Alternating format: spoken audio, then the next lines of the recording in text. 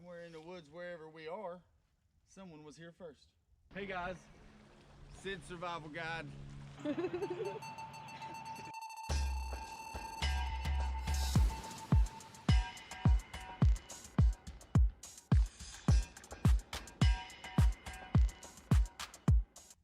But it looks like it's been a while, at least last season, because all this stuff is dead.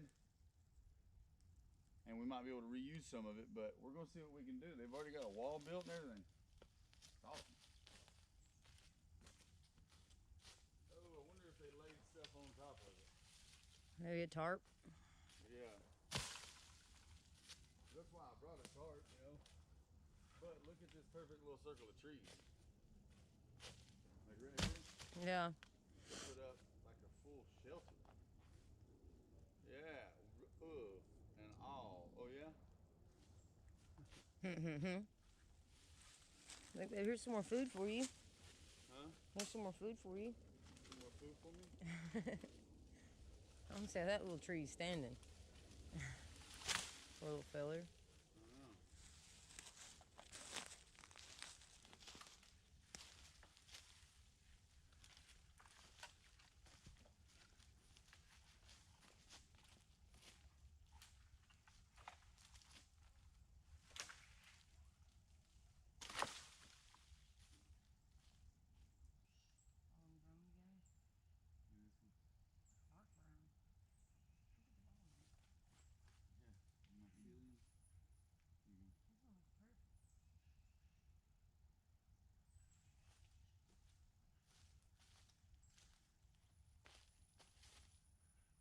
Look, babe. Got some more? Wow. Wow. Look at it. Perfect. Yep. Here's this. Another one. See all these?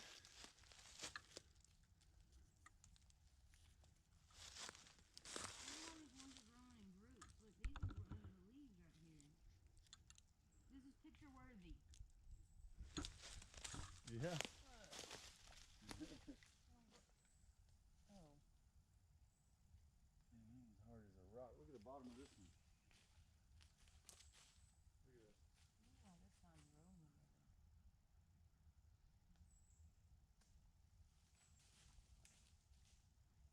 Oh, God.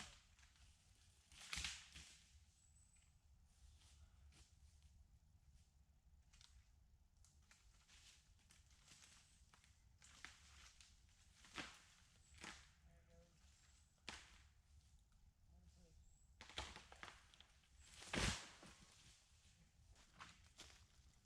We're gonna do all this with some bank line from the Wally World.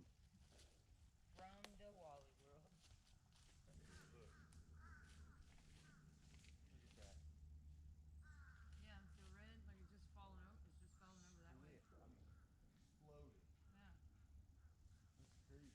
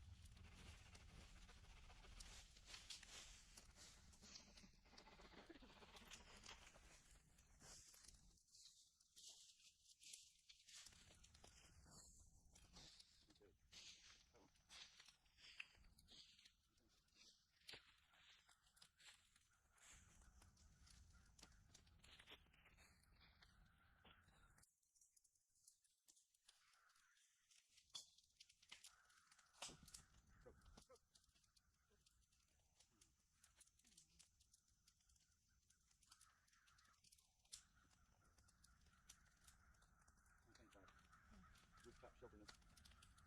Is this chocolate left there? Yeah. If we want something that we can.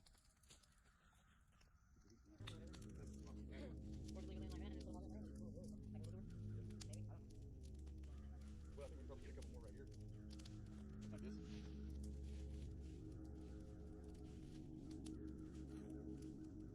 Good fire going, baby.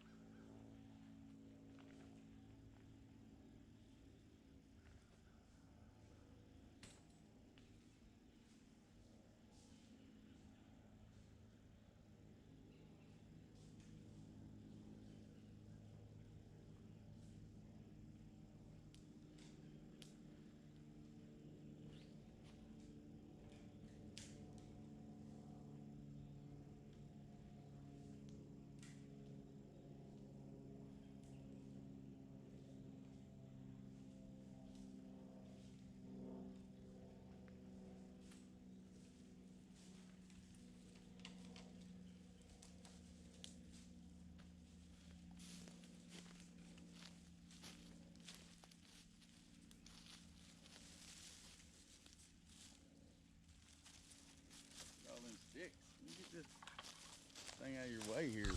And you're right. Hard worker going on here. Yeah, just sitting over there.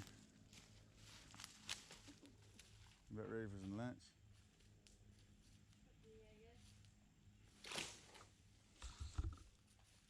Almost 1. Yep. Yeah, it's crazy. All right, guys, I have given you the beginnings of a bushcraft camp. Yeah, bushcraft. All right, you guys can see it. Everything we've done so far. And everything that we've got to work with. I think I'm gonna pull this up and do a lean-to so we can stack wood. Because it looks as the heat is going away from the lake. So, you know, we're gonna have a multi-level bushcraft camp here. We got our chairs, got probably enough room to sit. We're gonna make ways we can do some other stuff, and you guys make sure and catch us next week for when we do more. This is Sid Survival Guide. Hello, ladies and gentlemen, Sid Survival Guide here, and today I'm gonna bring you something that I found in Field & Stream, the Total Outdoorsman Manual. And if you'll take a look at what I have right here, and what I have right here, and what I have right here, which is this is some LA Colors clear fingernail polish. We're gonna open it up to page, I don't know, but we're gonna be focusing on number 27, which is right above number 28. You know, break wind like a commando. And what we're gonna do is we're gonna follow these guidelines, and we're gonna turn these matches into waterproof ones. So here we go. All right. So the first thing it says to do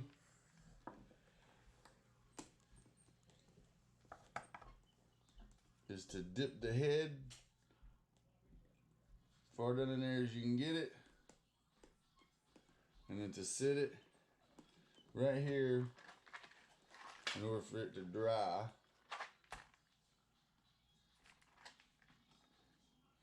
And we'll do 5 of these.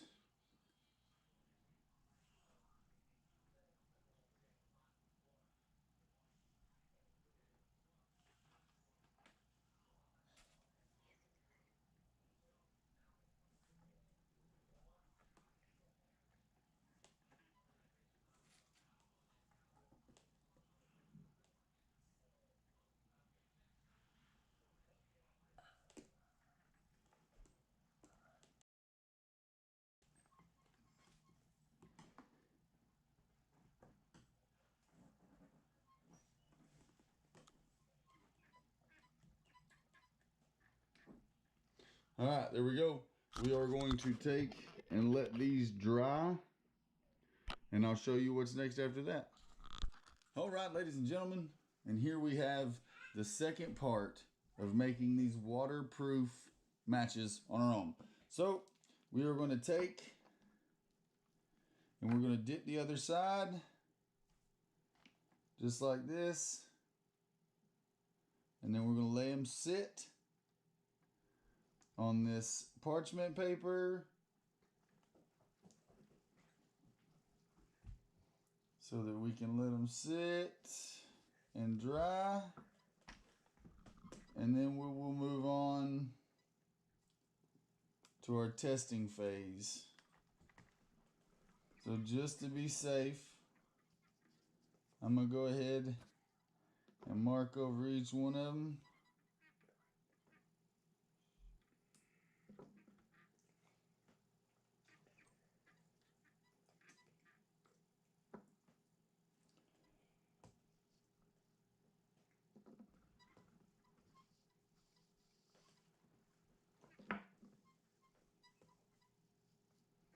And we will check back in a couple hours and see how they work, guys. We are dry. And as you can see, they have like a film on them. They smell just like fingernail polish. So we are going to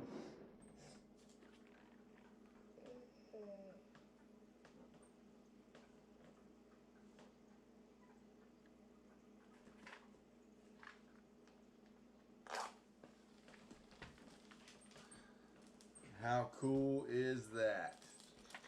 If you got enjoying the video, make sure to like and subscribe and check out all the social links.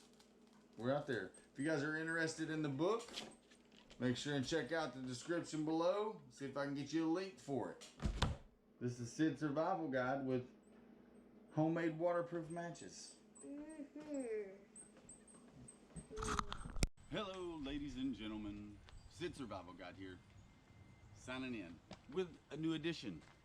Today, I'm adding some things to the Mountaineer, and what I'm hoping it's going to lead to is a more comfortable position. Be able to lay in this thing. See this? This is a freebie. Oh snap.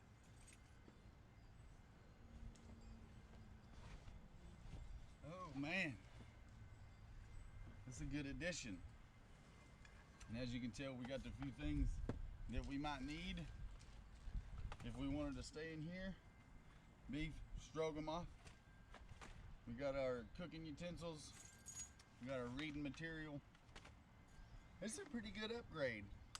The only thing I've got to figure out is how to make it where I'm laying even. 'Cause this ain't too bad. You know, it ain't terrible. But I'd like to make some more improvements. Because this is, I mean, this is better than it was. This is almost as good as my bed in the house. Now that's either me being extremely expensive out here or super cheap in there. One or the other, you know. I thought you guys would like this little bit of an update. So that's what this video is going to be.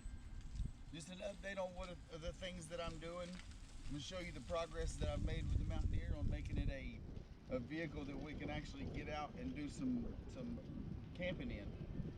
I think it's coming together nicely. What do you think?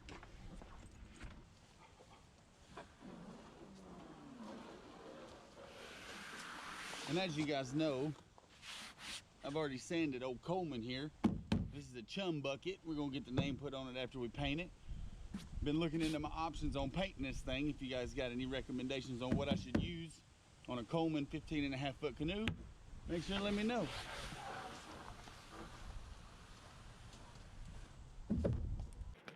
Now I'm gonna show you a couple more things that I've been dealing with. One thing is my truck. I don't know if you can see that, but we have a broke truck.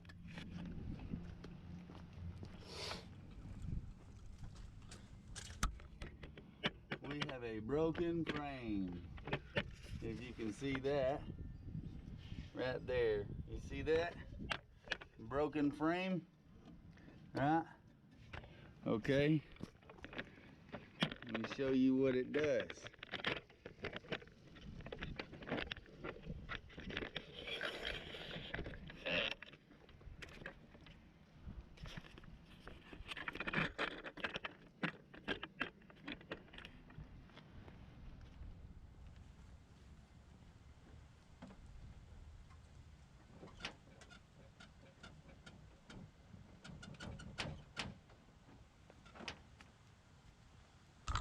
It's not supposed to be like that. So we've had our hands full with a few things, including taking stock of the food that we have, and I'll show you this right here. And of course the paddle that's in that same video, I had to repair it because it split. I left it out in the weather. And the beautiful weather is coming. It's kind of cool right now. And I got a kid with a broken arm. We just went and got a cast on today. I do plan on doing a lot of other things though once we get past this little spell.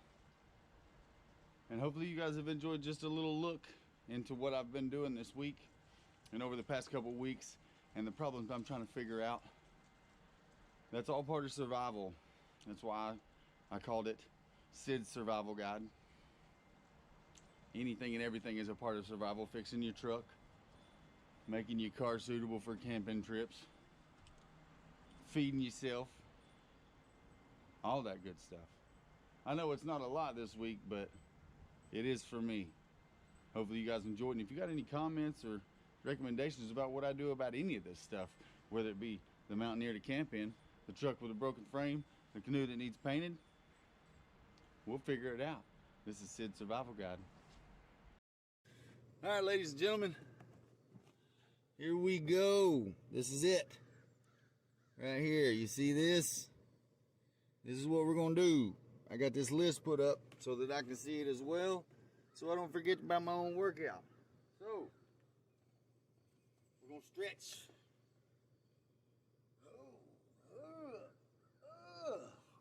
This is my first day back to working out.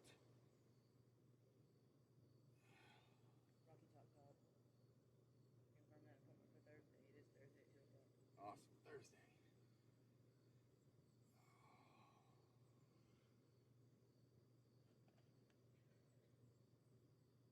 All right, now, much more stretching involved. I wanted to focus on the workout on this one. I usually spend about 15 minutes stretching in a lot of different ways. Nothing organized, because that's just not how this works.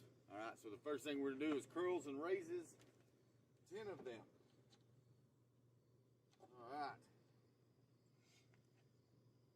I always like to pull straight up, then turn. 1, 2, we're gonna go slow. 3, in order to feel the burn. On every one of these, the only things that we're not gonna go super fast, or that we're gonna go faster, is gonna be the twists and the hip thrusts.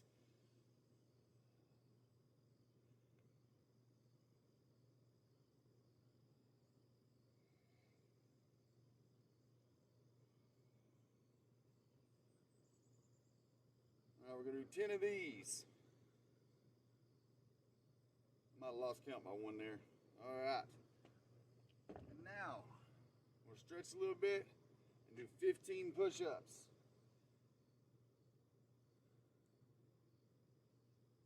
Make sure you guys can see me.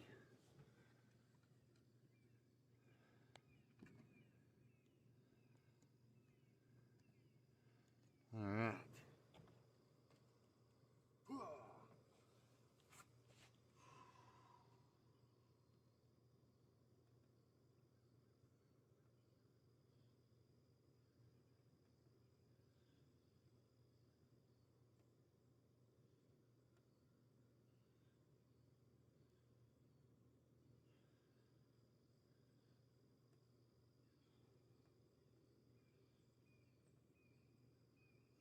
Stretch out. Oh. All right. And now, body weight squats.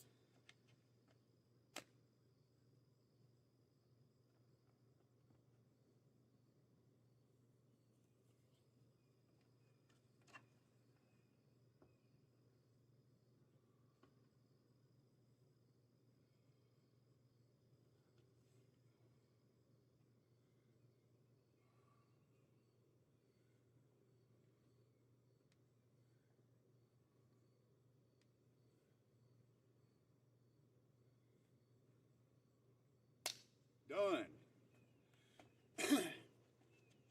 Now our thrusts. I'm sorry, our twists. 1, 2, 3, 4.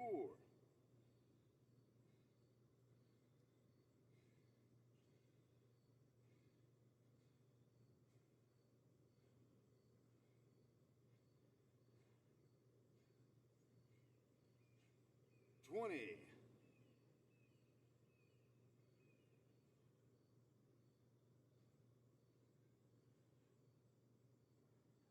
30. All right.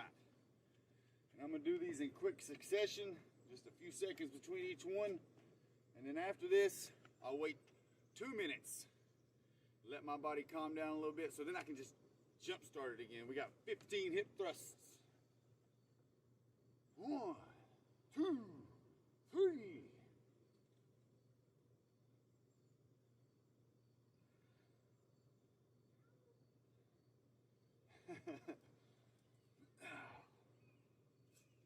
Oh, 15. Whew. And then we're going to finish it off with 15 jumping jacks.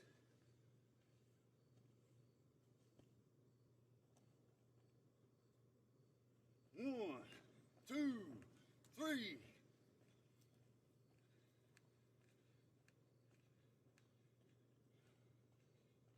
10.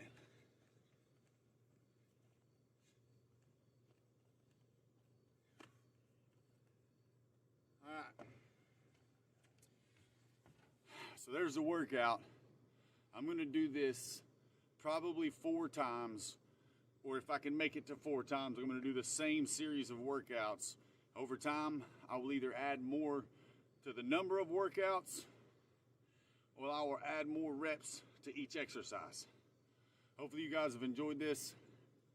The better fit we are, the easier it is to survive everyday life, not just survival in the woods. Like when you go to work, you're gonna feel better doing this. It's simple. The first time might not be easy. See? You know what I mean? You can do it. I got faith in you.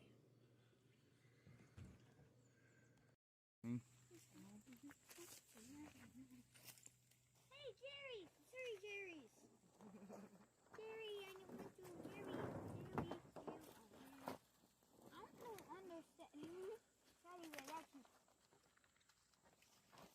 I'm trying to put this one in.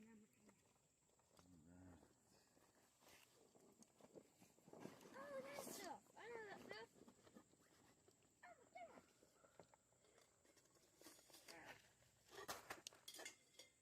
I remember one time when we went camping. Mommy, I thought that was a big fish. How dare you?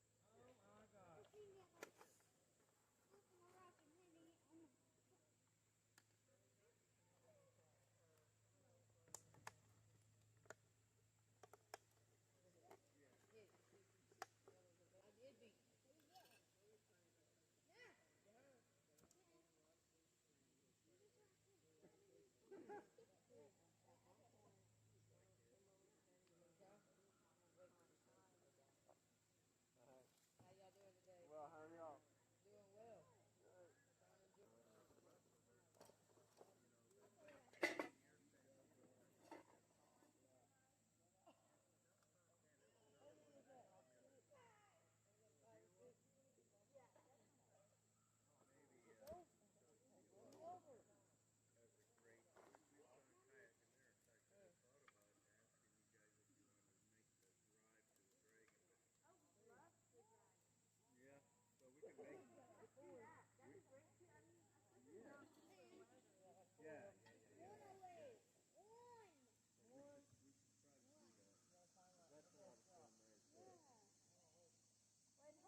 Listen to 13. Yeah, this is hard. Oh, hard. So, my God,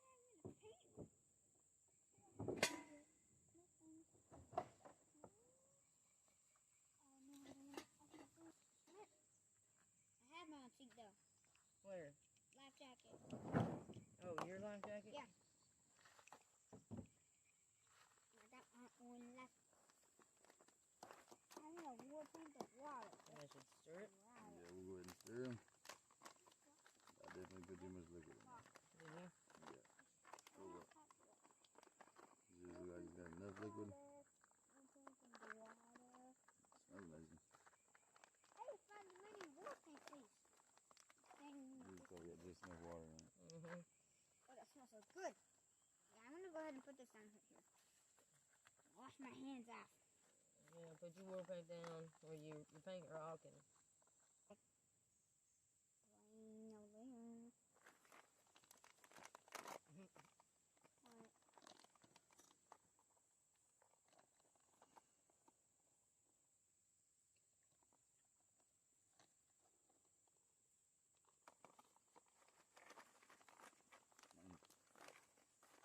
Mine was done. So yours is done.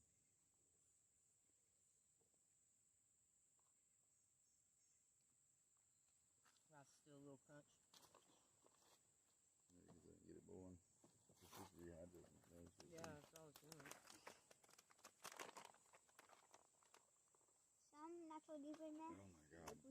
These sweat bees are eating me alive. Right. So you're snacking. That bracelet. Oh, it's straighten away. Look at it. Wanna try biting there? Yes, please. Slide your thing over here closer to me.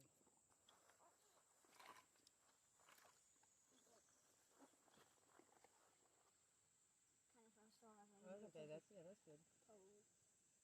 Toesy toes. My little toes. Toes. Look at them dogs. Stop. Look at them dogs. Stop. Look at your dogs. Stop. These are water dogs right now. Yes, they're dirty and water. They're all wrinkly. Yeah. Little old man feet. Sometimes when I get out of the shower, I have wrinkly on hands. Yeah, wrinkly hands. Good. Good. Do your little dance. I do that because it's so good. Plus, I'm so hungry. So, yeah. This one's spicy. Is it? It's that job. I thought it was supposed to be.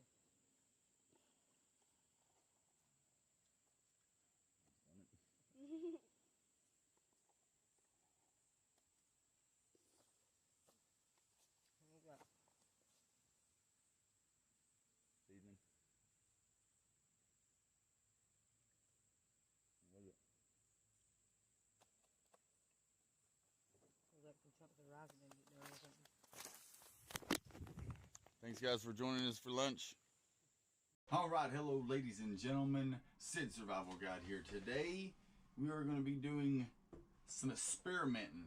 Okay, I had a viewer leave a comment. Big Daddy All Daddy had asked if I think that we can cook an egg on the remaining heat from one of these 5-minute chef meals. So what I did is I got a pan, I got my little Coleman Peak 1. If anybody's interested in any of this stuff, you can make sure to check the links in the description below. Anything you get helps the channel. We are going to use this thing right here, and we are going to do a couple experiments with the emergency food ration bars, UST. Date of manufacture July 20th, lot number 160.20, expiration date July 25. Each one of these bars is 400 calories, and it's got, I'm going to assume, most of the things that you would need, but it's kind of hard to eat. So what I'm going to do is I'm going to put some water in this pan, and I'm going to see if maybe I can get one of these to become in maybe a, I don't know, a granola type meal. I don't know. These are pretty handy for $5. You know, you got 2,400 calories, which is, I mean, you can eat, if you can figure out a way to eat 6 of these in a day, you'd be good. You'd be all right. So I got a little bit of oil and some aluminum foil to use on our 5-minute chef meal. So I'm gonna grab me a spoon. I'm pretty sure I got one in my camp stuff here. Yeah, how about that? Catch me inside. Catch me inside. It's raining outside today. This one looked like it might not be good. It's dirty. We didn't clean it. All right, this one should work. Here we go. First thing we're gonna do is we're gonna get our little tool together here. our Coleman 1 peak. Right there. Make sure it's turned off. All right. And we can get, well, that may not work, huh? I wonder if we can tilt it up. Well, for now,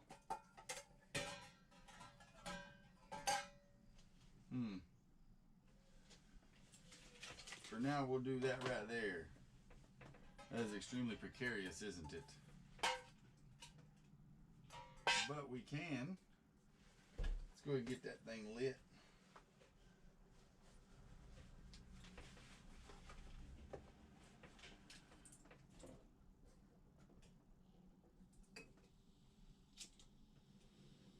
All right.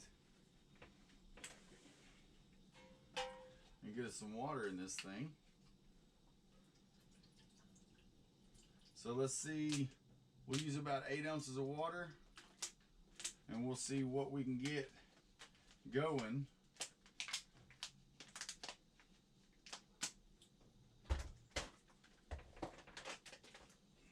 With this little food ration bar.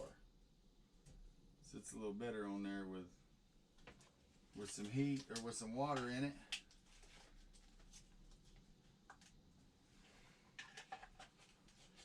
Easy tear seal here. Now these things are unique.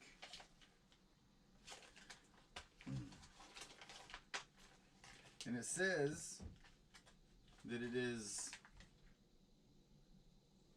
apple cinnamon. Smells like it. You should smell it.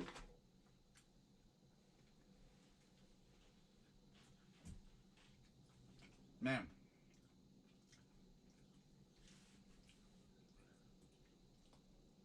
I mean, you can.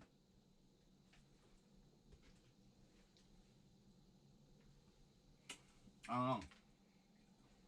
But we're going to see if 8 ounces of water, what that does. It may be a little bit too much water, but we've got more.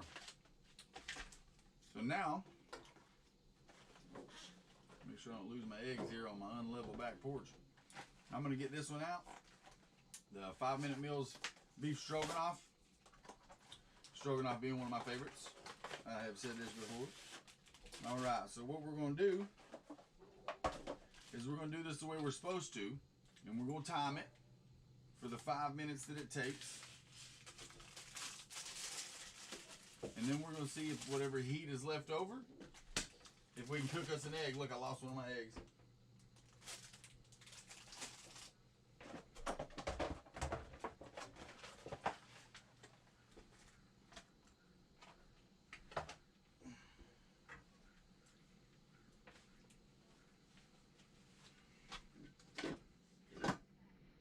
All right, this is starting to heat up, but I don't want it to like burn to it.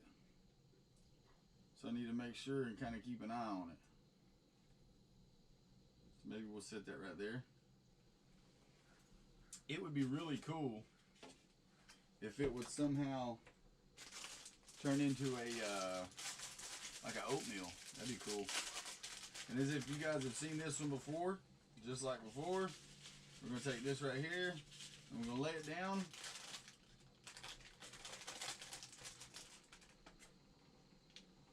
Let's see.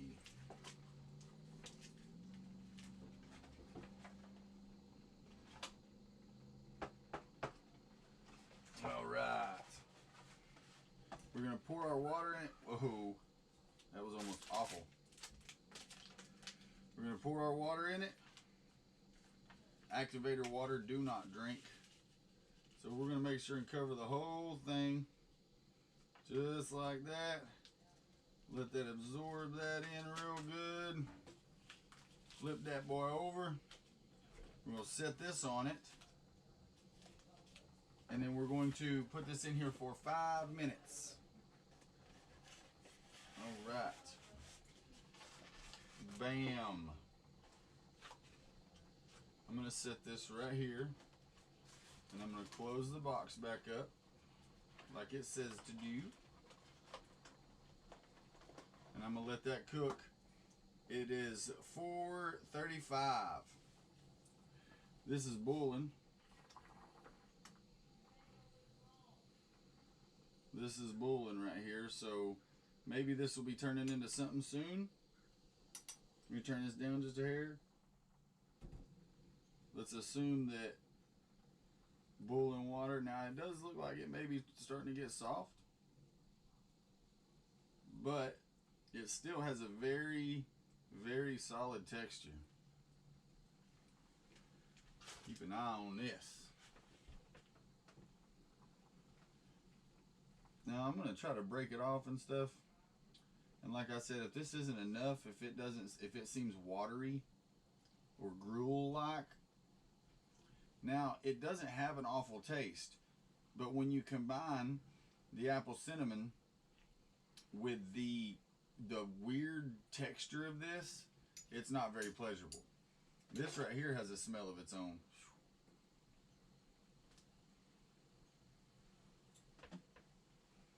Alright, now what I'm going to do is I'm just going to get me a little sheet of aluminum foil out here and ready for our beef stroganoff.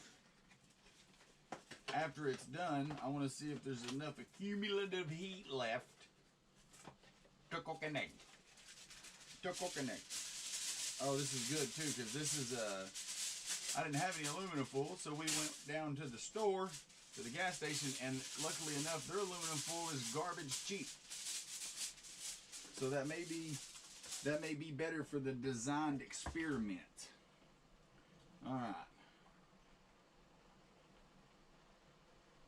This thing right here sounds like a fucking Learjet.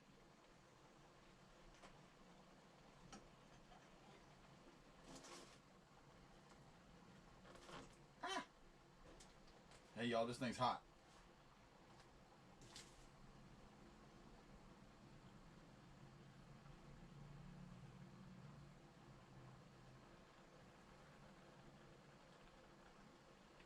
If this thing is supposed to break down, it's not. God. I mean, that's a pretty hefty camping spoon, too. I mean, there's a possibility that this could be good.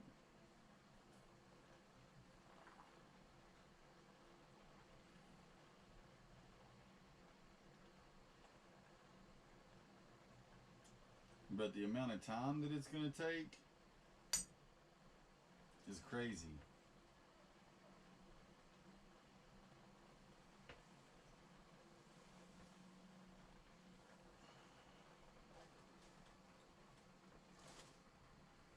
I can't remember what the allotted amount of time is. Shoo!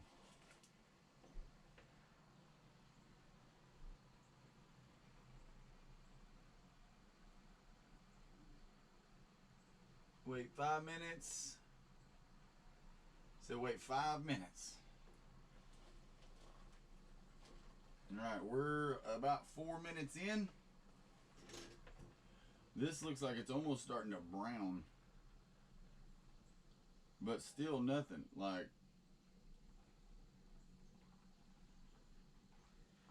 alright, so another part of this experiment that I feel like would be necessary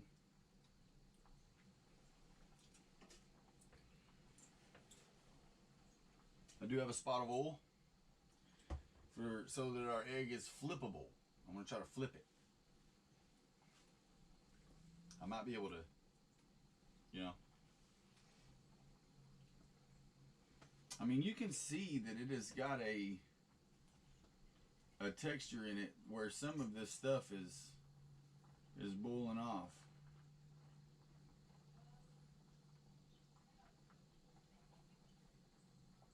But man, like, I guess the next one would be to crumble it up.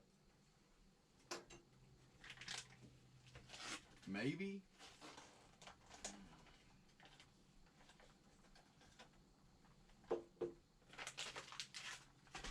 All right, so we are 5 minutes, and now I want to do this as quick as possible.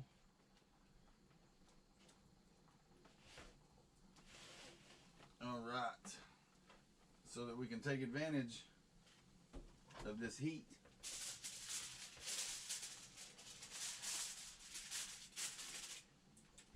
That's hot. That's definitely hot.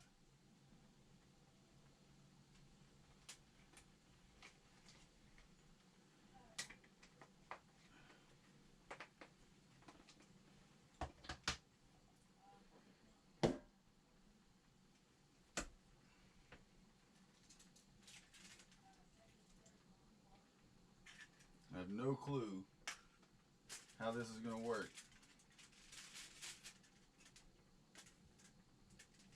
Maybe I should put it back in the box.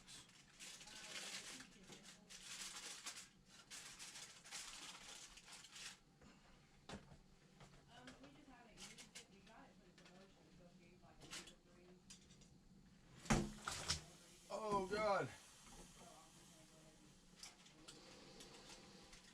Obviously that didn't work. Ooh.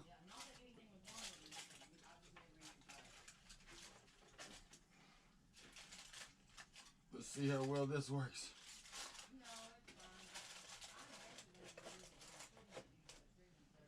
We'll give that 4 minutes. I think this guy's right here. This one may have been an epic fail. Yeah, I don't think this is going to be... I mean, it's not horrible. But I think what we're going to do, since we made a big-ass mess, is we're going to change up our tactics.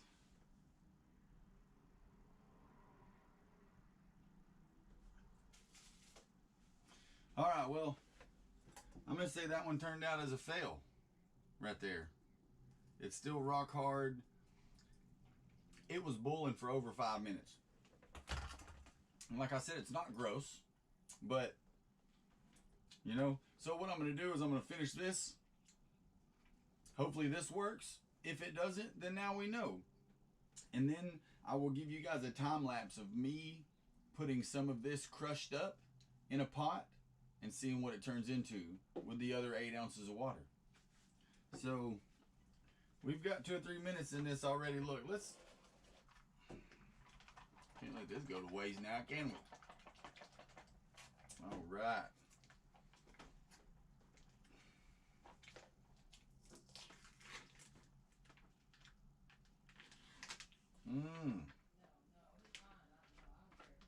All right.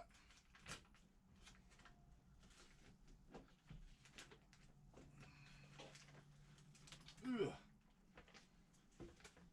I'm glad I got that spill on camera though, just to show sometimes with what dealing with this is like. When you don't have a piece of land and you're still trying to follow up on things that you want to do, and it's raining, and you know what I mean, we live in an apartment, so this is just a testament to what I'm willing to do in order to follow up on this YouTube. And mainly just learning. Like, these are answers that I'm now going to have. I'm not sure what to... I'm going to give it another minute or two, because it's been in 3 or 4, and I'm going to eat this.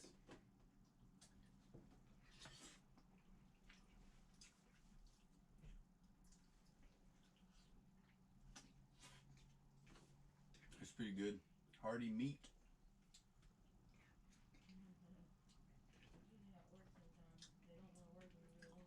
Good sauce.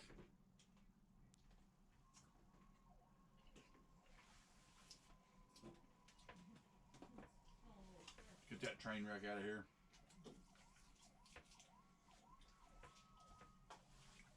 I've been hearing sirens all day.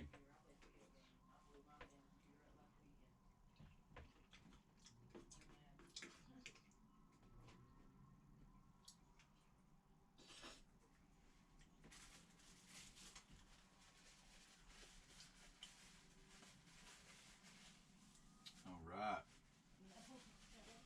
Okay. It's about 5 minutes. How long do you reckon it takes to cook an egg?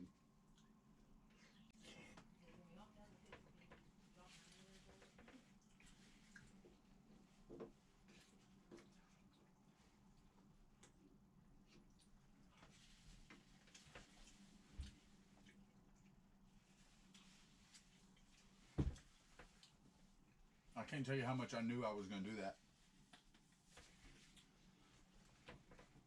I guess that's one of the only bad things about this little guy, you know.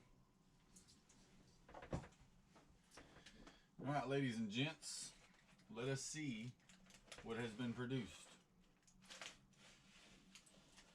Oh snap.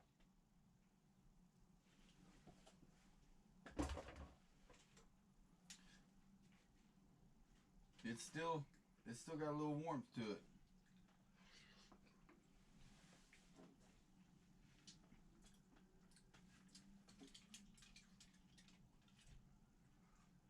Boy, it's right there on the cusp.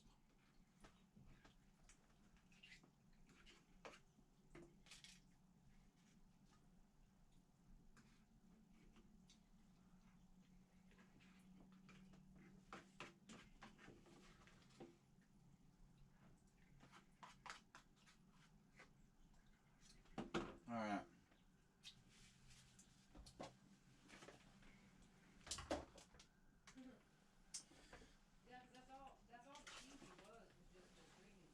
Let's just let's get all this figured out. Give that another second or two. And what we'll do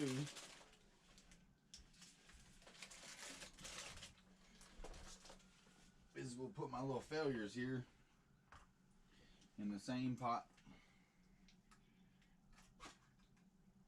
All right. And then we'll use this container to check out our egg. Because who don't like steak and eggs? You know what I mean? Salisbury steak. Let's see if it... Yeah, because I think it should have gone this month or something. I knew the bill was going to be more this month. All right. So, look, guys.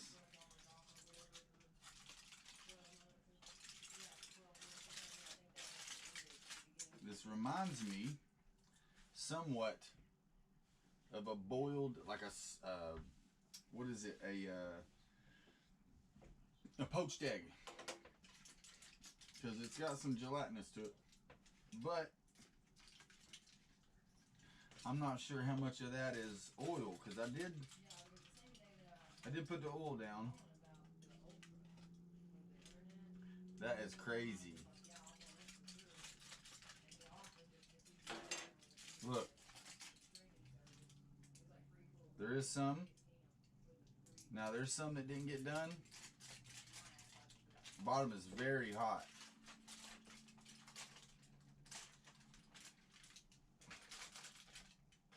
I will be honest.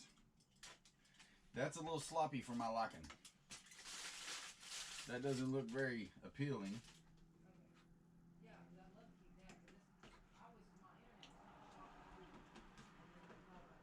But it reminds me of a fried egg.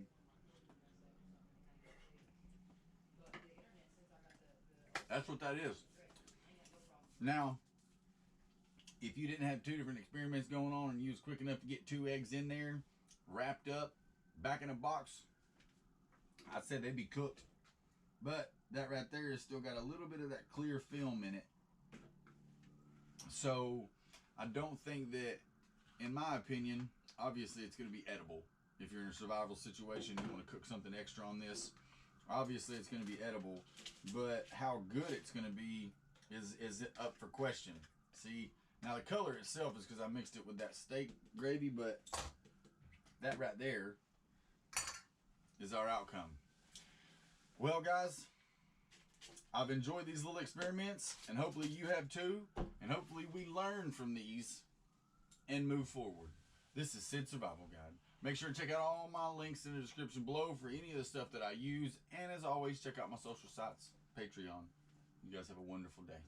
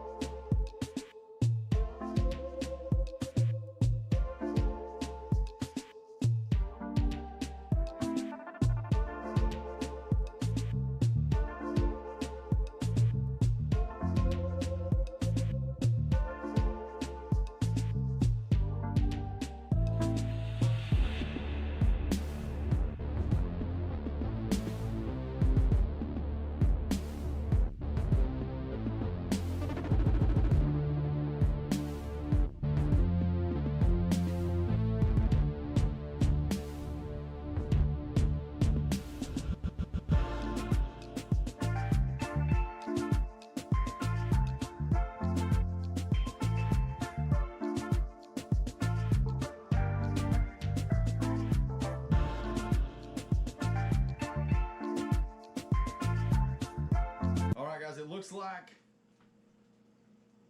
mashed potatoes.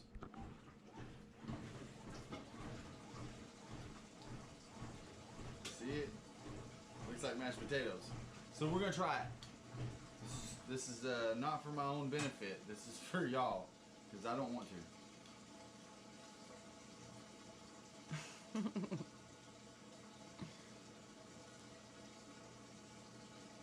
Ugh. Oh God, is that bad? You want me to try it? It's apple cinnamon, but it's not.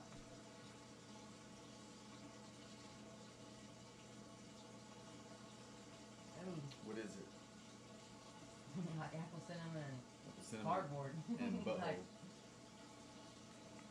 Because you can taste the apple cinnamon, but that's Yeah. like not like oatmeal. No, it's almost like farina. Kinda, you know, like.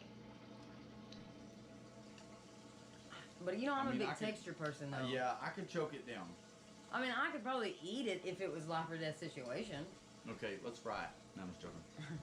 But you probably could. Make like tater cakes out of it. Yeah, you might be able to make apple cinnamon survival bar cakes. You're about to spill it. You like do something that they've already done. We made it into a cake, homie. No, you made it into a brick. There you go, guys. Hey, y'all. Hope everybody's doing well. I'm doing okay. Just thought I'd bring you a video about my 9 to 5, which is actually my 9 to 5. My wife and I own a handyman service, and today we are getting to work out on these docks. My wife is over there pressure washing right now. We pressure washed this one already, and we're moving on to this pathway that goes all the way down and around up to the clubhouse, around the pool, some stairs. And I just thought that maybe I'd bring you guys along for a couple minutes to kind of show you exactly what's going on, what we're doing when I'm not posting videos.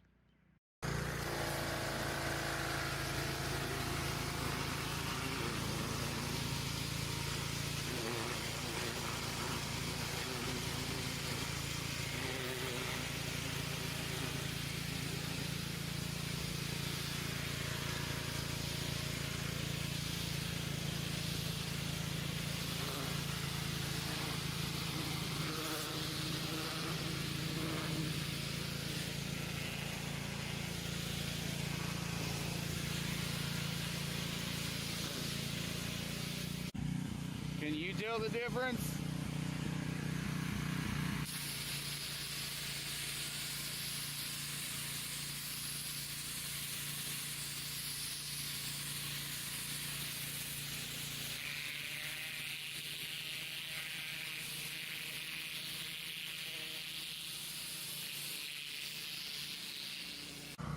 I don't know if you know this or not, but a lot of pressure washing is rinsing. You see all that? That's not on it. That's washed off of over here. You see this? Washed off from right there. You gotta rinse everything multiple times. Now all we gotta do is the rest. So we're also soft washing this fence because we painted it a couple years ago and looks like it's doing pretty good. I like it. I like it.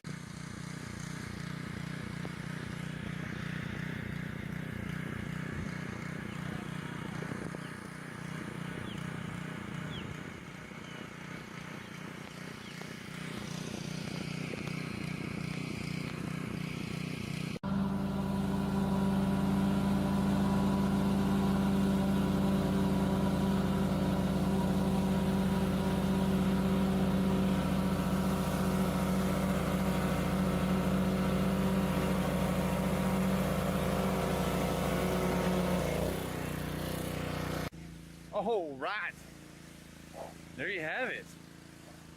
Today we got about that far. We're gonna come back on Monday and finish. A lot of people like their boats and they like to use them. Today's Thursday, so we'll come back on Monday and finish because we've also got, you can't see it, but I'll show you on the way up. Okay, so here's the last part. We maintain this boardwalk as well. Goes over to the kayaks. You see the clubhouse up there. We also maintain certain aspects of that, which is around the pool, steps. We do a lot of work inside the clubhouse. And then this is what leads to, that's what leads to the dock. So we've got to get all of this massive walkway all the way up around the pool, steps, and we'll be done. Hopefully you guys have enjoyed my 9 to 5. Maybe someday making videos will be my 9 to 5, but I'm gonna leave that up to you guys. Tell me what I could do better. Tell me what I could do worse. Chuck and doses. Oh, whoa. It sounds like it's raining. Hey guys, Sid Survival Guide.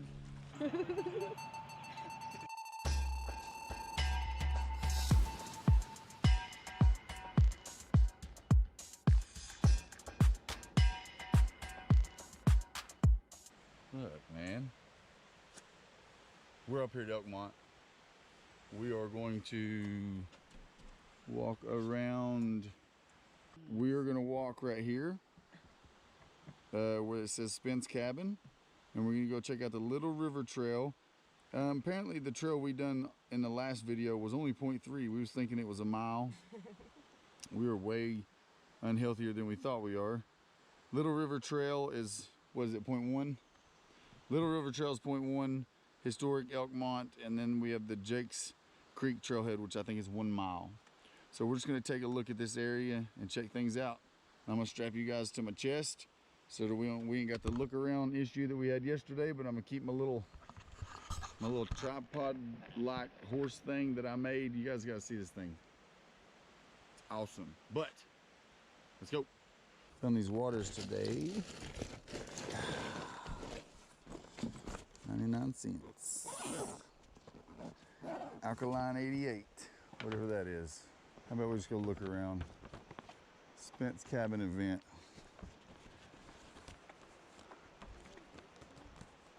Yeah, I'm pretty sure this is like a thing. Pretty sure things are things up here, you know what I mean? Stuff are things. Look, there's the Eastern Hellbender Salamander. Right there, guys.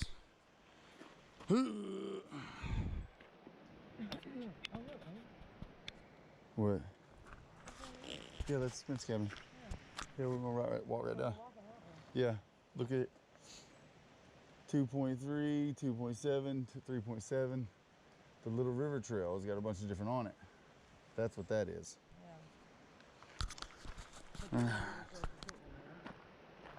No, Jake's Gap is. So we'll walk up there to get to it.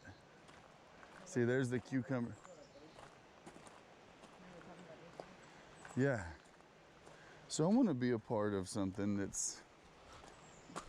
Oh, that's not for me. Where's that from? I don't know. There's lots of Is videos. that I was walking beside you. somebody threw a cigarette down or something? That's crazy, right? I'm glad I'm not the only one that's seen that.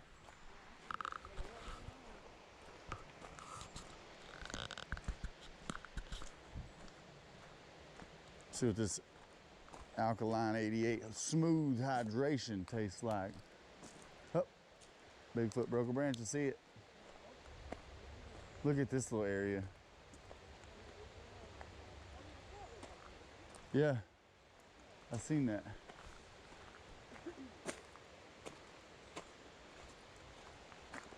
Oh shoot. Right here's one. Oh, the river's right there.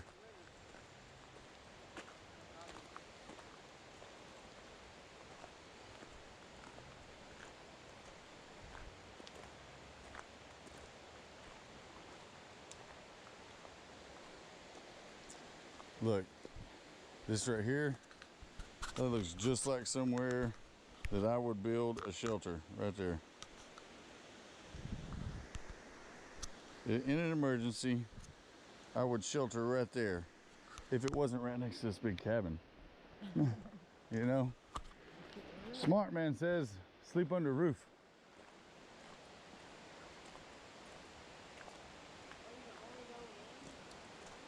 Yeah, scheduled site visit or reservation. There's a park ranger here though. He might let us in. Park ranger will let us in. You never know. There's people in there though. See them in the window? Oh, they probably got a thing going. All right, Spence Cabin. The cabins constructed in this area of Elkmont called Millionaire's Row were developed toward the end of the lumbering boom on prime real estate along the river. Somewhat removed from the more densely populated Daisy Town, these cabins offered more privacy for their owners and ready access to the community swimming hole. The Spence Cabin was one of the largest and most impressive, constructed in 1928 for Alice Townsend, the third wife of Colonel W.B. Townsend. The house was originally called River Lodge.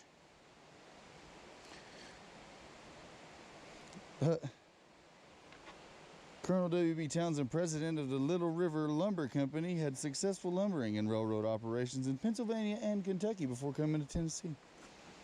Look at it. Let's walk down through here. See what we can see. See what we can see. Says after the information of the National Park in 1934, lifetime leases were negotiated that allowed families to continue to spend summer vacationing in Elkmont. In 2001, the last of the leases expired. Yeah, I think I read that somewhere else. The last leaseholder of the cabin was the Spence family from Knoxville. That's cool. That's beautiful. The Spence family from Knoxville. That's good to hear that the last people that had it was local. It's definitely been updated over the years. Looks like it's on old stone foundations. I love that. Love it.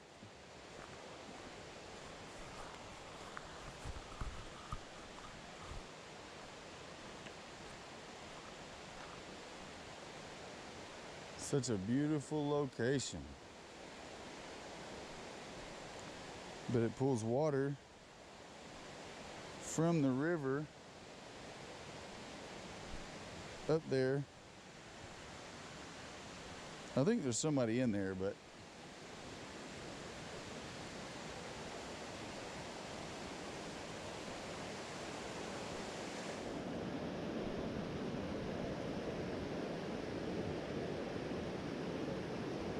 so beautiful.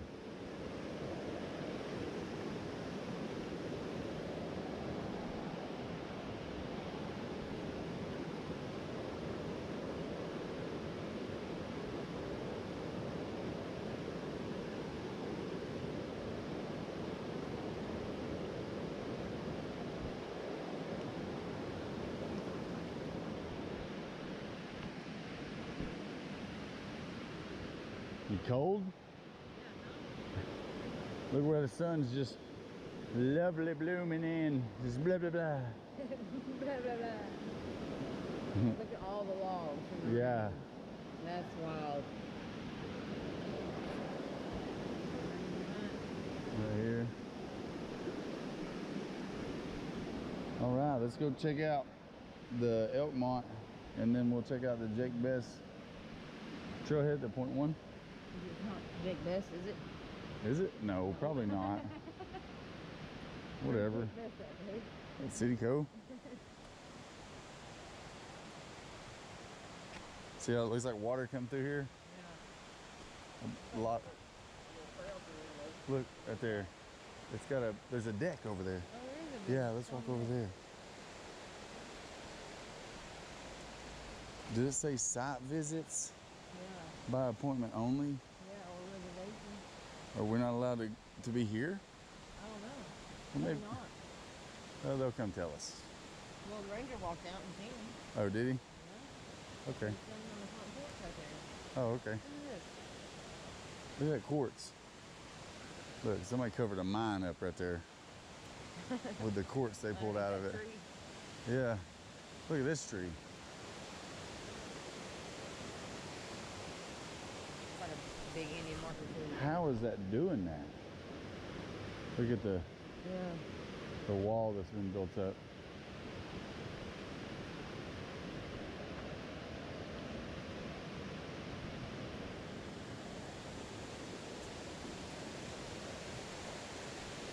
This is beautiful.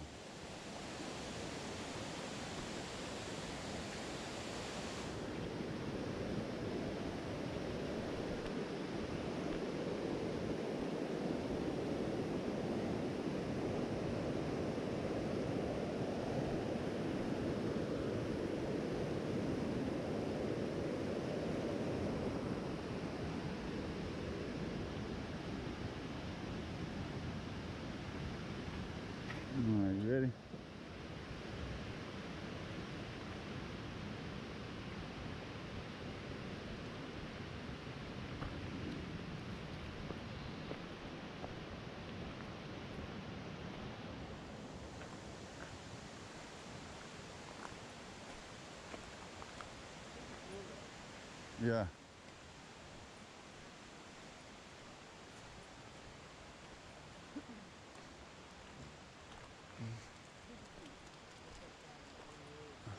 Look at that mushroom.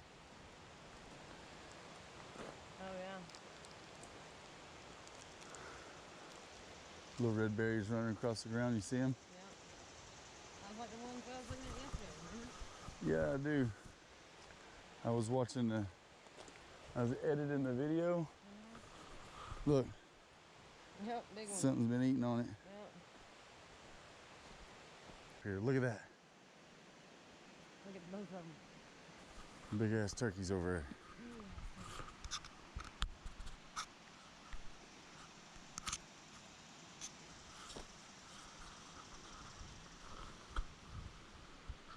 Big turkeys.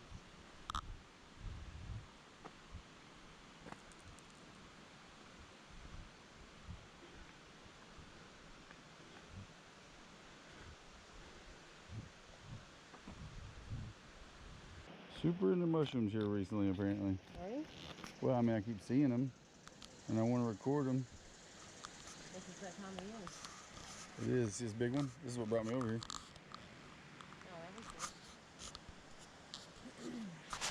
Oh, that was good. Look.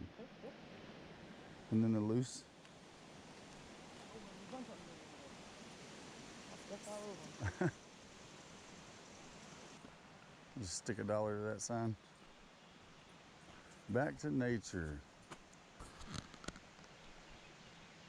One of the Daisy Town houses under construction, city dwellers sought a return to architectural simplicity and harmony with nature. I'll tell you something about Elkmont. It's a magical place. When I come up here, I feel close to God. I love this place. My favorite place in the world to be Eddie Tipton, Elkmont resident.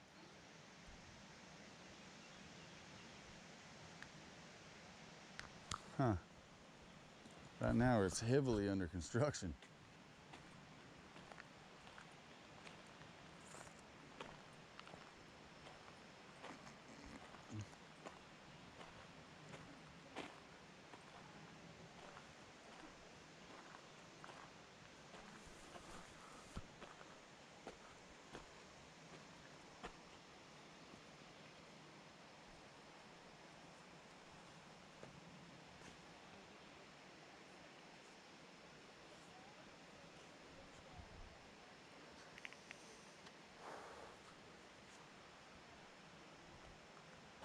See the befores and afters.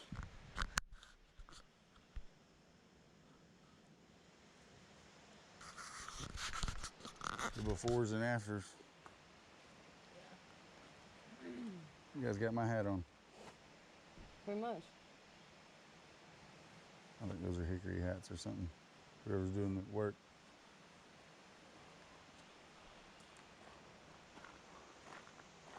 Stay back. Do not cross the barrier. We can go in this one.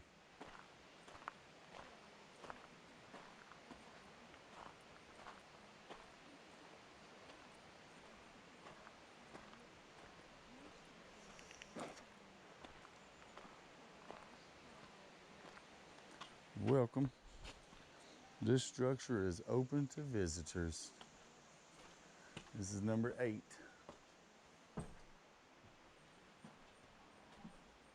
Not got a good history with you, stinging guy.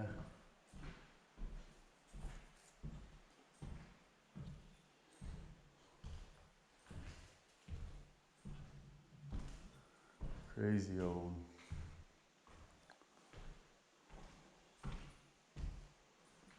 This thing is so crazy off. Everything is unlevel. It's got modern amenities, but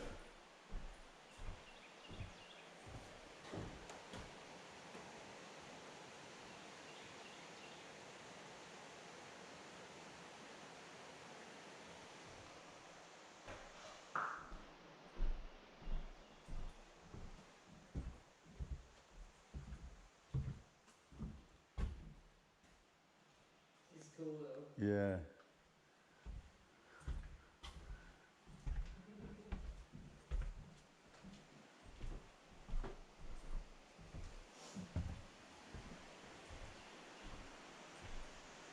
The past was not built by tall people, I feel like. This is awesome. Yeah, but just imagine a long time ago, none of this was here. They cut, yeah, because it's all young. Yeah, they Except cut for it the off. big stuff, yeah. It's cool. It's crazy to think, you know? They just cut it all out and sold it. Modern amenities here and there. I mean, this is a neat spot, eh? Yeah, You know what I mean? Like, right? Live here forever. This one open? Yeah, it's open. like right here. You wanna go over here? I just want to read this one, see what it says. Because I know where these at. Is that businesses? Yeah, those are probably schoolhouses. Yeah. Might have been.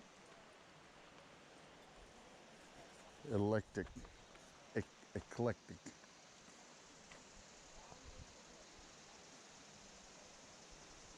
Super cool. A hodgepodge. If anybody wants to read any of this, you can pause it.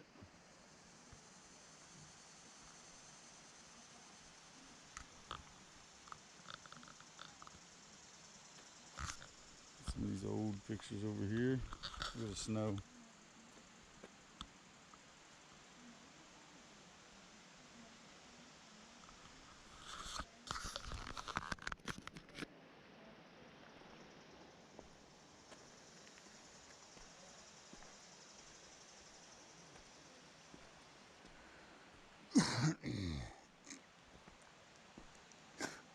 This one's got a bit of a lean to it.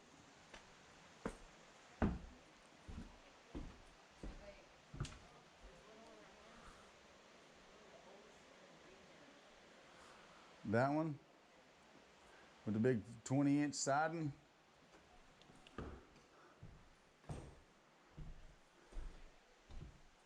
Front room right here.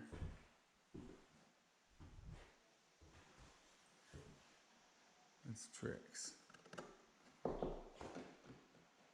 Feels like it is. Does not feel like real lumber.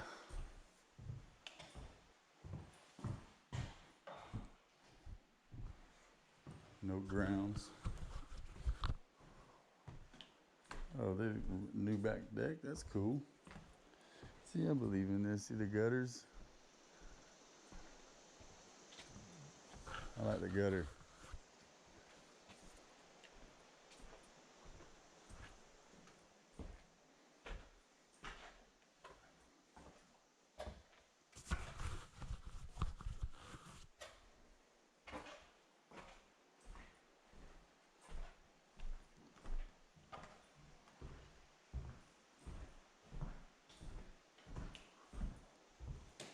Probably took longer to build that fireplace than it did the cabin. I said, probably took longer to build the fireplace than the cabin. Look, it's got like half dovetail.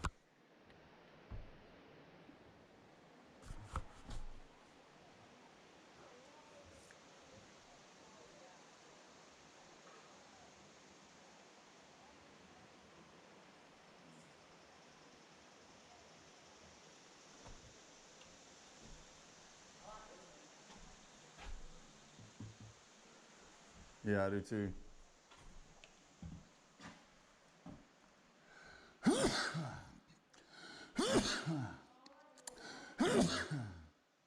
I like the back gutter.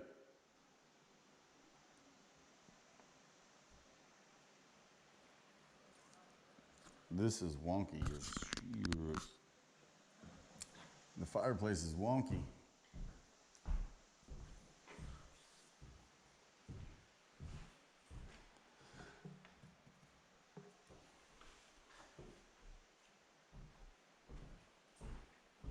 Oh, I see what you're talking about.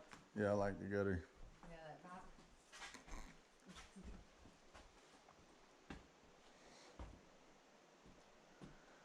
I like this one though. Yeah, Yes. yeah. And it's all fireplace. Look at it though. Yeah. It's a little offset. A little.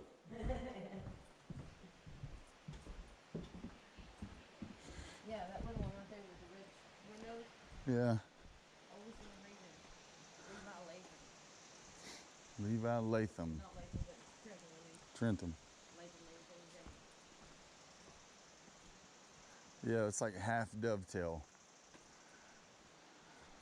So when you have like a full dovetail, you have the full dovetail. You said it used to be on the Jake Trail or whatever. Oh, they brought it down here? They dismantled it and brought it down here. Being used as a visitor house. Oh, look at their fireplace. What? Wouldn't it be like a little one single cabin, you know? Yeah, this would be me and you. This is perfect. You know, if the kids was off doing boarding school or whatever at that, because this Millionaire's Row, you know what I mean? Yeah.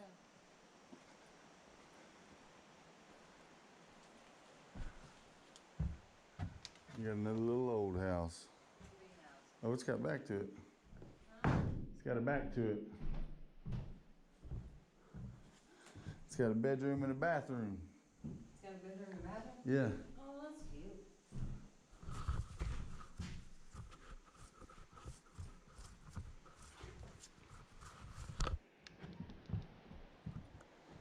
All right. I got fire going. Yeah, Smell it? I do. This one over here is nice. This little beam, little green.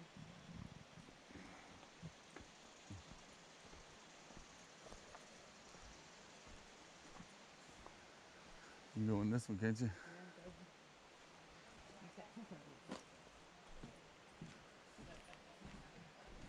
I mean, this is probably a general store or something. It's got 2 front doors. Doctor's office. Yeah. Makes sense.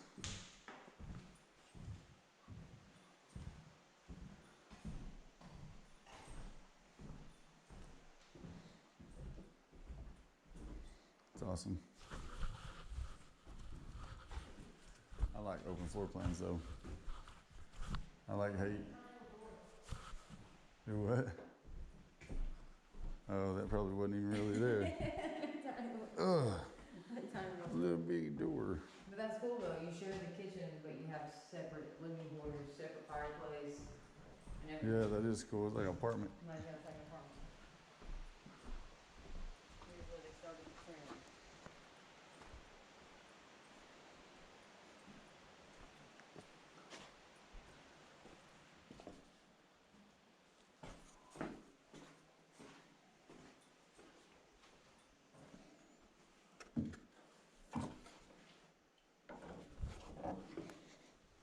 Honey.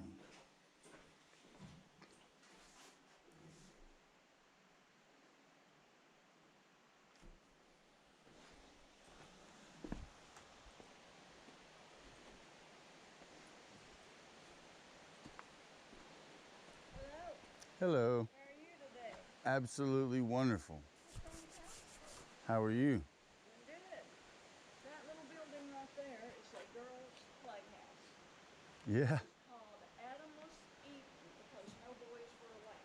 Adamless Eden. That is so funny. Eden, yes, sir. Turner Townsend, who lived in that first white cabin, built it for his granddaughters. His daughter lived here. And I don't know if you noticed the little paw prints on Yeah. the threshold there, but I mean, my goodness, that would qualify for a tiny house today. It would, babe. That was the Adamless Eden. Eden. No boys were allowed. It was a girls' playhouse. Oh, girls' playhouse. Yeah. Well. That's cute. I mean, that'd be a neat playhouse to have. Yeah, today, that standards for today, you can't get them like that. No. And for it to have stood as long as it has. That's crazy. I don't know, in the clubhouse. Adamless Eden. That's funny. Yeah. No boys allowed. So it was the Mr. Townsend, and he built this house for his daughter and that for the granddaughters. That's cool. Yeah. That's super cool. Look at this one.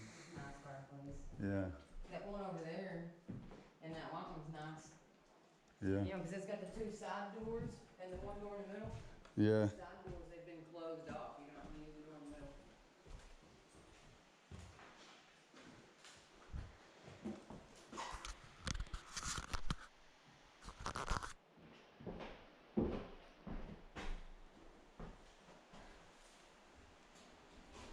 It's probably a comfy sleep right there.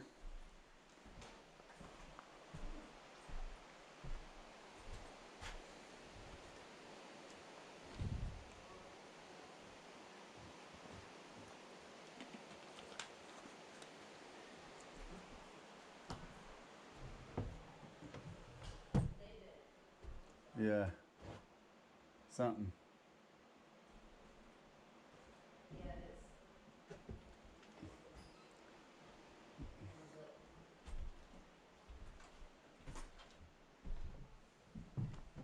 Ooh. Little washer in back here.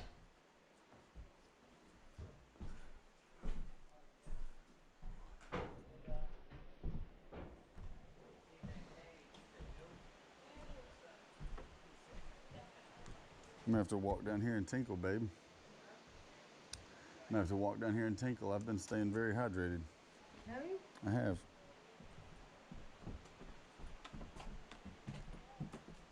Poor Ranger just bored, ain't got shit to do. Just sitting there talking. That's what I would do up here. Talking to people. Yeah. Giving out information. Yeah. That's cool. So that one? Yeah. This is daughters. Yeah. And that he built that for the granddaughters. A little playhouse for the See how it's got like a bathroom built onto it. Yeah, it's like a little room. Yeah, it's got a hole in the floor like a toilet. Yeah, like a drain. Yeah.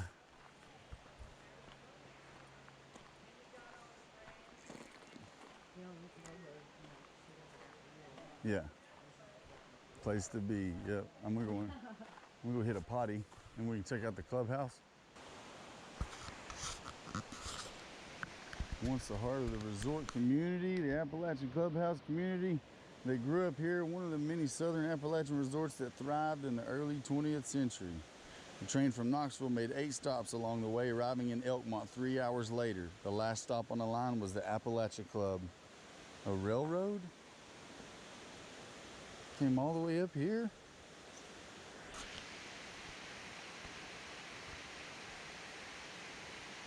The original burnt down. It was rebuilt in 1934.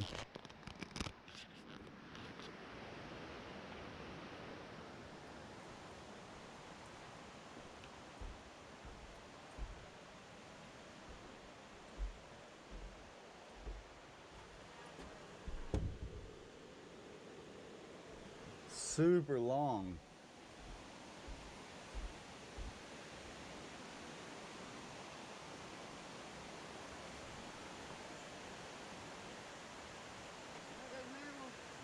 It arrived at 8:35 a.m. on Sundays.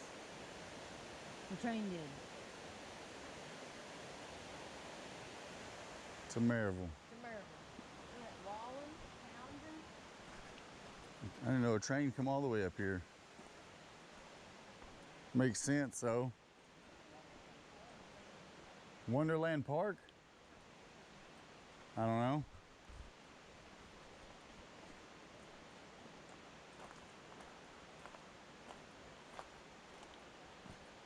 Wonder if they'll let us bring the grill up here. Wonder if they'll let us bring the grill up here and have lunch right here.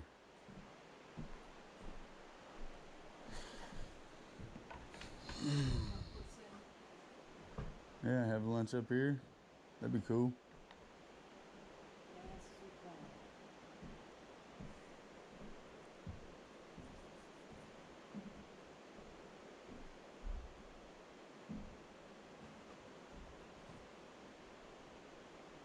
Can you imagine living somewhere this big up here? In a building this large?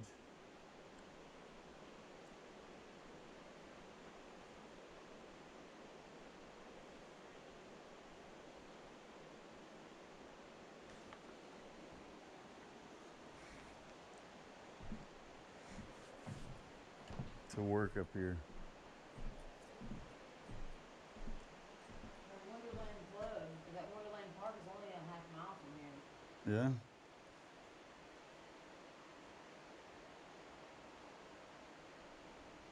there's a clubhouse there and a clubhouse here.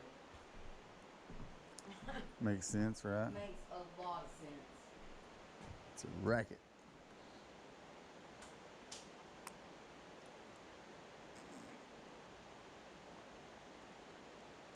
This would it. This would be it up here if some shit went down.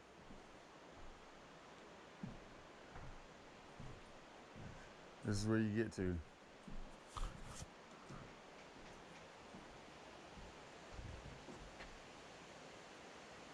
All right.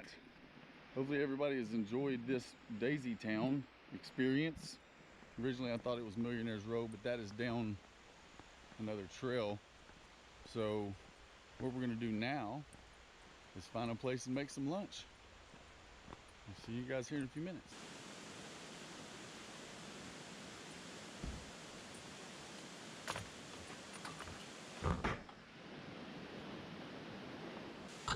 All right, guys, we are at Metcalf Bottoms doing some lunch. We got some barbecue and we got some cool stuff. So,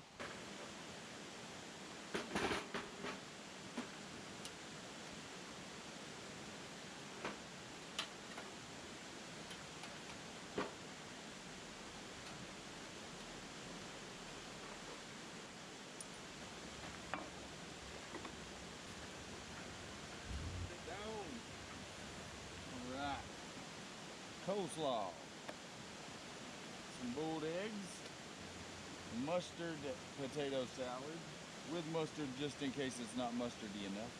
I'm gonna blame you, Steve Wallace.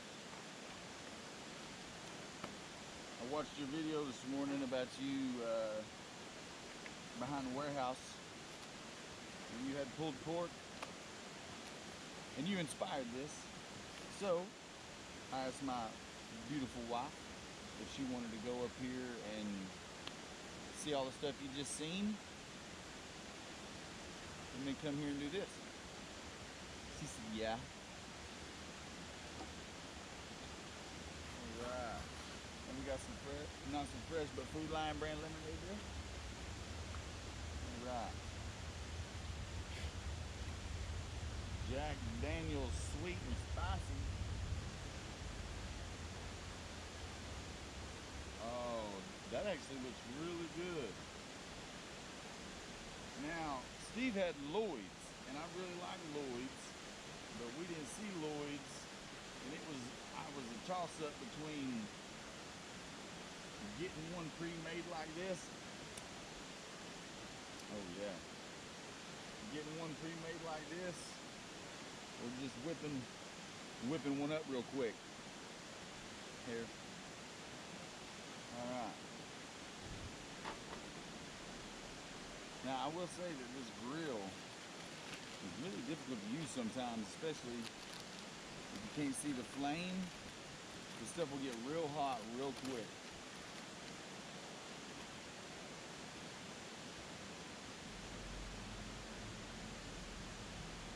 I love me some boiled eggs. Think they're good for you? I read they're good for you, but I read that on the internet. I don't think you're supposed to believe what you read on the internet. Whatever. Yeah, go on now. Disgusting. I got chicken though, instead of pulled pork. When this is all done and ready, I'll get back to you.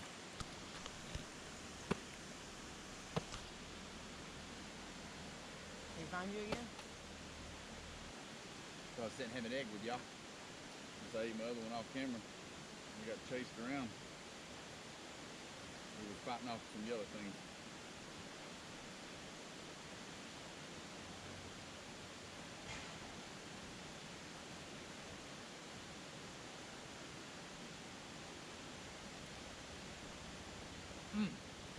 We mess up tater salad, y'all. Kids don't even eat it. We'll buy a big tub. It won't last 2 days.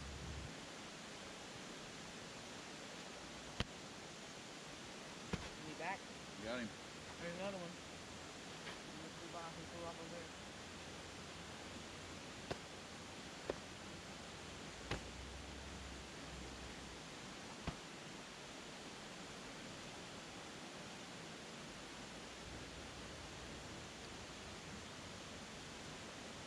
And then sweet rolls. You got the Hawaiian sweet rolls and something.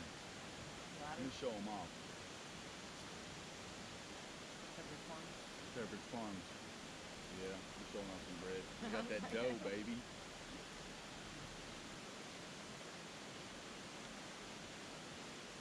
Dish it out, baby. Dish it out.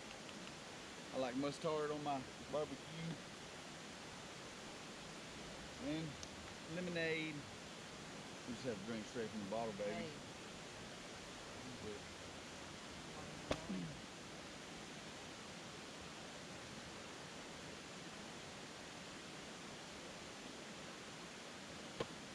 Oh, I got that fly too. I'm on fire. Kill that fly. Get off my back, homie.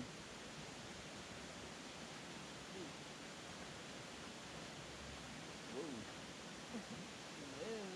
Appreciate y'all for joining us. If anybody feels the need to and you choose so, do so, you can say grace. But we don't. Sound like either a turkey or an adolescent human girl. Sums up that coleslaw. Kind of sweet. Sour tastes good. Well, it's got like a tang, but isn't cabbage tangy? Yeah, I mean, cabbage is going to be tangy. And you put a little bit of vinegar too. You know what I mean? I mean, but it's got like a funky taste. I even What, like it ain't no good? Yeah, I even taste it. It tastes really The good. date? Yeah. What?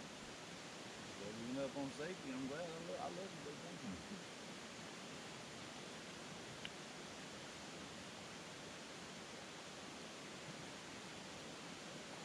We do one with and one without in order to get the full effect.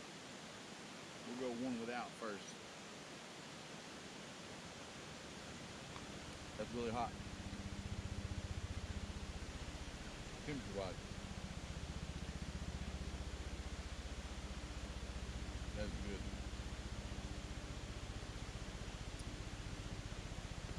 No mustard needed. That's good.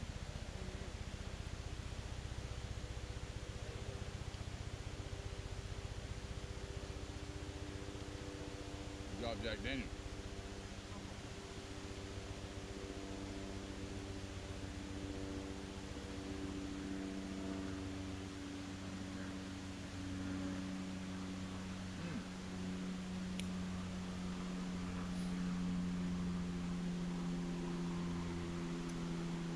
Well, guys, that's it. That's our day. Around noon 30 right now. Raining, so we got to spend the day coming up here to do this. Hopefully you guys have enjoyed. And if you have, make sure you hit that like button, subscribe if you like stuff like this. I got all kinds of different things on the channel. But overall, hope you enjoyed. This is Sid Survival. Yeah? Okay, cool. Yeah, if you want to. Sure, buddy.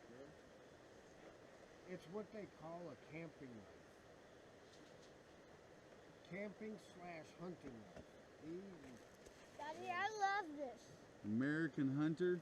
Yes, sir. Okay, back up, bro.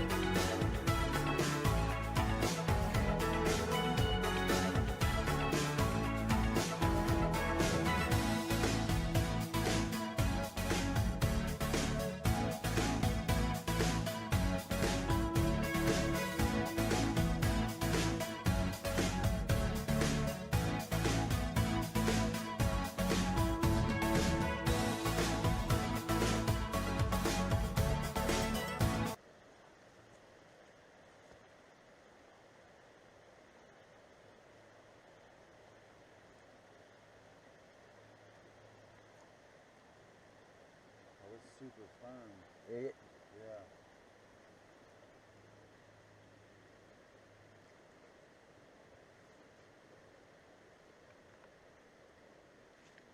her mofo, ain't it? Yeah. Good grease.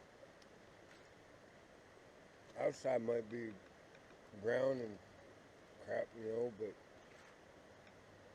the middle might not be. You know what I mean? It's all grease. Yeah. That's why I put the cheese in the middle. Yeah. So that A little toasty, huh?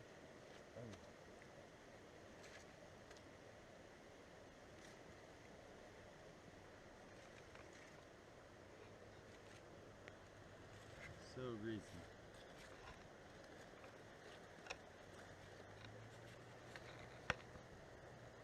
Cheese coming out of it.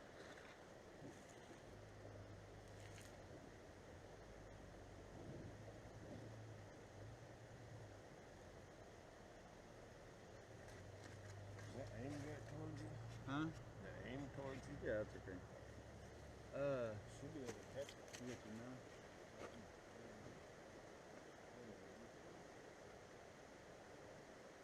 There you go, sir.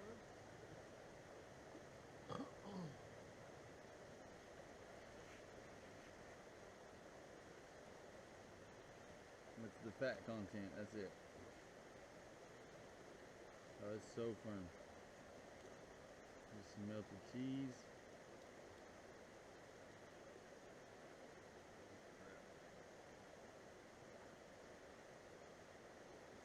Oh, crap. It's gonna be a burger.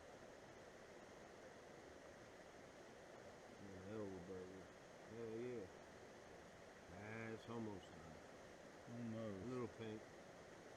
What I'll do, get that aluminum foil. I'll just cut it in half.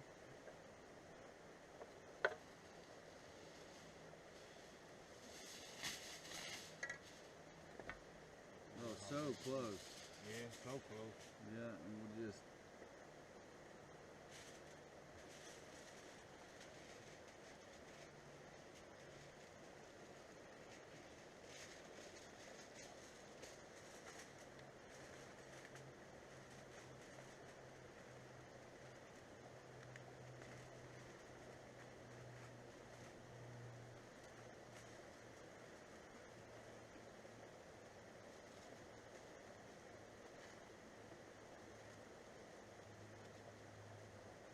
Put it down. So close, man. I would say what, like another 10 minutes? Yeah, maybe That? maybe not just long enough to melt that cheese and cook it. I'm not even gonna cover it up. Look at all that grease. It's crazy.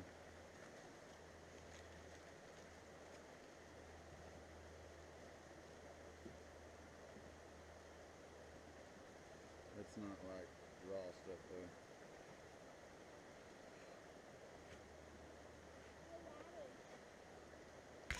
That's just a perfect example of trial and error. We were almost there, and it wasn't quite done, but we're getting there. So we'll show you in the end.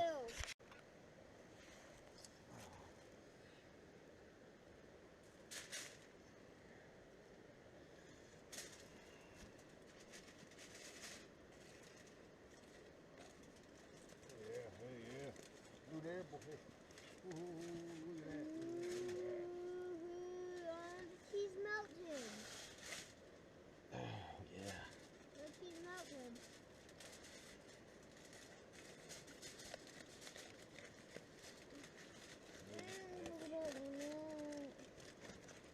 Those are a burger.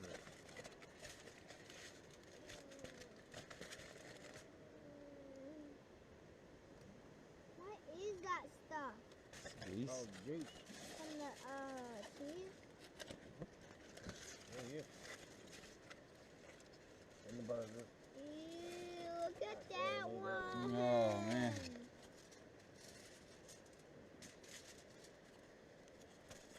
Yeah, get it up.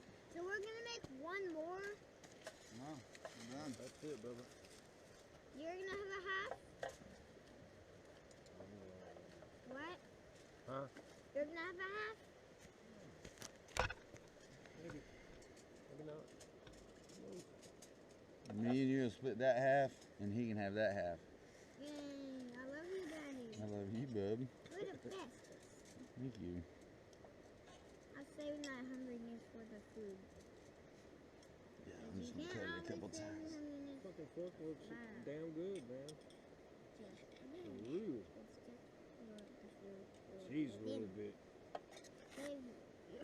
hard cut, but I think that's because it's string cheese. yeah.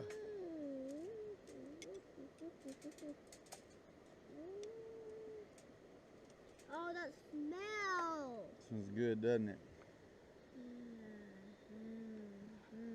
Blowing it.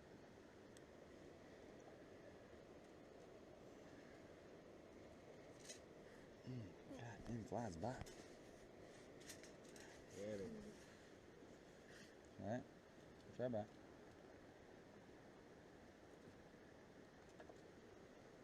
Amazing. Is it? Amazing. Stop it.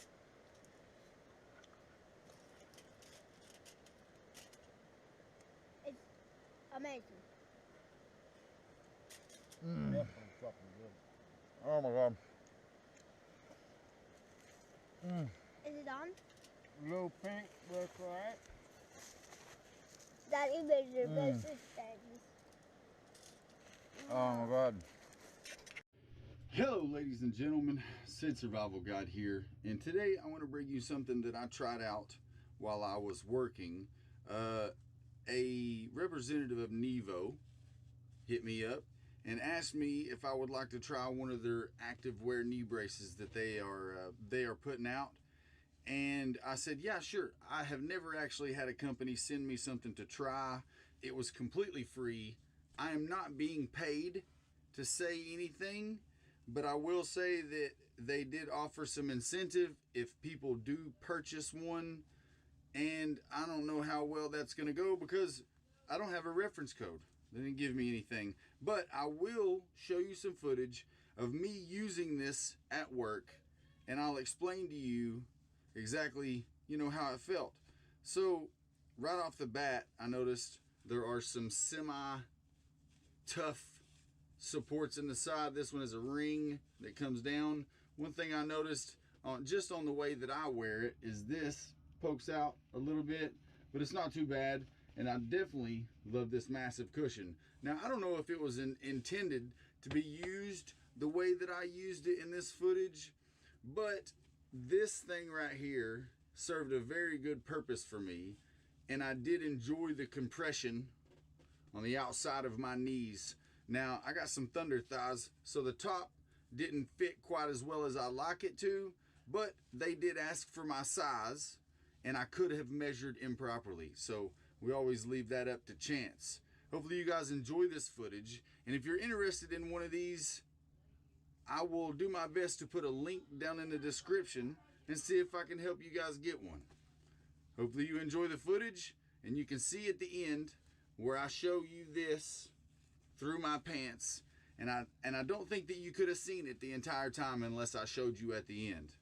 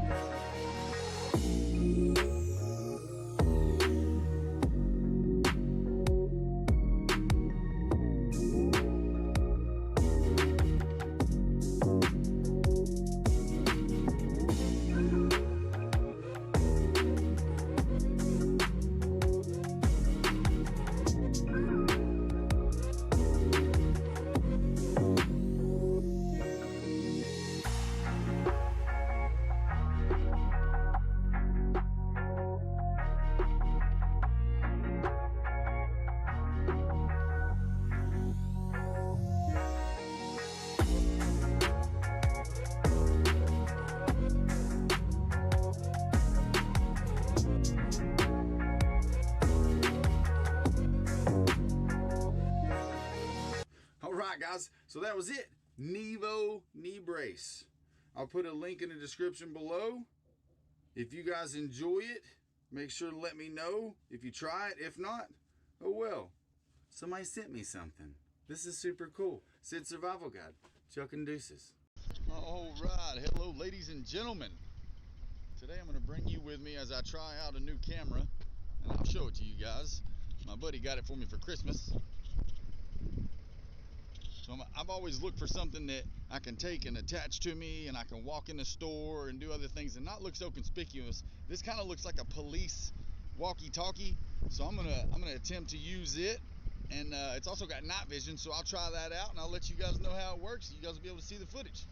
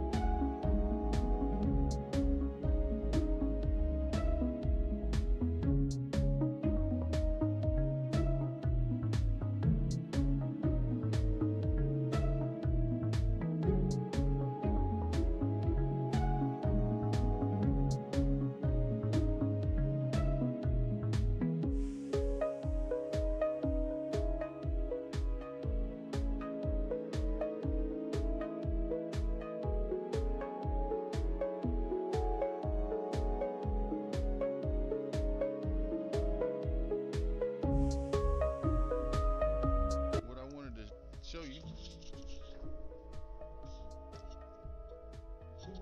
All right, snow, cold weather. Let's try this camera in the cold weather. I'm gonna sweep off my Mountaineer in our little car and do the recording with this different kind of lighting. Let's see how it looks. And I'm gonna try it on my head this time instead of my shirt pocket, because I noticed that it was kind of crooked, and this thing is I want it to work in a bunch of different scenarios. So I'm gonna try it on my forehead, on my arm, on my pocket. I'm gonna try it at night. I'm gonna go out tonight and walk around. Try to find a dark place. My neighborhood has street lights, and these conditions aren't the best for going out a whole bunch, doing a bunch of driving. So I'm gonna avoid that. I'm gonna go outside tonight and see if I can get some, as dark as possible, night footage. I've already tried it in my bedroom in the dark, but I don't think that that's the best way to give you an example of it. The reason that I did the footage at the beginning of the video the way that I did, fast forwarding it, is because I go in and out of a lot of places, and I'd like to add something to the videos from that, because a lot of the times it's product related, where you can get it, and I just feel awkward and I don't want to record people. So I feel like wearing this thing on my shirt pocket when I go into stores gives me the ability to leave it aiming downward, avoiding faces, completing the checkout process and everything while having you guys along. So I'm gonna check this and just clean the vehicles off, not let the windows get too cold and covered, protect the seals. I already did the truck. You know, this Mountaineer, but it runs fine. It just doesn't like reverse. So that's why I started just using it here and there for adventures, overlanding and such. Let's go check out the other one. I'm just lightly doing this because this broom could be rough, because it was frozen. to the porch.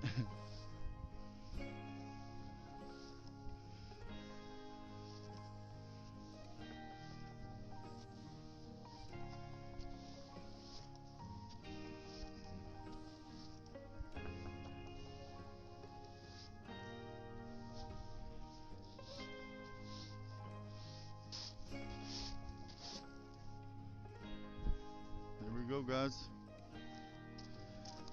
All right, now let's take this footage inside, add it to what we've already got, move on from there. We test out the infrared night vision. Okay, we gotta make sure we turn it on. Oh, there it is. Obviously we can see out here because there's street lights, but I'm gonna go in the back and see if I can possibly, there's just so much light around here. Walk around a little bit. Okay, this is a good dark spot. It's not pitch black or nothing. There we have it. As you can tell. There you go. As you can tell, look, now you're in the dark completely. Let's see exactly there. Hey, hopefully everybody's enjoyed this, and if you have, make sure to hit up all my social sites. This is Sid Survival Guide, chucking deuces. Hey everybody, Sid Survival Guide here. Today, I'm bringing you a fire piston kit. You can take a look at the instructions. If you want to pause it so you can read them. Right now, I'm going to break this thing out and I'm going to show you guys what I've learned so far using it and how well it works out. It all comes with everything you need. This box itself can be used to make char cloth. It comes with char cloth. It comes with a bag of jute, whatever. You have your piston, unscrews from the top in case you want to clean it. Piston pulls out, has two rubber seals, and it looks a little dirty because I've already been practicing trying to get this down, and there is a little space here for char cloth. And what you're going to do is you're going to lay the char cloth on this, grease up your grommets, and you're going to compress the air to create a coal, an ember with this char cloth. Use the bird's nest type structure with the jute. It also comes with lubricant for the grommets, more grommets, and more cloth to make char cloth out of. I personally have some char cloth I made out of socks, and it's very brittle. This, I'm assuming, is the same as this, and I really like this. It creates a very good ember. So, got some small sticks. We're gonna have a small fire and show you guys how this works.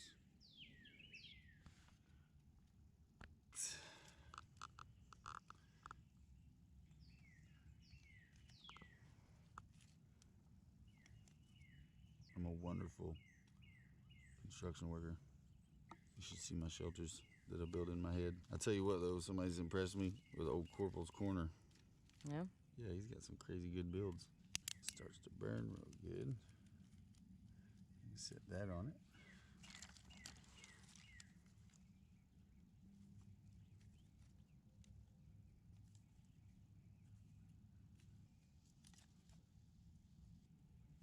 Pause it. Okay guys, the first thing I'm gonna do is get out a small strip of char cloth here.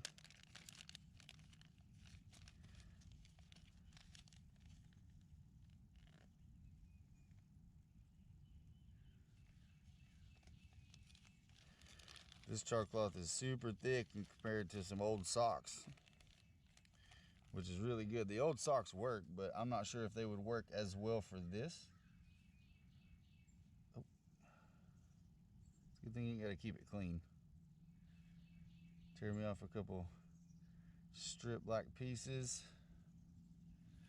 I'm gonna take this, which I'm not exactly sure what kind of lubricant this is, but I'm assuming that any kind of like automotive or lithium grease or anything would probably serve, just because the fact of all this is doing is creating a seal so that air does not get out. All right, now that I got that ready, this is the first time I've ever used anything like this, so I am super curious. When I've practiced, I did not practice with this. This looks like some old lady hair or something. How much do you think I should use? Just a little bit. You're not making a big fire or nothing. You know? I'll use that. This is weird. Crazy. You don't feel it? Okay. Now build a little bird's nest. Kind of pull it apart. Make it all super frilly. And then I'll do this. Because I'm not making a very big fire. Do like that. So I'm gonna leave it right there. And I've got this ready to go. And then this and that. All right, now I'm gonna take these pieces of char cloth and I'm gonna try to lay some over each other. It says not to shove it in the hole too much, but it's very hard not to. And I will say, it is incredibly difficult to do this with this. I'm going to do this to demonstrate it, but I've already used it several times, and this hurts. After 5 or 6 times of not knowing what you're doing. So now I'm gonna take this, slide it over carefully, and force it down as hard as I can.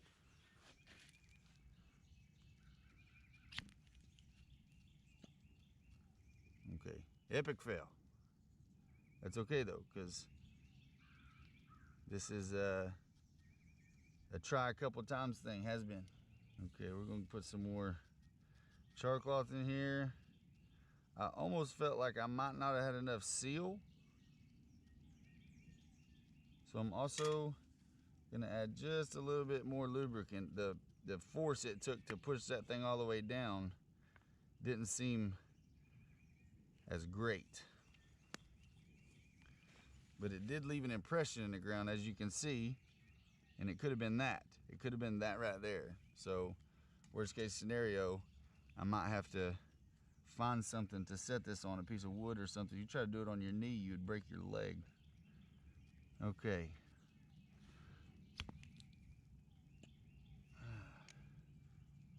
Oh, look. Wasn't tight. Top wasn't tight. See how easy it is to not do it right?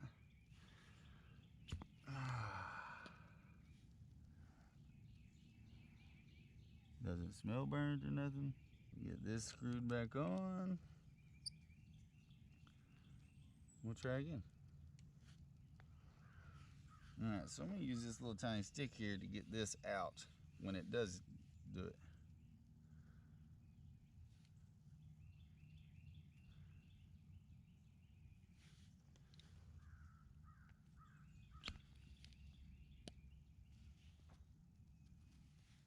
Doesn't smell like it's... Huh? Did it not smell like it? Uh-uh.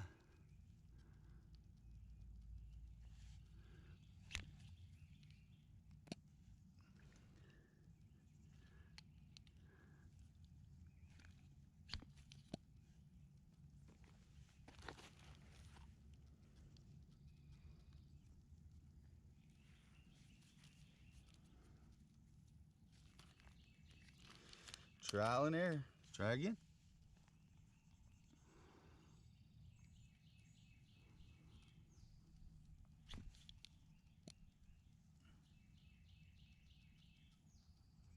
It smells like a little bit of heat.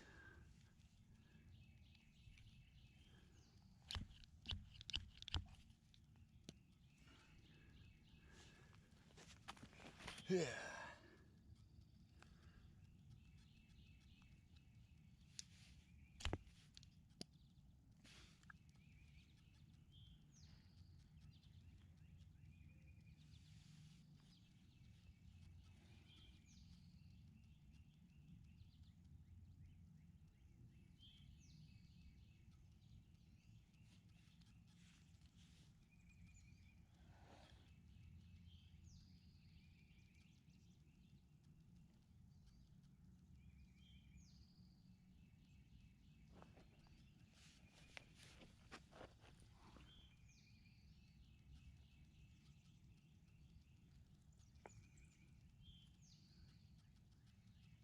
steady wins the race, babe.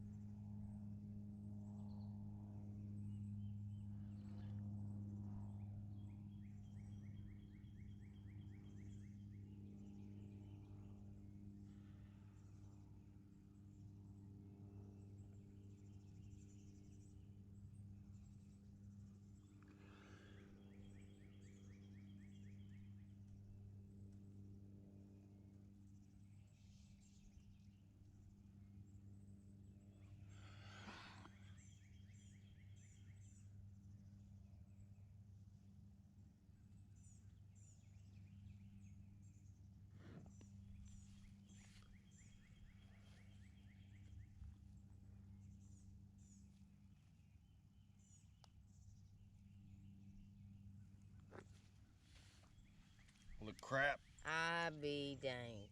That was awful. You got it, babe.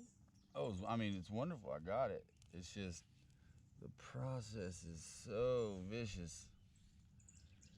Well, do you feel like in survival you would be more attentive to... Well, in survival, the first thing I'm going to do is I'm going to attempt to find some kind of lubricant, because that little tiny thing is not going to be enough.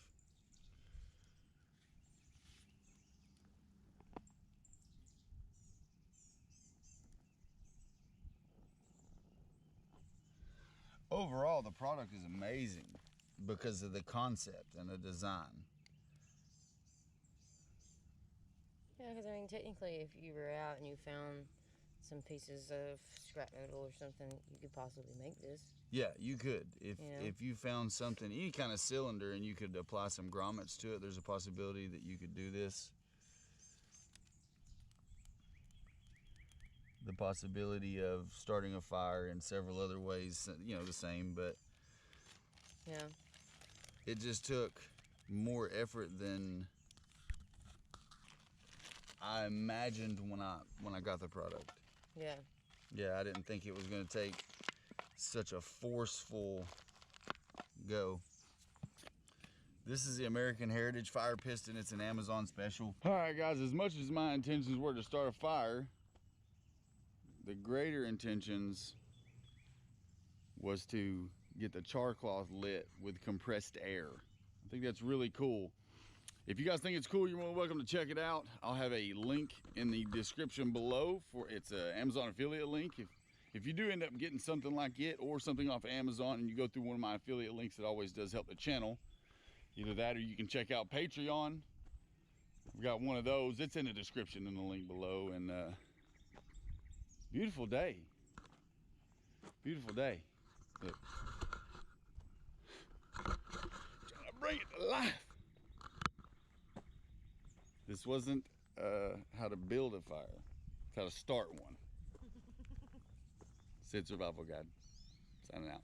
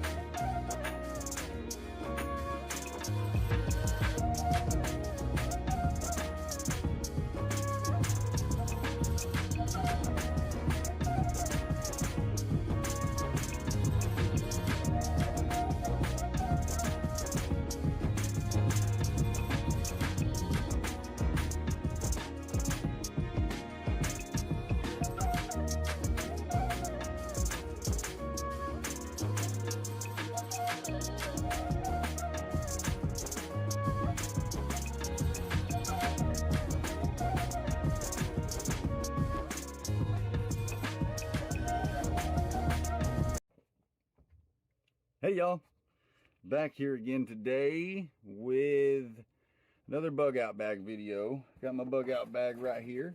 All right, as you can see, the same bag that was in the video before. And what I'm going to be talking about today is rice and beans. So I was doing some research this morning. Obviously, rice and beans, it's good sustenance. It's good for you. It's got a lot of vitamins and minerals, and together, if you eat these together, and it could be any form of rice and beans, they all have different varying values, but they together create a specific protein that you need in order to survive. So if you can take rice and beans, this right here, it's like $4 for both of these bags together, and then store them in an extra bag, and then put them in the backpack. And that right there, I made a pot of beans last night, same size bag, 15 bean soup, and it filled up a big, massive 10-inch stainless steel pot, 5 inches deep. And that's a lot of food. That's a lot of things to eat. And then, you know, I don't know, it's endless what you can do with the rice and beans. So I wanted to make a video talking about adding this as the first staple to my bug out bag.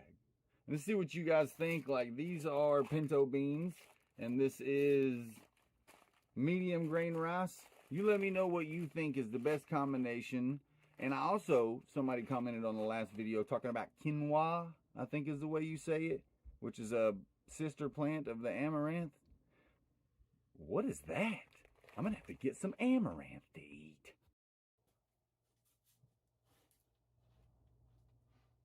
Look at all this space. We gotta repair the door. Can't really see that. But I get to use this space. Moved into this apartment. Comes with a couple perks. This being one of them. And it's way up on top of the hill. That's why I'm slightly out of breath. Mostly out of shape. But it'll be good for me. And I can use this for our outdoor stuff. Right now I've got one corner full of some of our camping gear. Can't really see it that well, but that's a portion of our camping stuff. And I want to put stuff on the walls and have a good space. So let's take a look around. Alright, all this stuff, I'm going to show it like this. Doesn't seem like that much space. So now I'm going to go ahead and flip you around. Okay, now I've just got to fix that. Hinges broke. There was little baby hinges made of aluminum. And all this space. Let's see if this gives it a better look here. Let's see, 3, 6, 9, probably about a 12 foot by 18 foot, something like that. So this is gonna be awesome. One of the first things I want to do is start going through some of my stuff, because we originally lived in an apartment in the middle of Maryville, and we had a closet that didn't have any power or anything like that, and there was nothing else we could do with it besides hold clothes, and we didn't have that many clothes, so I used it like an office. So if you've seen any of my older videos, that's what it was. It was just a closet with no power. It had a light. So I ran an extension cord in there, and I put my computer in there, and I kind of made it my outdoor room.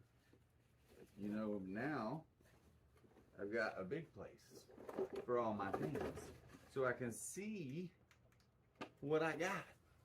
I haven't seen these in 2 years.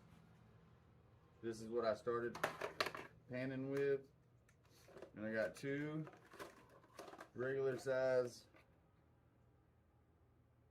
warning for California users, and then I got my,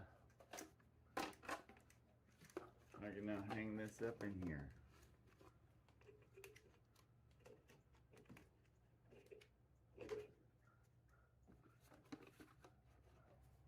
just need some smaller nails or to make that hole bigger. Oh, it fits? What? Oh, that's beautiful.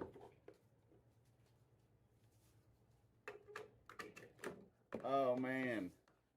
Look. How cool is that? It's like some of this stuff I haven't seen in a long time. Like,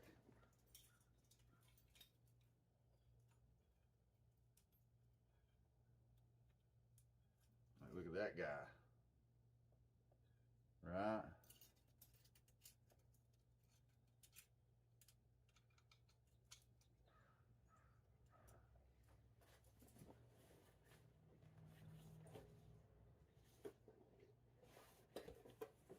This one though.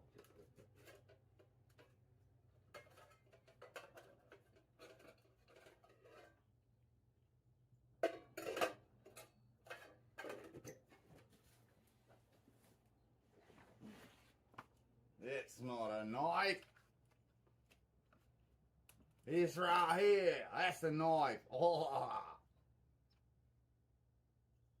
I don't even know. It says Pakistan. Pakistan, man. Go through this bag here. And you guys kind of get the idea what, you know, what's going on. Look at that. I'm about to away.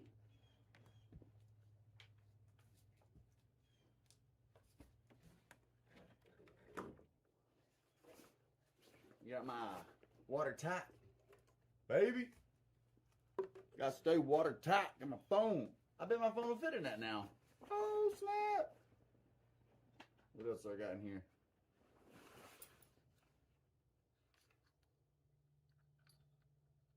A little stubble. All right.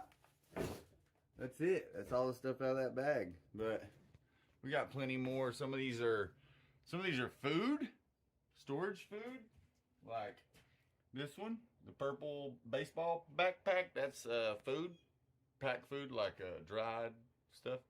So hopefully you guys have enjoyed this little, oh snap, this little update. Already got it personalized a little bit. That's the cutest thing I've seen. Hey guys, Sid Survival Guide here. It's my wife Jessica, and we are bringing you Wicked Wednesday, where we drink alcohol and you watch. We're going to tell you about what we've got today. We're trying some wine. This is Risata Pink Moscato, a product of Italy. This is just something that you would purchase at Walmart. It ran like $16, $17. This is one of the few that we have found that does not have a cork. It has a twist top, which is super handy. Give it a second to bubble. Look at them bubbles. Look at them bowls. So fancy, like. It is fancy. Jessica likes wine more than I do, so she's going to join me and give her opinion on it as well. She's tried, I don't know, I'd say 8 or 10 different brands of Pink Moscato, which is her favorite. And we've also tried a couple reds and stuff like that. Look at that one. Alright, we're going to let that finish bubbling. I'm assuming that's what they talk about when you open wine or any kind of champagne. That's letting it breathe. I think so. I just don't know if I've actually sat and watched it before to see when it was done. I very rarely have that much patience when it comes to alcohol. It's kind of satisfying Yeah, watching the bubbles. but does it ever quit? I don't know.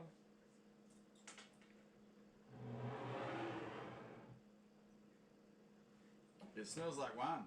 It smells like fermented grapes of some sort. It stinks. What? This kind of stinks. What? It does stink. Alright, ready, baby? That's crazy, yeah. Our festive glasses. Yeah, festive glasses. Pretty in the cup. The festive cup.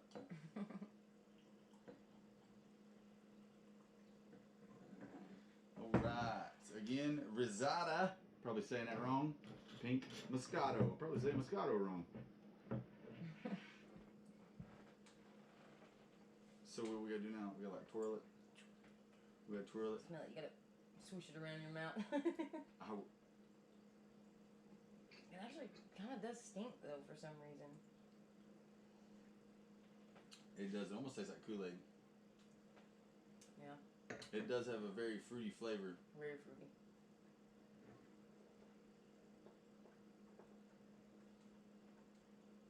It reminds me of mouthwash. If you just swish it around in your mouth like a highfalutin, it bubbles all around your gingivitis. Well, I guess I could tell that this is a more expensive wine Smoother. compared to like my pink Moscato that I have in there. Yeah. It's got a bitter, you know, like a bitter taste to it compared to this. This is really smooth compared to that in there. Yeah, because this is just lightly chilled. The bottle itself is it's cold to the touch, but it's probably not much less than 75, 70 degrees, 60, 68 degrees, something like that. It just feels good. But it's still smooth. I wanted to give myself enough time after eating anything or anything like that to actually give you guys a good idea of the taste and the flavor. I don't really know what pink Moscato tastes like though. Is it supposed to taste like a grape? It says wine specialty grape wine with natural flavor, aromatized wine-based cocktail. And then aromatizzato a base di prodotto Italy. So I'm assuming this is, what color would the grapes be for pink Moscato? Moscato grapes, red grapes. What? Concentrated rectified must. Right here. Yeah, must. Concentrated rectified must, natural flavor, sulfur dioxide. That's it. Imported by Prestige Beverage Group, Mendota Heights, Minnesota. Alcohol content 5.5. Told you it wasn't a product of Italy. So, one thing that I will say though is some of this being a $16 bottle of wine doesn't mean it's expensive or anything. It just means we can get it off the shelves at somewhere like Walmart. And one of the things is pink Moscato is I guess one of the smoothest ones. Is I think why we keep going back to it, or at least you do, because the red and I don't know. I mean, I like some reds. That sangria was good. That sangria was really stout though. they just have a tart. Yeah, that stout it's a lot tart stronger. You know, till I can drink 2 glasses of this. and feel great. Yeah, 1 glass of that sangria. Yeah, You won't, know? you won't hear me comment a whole lot on the buzz that goes along with these, because for a lot of people, the taste is what's going to weigh out on a lot of these alcoholic beverages. And the reason is because if it tastes good, it doesn't matter how many you drink. You're probably going to drink as many as you want. Something tastes good, you know, but then you might, now that's why I was saying this one is a 5.5 percentage, but those more stout ones, like another one that we have, I'm not going to name, it may have a 10% alcohol by volume, which is the 10% of the entire bottle. So that right there is another telltale sign of whether it's going to be tart or not if the alcohol content is higher. But I like it. This one is probably one of the best ones that I have tried. Yeah. I can, you know, it's going to be amazing when we move up into the $20 range. Yeah, and I was gonna be like, what? What is this wine? It's a Capri Sun. And if you have anything that you would like to see in the future, just drop it in the comments below. Okay, guys, hopefully you have enjoyed the video. And if you have, make sure to check out all of our social links in the description below in order to help support the channel grow. And if the channel does grow, we'll just get better alcohol. So, for this holiday year, hopefully you've enjoyed, and we want to say cheers. Cheers.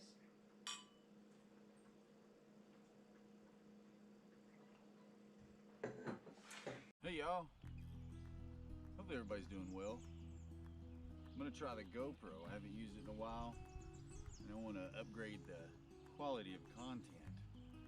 So I'm going to metal detect the garden before we plant our seeds. I'm going to metal detect it, and then I'm going to rake it all up.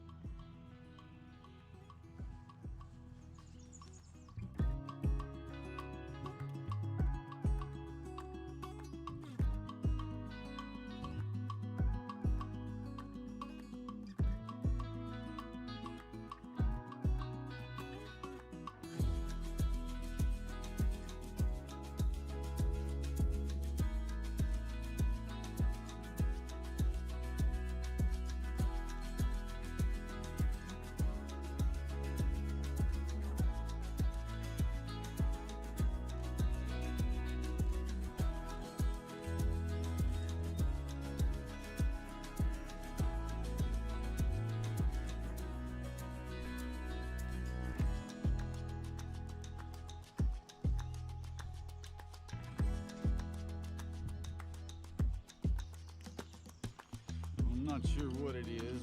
It seems to have a hole in it right here. Maybe some kind of a piece of an old hinge or an old slug of some sort.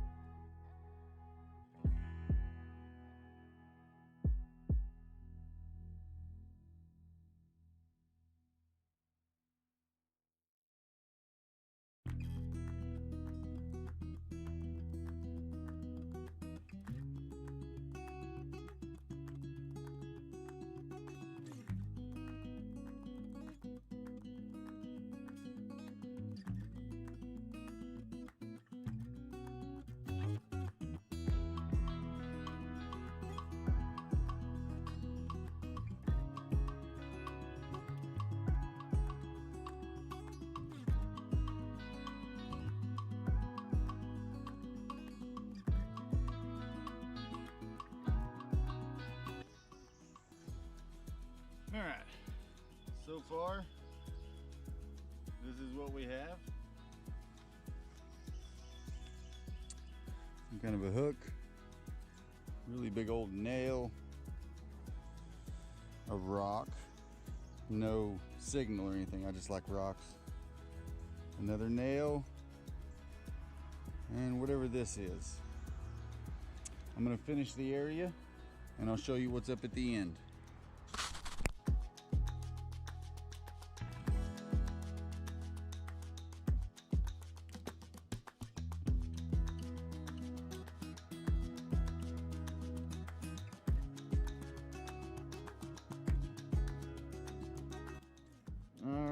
And here are all the finds. Obviously it's pretty easy to tell what they all are all the way up to this point, which is nails and some wire. But look at this dude right here, right? I'm gonna do another video on this on this bottle because it's something crazy by itself. And here we have the top of the bottle, unfortunately. There you go.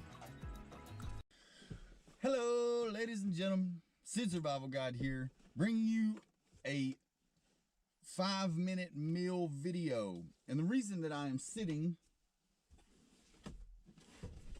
in this vehicle and there's a bunch of stuff in here is because I wanted to show how easily something like this right here can be used in the vehicle safely, which is a lot different than the burners that you can get, as in the Coleman single burner that I've got, the two propane burner.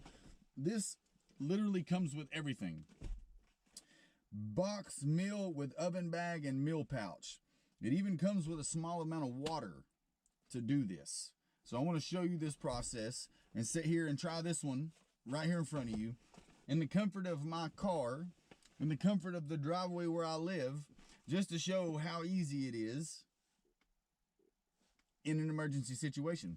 If I was snowed in and the vehicle could still run, but I didn't have the ability to get out and start a fire, and I don't have the ability to start a fire in here using anything that might make me sick in such a small enclosed space.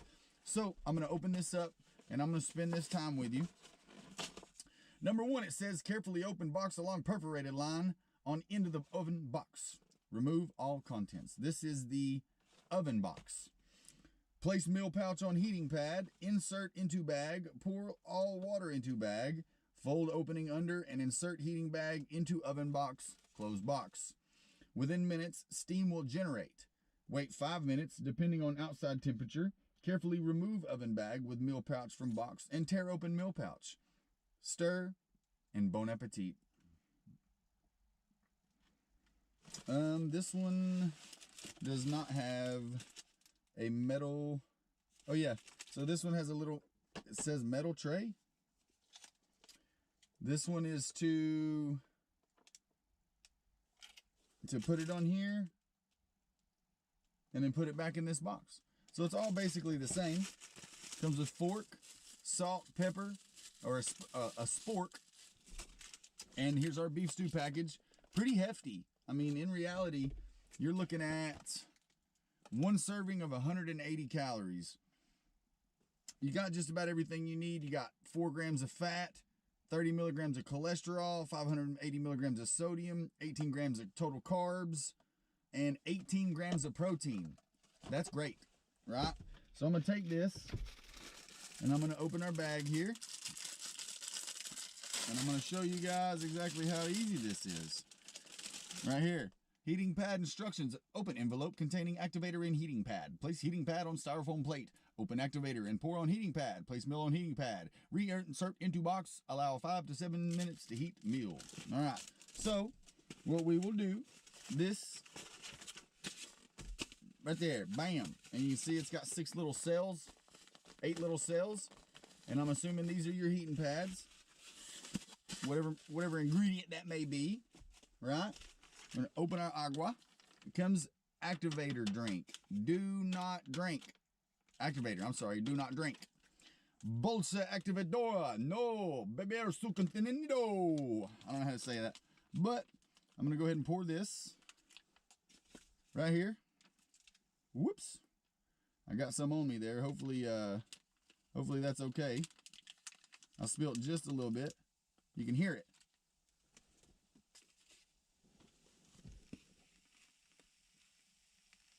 All right.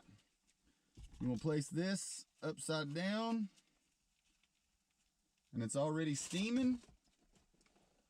And put back in the oven box. And allow 5 to 7 minutes for heating. All right.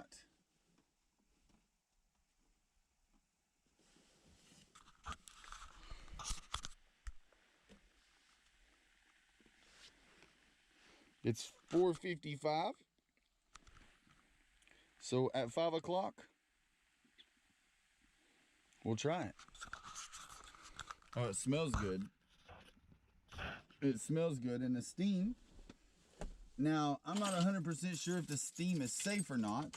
So,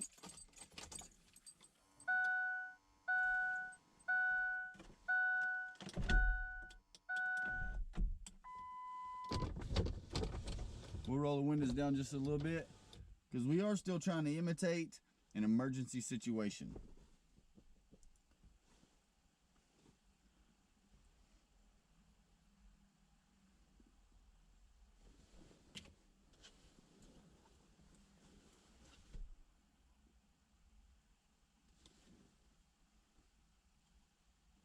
You could probably even use this to warm yourself up. The steam coming off of this is pretty warm.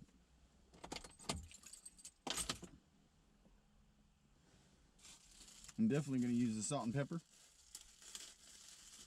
because I'm a salt and pepper fanatic. I like seasonings. I like the seasonings.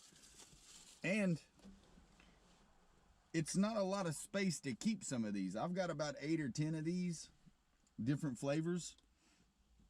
And I got them with the rest of my survival emergency food supply.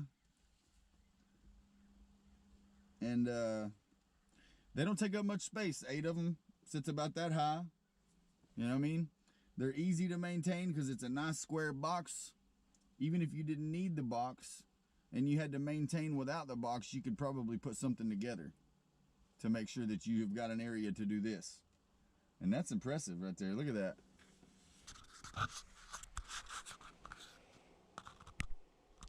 That would definitely generate some heat. That's super cool.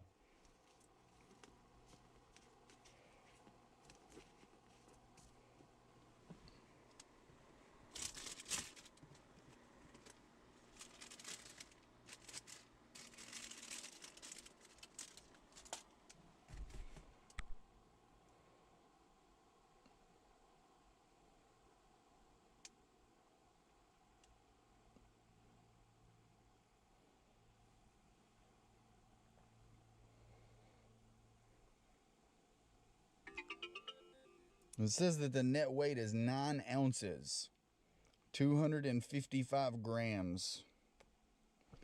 Best Buy. Ooh, shoo, that's hot. $420.25.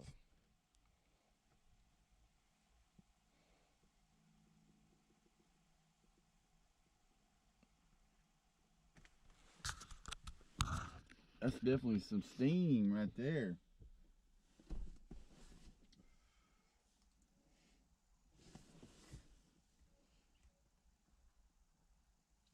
Beef. It's got cooked beef, potatoes, carrots, celery, peas, ground beef, dried soy sauce, modified cornstarch, maltodextrin, lactic acid, modified cornstarch, tomato paste, enriched flour,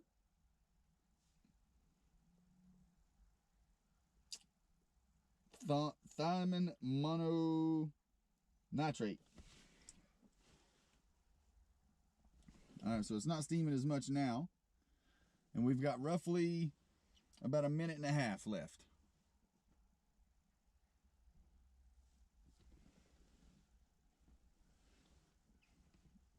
I always wonder if people think I'm weird doing stuff like this, like making a video in my car. As many of these as I have seen, and I still get the feeling that somebody's gonna come up and like, what are you doing? Because as soon as this is done, I'm gonna roll the windows back up, preserve the heat. In an emergency situation, I would sit this thing in the back and I would allow the steam to pull up in the back. I don't think that there's anything dangerous about it.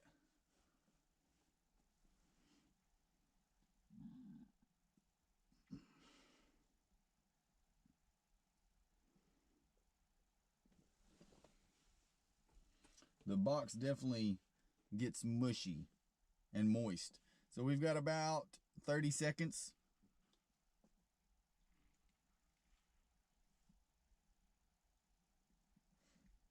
Registered trademark of Trillium Worldwide Company, Worldwide Group Incorporated. 5-minute chef meals, delicious self-eating meals, the complete takeout meal, a delicious hot home-style meal, ready to eat in minutes, anytime, anywhere.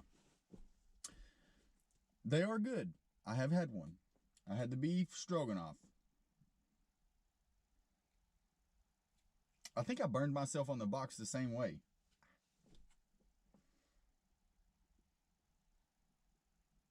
Maybe that was the O'Meals pizza. I think that was one of the O'Meals.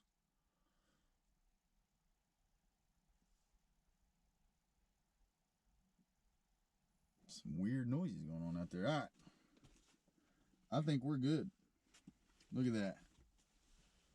Steamy goodness. Okay. You can hear it.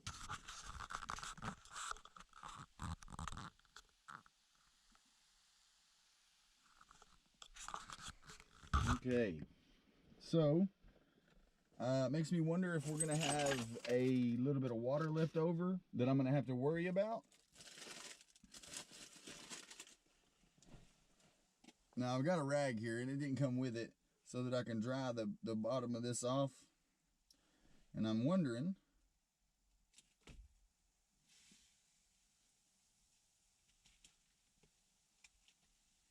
that thing turned rock hard.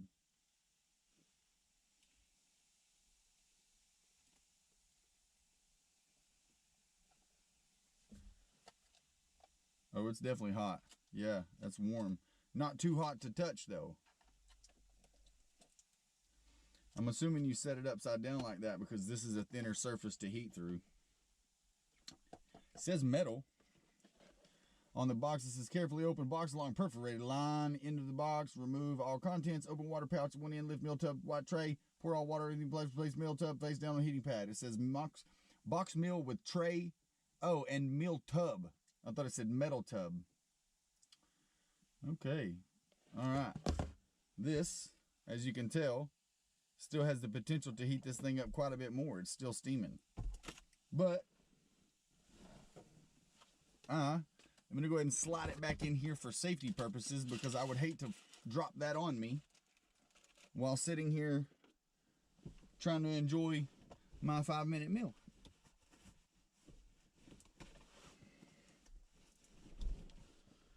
A beef stew, how much do I like you? A beef stew. I can sing about all my food.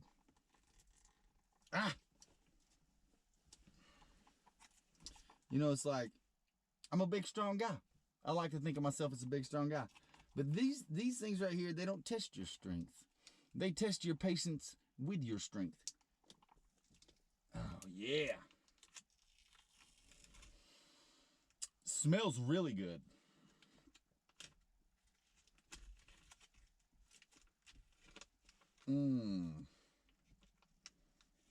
It smells amazing. It smells like some seriously cooked at home beef or stewer. I'm gonna get all this juice, all that. Let me get that. Let me get that. Ha!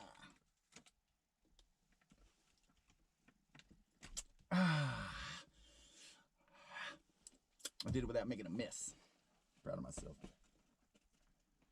And we'll put it in there with that. And we already know it doesn't melt that because it was sitting right on top of it. So, we'll give it a little taste without the salt and pepper first. Just to see. But I mean, that's pretty good. Look at that.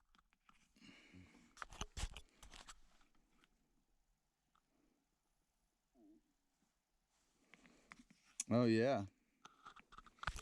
Okay. So, here we go. Get a little bit of meat and some taters. A little piece of carrot.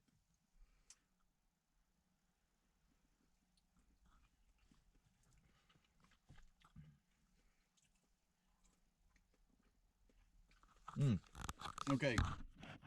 Right off the bat, I get a really close taste to, was it Chunky's beef stew? And I think it's because of this.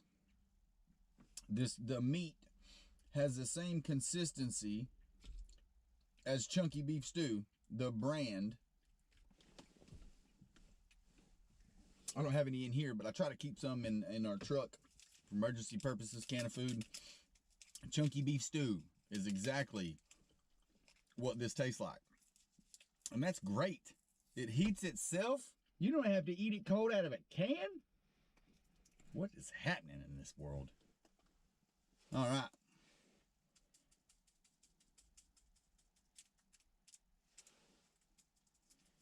Now, as you can tell, the salt and pepper still in good shape, not clobbered up, nothing left in the package. All of it came out.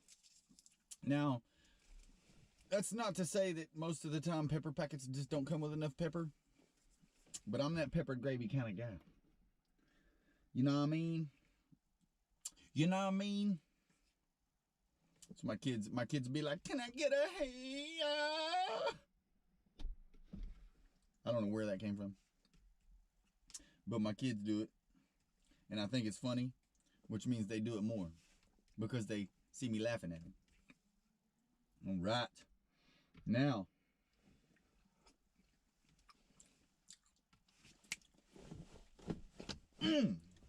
salt and pepper did it.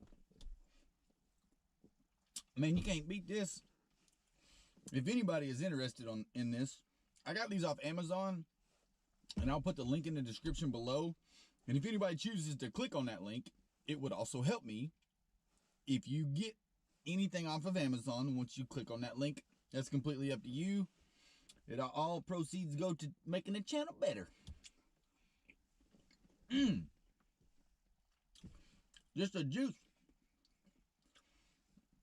And I ain't usually the guy that would just eat the gravy out of something if there wasn't nothing left, but the gravy, look at that.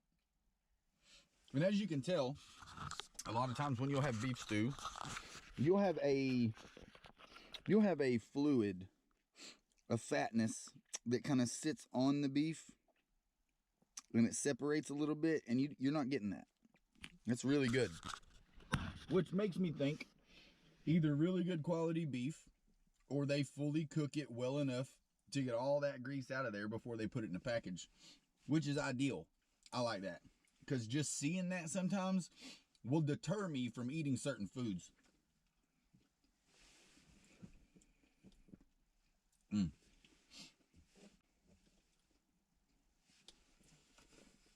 And it's super convenient.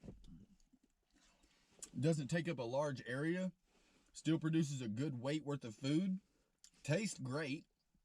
I had to wait a couple days to get it because I got it from Amazon. So you can't just go get it on demand. Or at least I don't think you can just go buy it in the store where I live. You may be able to. Somebody might be able to. I hope somebody proves me wrong. So, hey, man. You can get those at the Family Dollar. I highly doubt it, but that would be great.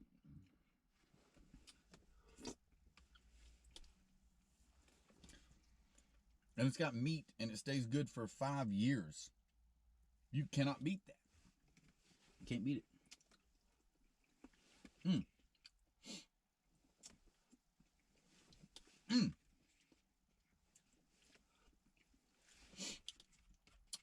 You know, sometimes I worry that I put too much food on my channel. My brother had told me that he was watching some of my videos,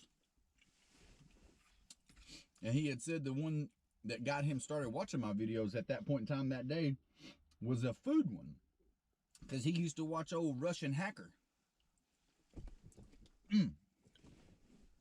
So I felt a little bit better about making the food videos and the meals like this, because every one of these I do, I learn, and I can pass that information off to y'all, and then you guys might not have to spend the money. So that's a win-win for you. You get to see me eat this for free, and you don't have to spend your money on it if I say, man, that was gross. This one is really good. The beef stew, I give 5 stars. Definitely give 5 stars. Right there. 5 stars. Look, clean up. That's all of it. When I get done with this, it can go in there. And 75% of the packaging could be burned, just in case I needed to start a fire. This could be burned. I would not burn this and this, but I would definitely set the box and that heating pad on fire. And styrofoam burns like crazy, so I never condone burning styrofoam, but in an emergency situation, if that's what you've got, you do it.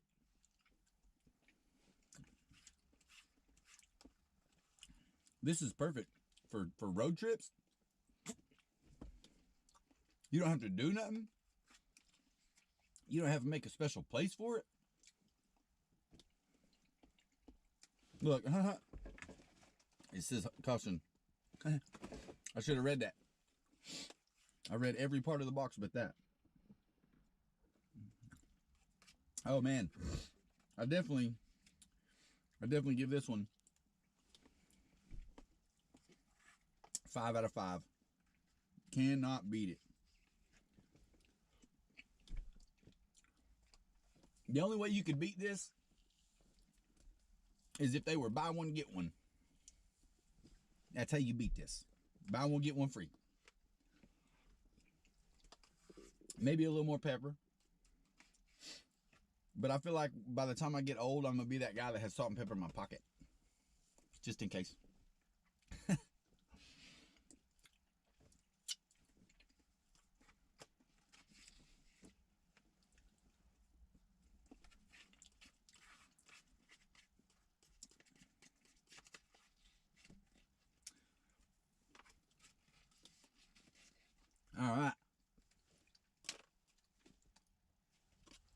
No stopping, baby.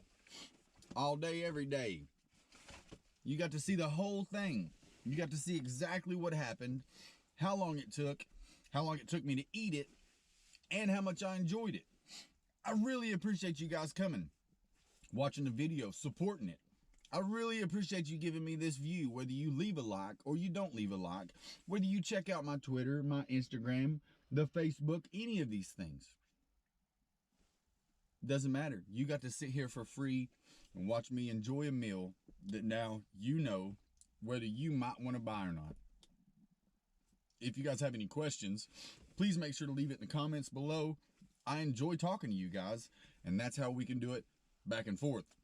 I also have a Discord. You can always jump in there and chat with anybody in there. I would like to get a lot of like-minded individuals that are wilderness associated in there and try to make a lot of good choices and decisions about having people around. People you can learn from. A great community. You guys are that. I have recently reached 100 subscribers, and I cannot thank you enough. It's been amazing. The journey to 100, I have already learned so much. And I've devoted so much time to this learning that I would one day like to make a life out of it. I would one day like to become a guide of some sort rather than just on a YouTube channel. If you guys want to see that happen, make sure to like and subscribe. Share this content. Check out all my social sites. This is Sid Survival Guide in a somewhat pretend emergency situation, feeling very 180 calories filled. A very enjoyable taste. 5 stars. Sid Survival Guide.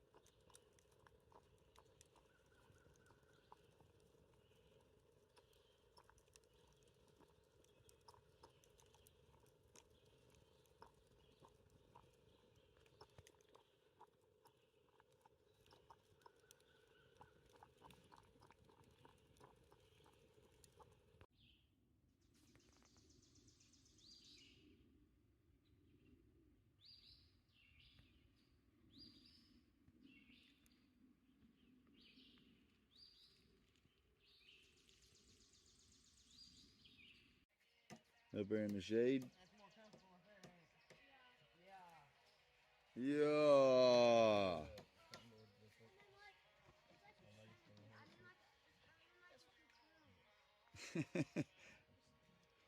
That thing will hold 500 pounds. Yeah. I need to get that. The company is Wise Owl. They should sponsor me. Sponsor me, Wise Owl.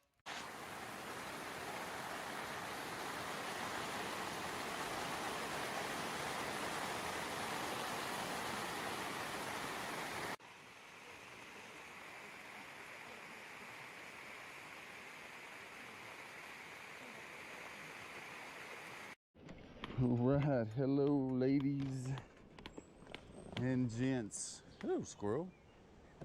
Hope everybody is well today. Coming up on Father's Day. I want to try something out with you guys today. Hopefully works out. Got a we picked up one of these single burner propane stoves. And we are going to boil some agua and have a beef stroganoff with our new little stainless steel kettle. So I recently went camping and I didn't record any of it. And it was all for Father's Day. You know, we went camping a couple days, cooking, having a good time. You can't really always record that stuff, you know. A lot of it I'm learning. This I'm new to propane and propane accessories. They're all new to me. So I've been learning with cooking on one of them 2 burners. And eventually I want to get one of those jet boils or whatever it is, one of the smaller ones and stuff. So hopefully I can make that happen. I can get this little kit set up here and get everything put together and see what you guys think about it. I need to get some chairs and I need to get everything put together. And you ready to try this thing? Yeah, I guess we Yeah. try it. Alright. See what it tastes like. Yeah. All right, y'all. I'll let you have at it. Oh Yeah. yeah. We'll see you. You have a good day. Yeah, have a good Y'all day. Have a good day as well. Well, Well, it looked like it was enough water. Yeah. Yeah. yeah, it probably could have used a little bit more. So I was probably right. Yeah. Alright, here you go. You want to try? Let's try it first, huh? Yeah. I get to be the rules, what be? You're the guinea. Oh. I don't know if you guys might have missed this, but it all just fit right back in the box. I don't know it's hot. Well, let's see. It does look a little bit like dog food in there. Yeah, the bits. Yeah. Probably had ample time to cool. Maybe still be hot though. Them packages are pretty good. Did you get any meat? Mhm. I mean, if it was a survival situation, I'd definitely eat it. You know what I mean? Oh yeah. Yeah. Mhm. Of the ones we've had, what do you think of this one in comparison? Okay, so compare this one to the one we ate in Florida, the Southwest one. Yeah. It was good. The Southwest one? Mhm. Yeah, it was very good. But I'm not a very big noodle person. I'm not evil. No, I'm not either, but stroganoff is one of the noodles that, like beef stroganoff is one of the few that I will eat noodles. Mhm. So, I just don't think know. that it's a lot of noodles compared to like noodle to meat ratio. You know what I mean? It's a lot of noodles. Yeah. But I mean, yeah. Both 12 grams of protein. End of the day, you know, of like out working in the woods and stuff, to eat one of these. Oh yeah, I'd say it'd Super. probably be Super easy. super filling, probably. Yeah. The noodles alone. Yeah. I mean, it's alright though. Yeah. I like it. Mhm. I don't know if I could sit right here right now and eat the whole thing, No, I couldn't. but it's 2 servings. Mhm. I feel like this is something you and I would just sit and pass back and forth until it was gone. Mhm. If we was to camp and eat them. Yeah. I think it could have used that little bit of water though. Yep. Just because the meat, I think, Mhm. didn't have enough water to Absorb. fully absorb. Yep. But this is a lot of really good burnable calories. In my experience working, even if you was to stop and have this for lunch and it was hot, the noodles would probably sit just right with the meat when it's like noodle to meat ratio. I'd say the noodles would sit just right in a burning calorie situation, like uphill. Mhm. That's what's in noodles. You know what I mean? It's the noodles alone. A lot of carbs and stuff. And yeah, noodles and carbs. Yeah. It's like I was trying to explain to Landon about like the bread. You know, It breaks down. or I was explaining it to Marcus. Yeah, you know, the bread is going to break down to sugar. Syrup is already sugar. Yep. So you're just Waffles, which are bread, Yeah, sweet breaks bread. down to sugar. With the fruit you ate, which is natural sugar. You know, Yep. not a man-made, a processed sugar. I give this one definitely. I will say though, all of Mountain House's foods have been decent. Yeah, the Southwest one though was really good. 'Cause it had, like, the Southwest corn skillet. and stuff in it. Yeah. Yeah, it was good. Now, in comparison to the hash browns from the O'Meals, what would you compare the Southwest skillet and the O'Meals hash brown, spicy hash browns? Because they were consistency got me on them. Mm-hmm. They were gross consistency, Yep. but they had a really good hash brown flavor. Yeah. Mm-hmm. Now, if they could get the flavor and the texture right there. The crunchy potato friedness. Mm-hmm. But they weren't. They were like It was like the frozen hash browns you can buy. it was like mashed potatoes that aren't fully mashed. Yeah, it's weird. Is what it reminded me of. Like stamped cookie cutter hash browns. You know? And we just had a conversation with our neighbor. What? That was 15 minutes. Oh yeah, talking to Mark? Yeah, that's good. Yeah, so with that being said, we just had a conversation with our neighbor. Go ahead, get you a couple bites. One more. We had 10 or 15 minutes to talk to the neighbor, and it's still hot. Mm-hmm. This bag has literally, and now it is hot out here, but there was also, at the time he was sitting here talking, there was a constant wind. I was worried about it getting cooled off before we could finish this. No concern. But overall, You know, Mark probably seen us up there. He's like, oh, I'm gonna go here and talk to these kids, see what they're doing. Yep. You know what I mean? That's probably what he was doing up there. These kids that are doing outside today. And I don't know why my mind always reverts to that. That anybody that's older than us looks at us as kids. yeah. You know what I mean? So what do you think about this thing? Oh yeah, really like it. This was super handy. Super handy. Which I've talked about it. You know, we both Yeah. talked about it before in the past, and we just never got one. Yeah, we got the bigger one because of the convenience for camping. This will stay in the truck for fishing and for all kinds of other stuff. What I wouldn't mind doing is using this to make some bannock. Yeah, the bread. They make that flour bread, just flour and water, Mm-hmm. and a little bit of oil in the pan. I think that's something that I would like to be able to master because I can make like bannock pancakes, and we would just have to have a jar of syrup. I wonder if that's an Ozark Trail skillet there. Oh, you know it is. You know it's a Ozark. It had to be. Hopefully you guys have enjoyed the video. I want to say Happy Father's Day to everybody. A lot of this video was just sitting around talking about being a dad. I'll probably put some of talking to the neighbor in there about being a dad. And hopefully you guys have enjoyed. I give this thing right here a 10 out of 10. Super handy. These things are indispensable. They're, if anybody knows of any way that I can have some of these that are handy, that are refillable. These say don't refill. I feel like that's not very environmentally friendly if I have to use one of these every single time without being able to have it refilled. Now, if that's the only thing that I have, understandable. And a little pot. This was not an Ozark Trail. This was a brand that I can't remember. This was $7. A little $7 pot was perfect for the water, and it will probably stay with this because you could also make fish soup. We're gonna try that. I've never had fish soup, so the next time we catch something that's edible, we might try that. Like I said, hopefully you guys have enjoyed. Happy Father's Day. Happy Father's Day. Sid Survival Guide. See you guys.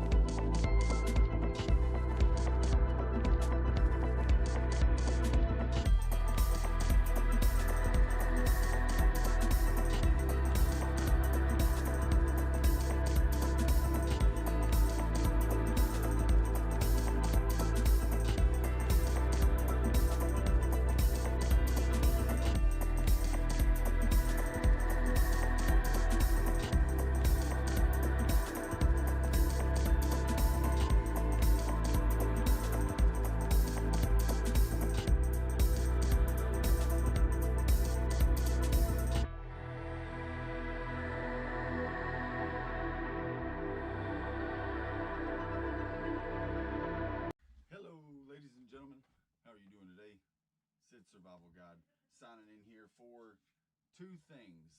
One is I want to show you two separate types of long-lasting emergency shelter food. I have already opened one of these and tried it. Not something that I would hope to eat one day, but I did and will. If you guys actually want to see a video on it, I did it on a live stream, but if you guys actually want to see a video on it, let me know and we'll open one of these up at a later date. This one is a Walmart buy. This is a purchase off from Walmart. I think it was like $5 or $6. Easily accessible. Is it good? No. 6 separate rations, as you can see right there, 2,400 calories. Today, we are looking at SOS Rations. Oh, God dang. Emergency food ration. I was trying to read the other language. It's got 2 different languages on it. This is made in the USA, manufactured by SOS Food Lab. 410 calories per serving. But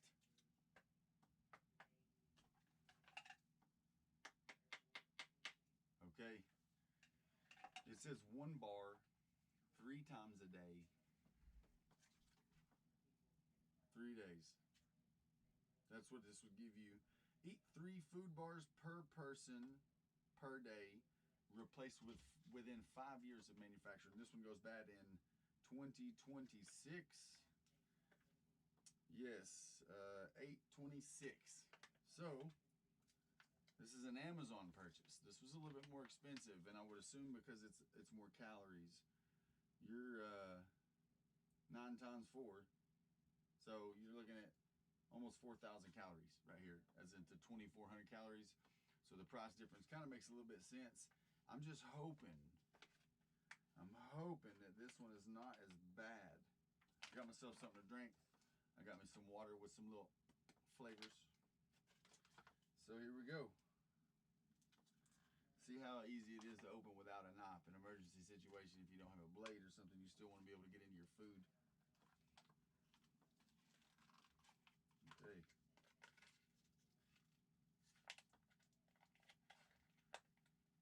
It's almost like putting aluminum in your mouth. How hard that was. Ugh. Okay, they almost look double packaged. I think they are double packaged. Let's see.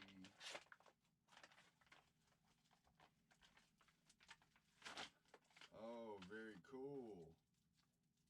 Oh, even better. Awesome. Okay, it's almost not as bad now. Almost seems not as bad. The other one is about that thick, that wide, that tall. Individually wrapped. Makes sense though, because if you want to eat 3 a day, you know, looks like it's wrapped just like a granola bar or something. Oh, I'm so happy about that. I am. The other one was like, it would have hurt your teeth. It would have. We couldn't eat it. Like, it's impossible to eat this. This is almost impossible to eat. Okay. Back to my teeth here.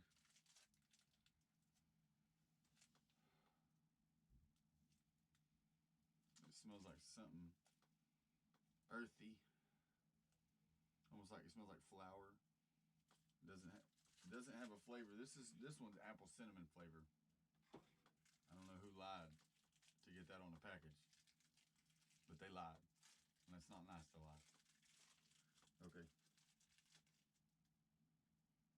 Oh, it smells like something. Dang.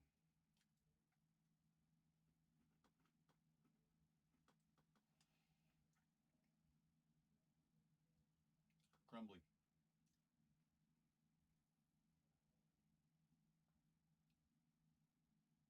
Whatever it smells like, it tastes like the same thing, and I still can't think of it.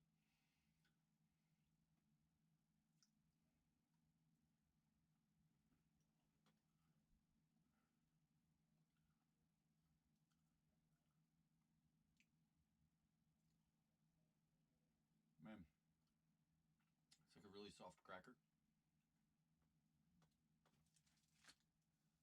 This is so much better.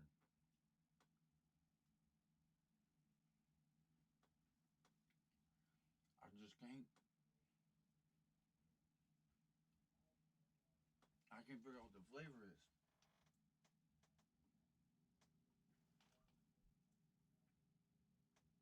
That's gonna bother me, man.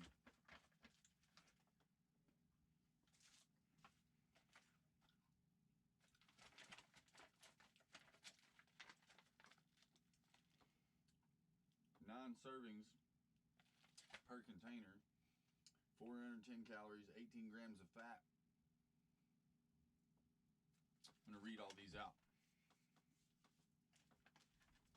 Total fat 18 grams, which is 28% your daily value. Saturated fat 7, 33%. Zero trans fat, zero cholesterol, 15 milligrams sodium, which is 1%. Total carbohydrates 53 grams, which is 18%. Dietary fiber 1 gram, which is 5%. And total sugars is 31 grams. Includes 30 grams added sugars, which is 60% your daily value. 6 grams of protein. And it's got 2% calcium. Calcium 30 milligrams, 2%. Iron 0.6 milligrams, 6%. Potassium 40 milligrams, 0%. Vitamin D 0 milligrams, 0%. It's actually really good. I'm gonna have to give this one a 4 out of 5.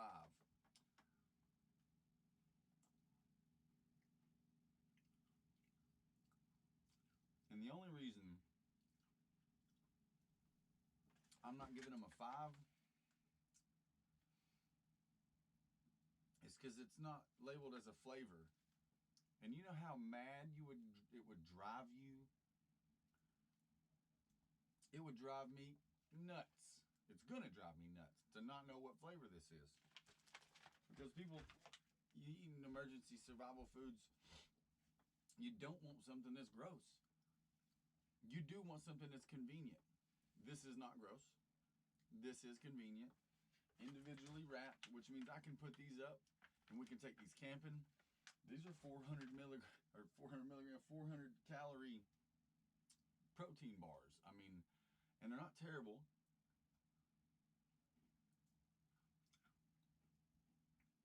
I'd give them a 5 out of 5 if it had a flavor on it. I would.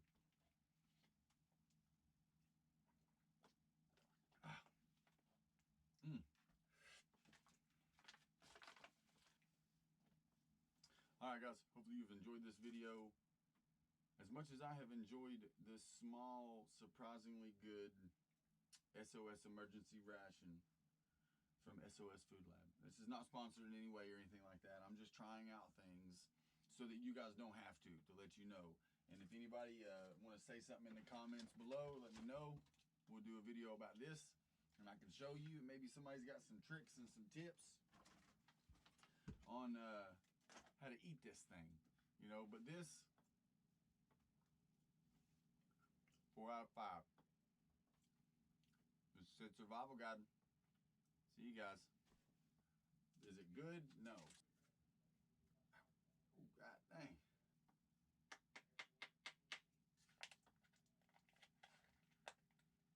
It's almost like putting aluminum in your mouth. How hard that was. Alright guys, hopefully you have enjoyed it. Hey y'all, hopefully you are doing well today. What I would like to speak about today is something that we would keep in our bug out bag, which would be, this is like a $5 knife that I bought off Amazon. Right, and this knife is just designated to this ferro rod, right?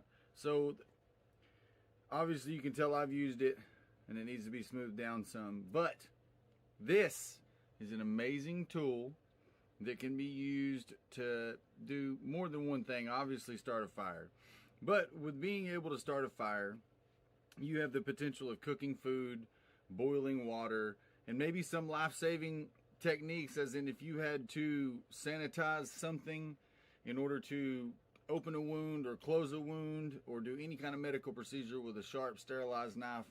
Having something like this is really, really important. And being able to use it is even more important. So I'm going to put a little small clip right here on screen of me starting a fire with some Vaseline and some cotton balls.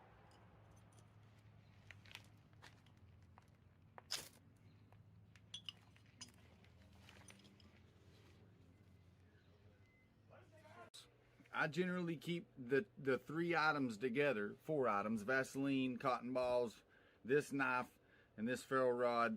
All of this will stay together, and it's going to be a part of my fire starting kit. And in this fire starting kit, along with the Vaseline and cotton balls, I'm going to have some char cloth, and I'm probably going to have the fire piston right here.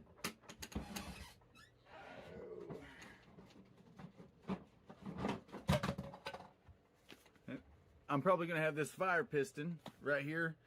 And there's a bunch of different things that could be said about fire starting devices and which ones you should use. Obviously, this one is a little harder to use, in my opinion. So I'm going to stick with this being the first fire starter item that I have in my bug out bag. And I'm probably going to do my best to keep it somewhat dry, but I don't have to worry about it staying as dry as other things like matches, because you dry this off and it'll put out a spark. So that's pretty handy, if I do say so myself. And now I got this in order to be better at bushcraft.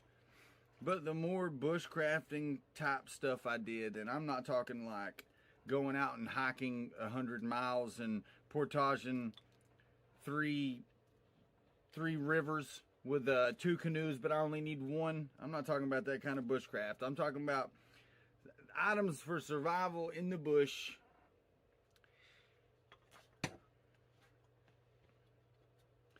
And hopefully this helps you out. I will put a link in the description below that to this ferro rod, but I don't know if this knife is still available. Plus I put the handle on this knife. It was just a straight like Ozark Trail knife, and I took and put the handle on it, add the ferro rod to it, and there you have a perfect bug out bag life-saving apparatus. Put it in the bag. Showing that all wild in the wind and whatnot. Straighten it out. Yeah. Hey guys, Sid Survival Guide.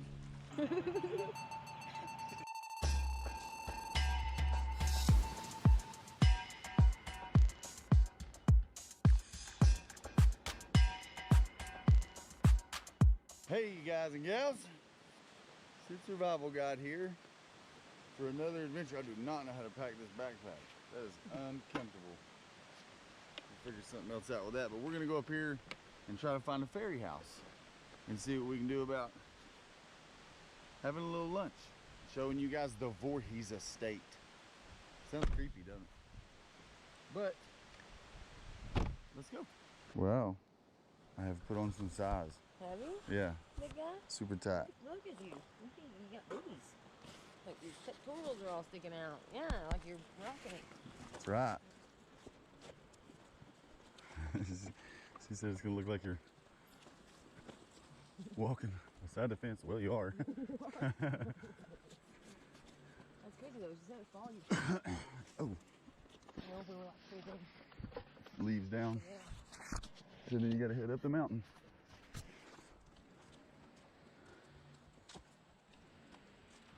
Oh, right here. Probably. This be it. Oh man.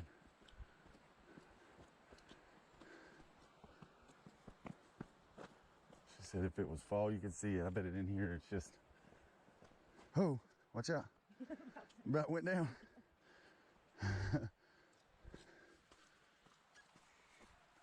Hi. Yeah, probably for boar. Oh, there it is. Right there. Look at him. What? There's a kid with bloody. They would.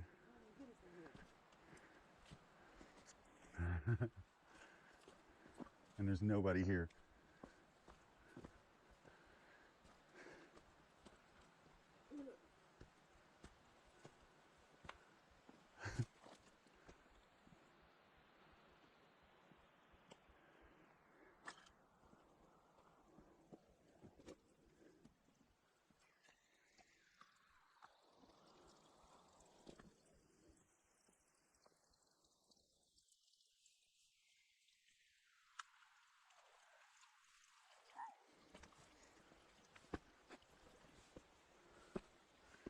How cool is this?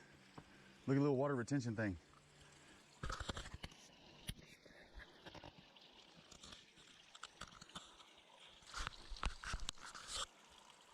Oh, sorry, baby.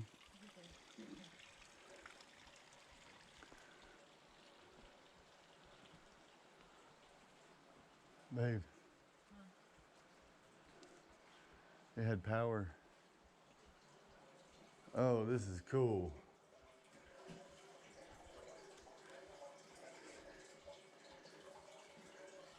Look at that. What? No way.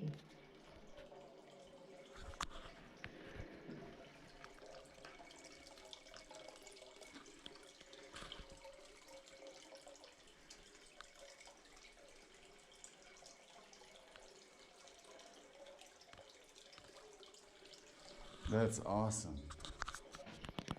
That's super cool.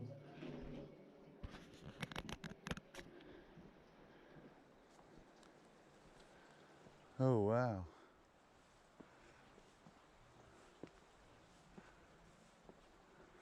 Somebody brought flowers recently. I see that. See 'em?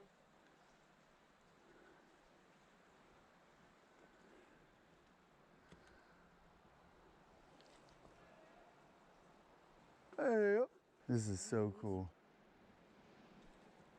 Water just coming straight out the mountain. It is. Literally. Yeah, water's coming out of the mountain right here, feeding right here. So Mr. Voorhees come out here in the 20s, started building this little area. Right at the time that he started building, it was the boundary for the National Park Service, and they were concerned that they might have some issues dealing with Mr. Voorhees. Hopefully that's how you say his name. But it turns out through the entire process, he was extremely willing to work with anyone and everyone. So he built places like this ferry house. And apparently he built a lot of these storage, water storage and water catch things like this. And as you can see, there's a pipe down there and it runs right here too. I think maybe that's one that they have removed.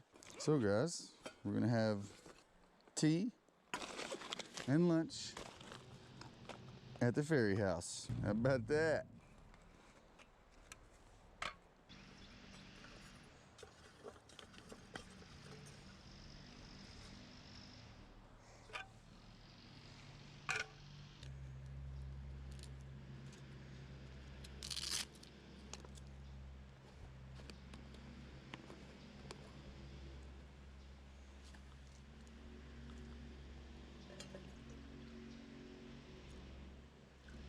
Well, that's exactly 2 bottles of water, and that is the fill line. That's perfect. Absolutely perfect. This on there. Just so everybody knows, I'm using these because of times like this. From storing it in my backpack, it's got a hole in it, but this has been purchased recently within the last couple months. So I'm gonna go ahead and eat it and make sure that we have fresh to eat when something really does go down. Super cool up here. Shaded. Yeah, fall is upon us. That it is. Figured we'd bring you guys up here. I read a news article about it this morning.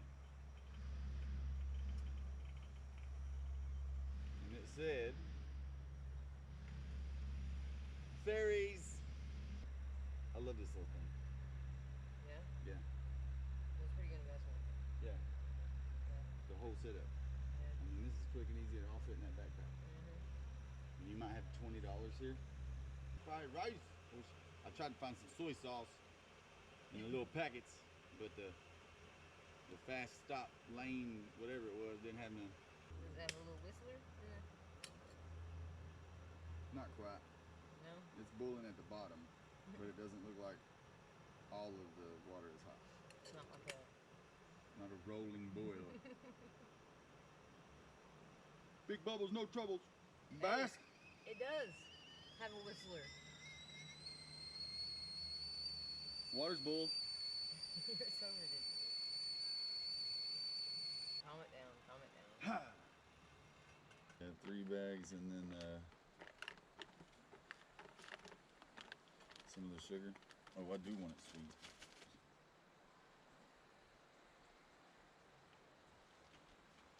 This is green tea with jasmine. It's hot. Super hot. Let that cool off.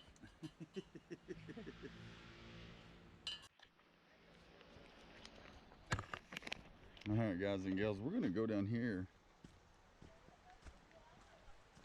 and we are going to eat our lunch. You got soppy? Super soppy. Sounds like a Happy Meal. Can I get the super soppy Happy Meal? Super cool idea right there. Good job. Good job. Probably helps too to make sure nobody gets lost. Yeah, this whole row. Grapes. I Dude. popped one. I'll try it. It's got a little seed in it.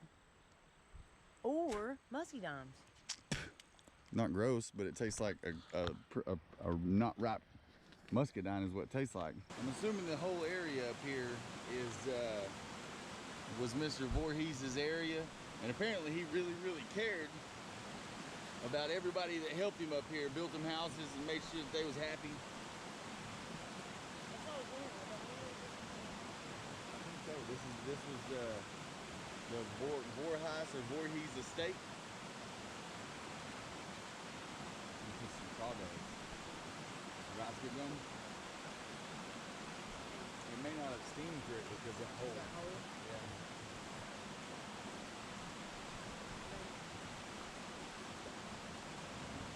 Ah, that's good.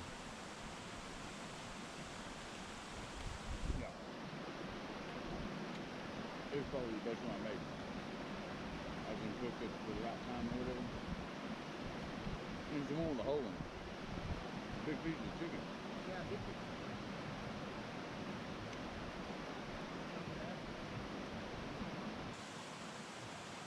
Ow!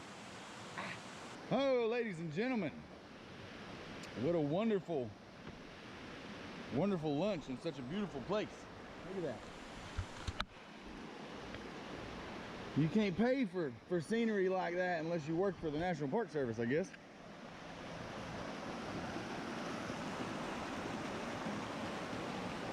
Hopefully you guys have enjoyed that lunch with us in this beautiful place. This is Sid's Survival Guide.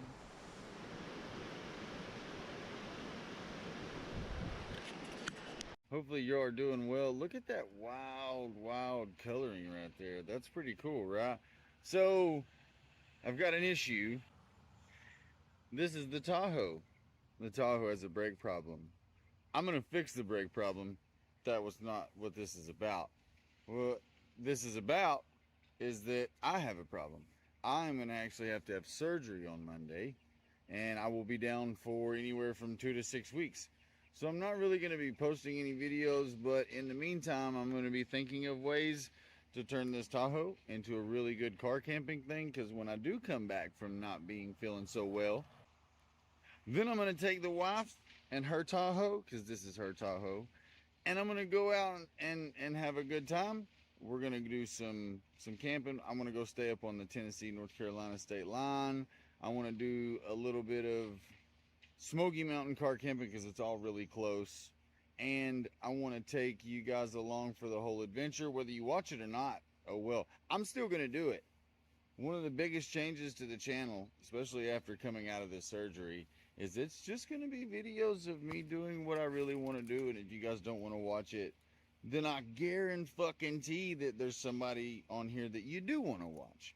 But if you do want to watch me and you want to help me see more places, you can go back and share all of my videos and share this video.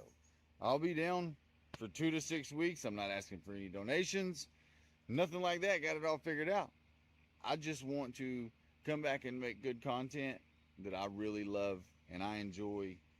And this is an amazing hobby. Like, you can find a better one, but I can't find one that better suits me. I really hope you guys enjoy my channel, and if you do, make sure to show some support, like, share, comment, subscribe, all that good stuff. I'll be back in a couple weeks. Until then.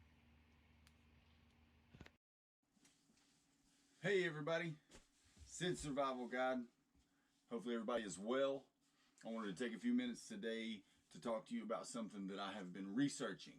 And I wish I could find more information on it, but the key to this video is for me to put the information out there and let you guys know it. Maybe you can hit me back with some information that would tell me what I am and am not able to do while on the land that I'm getting ready to bring up. So first thing I want to do is I want to show off my channel a little bit. Hopefully everybody enjoys the channel, and if you do, make sure to share it, like, subscribe, tell your friends to subscribe, tell them about it. The more people I get to come here, the more I learn. It's always better when something like that happens. So one thing that I would really like to do, and I'm going to put you in the screen so that you can see it better, is show off some of this TVA undeveloped recreational land.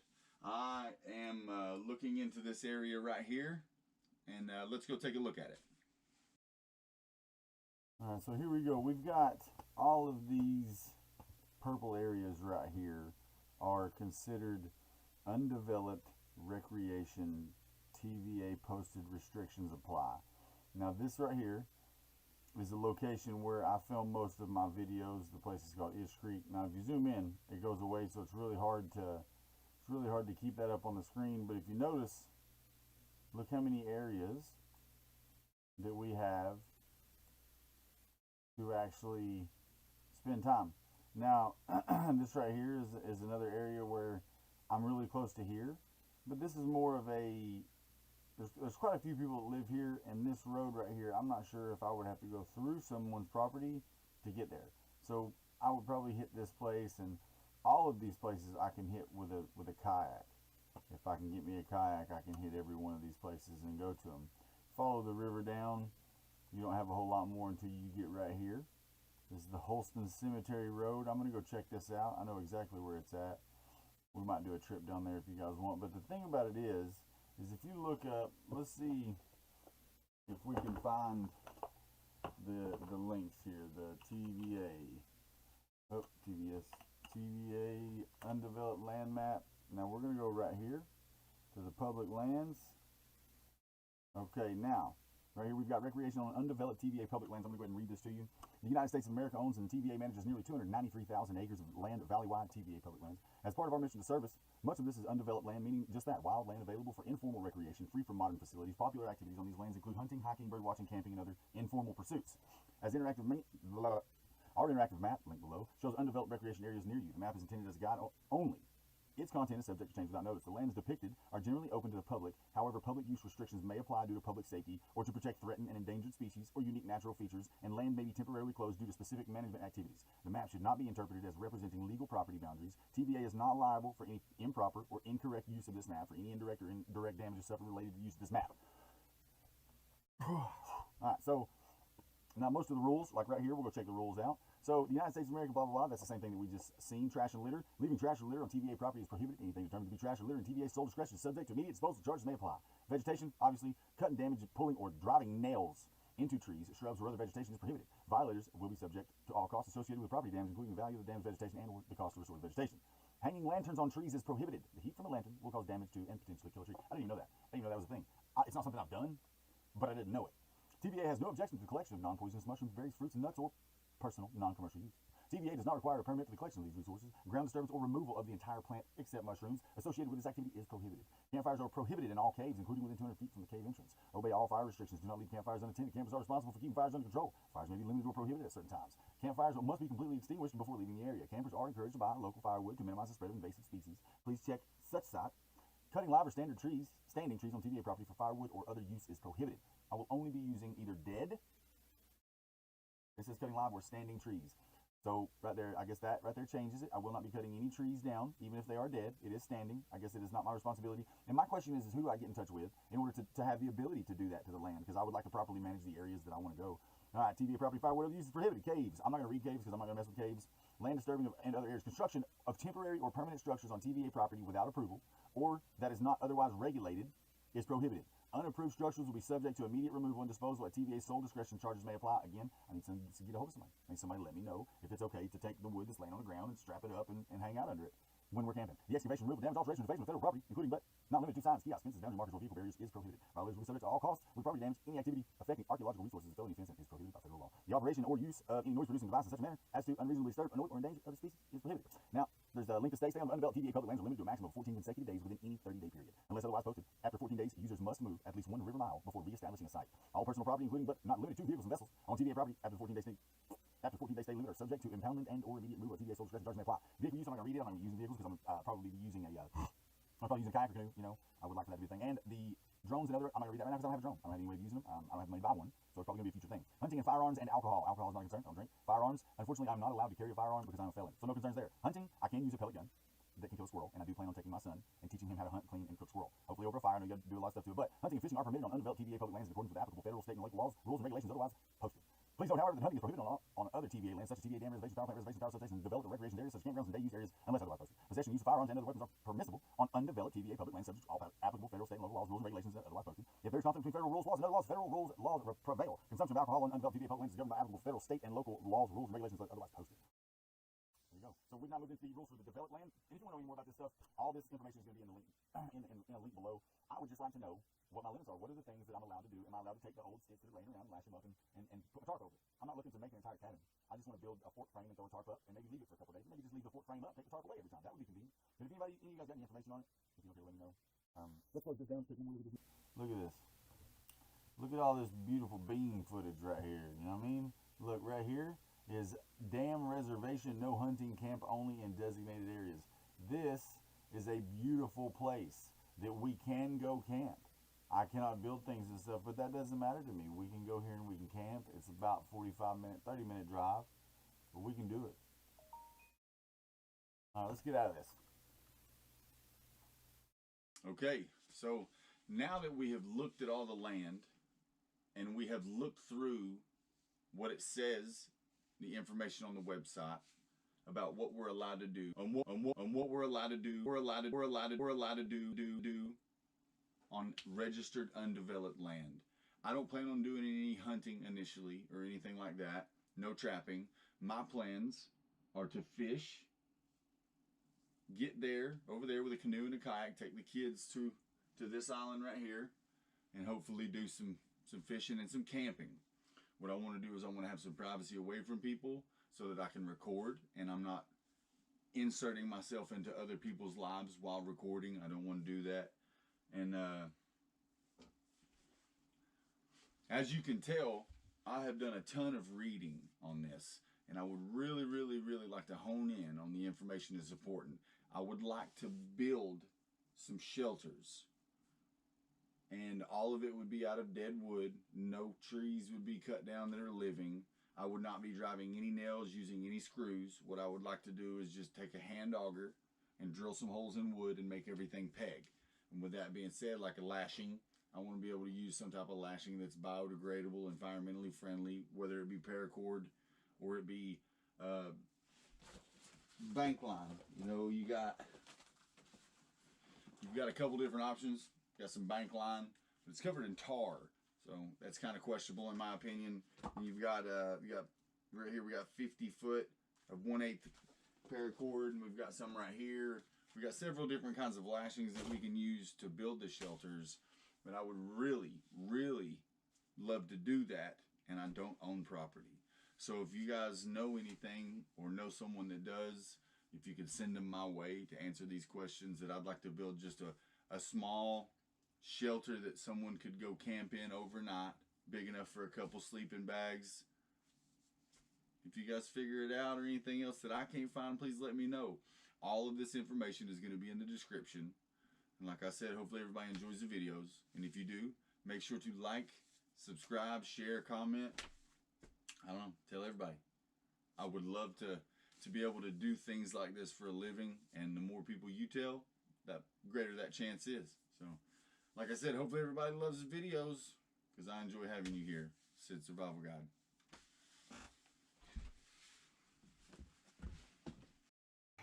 Hello, ladies and gentlemen. How is everyone doing today? I am going to try something hot. Break in Speedy Cop's shop the right way. I'm gonna throw up in the floor. I got some hot chips.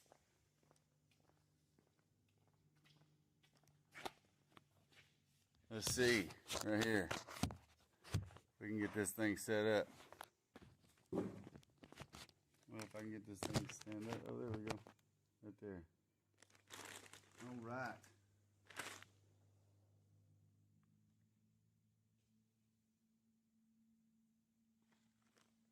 All right. I'm going to eat a couple of these haunted ghost pepper chips. We're going to see how it goes here.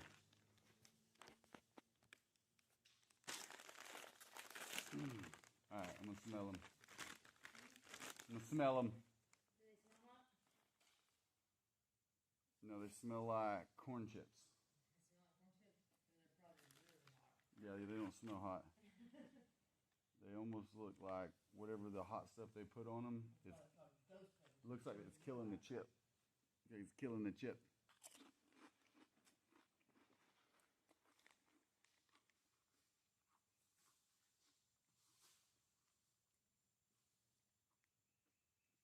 An insane amount of ghost pepper. That's what it says.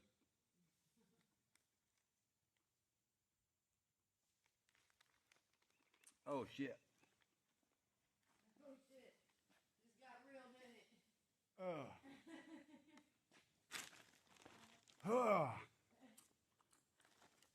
Better eat a couple of them.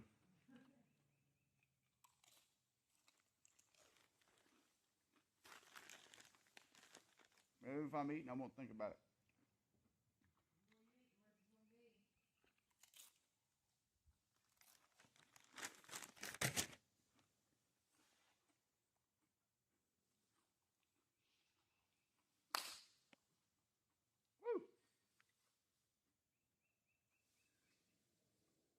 See, it's only when there's no more chip in your mouth.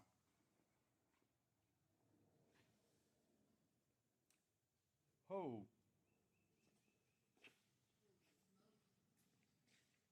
Alright, I don't feel like it's going to be long-lived, though. I feel like... Hold on. I breathe. Don't breathe. Ugh. I mean, it's not unenjoyable, but it's not like buffalo wing good. Oh, the wind just started blowing and I just wanted to hold my mouth open. I will say, like, heat-wise, we're already calming down. So I'm going to give this Pocky Haunted Ghost Pepper like a 5. 5 out of 10. Yeah, and if it wasn't certified vegan, it would be a 4 out of 10. I don't know. But it's certified vegan. If that makes you feel better about eating hot stuff.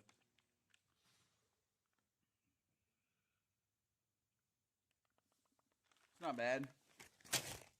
You guys should try them. I think I've had the other ones, babe. You remember what the other ones were called? It was purple bag, wasn't it? It was a purple bag. Purple bag. Look. Get you some. Give them a go.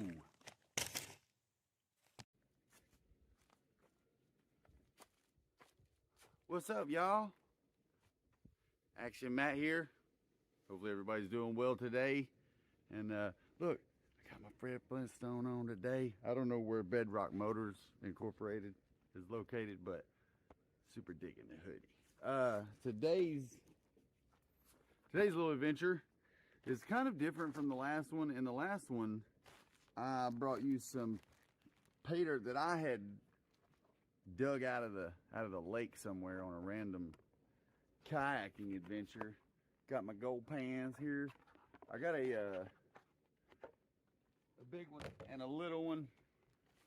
What we have here is some genuine Coker Creek Deluxe pay dirt here, and it's guaranteed to have gold in it. And I found my actual snuffer bottle. So I thought about panning the gold out of here. I'm gonna show you guys. So this is what I had done another time testing to see if there was anything in it, and I didn't find anything. And I still have this left, this large bag here. So I'm gonna go ahead and run through this today with you guys. As you can see, Coker Creek Deluxe pay dirt. So we're gonna run through this and see what we can find.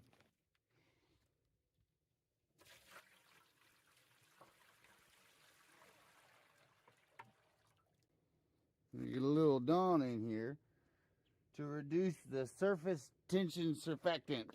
I don't know what the word is, but get a little in there, and it helps break up the surface tension so that the gold, because Coker Creek has placer gold or placer, however you want to say it, so it's like light and flaky. Light flaky the gold is.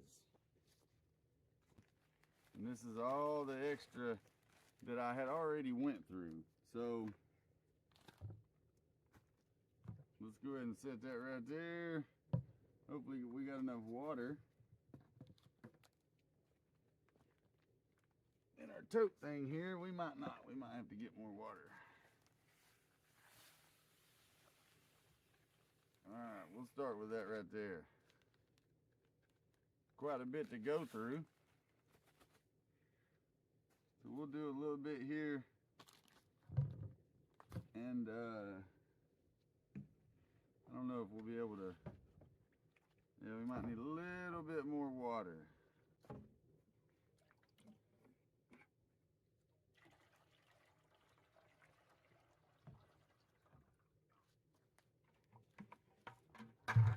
Alright. Let's see. Do I see any gold right off the rip?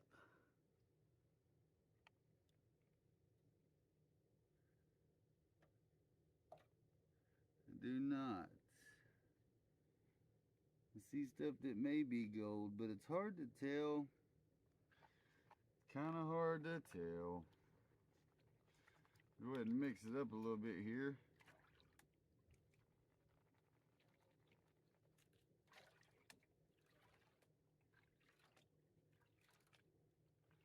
Try to get some of that big stuff off.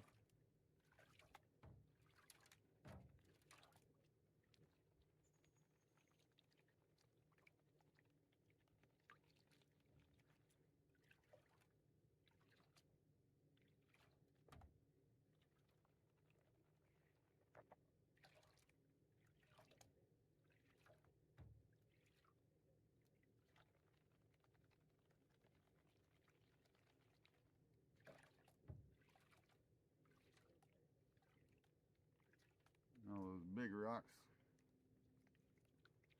Get them out of there. What I'm trying to do is get all the heavies to the bottom,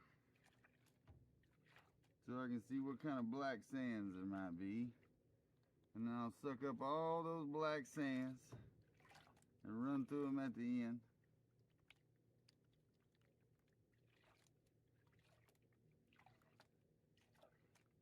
Let's see.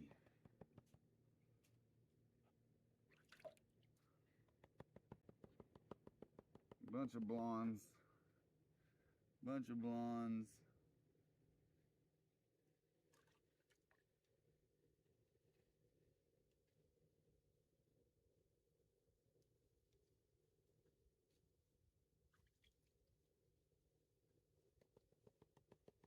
Get that right amount of water in there.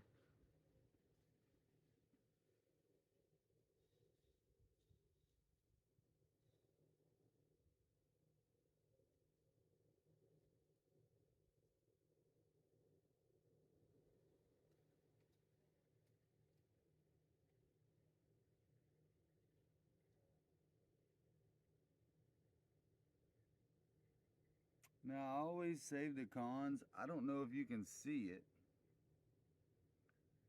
I might have to get some close-ups. But what, I don't know if you can see it, but there's a bunch of garnets. Bunch of little red garnets. Right there. I don't see any gold as of yet, but I always keep the concentrates. Oh, there's a little piece of gold right there. I don't know if you can see it or not, but it's right there at the end of my finger. So what we're going to do is I'm going to go ahead and set that right there and get my snuffer bottle out here. Get some of the water. Alright, and then I'm going to suck up that little piece of gold. Hopefully I got it. Alright, let's see about the rest here.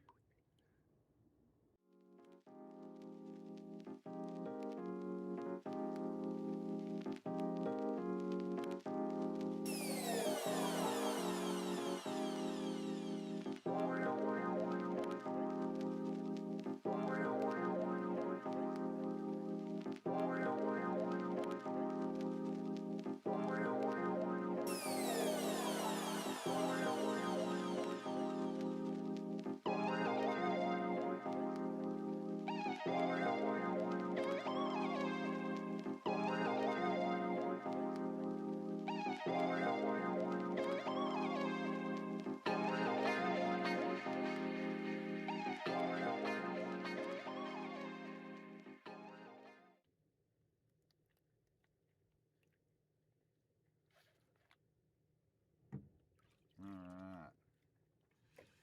Clean this dude out. No garnets. No gold. Supposed to be a decent amount of gold in this, I think.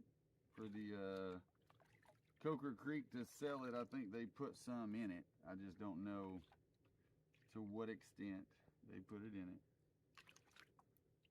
Because obviously I'll dry all this out, and then all this residue stuff I'll keep, just because for one, I'm a hoarder, and for two, I'm a hoarder. So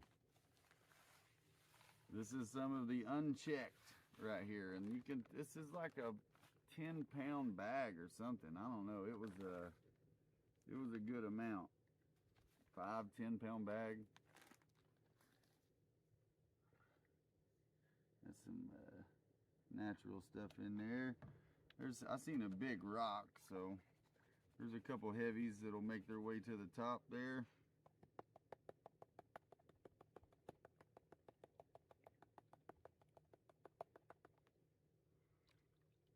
Alright. Dirty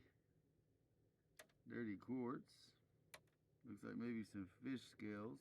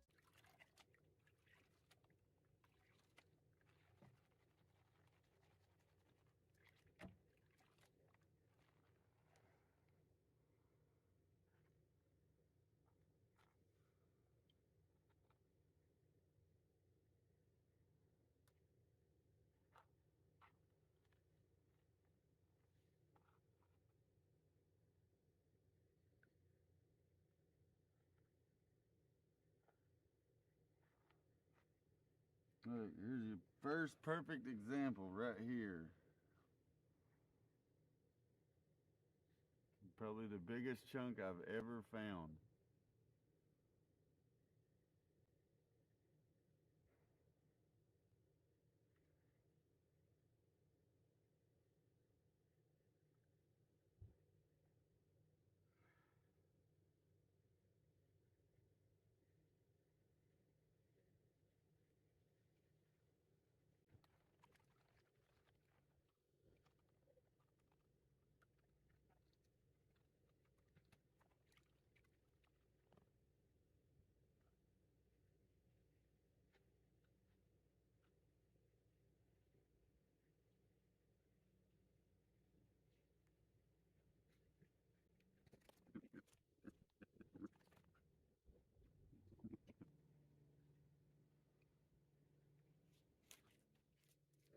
Love you, buddy.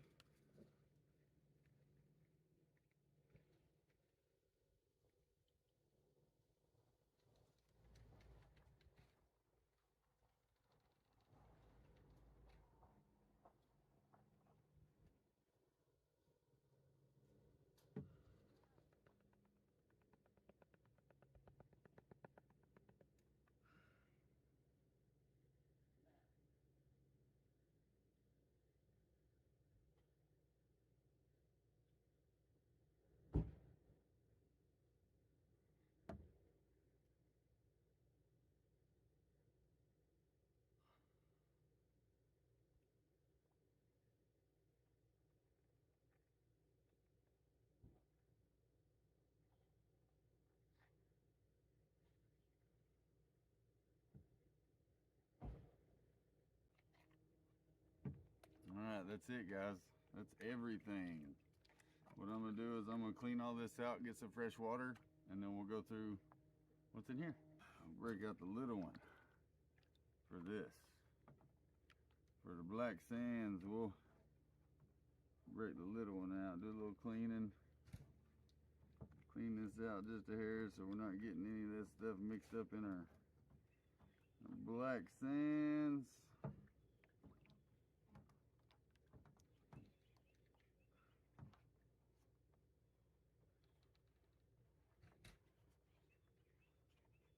Probably should have done this a few minutes ago. But in the fashion of things, if your life is in order, you're not happy, you know? So, life has to be somewhat out of order for happiness to come, right? Maybe. I don't know. It's that being a good problem solver. That's what you got to work towards. Being a good problem solver. Yes. You see? Being able to solve problems. Okay. Here's what's about to happen. I'm about to bam, bubbles, and then we're gonna mix that a little bit. That serpentation, surfaction, whatever you want to call it. I can't remember how to say it. Alright, now we're gonna try to empty out this dirty water so that we're not fighting with the gross stuff. Just to clean. Just to clean. And you can see the one piece for sure right there.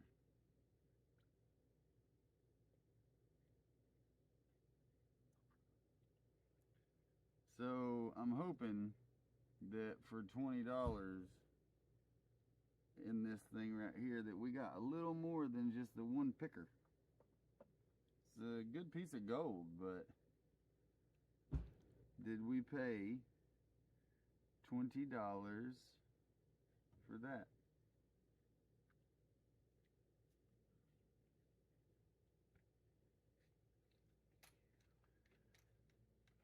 Let's hope not. You know, it won't be hard to tell though. It will not be hard to tell. And of course, we have our picker. And it's just barely a picker. I can just barely pick it up.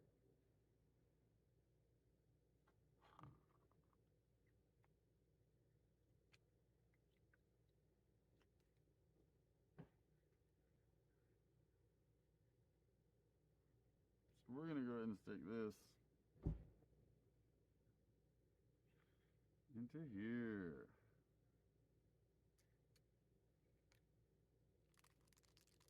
Yeah.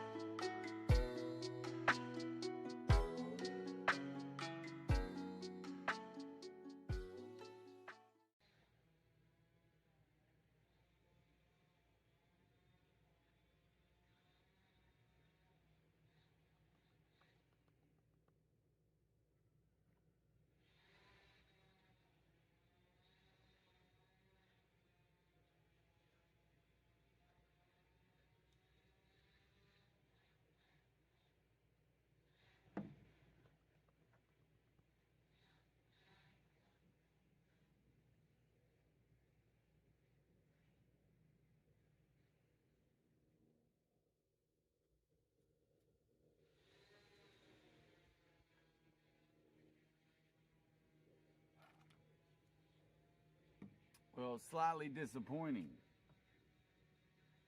3 tiny flakes of gold. Well,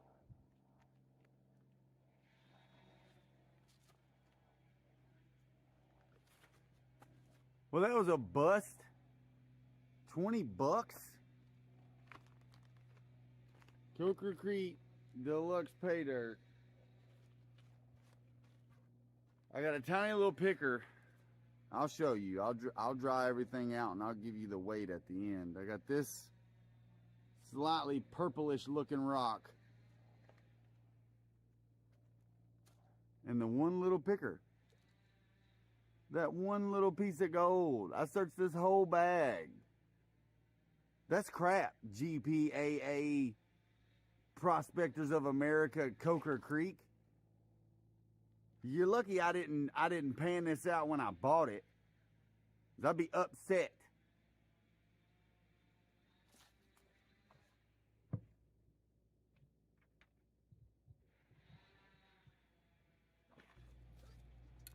All right, hopefully you guys enjoyed this. As I showed you just now, Almost 1/10 the of a weight gram. on the little bitty picker, because the other 2 little pieces ain't even gonna show up. They don't. That's fly poop. It's not gonna show up at all. But if you did enjoy this video, make sure to leave a like and subscribe and comment and let me know of a better pay dirt that I can pick up. There's just not a lot of gold around here. And that was from Coker Creek and there was no natural gold in it. I think that's a picker that they put in it to guarantee that there's something. So not happy with that. Not happy with that at all. I know for a fact that the first part that I panned out 2 years ago had no gold in it. I have all my gold that I've ever kept separated separately, and where it came from and what it is, what bag of pay dirt, or where in the state of Tennessee it came from. So very unsatisfied with that. But if you enjoyed the video, make sure to like and subscribe and tell all your friends about Action Matt. Hey guys, Sid Survival Guide.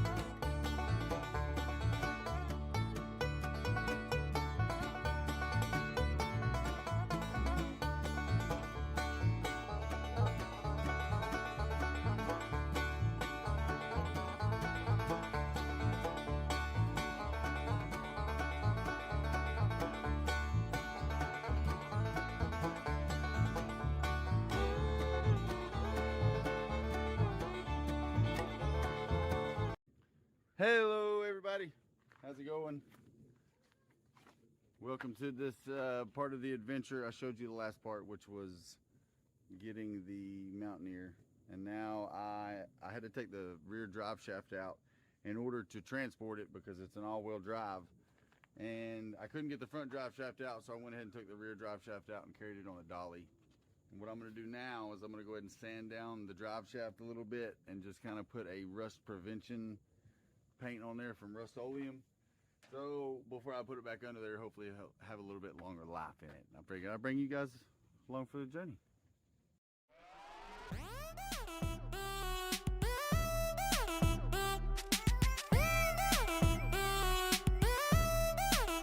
Check it out.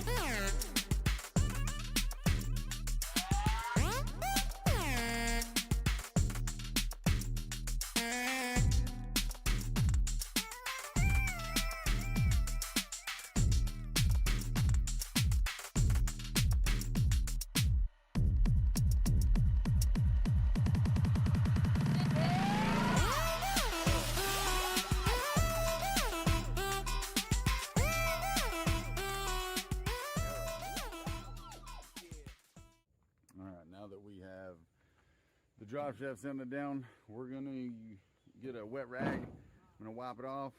I'm gonna let it dry. I'm gonna hit him with some of this Rust-Oleum right here. Obviously not on the bed of the truck. I'm gonna get a little spot set up and then we'll paint her up. Obviously this doesn't have to be perfect. It's going back in the Mountaineer. But what I am gonna do is cover up this rubber so that it doesn't get really dry and break real bad, because this stuff is probably not the best for rubber. So I'm gonna shake this up and then here we go.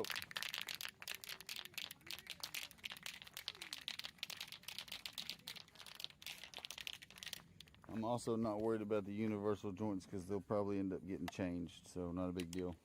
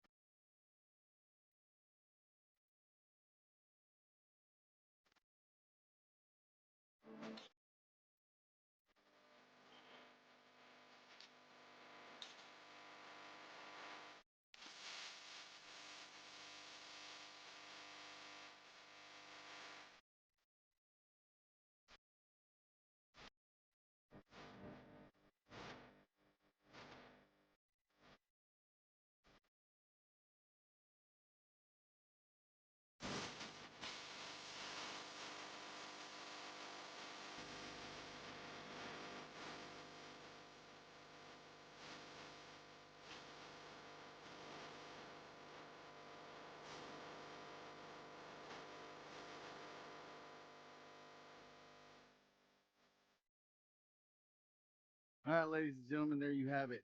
I have sanded and resealed the rear drive shaft on a 2005 all-wheel drive Mercury Mountaineer. And it could have been useless. People are going to be like, well, I don't even know why you did that. Well, because I know it's taken care of. Now it's got like a mark on it that says it has been inspected. And I just got to now replace the universal joints. Hope you guys enjoyed the journey. Bye. What is going on, everybody? Sid here, signing in for Sid's Survival Guide. I'm gonna go ahead and throw it out there that I am not the greatest cold bearing person. Is that the right word for it? So what I have planned for today is just a simple go back into the woods, start a little fire. I'm going to attempt to boil water in the bottle and try out a little meal that I've got. And I also wanted to actually talk about the GoPro 7. I'm going to film this where I'm talking to you right now. And all the way up until about halfway with my original GoPro Hero 1.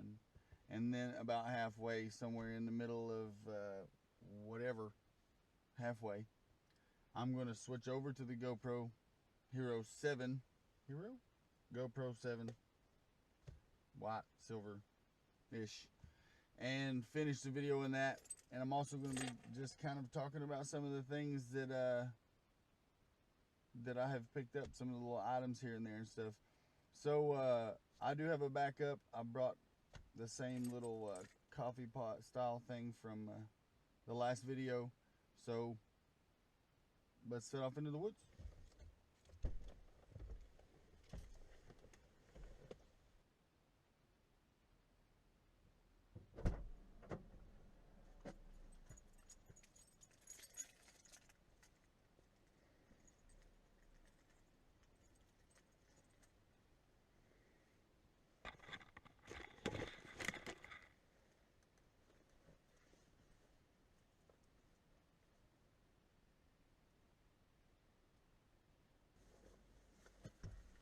Seeing as how I don't do well with the cold weather, I'm going to go ahead and bundle up.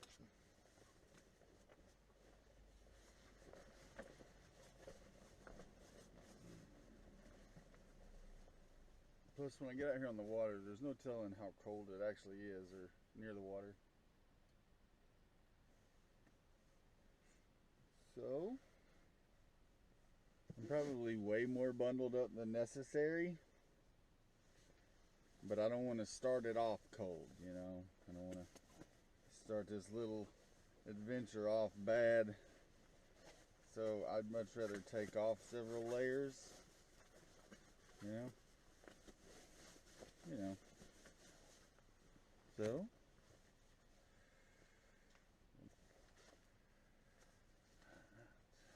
oh, look at this guy, he's a weenie. He's a weenie. Yes. Yes, that's correct. The cold weather and I, we are not the closest of friends.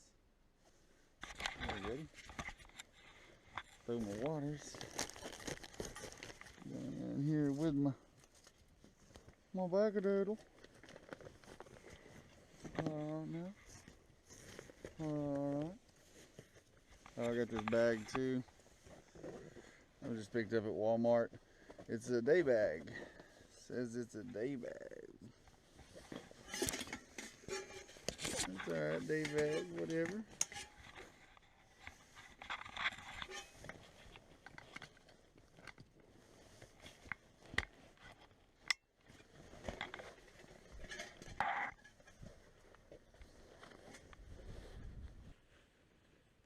Weirding me out, man.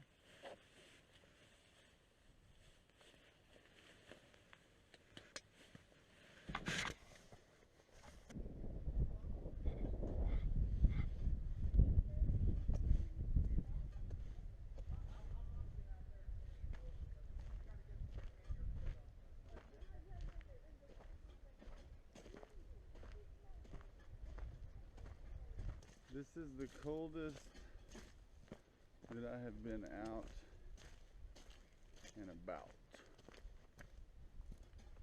It's not too bad though. I mean, now that I'm out here and moving, not too terribly so. I do know it's gonna be awful when I got a tinkle though. It's gonna be terrible. It's gonna be bad. It's gonna be bad.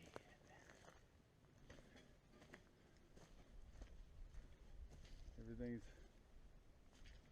looking all frozenish. There's a cedar tree. Get the cedar going. It's just getting to something that's somewhat dry.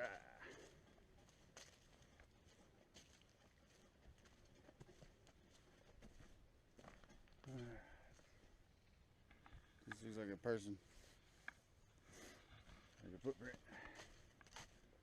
So make sure it ain't gonna run up on some wild animal. It's not gonna be a very wild animal if it's out here anyways. It's not gonna be too bad. Oh, it's extremely, it's still a very rural area. As you can tell, it's extremely windy on this point. Let's see if we can go back a little further and find a way to block off some of this wind.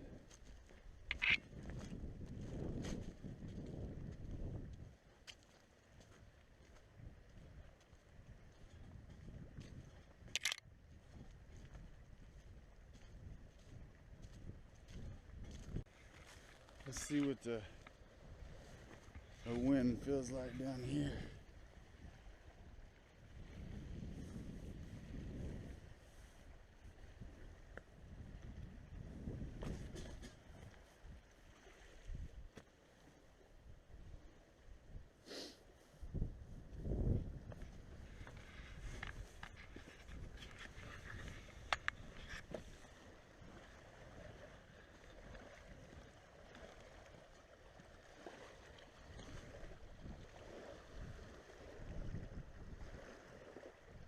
There's some icicles over there.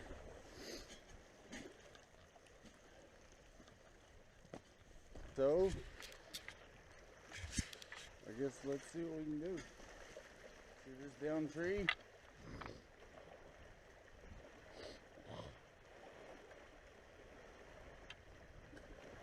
I'm gonna try to use some of it to make a windbreak right here, so I can cook right there. So I can do a little heat up of stuff. Got this over Christmas. Used it in the last video. Done pretty good so far. I'm gonna see if I can get some of these big branches to start off covering my way.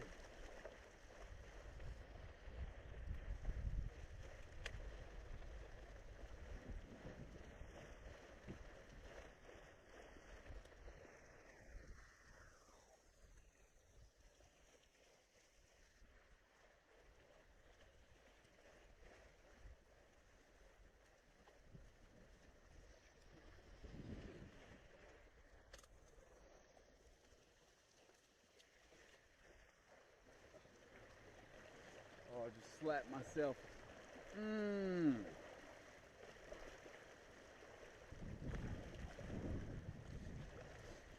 Told you tinkling was going to be awful. And, you know, I just here recently learned that piddling, I like to piddle around. Like this is piddling. This is out here in the woods piddling, bushcrafting it and whatnot. But apparently in Old English that means to tinkle. Who knew?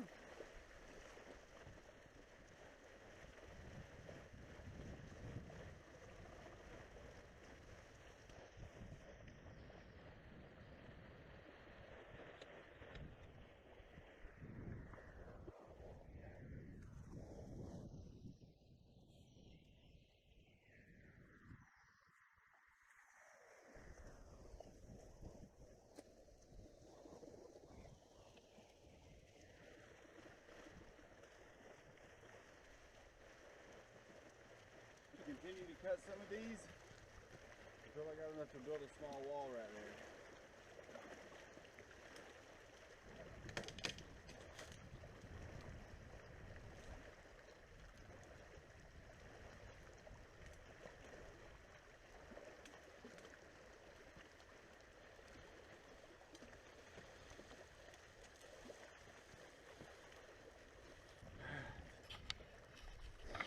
Alright, so this will work in a pinch, huh? Just to break the wind.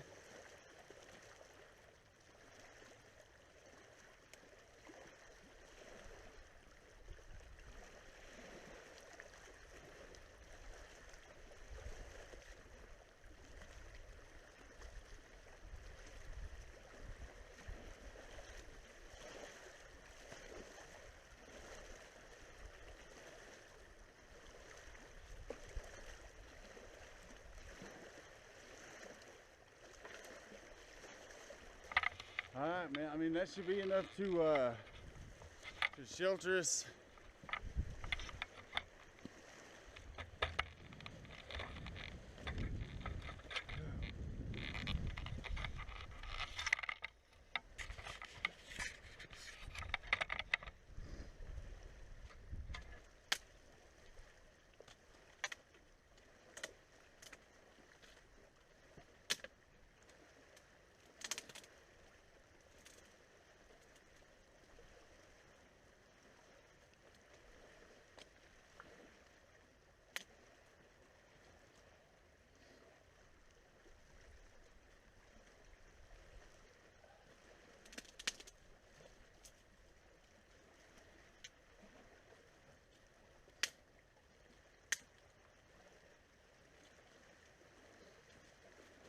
We are just going to use this since we've had to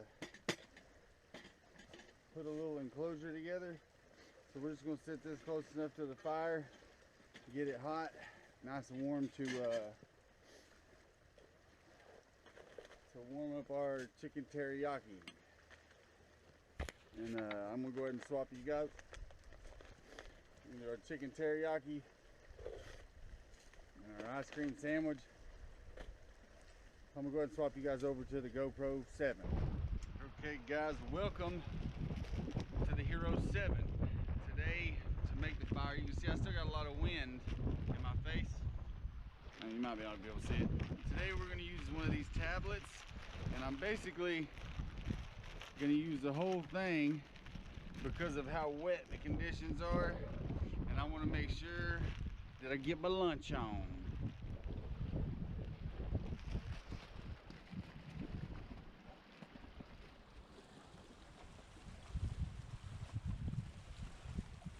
These are fuel compressed trioxane ration heating for heating components of a meal. So I'm just going to take these.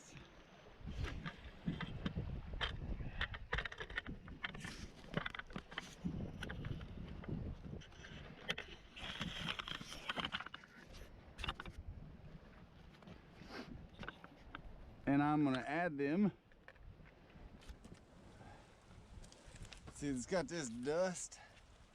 First thing I'm gonna do is knock off all that dust. Knock off all that dust, let's see. All right, so.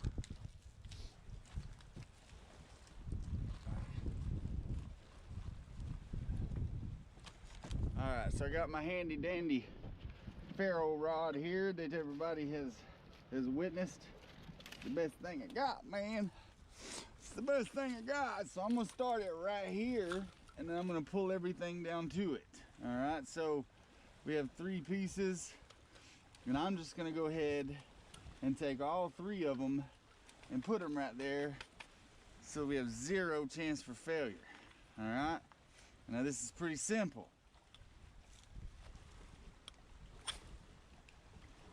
That's it. Probably all you have to do. All right. So I'm gonna make sure and get them. Boom.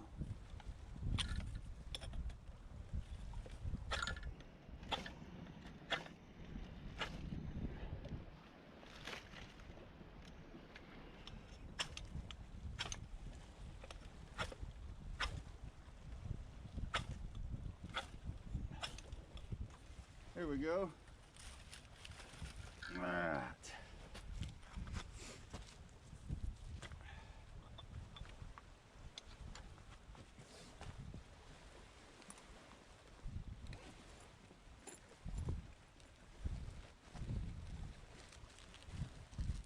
This is me venturing forward into the cold because I don't. This is not my, the cold is not my bearing. So we're gonna let that get super duper warm. And let's see how long it takes that to catch while I put most of this stuff up and get my thing ready and maybe grab a couple more pieces of firewood. bird. Alright. Brr. And now all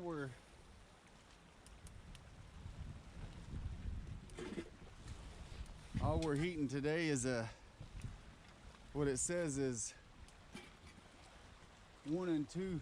We got 13 fluid ounces is what we need.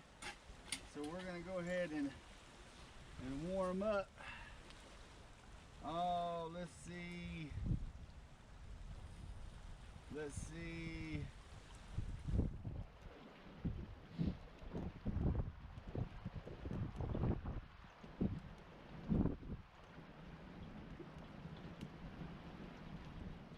We're gonna go do like that. That should be like what we need. You know, make sure to put trash in my backpack.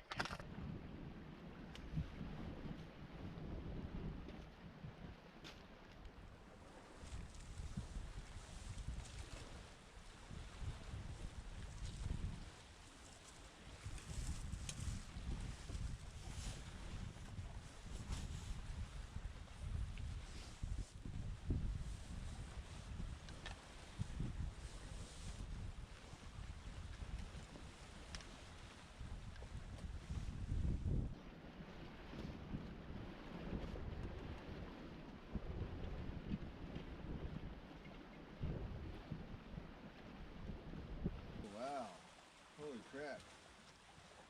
There's a lot of heat right there. Super warm. I can make me a spot to sit down probably, but I'd be okay.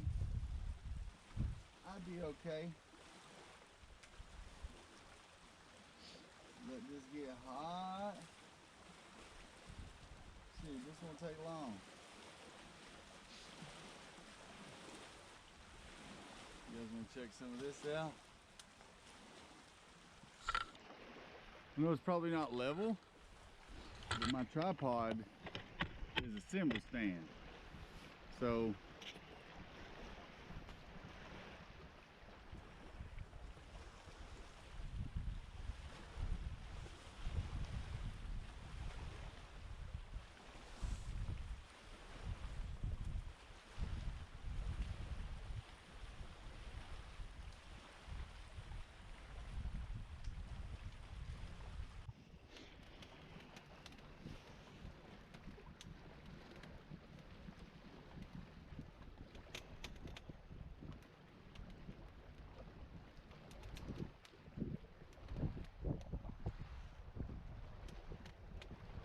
took a lot longer than I wanted it to. But it right there.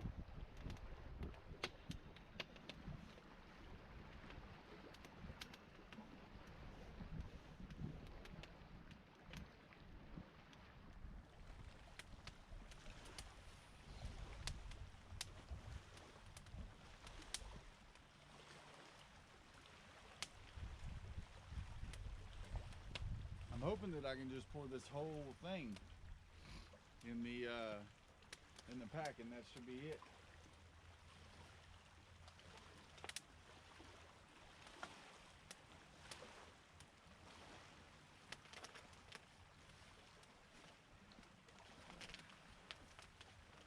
Alright, so open it.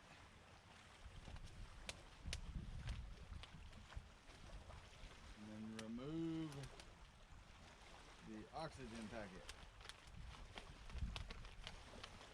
Wow, I'm surprised, like instantly taken aback. Doesn't smell like anything, but I'm assuming it wouldn't.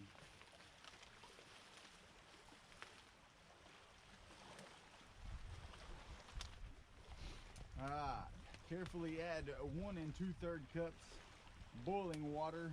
Stir carefully and close zipper. Wait 5 minutes, stir again and reseal. Let stand for an additional 4 minutes. Stir and enjoy right out of pouch.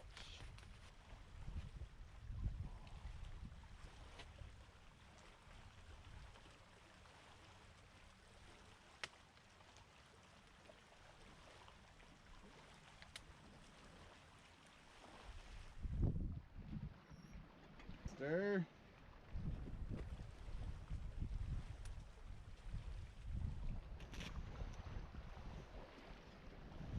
So hot. Little bamboo spoon. Stir. Oh wow. Kind of a burr.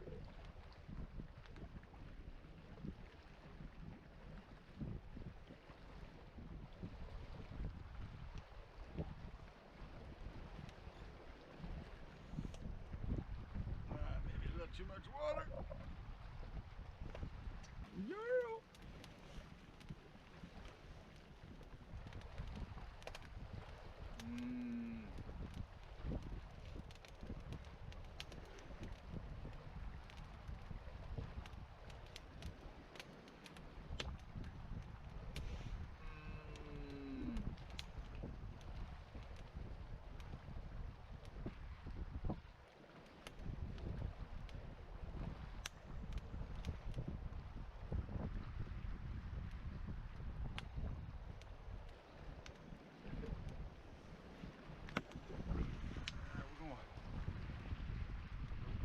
Stir it.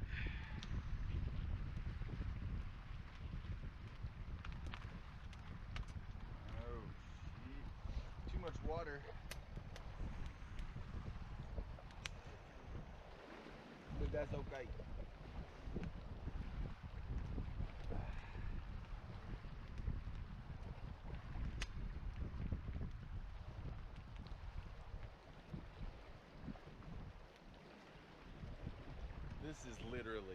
This is it. This piling up of this is all I have ever done, bushcraftiness, to build any kind of survival, anything, period. This is literally just a semi-windbreak for my lower extremities, like my hands. Here I can feel it, here I can't. Whew. But it is cold, and I do feel like it's getting colder.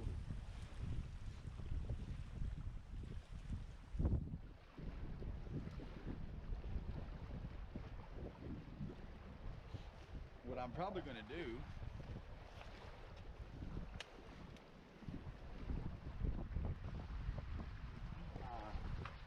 ice cream sandwich while we walk back.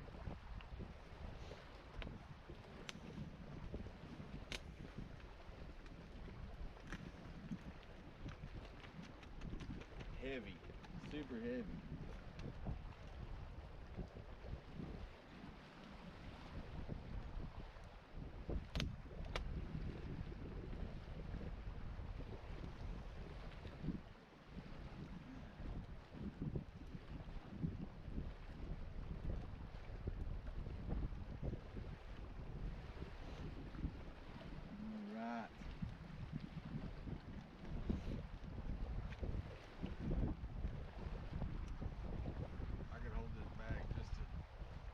Warm up.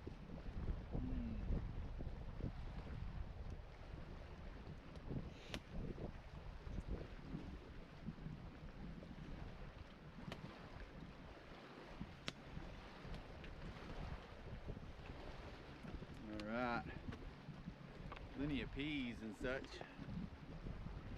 All right, a little bit wet. I think that's probably my fault though, the wetness. First time I've ever done this.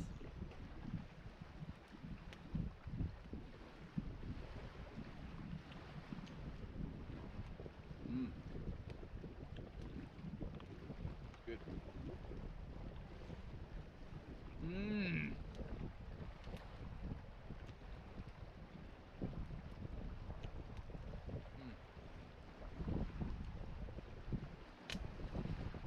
That's really good. It's way better than what I was expecting. Even to be this wet, I got it too wet. Even to be as wet as it is, it still almost has a not wet quality while eating it. The taste, it doesn't seem like you're eating a soup or something. Because I've definitely overly saturated it, but that's, I mean, I guess you could drink that, right?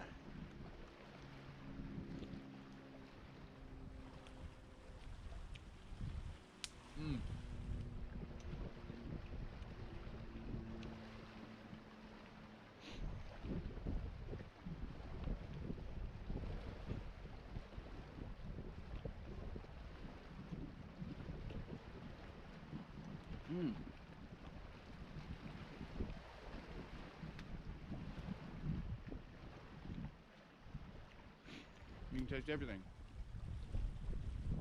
The peppers, carrots, the peas, all of it. Every bit of it.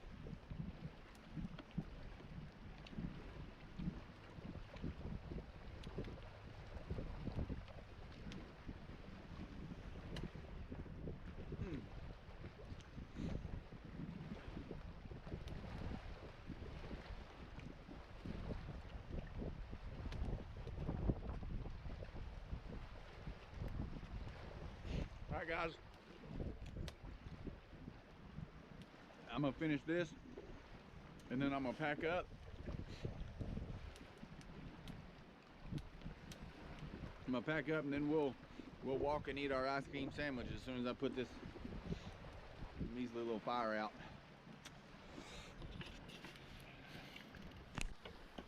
Whew.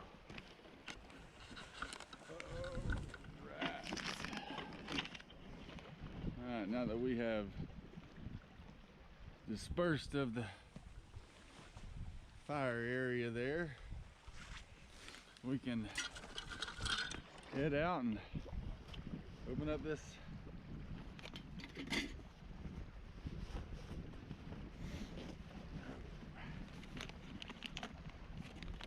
ice cream vanilla sandwich.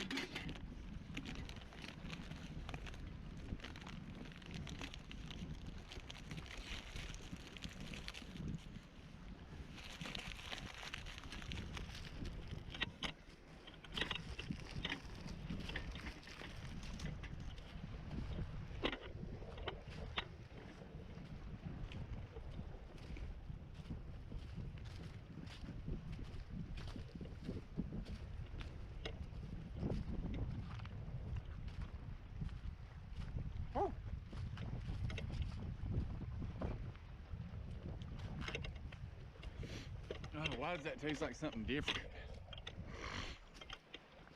That tastes weird.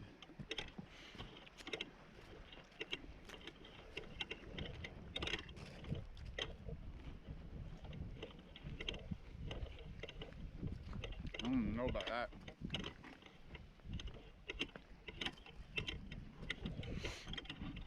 Oh, I tell you what though,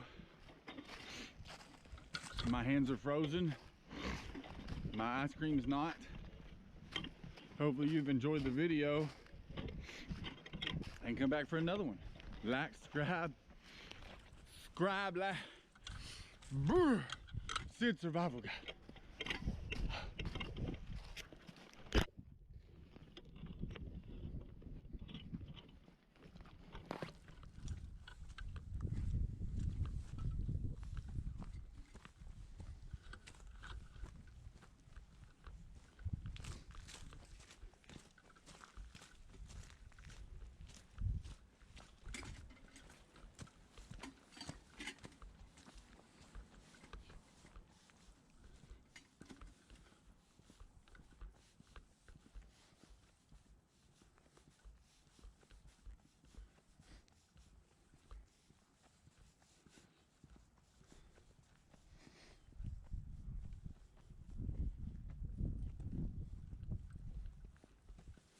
Hello ladies and gentlemen, how are you doing today? Today I have a little something that I want to do. Spider webs, get away! I'm going to take some of this right here. You can't see what it is. That, and I'll show you that. Alright, this may not look like much, but what this is dirt, right? From an undisclosed location. It's been sitting for a while, but what we have right here is what we're going to use said dirt in. I'm going to clean this out, and then we're going to see if there's any gold in this sample that I have. We went kayaking, and I got this somewhat from in the water. Hey Peaches, what you doing, Peaches, little baby? And I'm gonna pan it out for you guys.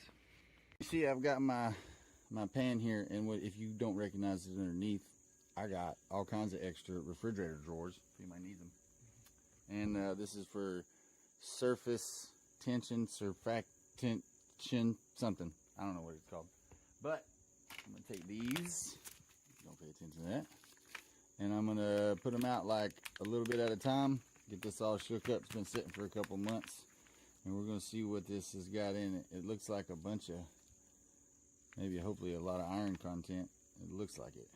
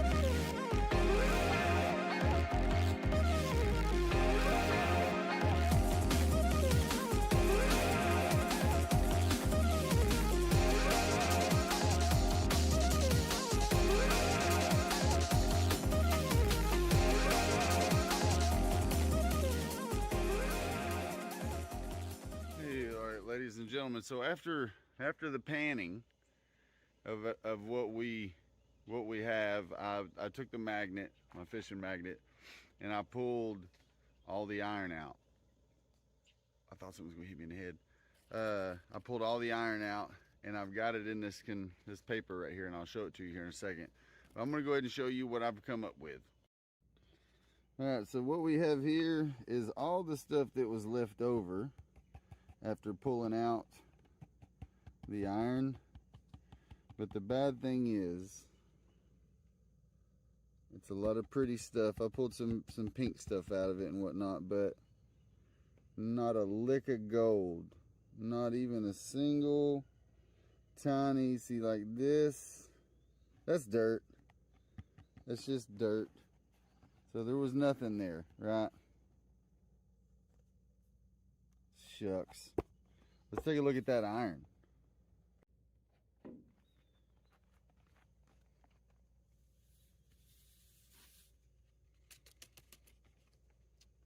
And this is almost as cool to me, right there. That stuff is really cool. And that's all magnetic, so it's some type of iron or magnetite or something. Super cool though, right? And there you have it. That's the unsuccessful sample, I guess that'd be the best thing to call it, that I got from bottom of the lake. I actually come from like bottom of the lake where I could reach down in the water. I don't like doing a lot of damage to the bank. I think that's one of the biggest things when you're looking for gold anywhere, is they don't want you to damage the bank and cause more erosion than necessary. But if you guys enjoyed that, I'll go find some more samples. And I think I still have a bag of pay dirt somewhere that I ordered and I never fully panned out.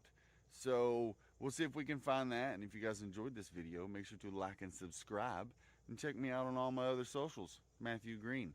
I'm just trying to be a survival guide, and YouTube is the place I'm going to do it. See you guys. Hello, ladies and gentlemen. A little update here. First off, we're back to the Mountaineer. There was a truck. I totaled it. Unfortunately, I wrecked it in the driveway right there. Like it was like, whew, boom, it locked up. And this right here, I come around and there's a bumpy spot here and it locked up and I went there in the woods and it totaled it out. I'll put some pictures up here. But this is where we're at now. The tarp at this point is a precautionary measure. I have already put the front on it. You can see the bottom right there. I am going to move the propane tanks to the rear because the only thing powered by gas is going to be the hot water heater, the stove, and the oven. So I don't need any of this stuff up here. I don't need the furnace because I'm going to replace that with batteries. And I'm going to put solar panels on the top when I finish the roof out. And I'm also going to put siding, like it's actually going to be like metal roofing down the sides. But I'm also going to have to build out all the windows. Unless something comes through and our fundraiser gets a crap ton of money, I'm just going to have to repair this thing. You know, my dad has an RV we're trying to work out and see how we can do that. But, you know, it's all a work in progress. So I'm going to take a few minutes and I'm going to stretch and we're going to talk about stuff, right? So I have not been making a lot of videos because I have been doing a bunch of different things. Oh, we picked up a job with a gentleman named Speedy Cop, and we started working on his building. Thoroughly enjoyed it. You guys can check out my Facebook, Matthew Green, my Instagram, Matthew Green, Matthew Green 1 on Instagram, and TikTok, Matthew Green 1, I think. But you can check out all that stuff on there, but I've not been posting a lot of it because it's not survival related. It's just like cars and stuff like that. So if you guys enjoy seeing that kind of stuff, you let me know and I will continue to post that. I do want to hold firm to, you know, but maybe fun is a part of survival, right? You have to be able to have fun, right? So I used to put a lot of restrictions on myself when making YouTube videos and channels and stuff. And then I met Roman Atwood and he said, post it. He said, a lot of people spend time trying to make it perfect. So just post it. So after talking to Roman, I don't know, 5 or 10 minutes, really super cool guy, it kind of came to mind that I'm doing this for fun, you know, for myself. And I want every single moment to be documented when it comes to what I'm learning. We're learning how to live in a camper. It's not going to be forever, you know? It's not terrible. It really isn't. We got 2 cats. They're great. They're wonderful little cats. We got a building we're going to go pick up next week. It's a small little building. It's like going to be for our tools. My dad has an RV that he's trying to help us get, but it needs some work and stuff, but it's just more space. So like, it's all survival, fun, business, all of that. Oh, I do need to go camping though. Oh, do need to go camping.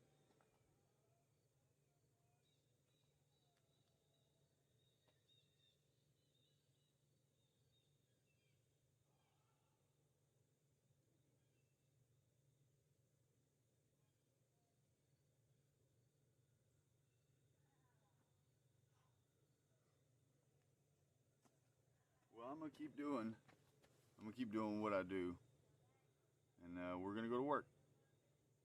See how much we can get done. I hope everybody has a wonderful Sunday. Hello, guys and gals. Sid Survival Guide here, and this week we are checking out the Smoky Mountains. It has been raining, and we have been super busy. So we've not really got to get out or anything, so this is what we're choosing to do.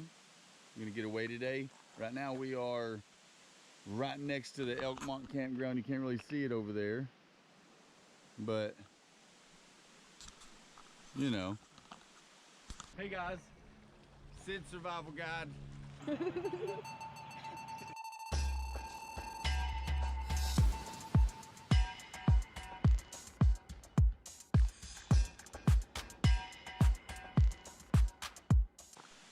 right, there we got the Elkmont Nature Trail. This is where we're at right now. Oh, it'd be cool to see one of these woodpeckers. Proper trail shoes are recommended. Weather can change quickly. Be prepared. Stay on established trail. Overnight camping requires a permit. Pets are prohibited on this trail. Please leave no trace. And this is the trail right here. So we're gonna go up. We're gonna go down this way and start it. Walk out front, babe. Obviously, if you wanted to, you could get one of these for 50 cents, but I don't think they got any. I don't think that's a thing right now.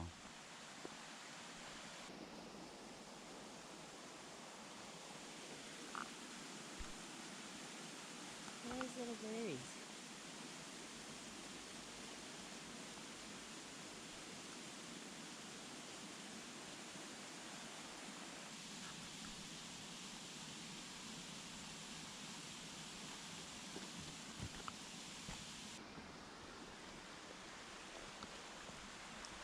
Number 2. Wonder what the numbers stand for. Number 3. Huh? Yeah.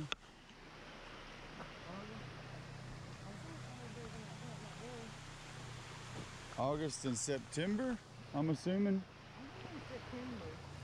is full bloom like this. Pawpaw? Yeah, I don't know if I called that pawpaw tree. Pawpaw tree? Hey, look at all the ferns there. That's a good sign. Yeah. Like this.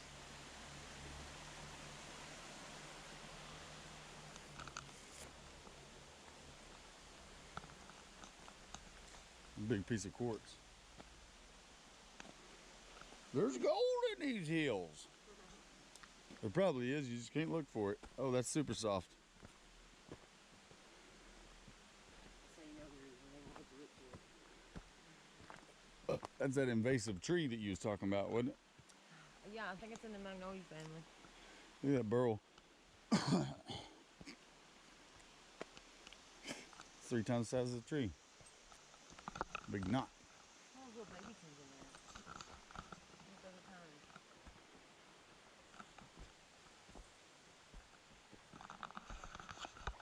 Seems like a pretty good uphill. And then the down. Cool. We haven't got to get out and do nothing in a couple weeks.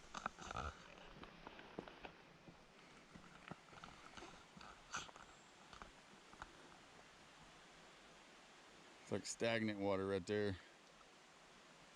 Just a small amount of it moving.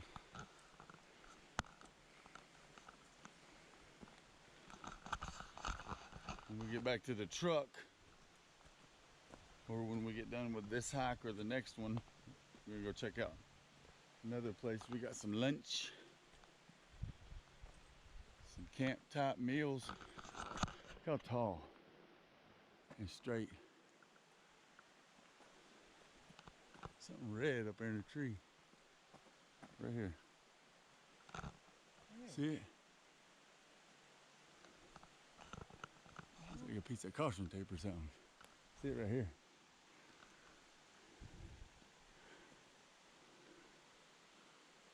Over that way some. Easy, I don't see nothing. Right Where? I'm trying to get like on your level where you see. there. Little red thing. I don't know. Maybe, I don't know. My neck is starting to hurt. Oh, my neck.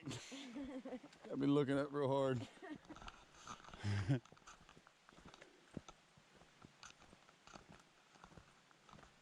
5.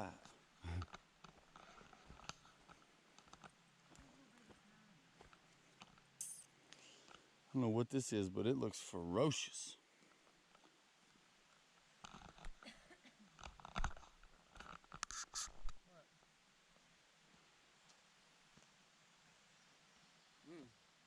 Look at that. Super dangerous. Yeah. Get a little pan. It's waiting to ruin somebody's day. I know. Horrible.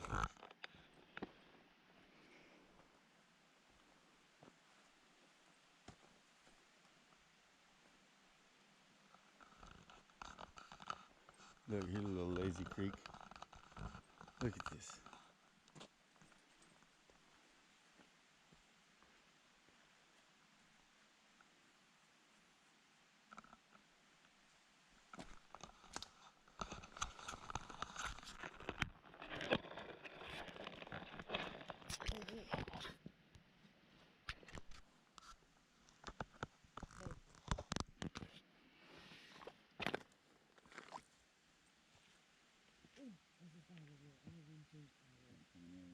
No, nothing coming out of it. It's all coming out from underneath it.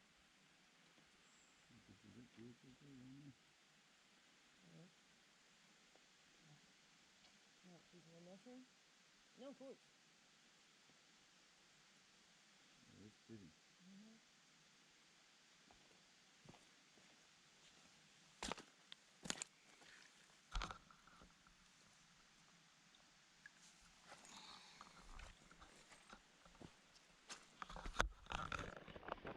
Look at this piece of quartz. Embedded down there. Embedded. Right next to it. This is a simple hike though. Never took it. We can bring kids here. All these up here. Yeah, they're all kind of short. Alright, so here we have Chicken of the Woods. A very new one. Maybe? No baby? Little baby chickens of the woods.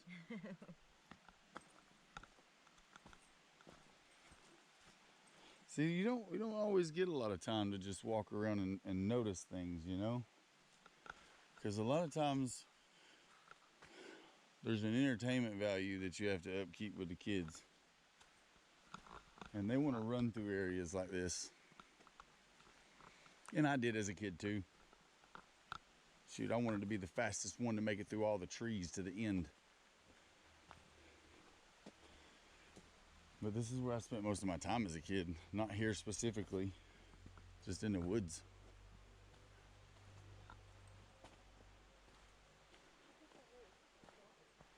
The what?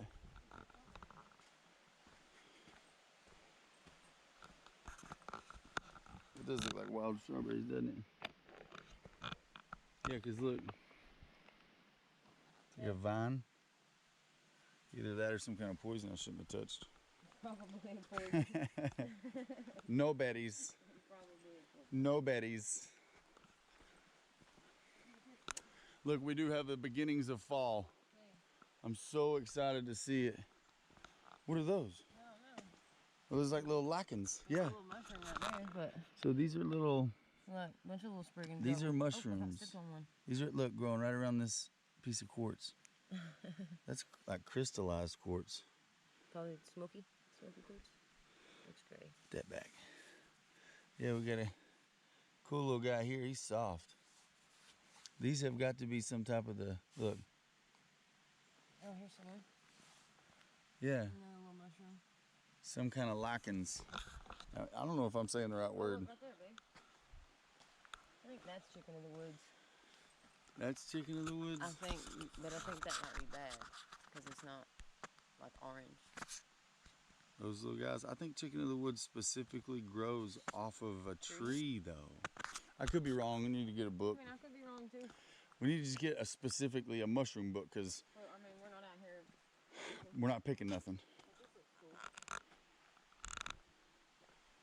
cool. Oh, see? What is that?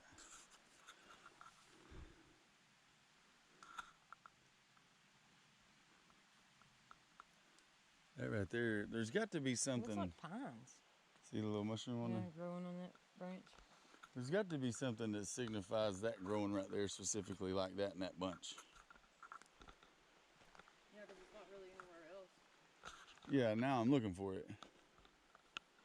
But the ground coverage here is amazing. I love it. See, look, Yeah, a bunch of it. bunch of it.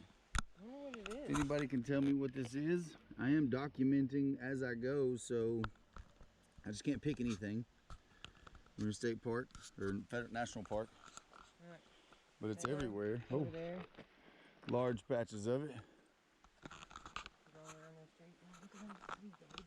Oh wow. Look behind that tree. They're like thick little puffs. Some of them look healthier than others. Some of them look brownish. Some of them look white.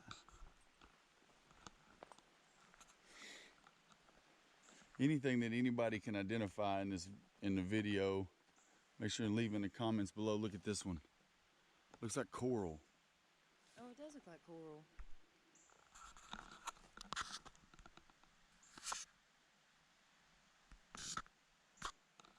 Can you hold this for a second so I can get a picture? There's a little hole. Something maybe have been eating on it. Maybe.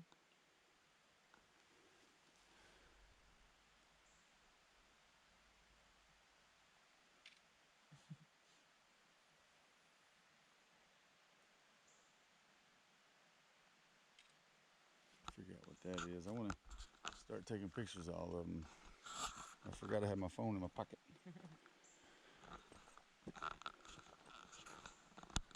Because we don't get to take short identification trips, you know, because the hikes that we take with the kids are generally to a campsite. Look, chipmunk.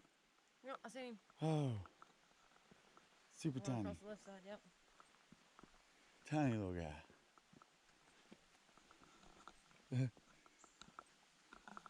What does Sneaking around. chipmunk feet look like? Is that a chipmunk foot? He skirted right here, like skirt.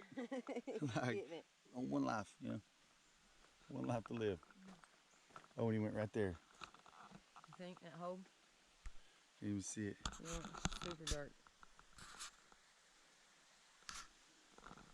Right there. Right there.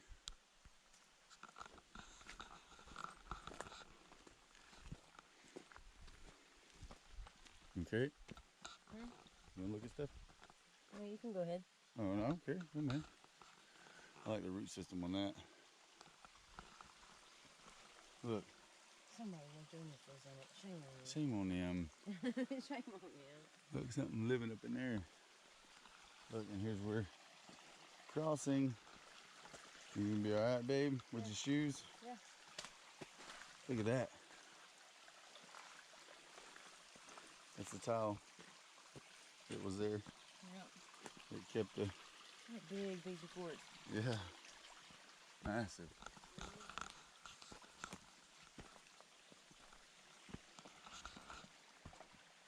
Here's one, babe. Yeah, this one's red. Got like a red tint to it. Probably not good then. No. I feel like I it's wish I could take pictures of the underside. Oh, there we go. Look, there's a macro right there. I think that's how you.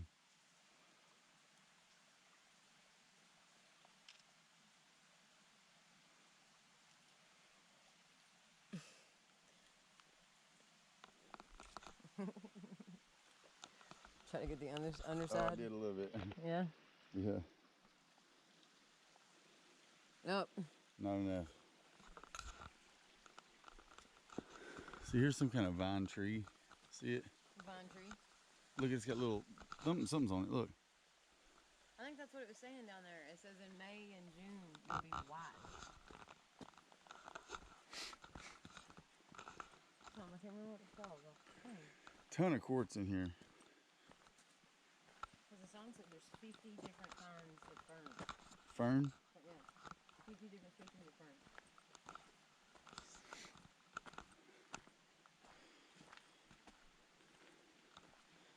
See, now I've touched a bunch of different stuff, and I just picked my nose and wasn't thinking about it. And I'm probably gonna have like nose poison. Nose poison.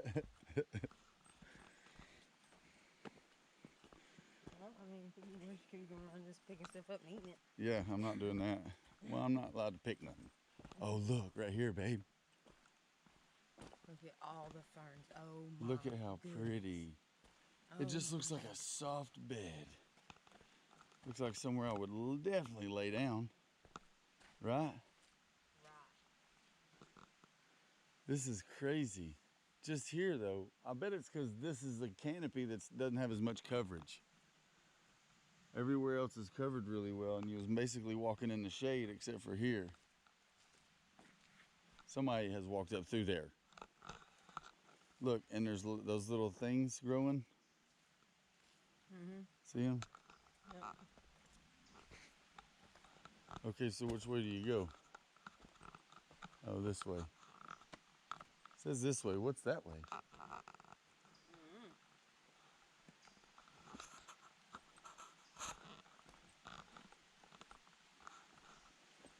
Obviously, you don't go that way over there, though. Because the sign say go this way.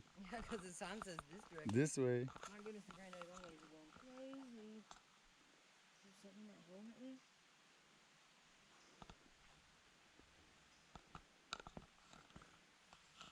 Oh, I think it's because he's stepping on the log. Yep, it is. Yeah, but there's got to be something in there. Get in there, Crawdaddy. Look, where you going, bro? Doing circles. Freaking out.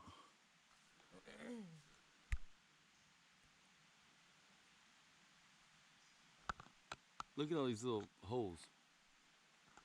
Look at those. Yep. Wonder what those are. Something eating right there. Maybe. Because it's all right here, too. It might be the rain. It Okay. could be, yeah. Could be the heavy rain.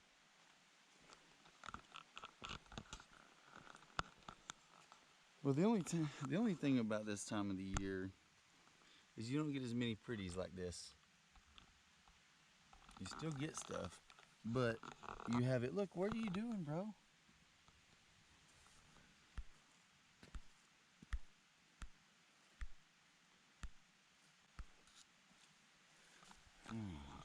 Somebody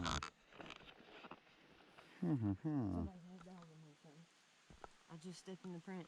Right See there, it? yep. Yep. Not allowed to have dogs in here. It says animals is prohibited. Prohibited. Prohibited.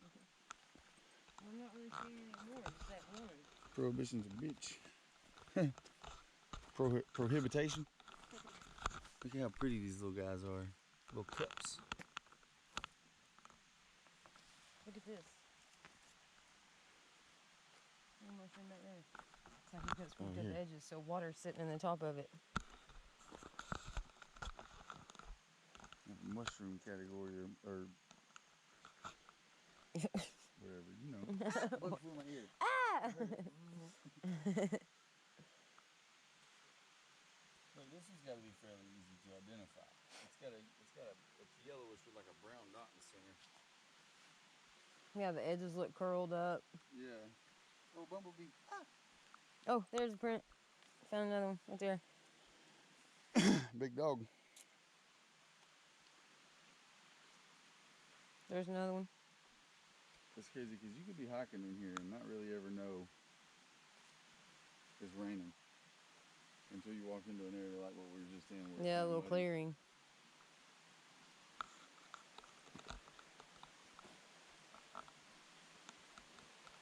Walk down to the creek. To the creek.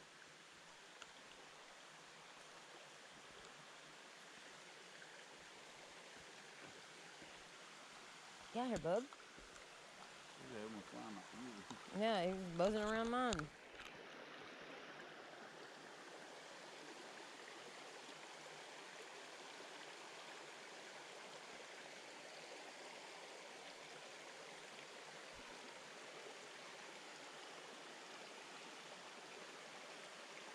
Somebody peed right there.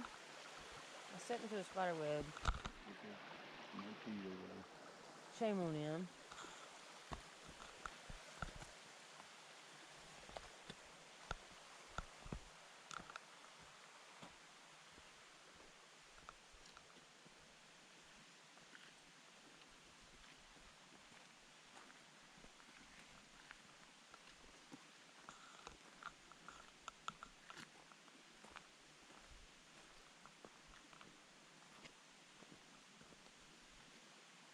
So if you're not supposed to like mess up any of the living stuff, where do you set up a camp if you're doing backcountry camping? In the designated camp spots. You know what I mean? Here's another little patch of that stuff. Yeah, these are shaped different though. Yep. Maybe these ones have bushed out. You know what I mean? They're older. Maybe. I don't know. I'm just taking Like a wild. rose patch. Mm-hmm.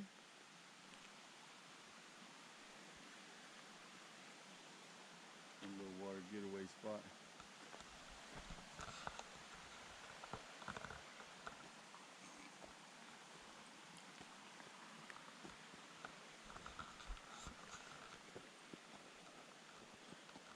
I don't know what that is. It's going off. Oh, I bet that other trail comes to here.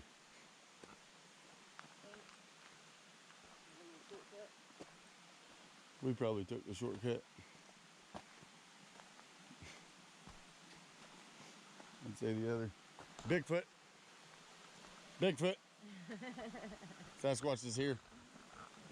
That's what he does. That's what he does. Maybe this is a campsite. 7. He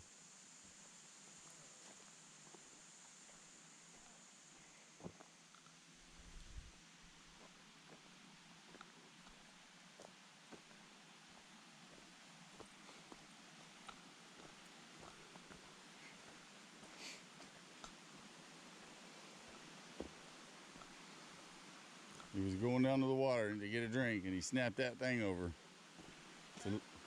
So Bigfoot was going down to the water to get a drink and he snapped that thing over. Snapped that tree. So all the humans could ponder.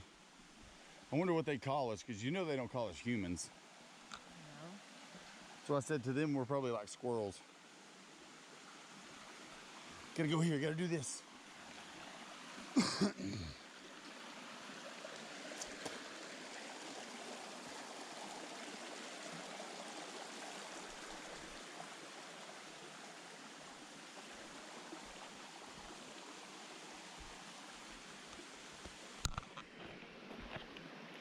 Yeah, look, baby, just come off.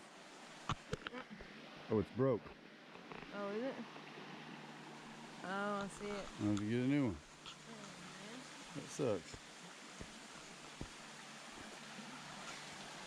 That green rock. It's crazy. It's like a completely different area. It's almost like a mangrove patch. You always see on crazy survival shows where everybody's like, I can barely find my way through the mangroves. It's like that. Oh, we got a pretty red one. Very cool.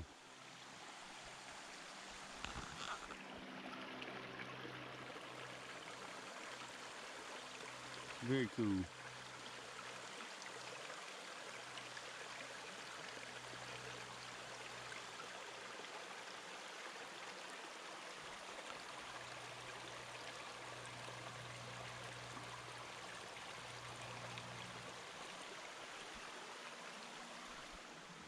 Bugs flying around me like crazy. We got a recent felling. There you go, babe. Oh wow. Look how orange.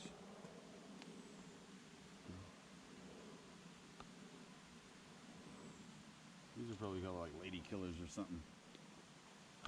Looks like there's some more right there on Yeah. the ground. See where that tree is right there on the bank? Right here. There's more. Yep. There's one.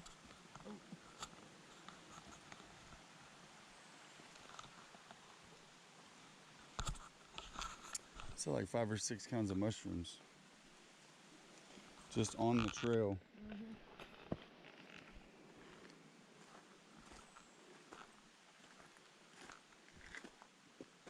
Babe, right here. Come here.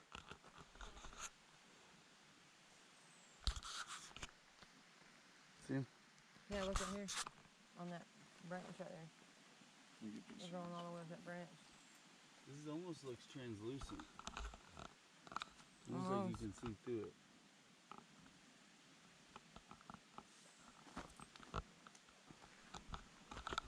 Look at this little gray one. freaking out right there. Little B gray one. And right next to it, look. Yeah, the white top one. No, right next to it below there. Oh. Little jelly one. Right there. Yeah. What is this guy?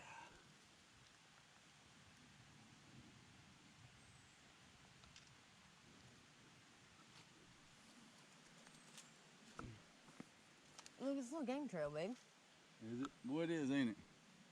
Look. Yeah. Let me show it off. Look at these mushrooms right here. They got black tops. Look.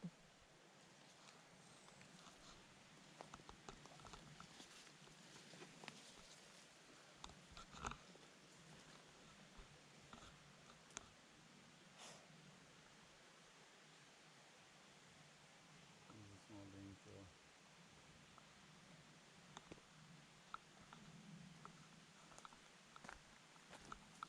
Like 5 different kinds of mushrooms in one area. Mm-hmm. One little wet area. Like the same ones. Yeah, this is what I was talking about. 'Cause look, it's the whole entire. Oh God, there's something on the end of it. Looks all hairy. No, see that's it? just, yeah, that's it. That's what it was on the other one too. Yeah, that's like the mycelium. It grows into the ground on normal mushrooms. Mm-hmm. There's some growing on that branch. Oh, look at that little branch. That branch right there. All over it. All over it.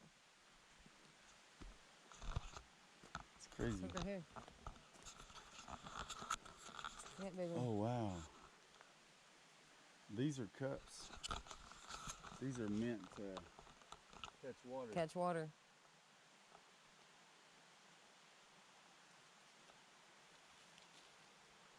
I'm not cooking it, so it's okay, right? Yeah, I guess we're not picking it. Right here's one that's run off. Oh God, it's got gnats all over it. Where? And I touched it right here. Oh, I see it. Because I was looking at these little baby ones. Look. Look at that one right there. It's perfect. Oh, easy. You're a toadstool.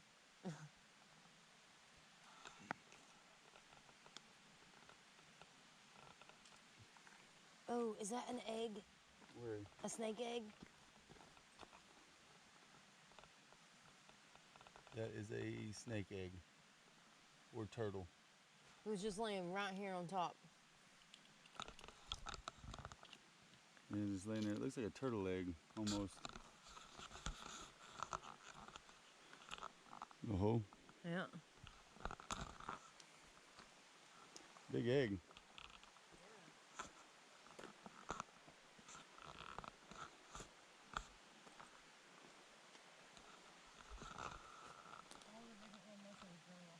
Like here, right here, babe. See it? Yeah. So many mushrooms. Oh, look. So many. Oh, it looks like they just starting their little life. A big yellow one right there. Yeah. Look, big, another coral looking one. Yep. Bunch of little white ones. Look at these holes. Oh, look, Brad. Look at this orange one. Oh, yeah, that's it.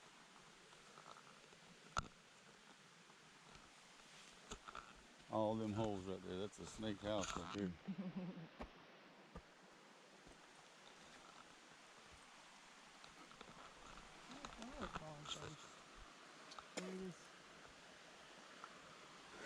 Look, babe. Yep.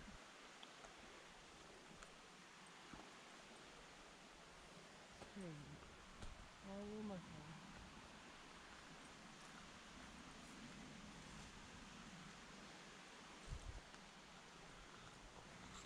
I feel like the destination's gotta be somewhat kind of close. Do what? But I feel like the destination has to be somewhat kind of close. Yeah. Little bench and take a seat. No. Super wet. Look at that hole.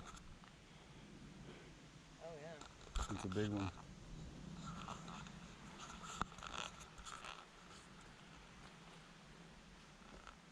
Oh! About went down.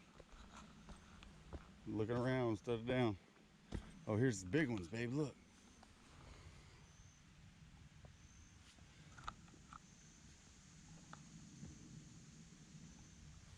Oh wow. Look, the ropes. They do look gross. There's another little game trail. Look at that one. The one next to it, little bitty one.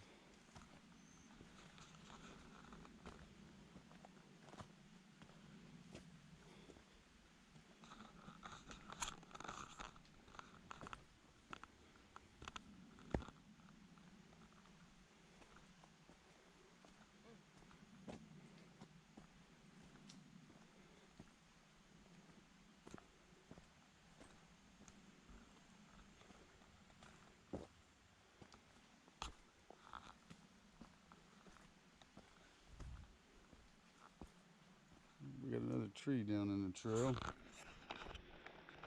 Hope everybody is enjoying this little hike. This is going to be a multi-part series.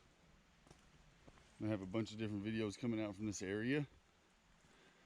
I just want to give all of the area attention. I don't want to have to edit stuff out that is not interesting. Because to me it is. I mean, look. Horribly rainy day. We haven't got rained on so far. And just in case, we're doing short hikes. This one was the mile one, babe? No,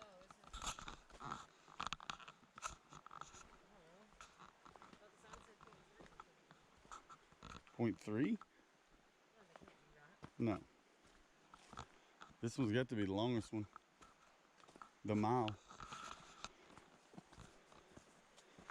I think I've been recording for 32 minutes.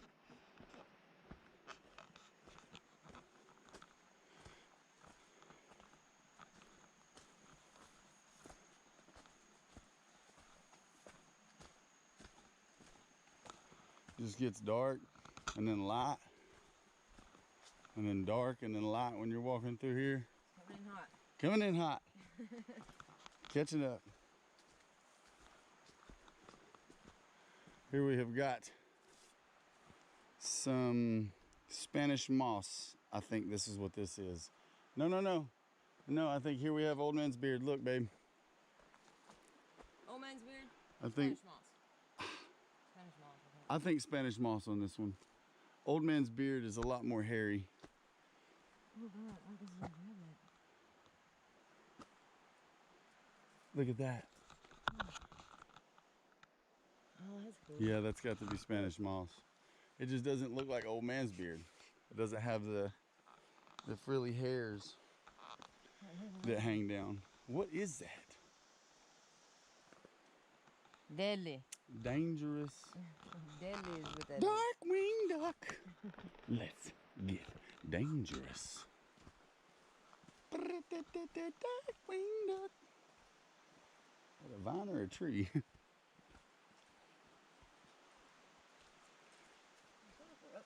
We are looking to be much higher than we was moments ago. See, that looks like you can't even manage it. Can't even manage it. I mean, you'd have to have a machete. A machete. Because some of that up there is that don't touch it. It's got this thing. A lot of it's this. It's got them spikes all over it.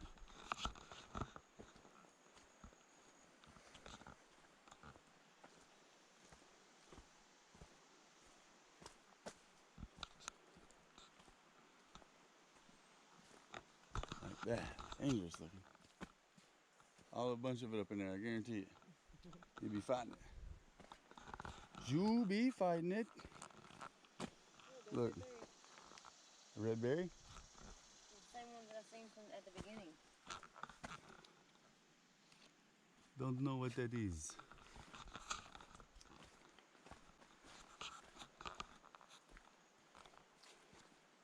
Look, here's some blackberries of some sort.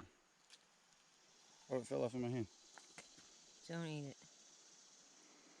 Doesn't smell like anything. Bet you thought I was gonna eat it. I don't think you did. Haha. You not live your life? You don't love your life?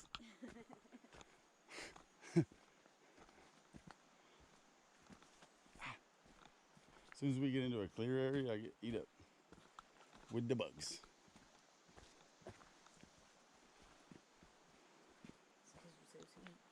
It's because I'm so sweet.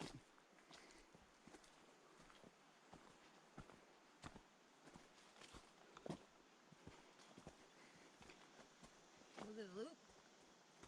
Yeah. It was a loop? Yes. That's what I thought too. Yes, it should bring us back to the truck.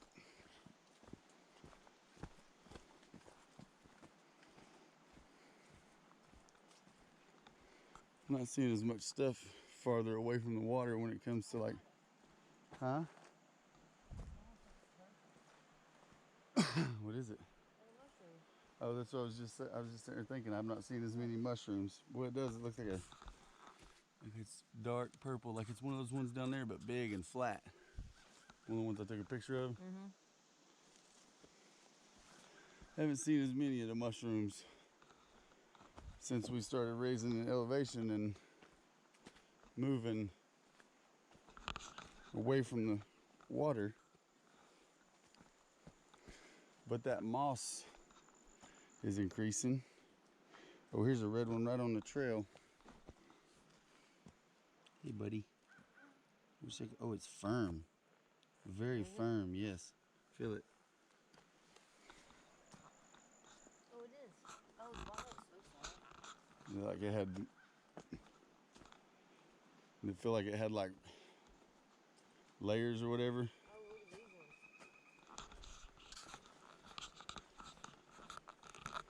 ones. Let me get a picture of that. Something's been eating on it. There's one right up there if you want to see it. Like a little orange one. Oh, wow, that's really pretty. Yeah.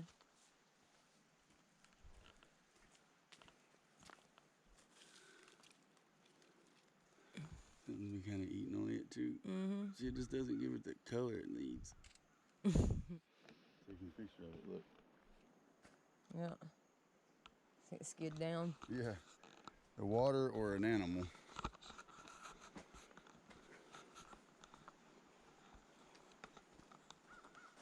Oh, this brush.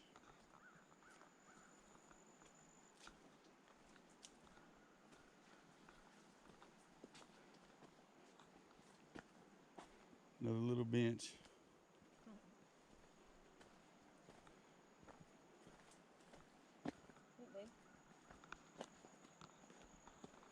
Oh, we got a pretty yellow. Yellow flower. We did have a little yellow one back there, but it was like that. Yeah. Didn't have any blooms. Just little bitty, small yellow pods. Boys would like this hike. These mushrooms look cool. It's got like a little red star on top of it.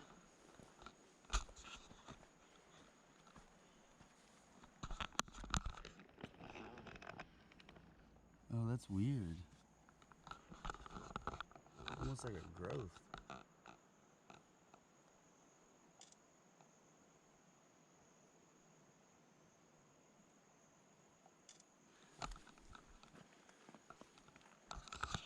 There's another one. That one's bad. Going off, That yeah. one's bad. Look. Right here. Oh, look, a whole squad of them. Look. Ooh, look at it. Here, let me get a picture of that. What is that?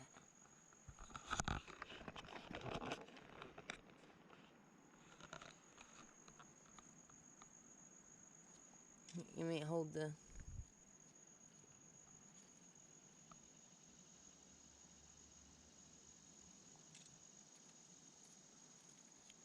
Looks like eggs.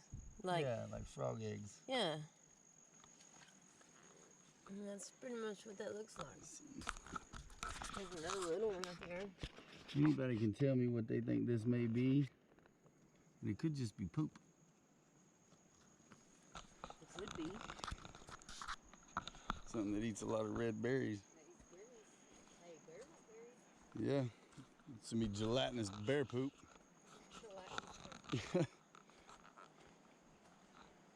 Oh, we're back into another moist area.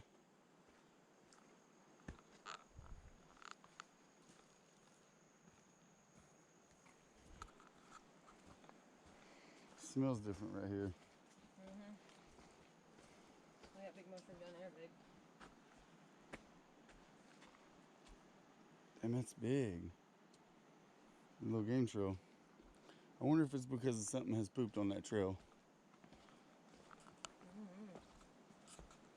Maybe.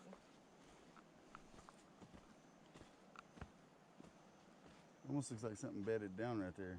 Yeah, right there. Yeah. Oh, look at this one. It's got gnats all over it. Oh, look. Gonzo's nose there. Ooh, it's going off. Oh, and that's flying around it. That's crazy.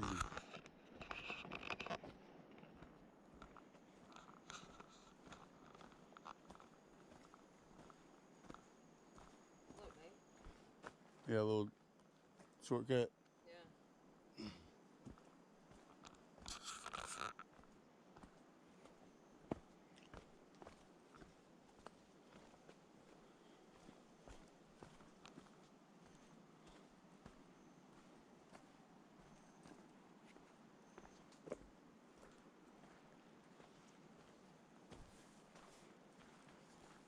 Boop, boop, boop.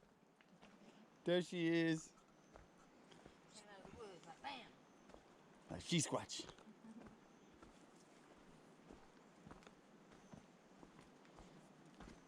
There's a big orange one.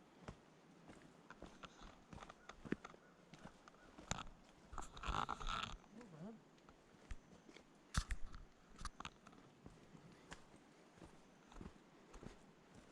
Good hike. Mm-hmm. Just long enough. Seems like there's a big one. Oh, wow.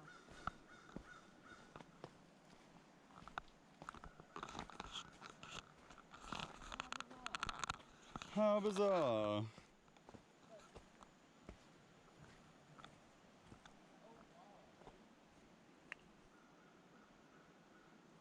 Yeah? Yeah, I do. The steps. How bizarre. The steps she was just walking on. Storm? You hear it? I do. Sound like thunder. Sounds like thunder. It's rumbling.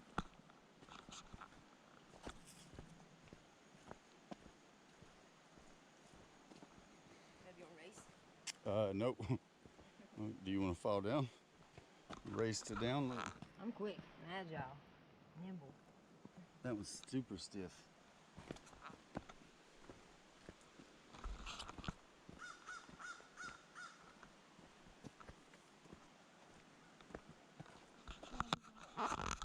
Shortcut to the truck. Another shortcut.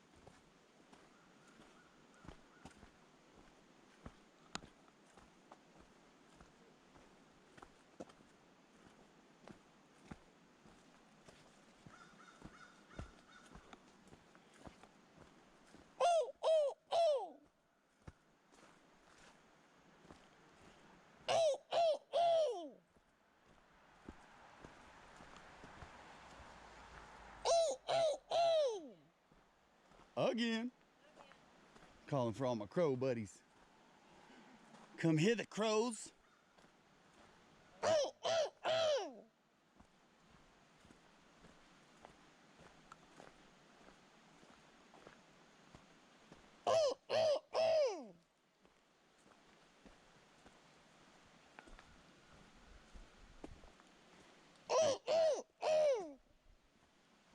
Trying to call me?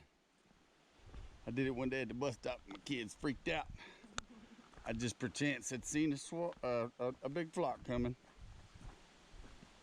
and called them in.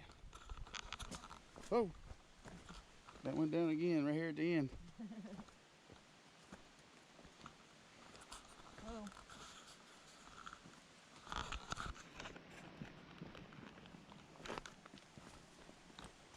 Right, ladies and gentlemen, here we are. Huh. Back at the beginning. Hopefully you have enjoyed the Elkmont Nature Trail, and hopefully we brought enough of it to you. make sure and check out the rest of the Smoky Mountains with us. Check out my Patreon, Instagram, all that good stuff. If you guys want to help the channel grow, make sure to like and subscribe. Sid's Survival Guide. I feel like that's some like red food shit. All fishing buddies. All my fishing buddies. All my fishing buddies. Hey guys, Sid's Survival Guide signing in. Hopefully you can hear me. Can you hear me? It's windy. It's windy down there. Look.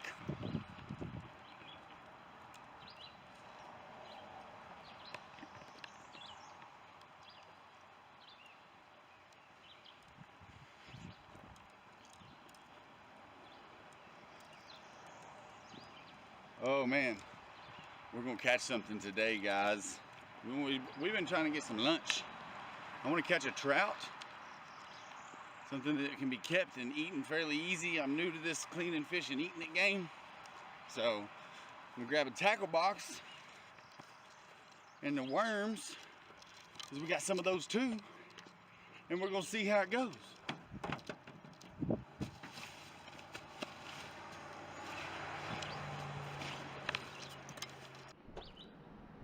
All right, guys, we've already got 2 poles down there.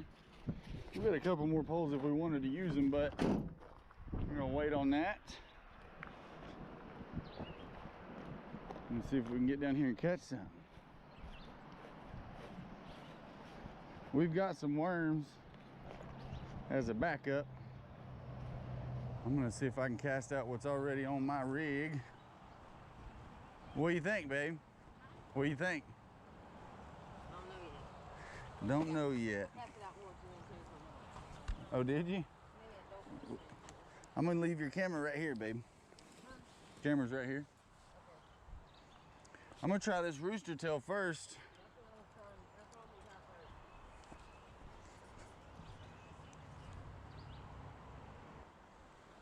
Look right there. Boom. I told you. I seen him.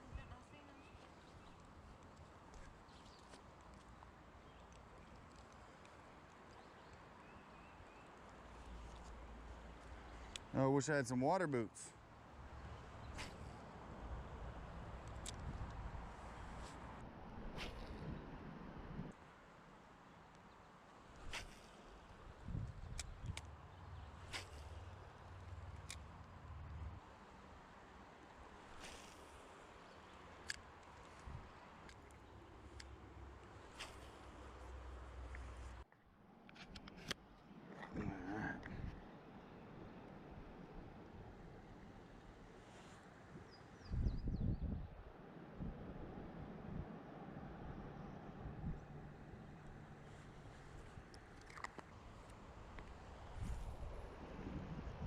I think I'm gonna throw a little bobber on here.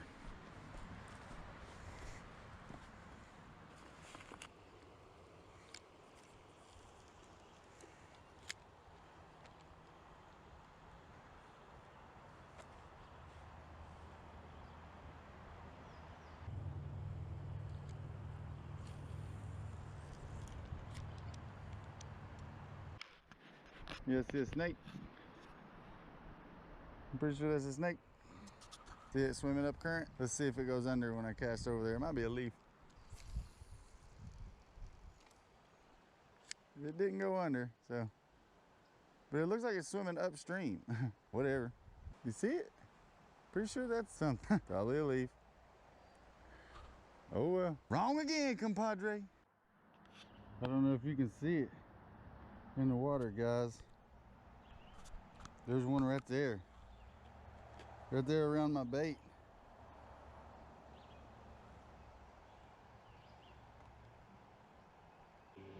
I'm going somewhere else. All right, childhood swing place. I'm getting it. You're gonna give me something out of this. Okay, I don't know if you can see it from this angle, but we've got a current that comes in and kind of hits a small wall or something right here.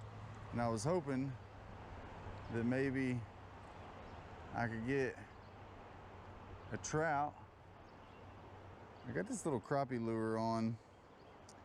I seem to remember when I was a kid it being a thing. I don't guess it's a thing anymore. So I'm gonna try worrying. And I think this thing is shot. Always care for your rubber. Okay, so I did see potential there. I did get some nibbles right then. I do not think we're current related, so we will keep trying. I might not be catching anything today, but man, is it beautiful. And I'm learning. There's not a whole lot else I can do besides try and watch a bunch of other successful people and read books. If anybody else has got any other ideas on how I might be able to get any other kind of practice, well, and just because I'm laying down while I'm doing this, that don't mean nothing. You guys literally caught me in a rare moment, you know? All right, let's keep trying. Just got something. Woo! Good job, babe.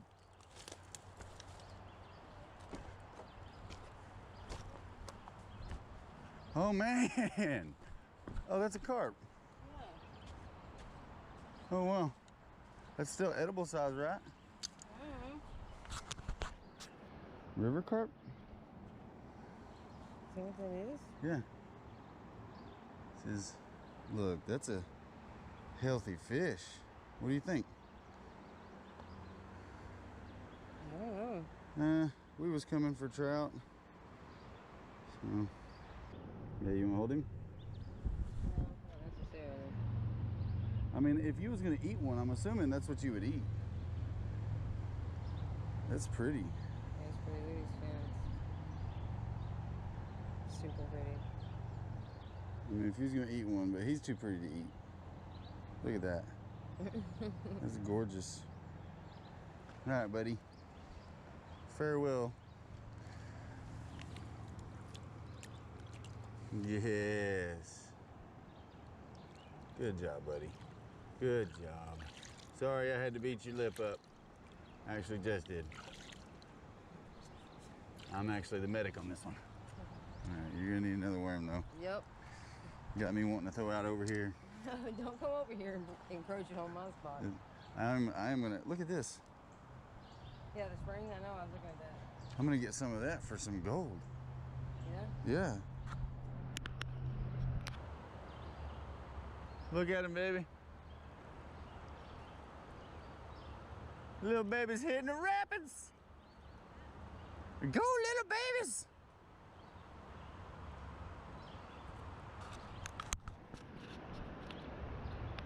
It's so cool. I think I've got something. I did have something. I think it got off. Oh man. I had something.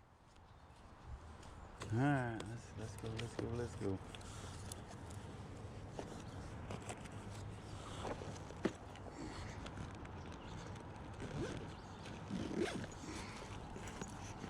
Hopefully everybody has enjoyed this little video, and make sure to like and subscribe if you want to see more.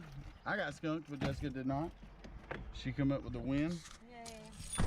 So whew. This is Sid Survival Day. Bye guys. And it would be What is that? catfish. The blue cat. Oh man. Come on there, buddy. You got some laces pads on your thing. Why is it that everything that we've had today is no things? Grab the shit out of me.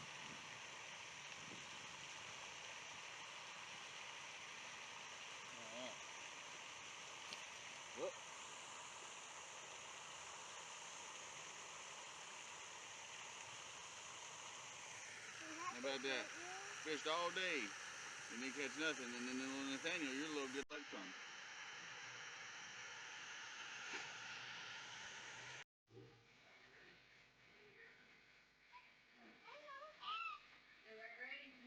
Pick it up. Look, now when we pick it up, these ends are going to dig into the dirt and help hold it. Okay. Let's go. Ready? 1, 2, 3. Pop it up. You're good. Pop it up. All right, right there. Hold it.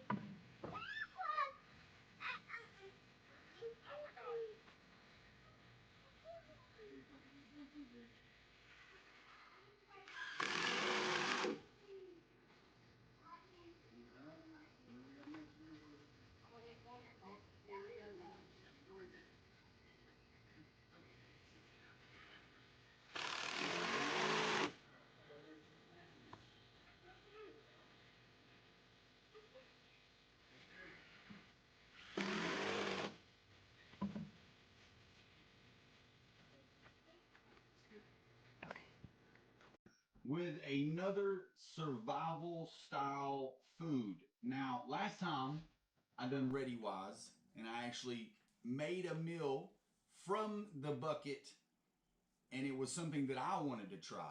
This time I would like to present you all with all of the meals that are in here and allow you to choose something that I will try in the next video with Augston Farms.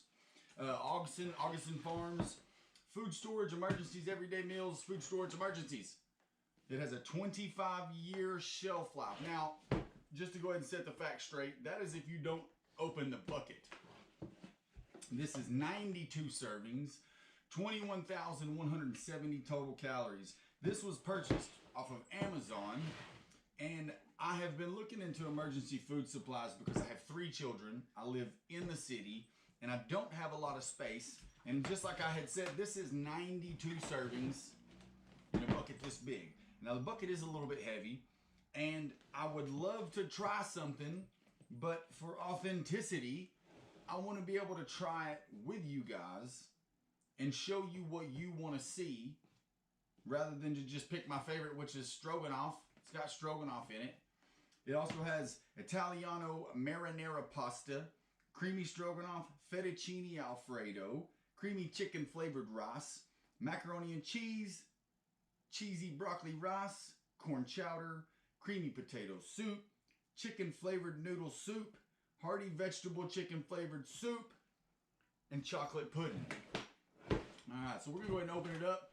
And I opened it before, off camera. Here we have the creamy stroganoff, because that's the one I was going to make. And then I decided, I was like, you know what? Maybe everybody doesn't have the want for beef stroganoff like I have.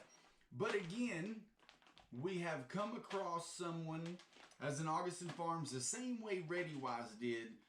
And maybe it is just me growing up the way that I did, assuming that stroganoff is supposed to have beef in it. This is just creamy stroganoff. Egg noodles. We got non-fat milk culture.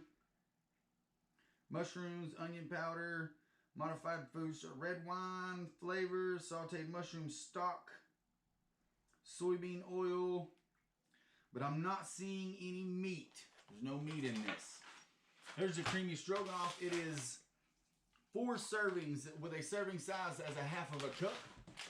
Here we have creamy chicken flavored rice. This has got some weight to it. Also says it's 8 servings with 1/3 of a cup at 240 calories. This one is 330 calories of stroganoff, which seems, I don't know, maybe because of the noodles. Maybe the noodles is what gives that, because it has egg noodles, and this is rice, long grain rice. Most of these things I have been reading take 20 to 25 minutes, just as this one. Remove oxygen absorber and discard. In saucepan, whisk pouch contents into 5 cups of boiling water. Reduce heat to medium and continue cooking 20 to 25 minutes or until rice reaches desired level of firmness, stirring frequently. Remove from heat, let stand for 5 to 6 minutes to thicken before serving. So these are this one in general, Augustin, most of these, it is a good survival food if you are in a safe situation where you don't have to hurry and make your food. 25-30 minutes might seem like a lot to think of it as a survival meal. Now, just to have this put up and something you eat at home, 25 minutes don't matter. All right, let's see what we got next. A big, massive 8-serving bag of hearty vegetable chicken flavored soup. Now we get into another product that is chicken flavored. I'm not reading. You got carrots, celery slices, chicken soup base, which is listed as corn syrup solids, salt, cornstarch, hydrolyzed corn and soy protein, rendered chicken fat, sugar, onion powder. Yeah, there's rendered chicken fat. That's the chicken in the hearty vegetable chicken flavored soup at 8 servings, 200 calories per serving.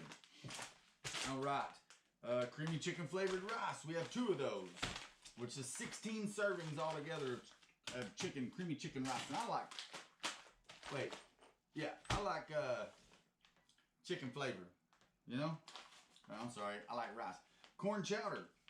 Never in my life have I had corn chowder. This is 4 servings per container at 190 calories per serving. Already we have got 16, 20, 24, 32 servings. Just these few bags is 32 servings, okay? We also have elbow macaroni, and I think there's another one of these.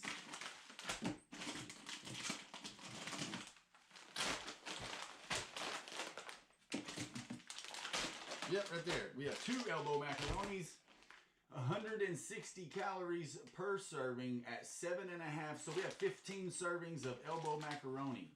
But we have a problem. I don't know if there's something. Now you see this one? And you see this one?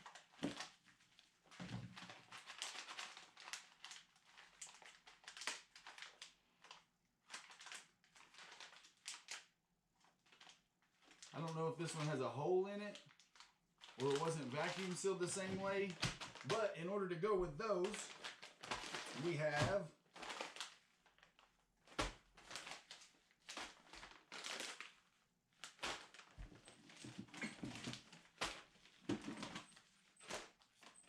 I guess we have the one, okay, this is 15 servings of cheese powder for your elbow macaroni. So we're going to say it's going to be 160 calories per serving of elbow macaroni plus a serving of cheese powder comes up to 210 at 50 calories per serving. And a serving is 2 tablespoons or 14 grams of dry powder. It says about 2 tablespoons prepared. This one, just like anything else, I'm assuming that these noodles are the same way. It's going to take a little while. And this is something that I really enjoy, but I have not had any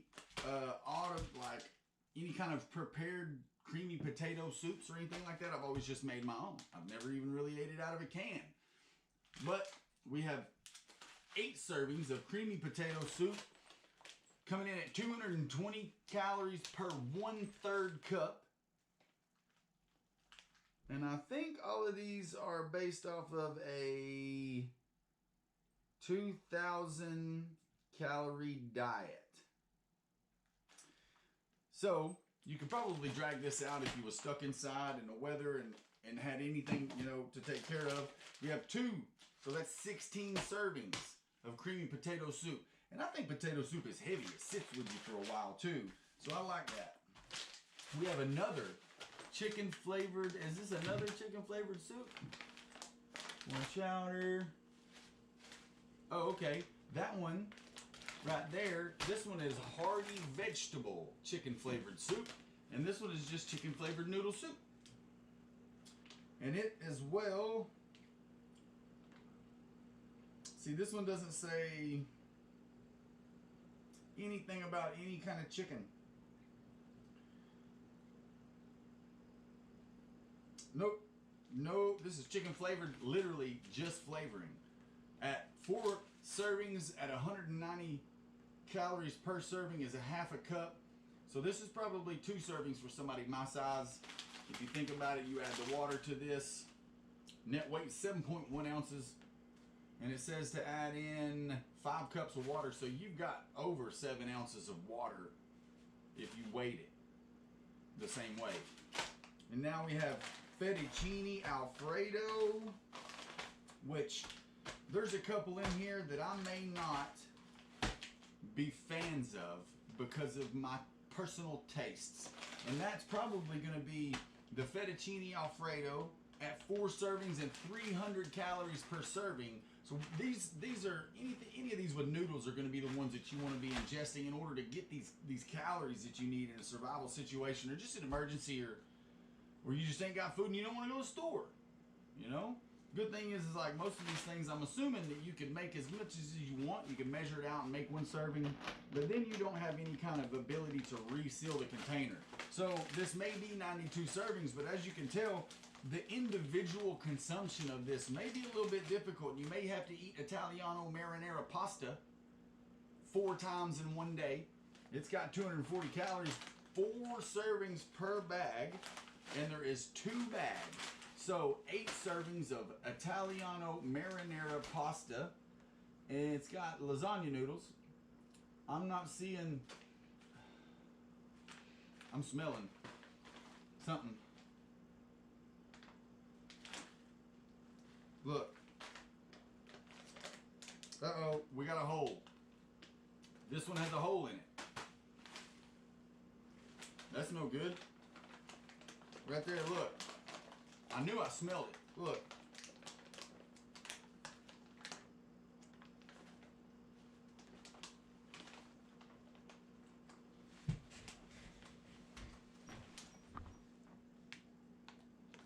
Alright, well, that sucks. So there's a possibility that if we don't put this back in this bucket and store it, you know, what's the chances of that? Of being able to open this bucket, it says to keep it shut for the 25 years. To keep it shelf life sturdy, but then you have a package in it that's open. That is the only difference so far I've found between this one and the ReadyWise and the cooking time. I'm gonna go ahead and set this back in there at the very bottom, so maybe all of the weight of all these others sit in there. Now I've got the flavoring on me. Now it's right there, you can't see it, but I'm gonna go ahead and put these back in and show you the last 2 items in this bucket. Now, shipping and handling is always a thing, but it came in a bucket. So I would assume that to have a 25-year shelf life in this bucket, these things are gonna need to be sealed up pretty well. Look, let me see it. Okay, I can't find any holes in the elbow macaroni, but it's not vacuum sealed the way the other pack is. So what I would like to see is consistency. If I'm gonna buy a bunch of these in order to survive, I would like to see consistency between 2 products that are in the same bucket. I'm not down in these products because I haven't tried them. I'm just going based off of the packaging. In this very, very sturdy bucket, everything would stay good. But right here you have 2 products, the same thing, same lot. The 10th of October 21, 10th of October 21. All of these are the same. BB010 CT51V2, BB010 CT51V2. Exact same. We have one that seems vacuum sealed and one that does not. So is the air going to cause damages to this? There's air in this. Is that going to cause problems with these noodles? And nothing else in the whole box is vacuum sealed. So what leaves us with last is cheesy broccoli rice. This is probably the heaviest at 18.34 ounces. This is 8 servings of cheesy broccoli rice. And the best buy date on this one is the 7th of September, 2046. I don't think any of the other ones say that. Only one product that I can see, but these may all have been put in at the same time, so one of them being labeled, but that doesn't really help me, you know? So there's a lot of inconsistencies with this bucket that I didn't notice when I originally opened it and searched through this. Like, I didn't take this thing on a 4-wheel drive mission through Afghanistan. There's no reason that that bucket, since it has got to me, should have 2 packages in it that did not get sealed properly or didn't stay sealed during the transportation process. This one has no Best Buy date. Oh, I'm sorry. Right there. Best Buy, 10th of October, 46. So you just got to look. That's just me not looking enough. Best Buy, August 26, 46. Okay. So this one, Best Buy, 1st of October. Best Buy, August 21st. So they're not really consistent. This one is September 46. This one is August 46. This one is October 46. So we got a plethora with the different foods that we've gotten here. We've got a couple issues that I'm not too happy about, but I'm gonna live with it because I'm looking for the perfect product to keep in the home under emergency situations. And oh, we got something else. Okay, this is chocolate pudding. This is 5 servings of chocolate pudding at about a 1/3 cup. 220 calories. That's what I'm talking about. All right. Now, we also have a Best Buy date on the box, or the bucket. It says the 18th of August, 46. I don't think there's any consistency with this bucket. I got different dates. I would like to think that I buy this bucket for pretty good penny. This is not a cheap bucket. I'm going to put a link in the description below for Amazon so that you can go and look at it yourself. I'm not recommending this bucket. I'm not recommending anything in it until I have tried it. I am unhappy about 2 of the packages, one seeming to not be sealed and the other one openly leaking in the bucket. This is the most activity that this bucket has seen since I bought it. It has been stored for several months, closed, in a pantry that stays a very comfortable temperature for any food to survive. So for a pretty good chunk of money, I would like to see some consistency when it comes to the lot dates, and I'd like to see some consistency when it comes to the Best Buy dates. If they were all close together, I would feel a little bit better about spending a large chunk of money. And hey, look, I'll be honest with you, $5 is a large chunk of money to me. I'm a poor kid. So it's really hard to go out and buy stuff for $100 or better, depending on where the price sits out now, instead of when I bought it. So you guys just let me know. You guys let me know what you would like to see me get out of this Ogston Farms. And I mean, this right here, man, you shouldn't have any issues with the packaging in this. This is literally designed to be what it is, and the packaging has failed. So, without trying anything, without doing any tests, I'm just going to let it sit right here where it is right now with you guys so that you can tell me exactly what you want me to try or what you would like to see done with some of the items in this lunch and dinner emergency food supply. It even says it right here. Emergency food supply. What happens when you open this emergency food supply and one of those bags is busted and been busted for 25 years? I don't know. You tell me. Hopefully you guys have enjoyed the video, and if you have, make sure to like and subscribe and tell your friends. Share. Help my channel grow, and I will get more of these products and try to bring you an honest opinion about them. It is made in USA. I really, really appreciate that. Hometown, USA. But before I've even tried any of the food, I'm extremely disappointed in the packaging. So, you guys let me know what you'd like to try. This is Sid Survival Guide. Chuck and deuces. Hey everybody, Sid Survival Guide here, signing in with a new series called Wicked Wednesdays.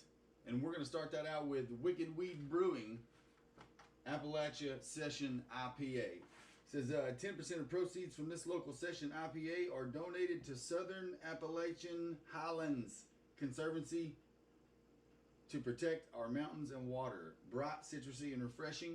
We brew our local session IPA as a tribute to our collaborators, the Southern Appalachian Highlands Conservancy. SAHC protects an irreplaceable local land and water, and by drinking this exceptional beer, you do too. Find your inspiration in Appalachia. And the alcohol content is about 4.7. So what I could find, because I like lighter beers, is that if you look for the alcohol content to be between 4 and 5, you're going to have a lighter IPA taste. But on Wicked Wednesdays, we are going to be just trying some alcoholic beverages. You can come back and join us. We'll have a different alcoholic beverage every week, whether it be a beer, some wine, some champagne, some mixed drinks, some whiskey. Let's talk about whiskey. All right, first off, I love the way the can looks. I think that's super cool. A portion of the proceeds of this session IPA are donated to the Separate Appalachian Islands Conservancy to protect our mountains of water. Beers that build. River Bend Malt Horse, North Carolina. North Carolina beer. So, keep it cold. Drink it fresh. Oh, it smells like a light beer. It smells good. Smell. Smells like IPA. It does. But I mean, some of them IPAs are stoked. Yeah. But I mean, I'm not a beer drinker, so. It does have a tinge of the IPA, but it doesn't taste like a deep color. So it is a light beer. Will you give me a glass? So it's like a blonde. Yeah, I would assume a blonde.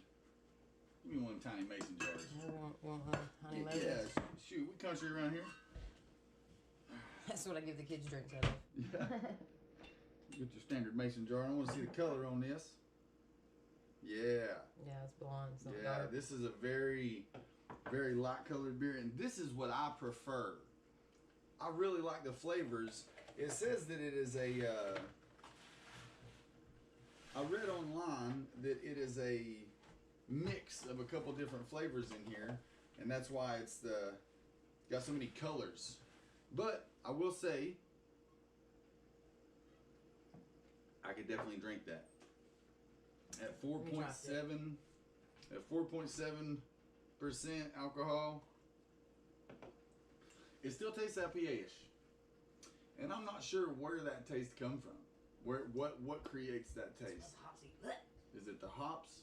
Maybe yeast or something. I don't know, but I like it. Tastes pretty good. It's strong though. It is, and it only takes, I don't know, 2 or 3 IPAs. And you get a decent feeling from drinking these, and don't have to drink 6 beers or anything like that in order to get there. Like I said, it does have that heavy, I guess it would be hops flavor, but I don't think you're going to be able to escape that. And if you're going to want to stand behind the local people, this is North Carolina, we live in East Tennessee, so we're just right over the border. But if you want to support local people instead of big companies, I guess you just get used to that little tinge in your mouth. But hopefully everybody has liked this video. This is going to be a very short series of videos, none of them too long. We might get a little bit more elaborate in the future, but for now we're just going to see how it takes off. And I hope you've enjoyed Wicked Wednesday. Wicked Weed Appalachian IPA. You guys make sure to like and subscribe and check out all my social medias.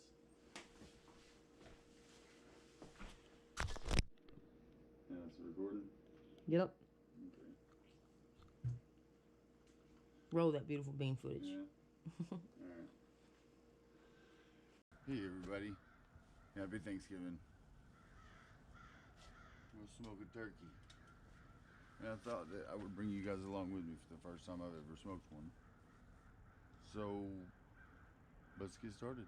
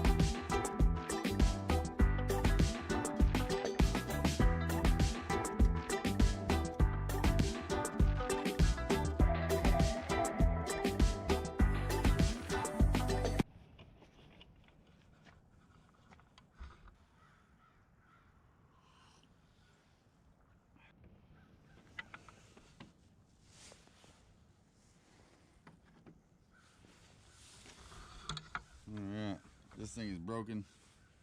That is not right.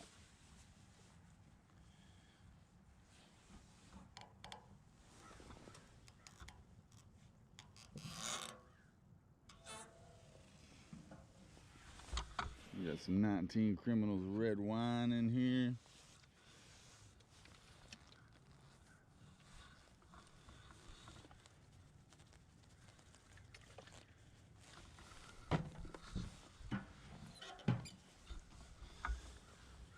We're gonna keep this going just like this. Let that burn down a little bit before we add some more of this. And sit here and drink our coffee.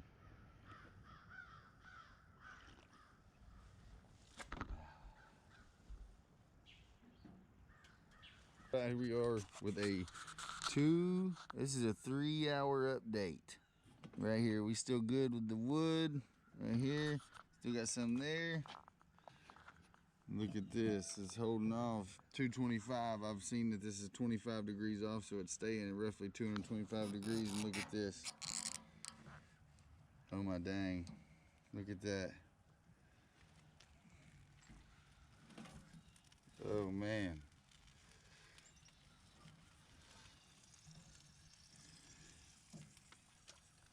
Got some red wine we're putting on it.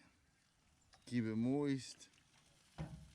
Let's go ahead and add some more of this. I'm gonna add some more of this right here. See the water in the bottom? Get some of that nice wet wood right there.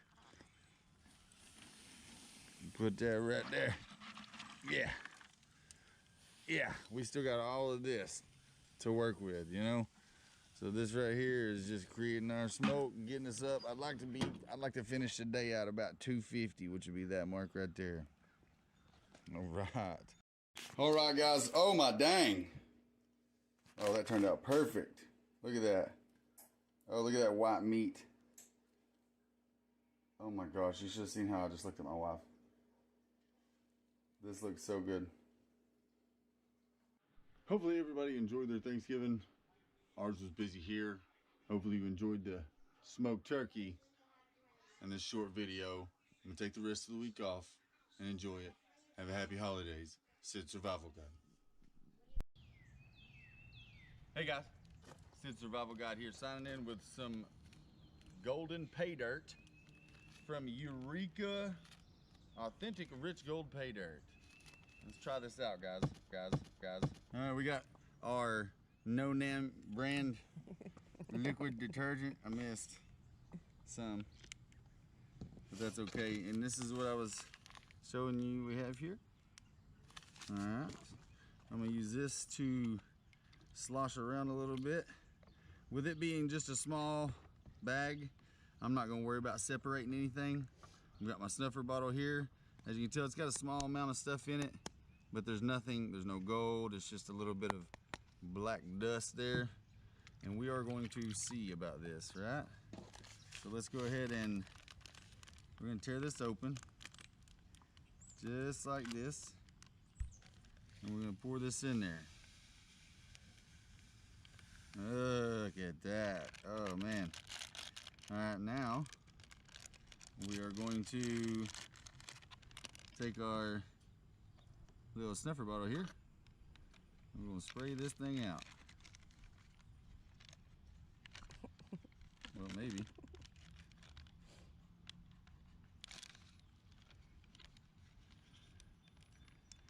All right. Let's get some water in here, and again, Rich Gold Pay Dirt. You guys want to check it out? The link will be in the description below. Alright, got some water spraying everywhere here. Our snuffer bottle. We're going to fill this up, and we're going to jostle. We're going to jostle it. We're going to jostle the crap out of it. Jostle. Somehow I got paper in my... There you go. Good for you.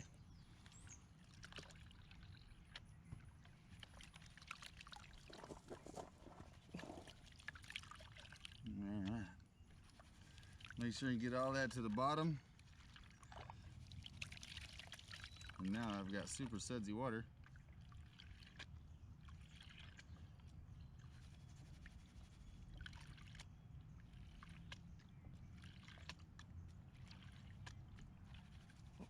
I see it everywhere. Look how beautiful messmaking is. Hmm.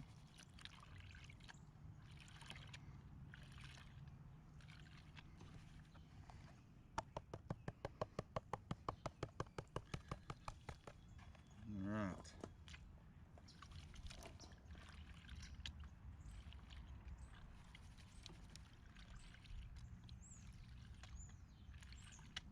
Now we are saving everything in this pan here, so we don't have anything to worry about when it comes to losing stuff.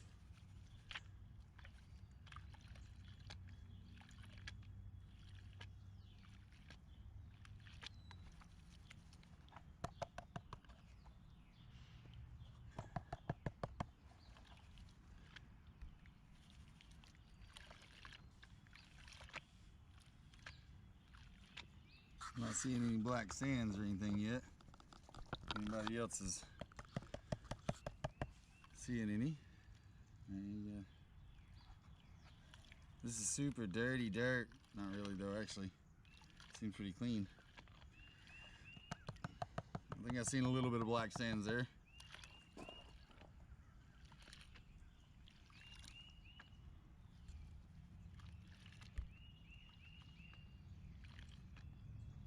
Get to these black sands and I'll slow down a little bit.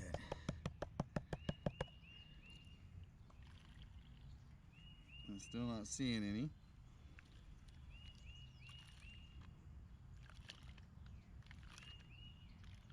Uh-oh, seeing some darkness.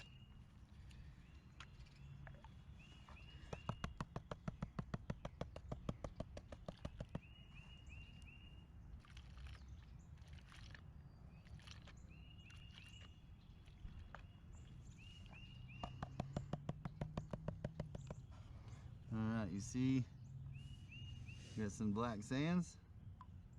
Let's pour a little bit of this water out.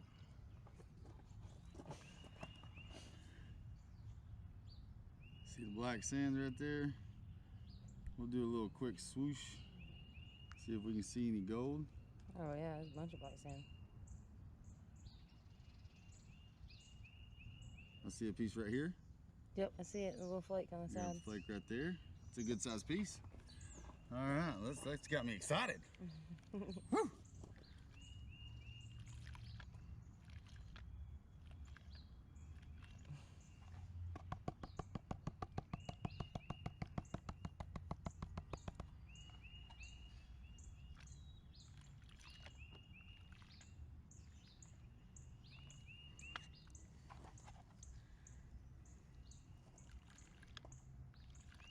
If I can get it down just to the black sands, then I'll be happy. Let's go over this side a little bit. All right.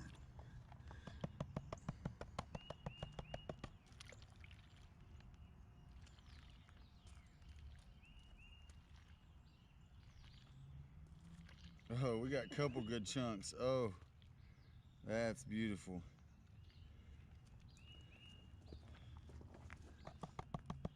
Yeah? Yeah. Awesome. I love seeing it. It's so pretty.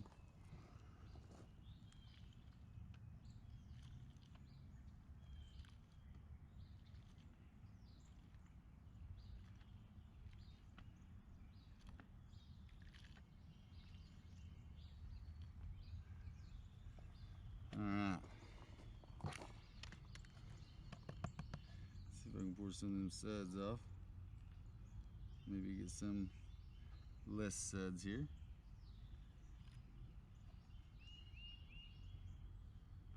Yep. See if we can pour some of them off there. All right, let's see what we can.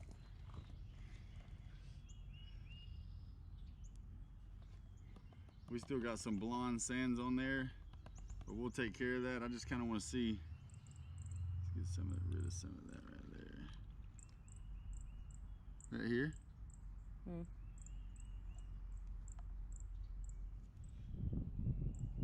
See it in the shadow?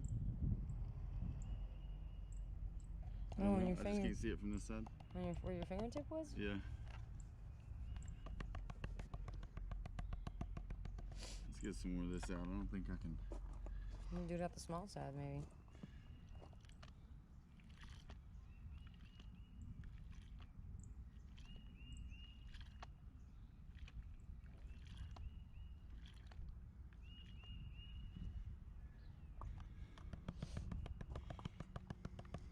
Alright, we still got some blondes. What we'll do, let's see if we can get rid of some of that.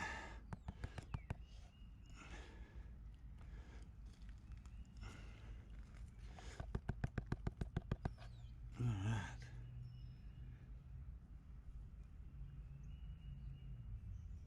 Oh yeah. Oh yeah. Oh yeah. Let's go ahead and snuffer these out right here.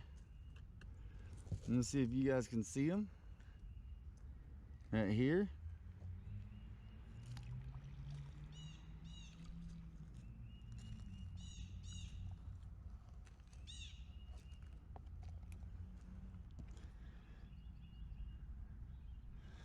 Let's see what else we can get here. Look. Holy crap. That's a good amount. Mm-hmm. Ain't it? I feel like it is. I feel like that's... Let's see if you can see it on here.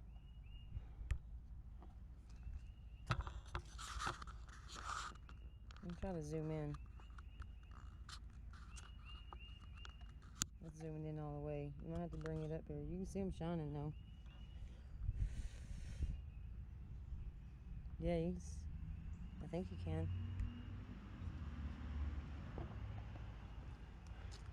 That's crazy though. It's a lot. Yeah. Take a picture.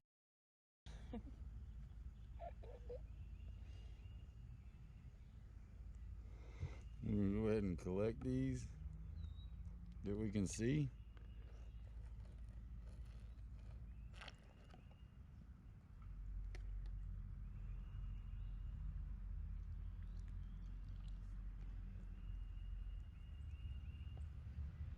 That's crazy. And they shine like those. It's a lot different than the gold you find here. They're gonna fall.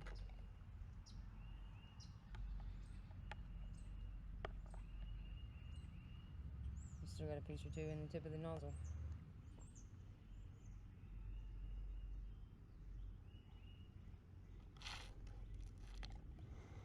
Alright, now we've got most of it in here. I'm not seeing any like small gold though.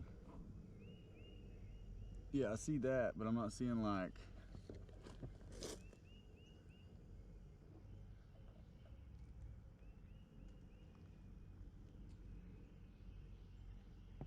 well.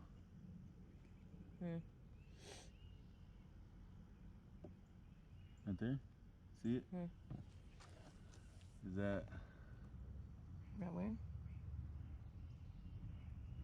Let me look at it from your side, maybe. See? Oh, I see it from your side. Yeah. I didn't see that from over there, though.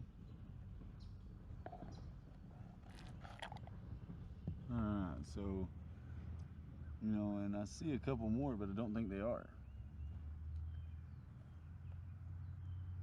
Alright, ladies and gentlemen, as pro form and fashion with GoPro, it died on me. And this is what we got out of that pay dirt. And let's take a look at it on a scale. I will say, for first off, this would be a very, very good bag for a beginner. There was no any kind of placer gold or any kind of flakes. This small, I'm gonna say the small flakes. A couple of them are rounded, but it's all basically just these little flakes of gold. Let's see if it even registers on a scale. All right, there you go. You get on 0. We are going to see if it even registers. Up, almost 1/10. Almost 1/10 of a gram. All right, guys, here we have the results for the Rich Gold Pay Dirt. All right, that was a $25 purchase from Amazon plus taxes, so you're looking at like $27.50. It took me a couple days to get it, and this was a great for beginners, and I really enjoyed it. It's been a while since I've got to do it. The price, that's a good amount. That's probably the most I've seen from a pay dirt for me personally. I've only had 3 or 4, so I will say that I'm satisfied. If you guys would like to check it out and you would like to help support the channel, there's a link below for this.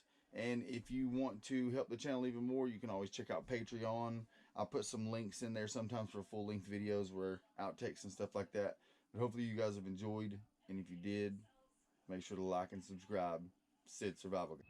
Recording a little red up top. Yep. Hey guys, Sid Survival Guide here, signing in. Babe, you might want to start that over because I cleared my throat.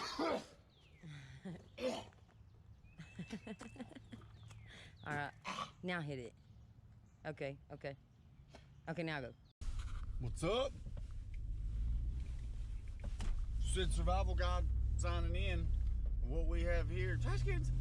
What we have here is a failure to fish without live bait. So what I'm gonna do today, I'm gonna go to a small little pond right here in the area. I thought my head was crooked for days, but it's the glasses. So I've been adjusting them and fixing them. I was like breathing on them real hard, like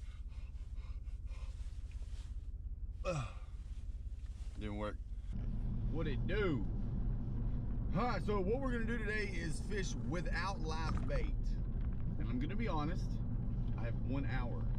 This is the 1 hour fishing challenge. I have a new thingy. Look at these. They look so cool. So what I'm gonna do is I'm gonna go to this place that's literally 5 minutes from where I live. They have a fountain, you can fish. It's all cool. So what I'm gonna do is I'm gonna see what I can do with no live bait in an hour. All right? And if you guys wanna join me for the entire time, make sure and head over to Patreon, because I'll put the full unedited video on Patreon, and you guys are gonna get the edited video of all the catches, the fails, and all that good stuff. So I'll see you in just a minute.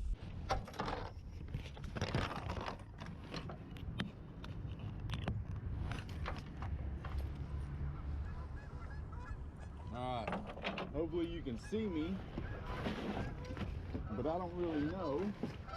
So what I'm gonna do, what's up, ducks?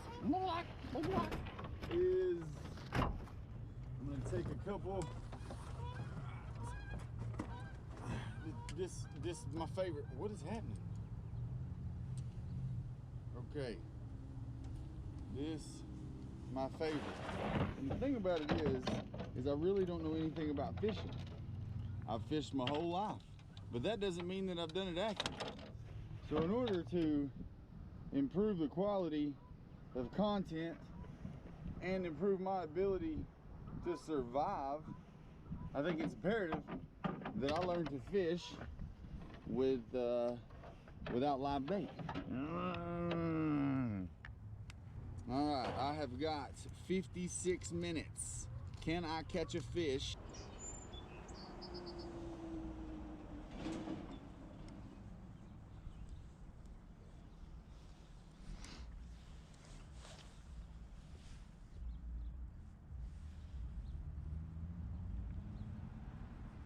Is to stay at the front there. There's got to be some fish in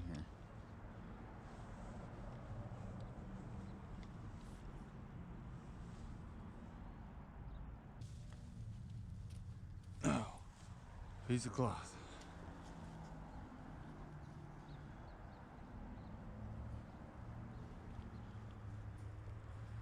Look at this failure. Ah! I just want to catch a fish. Look at this. There's got to be something here.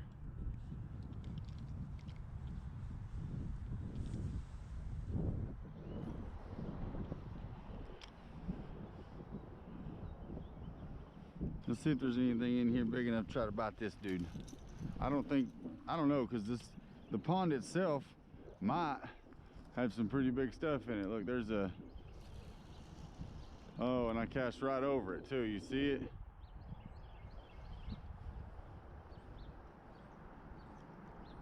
Oh no. Look, I'll chop that whole limb off. All right, we got 35 minutes, guys.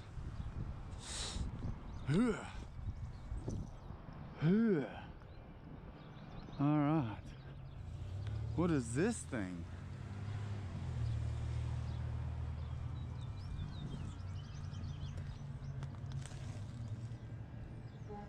Oh.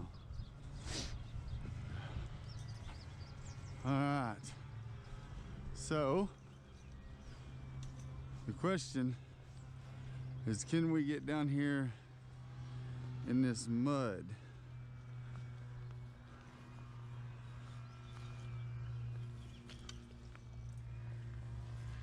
Yeah.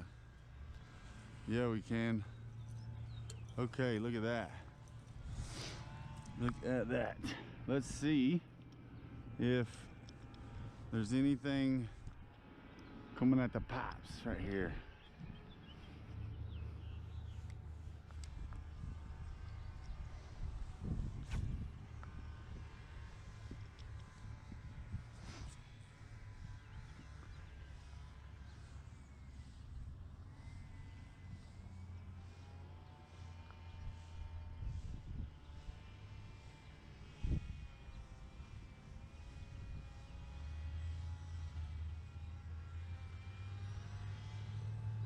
All right. Feels good casting out in open water, though, I'll tell you that. Ah, son of a gun. It's gonna break this little bee line.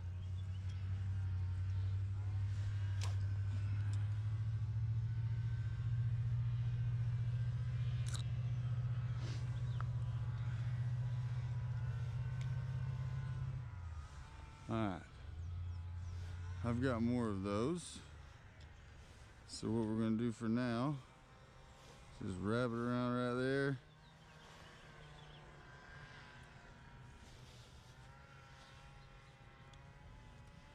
Yep. All right. I guess we're gonna choose a different place because this guy right here is gonna end up going deep. And I don't know if I can cast him out there over those rocks and then get him back. So let's try over there. As long as we can stay close to the truck, that means I get more time to fish.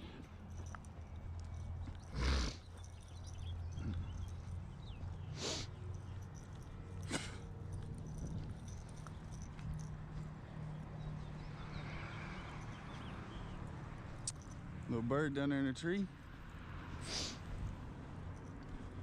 It's just that right there just looks like the perfect place to catch something.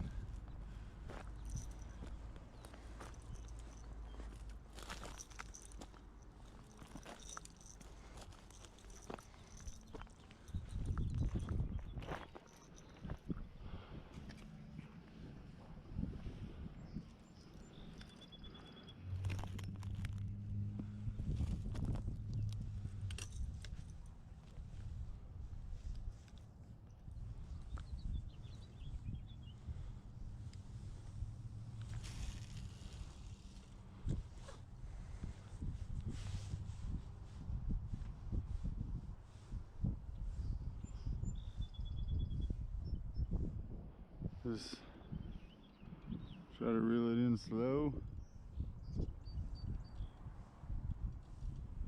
and hope for something.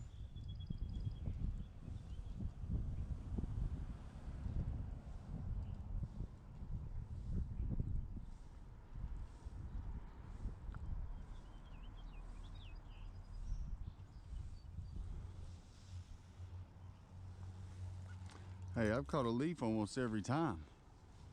That's where it's at. If you can catch foliage, you're on a roll.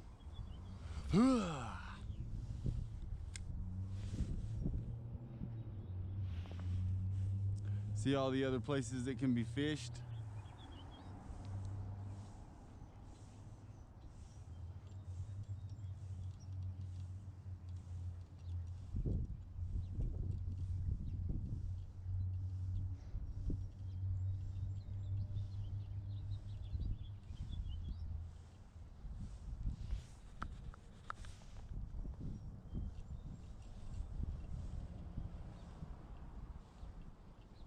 Look, I'm catching something every time.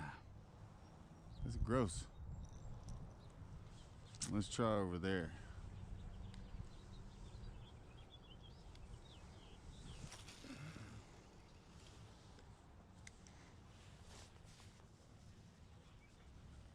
Oh my God. My ears hurt so bad, guys.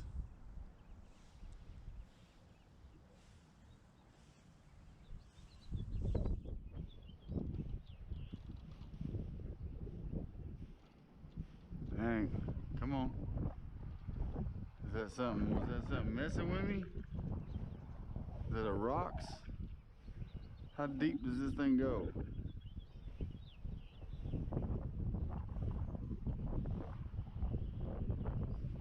Whoa.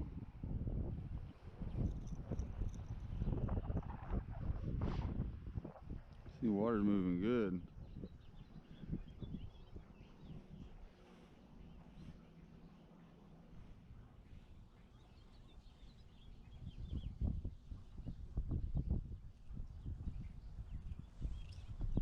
Alright, this thing's pretty. Ooh.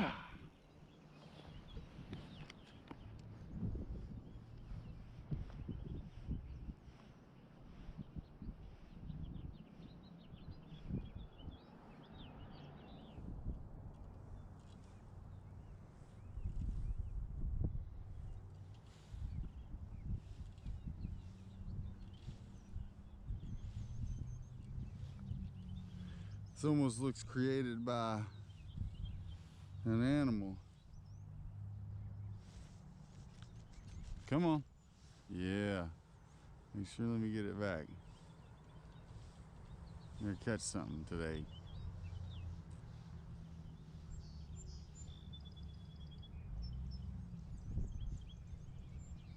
This has got to be deep.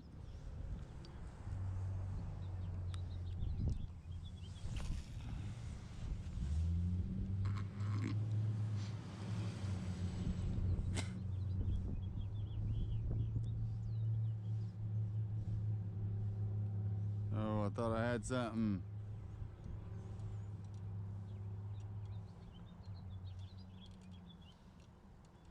This Zebco Roam has given me a hard time, guys.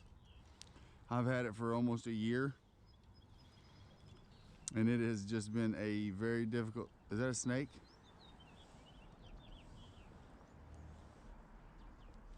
Look at this. I caught that, you know. Now it's not on the bottom no more though. This Zebco Roam really has been like a very difficult rod to use, like ever since I got it. I take that little thing on it right there so that I would have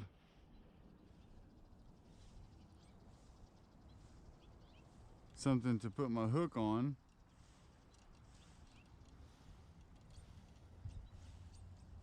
Could be user error though. I mean, as you can tell, I'm not a master fisherman. Even though I'm at this pond.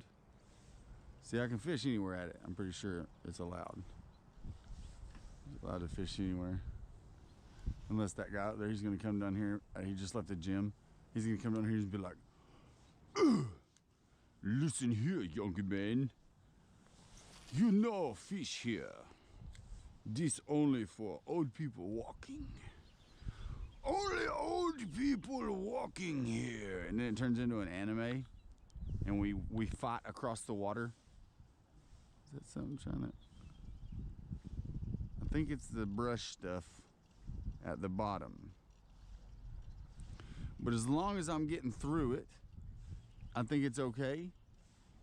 because fish swim through brush stuff, right? And if I clean all the stuff up out of this area, look, just one piece at a time. I'm telling you, look. Now that's gonna float away, and it's no longer gonna be stuck on the bottom. You know what I mean?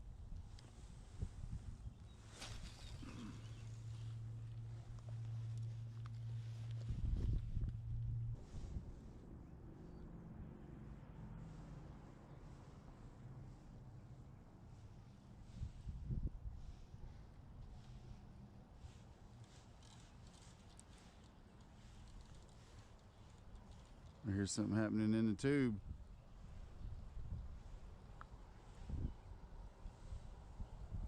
Look, one piece at a time. I'm telling you.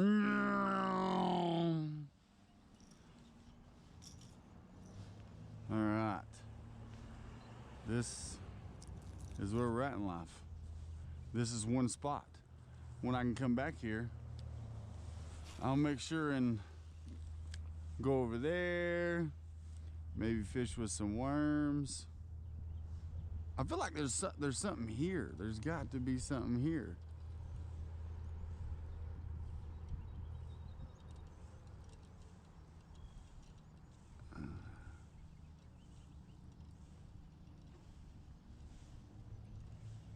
Look at that one.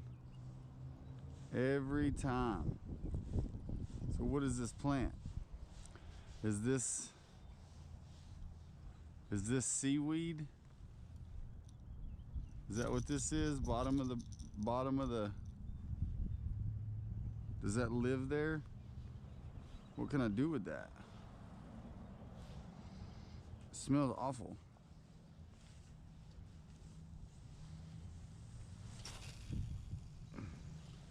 There we go.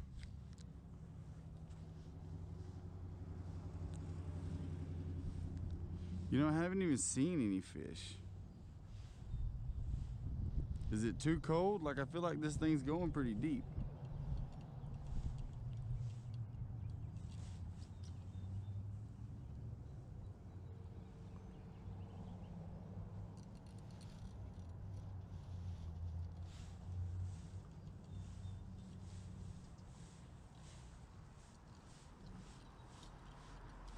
Is it jacked up? What we got going on here?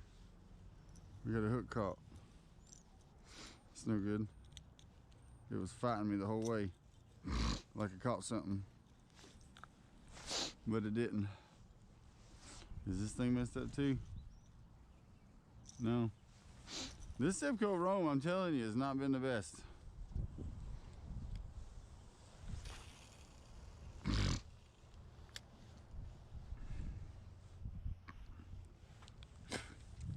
I'm not seeing any fish jumping or anything. You know, and I don't even care to continue catching the brush stuff at the bottom if I get a fish eventually.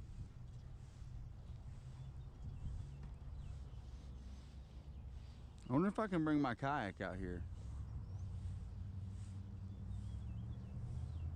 Then walk around and see if there's any signs that say no boats. No kayaking. No yak.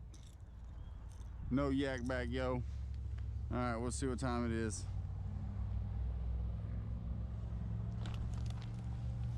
Holy shit. Whew. 12:08. All right. Holy crap. I got like 15 minutes. I got 10 or 15 minutes, guys. Let's get something. Come on. Something not brush related. I know I'm limiting myself to one spot, but important things have to happen today. Come on. You know you want it, guys. I know you're chilling on the bottom. You've seen this thing run by your dome 15, 16 times. Your grill's starting to ache. You're starting to want something so bad that this little green guy that keeps taking all your house pieces has got something going on, and you need to be about it. This ain't WWE, this ain't WCW. This is real life. This is pond life, you know? I don't even know if I'm using the right stuff. Like, I grabbed something out of my tackle box because I don't feel like I had enough time in order to use my tackle box several times. Is this a fish or was it brush? See, just let me get one.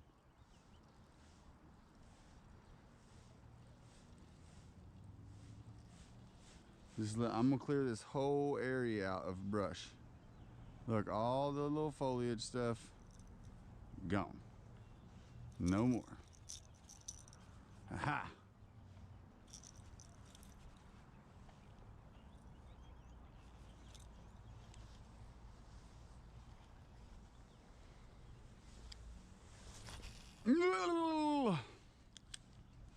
Alright. So maybe if I just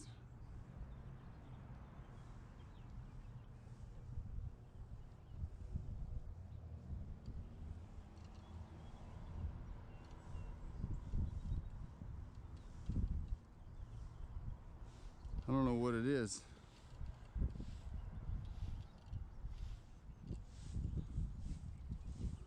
Look, there's a turtle. Oh, he just went down. Look, I'm gonna cast over there. Come on. Come on, bottom grabber. Little bottom grabber. There's a duck. Duck, you know where the food's at? There's a turtle again. You see him right below the duck? Can you see him?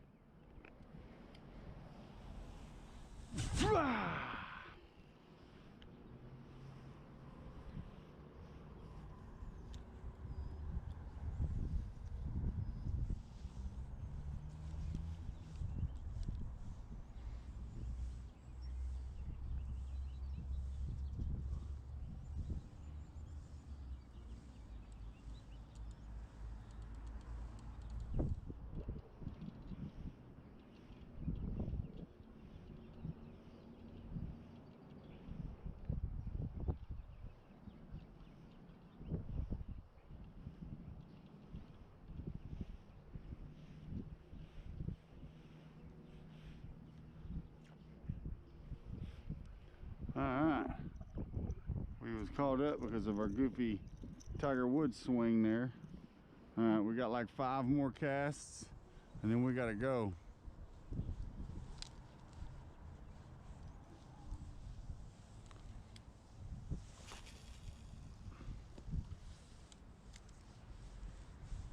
Come on.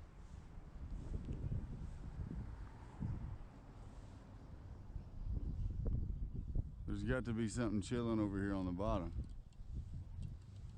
There's got to be.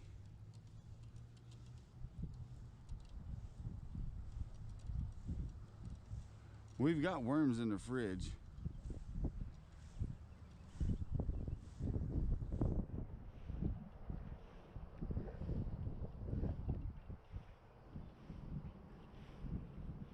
Again.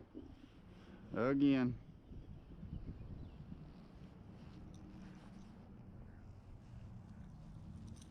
Duck over here talking. I wonder what he's saying.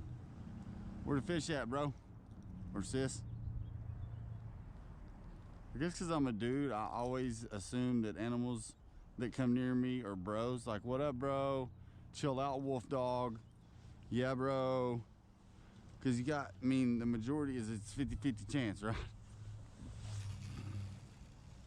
The 50-50 chance that it is a female or a male. So when I say, come on, little fishy fishy, it's weird because I just say little fishy fishy. I don't say, come on, dude. Come on, dude. All right.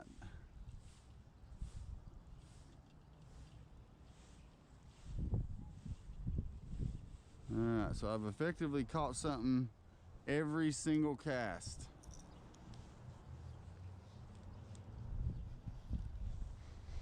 Effectively.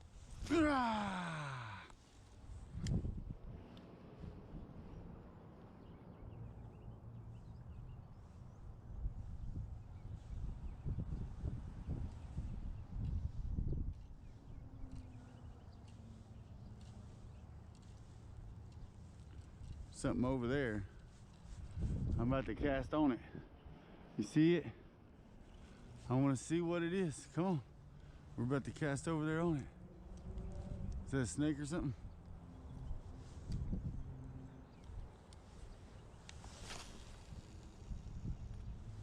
What is it?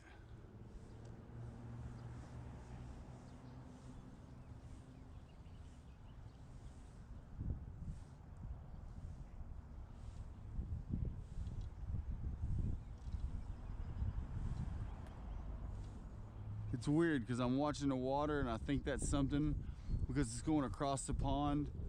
But the wind is blowing in two different directions right now. It's blowing at my backside over there towards that bird, towards that stick. And then the wind is blowing over here from the left side. So I guess maybe this hill behind me is splitting the wind.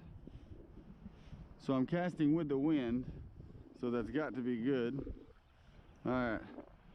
I've caught something every cast. Like, it's not clickbait.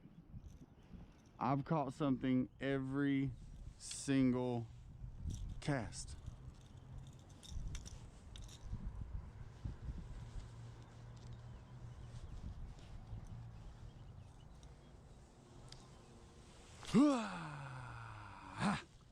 This is it, guys. If I don't get one on this one, I gotta go.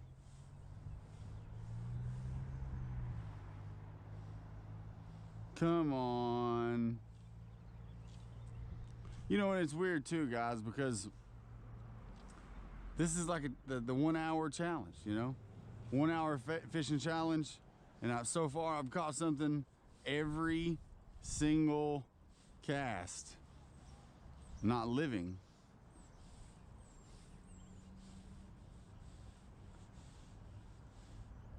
All right, guys, let's go. Audi 5000. Oh.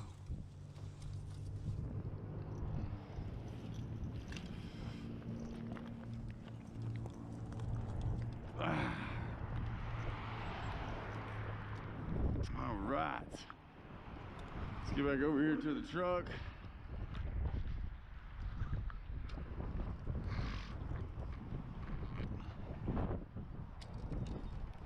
Is there any fish at all? Like, do you see any fish?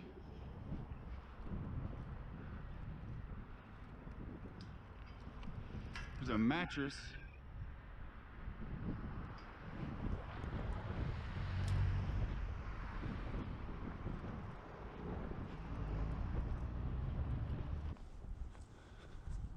See, the frame on my truck broke. See it?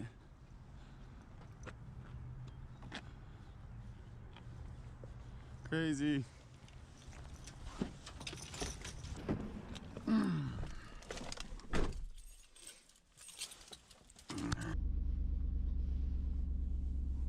right, guys. Well, 1 hour challenge was a bust, but you got to do it. I mean, this was an experience. It took 1 hour.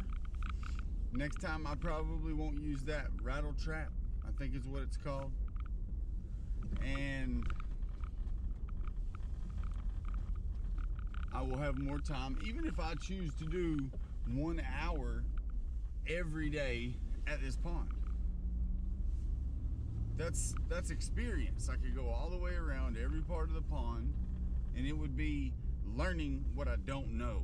And I watch a lot of videos and stuff, but I think I watch more of the entertaining videos rather than the knowledgeable ones. Like, I watch Catfish and Carp, and he is probably the best one for me to watch when it comes to knowledgeable for catfish and carp. I watch him catch several other fish, him and his boys, but I've done a ton of catfishing. I know how to catfish. If you guys want, the next one will be a catfish. I caught 2 catfish in the last video. It's not an issue to catch catfish. What the issue is, I need to learn how to catch other fish. I need to learn to use things other than live bait. And this was a 1 hour experience that helped me get better at that. So hopefully you guys have enjoyed. And if you did, make sure to like and subscribe. And if you don't care, go take a look at the Patreon. Because the more patrons I get, the more chances I have to do this. and I post the full videos. I cut out certain small pieces and things. Maybe when I cuss and stuff, I might cut some things like that out. But the full videos are on Patreon. You get to see them. Make sure and check it out. This is Sid's Survival Guide. Hello, everybody, and welcome to another episode of Wicked Wednesday. I'm your host, Sid's Survival Guide, and today we are going with a cauliflower crust pizza from Newman's Own, and it also 100% profits to charity. Super excited about that. The margarita pizza and Traffic IPA, made in Memphis, Tennessee, Crosstown Brewing Company. CBC, alcohol content 6.2% by volume. I'm going to put this up and grab a glass. As always, a little mason jar. We will crack this bad boy open. It says loud and crisp. All right, CBC. This is also a Ball Brewing Association Independent Craft Certified beer, but this is a Ball can, which is really cool. I've said that in the past. This, I don't have a clue whether this is a hazy or a dark or a light or any kind. India Pale Ale, obviously. We know that now, you know. It looks good. Looks like a golden 6.2%, which is good. I'd say this would be somewhat hazy. Oh, this is is it non-filtered or something? Looks like it's got chunks in it. And I say chunks, but they're probably just tiny little particles.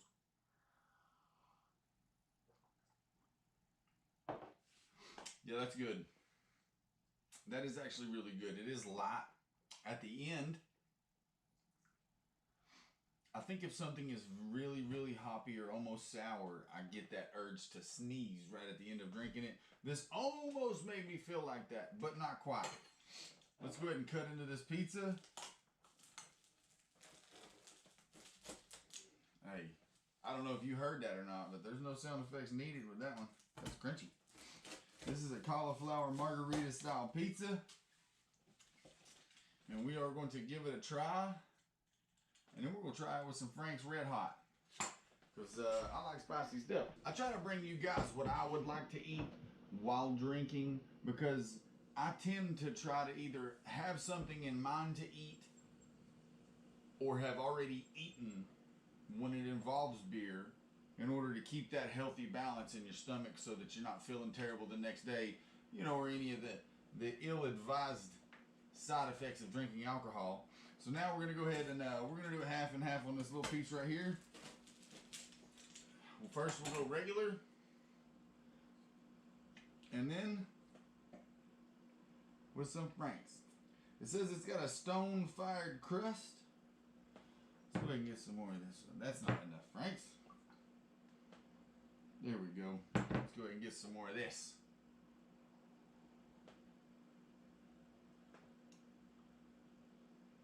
I understand why it says crisp on the can. It is a crisp IPA. This may be one of the lighter tasting.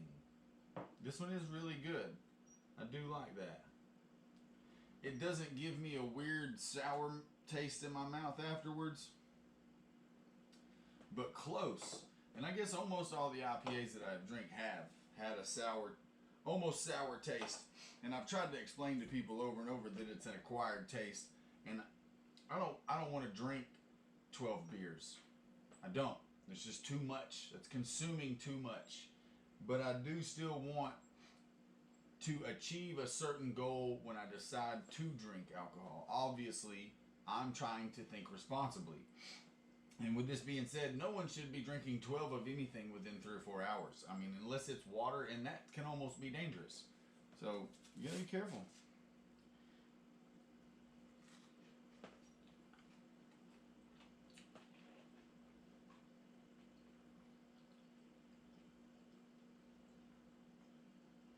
This is weird. It's good, but wow, maybe it's the cauliflower. No artificial preservatives, no artificial flavors, cheese from the milk of cows not treated with little r big BST. I don't know what that is, but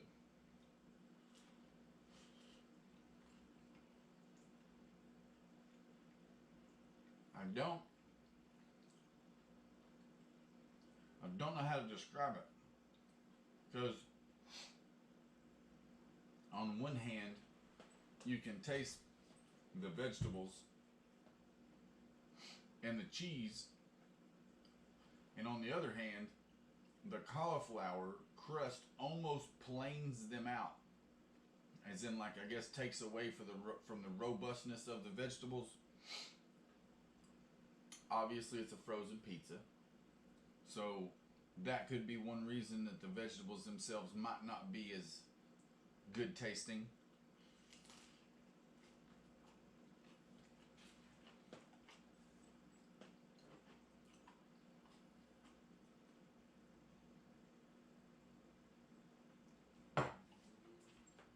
It goes well with the beer. That's not bad. And I guess it would be to try not to drink something that's too loud, too brave to the taste buds, because then it's going to be such a contrasting flavor. Like, I am struggling with the taste of that would be good with these IPAs is like a really hearty steak sauce.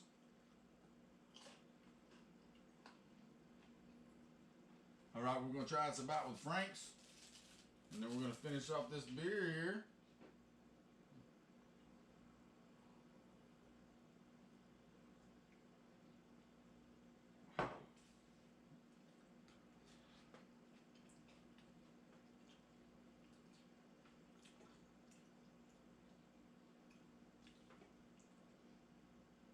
Frank's added just enough heat to make it good. I like it with the Frank's. It's okay. If it was like a 1 to 10 on frozen pizzas, do we put it on the same scale as a meat pizza? Because I'm assuming this would be vegetarian, gluten free, made with real cauliflower.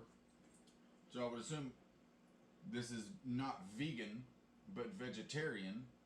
So do we put it on a different scale? Because this is the first ever like frozen vegetarian pizza that I have attempted to review. So we're gonna give it a 5 out of 10 on the frozen pizza vegetarian scale. I'm not gonna do that with the beer. That's too hard.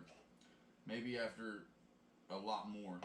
But I definitely do enjoy Traffic IPA. This is probably one of the better tasting ones that I have tried. You know, and over the time I could just be getting more and more used to them, so I'm able to pick these things out. I do get a hint, almost like an orange crispness, and it is loud and crisp. It is very, very correct, and I'm all about these Tennessee IPAs. I'm loving them.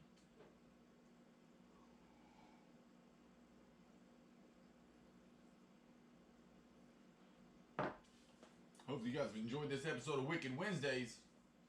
Make sure to like and subscribe and check out all of our social links. Any kind of channel growth helps it.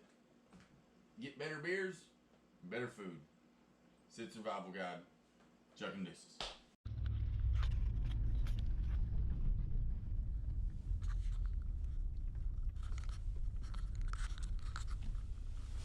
What's up?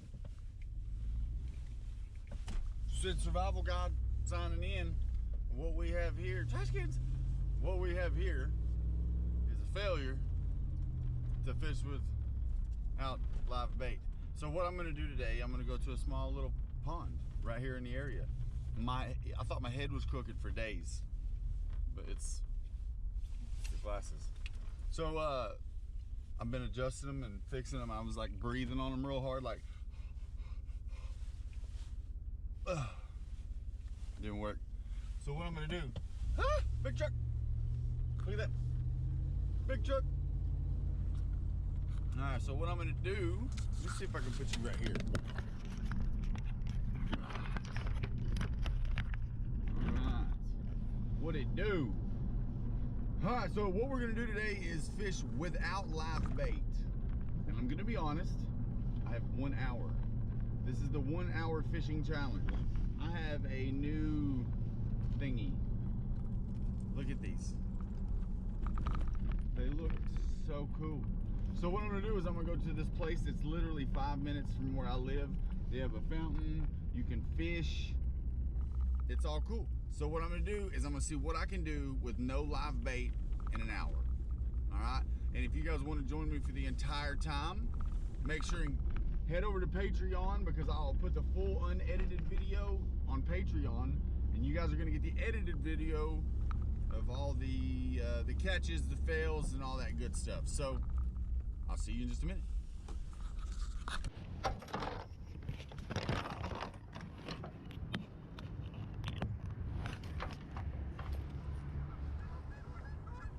All right, hopefully you can see me, but I don't really know. So what I'm gonna do, what's up, ducks?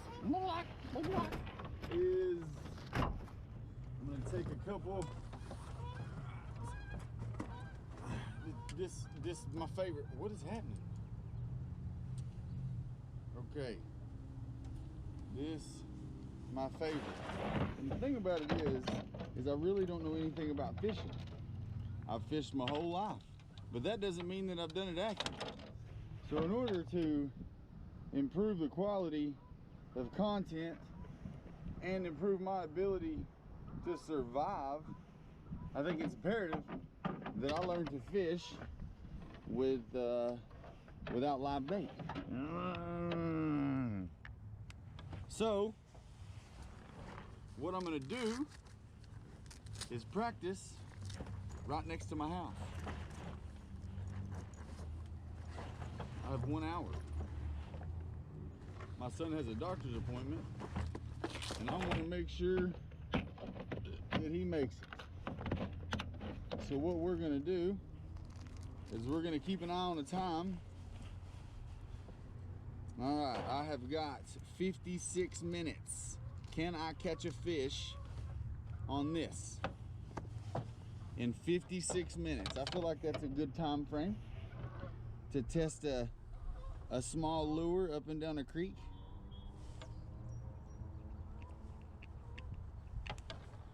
But I think what I'm gonna have to do, I think I'm gonna have to get a pole and put some smaller line on it. This may not cast well because of the heavy line. And if that's the case, come on there.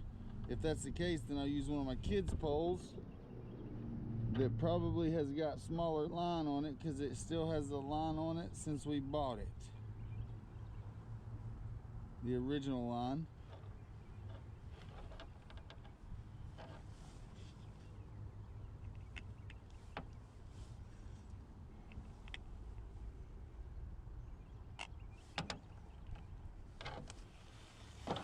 Got 2 more. I'm not gonna take any tackle.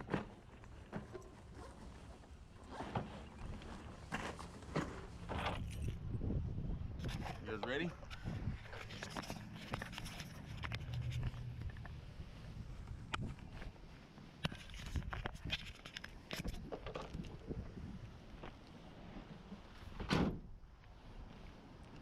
All right, it looks like you're pretty straight right there.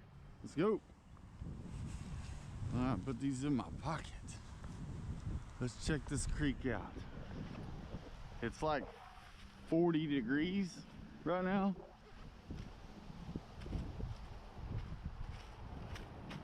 Oh, look at it. Yeah, look at it.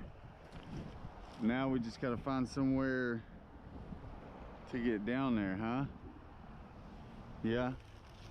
I will fish from right here.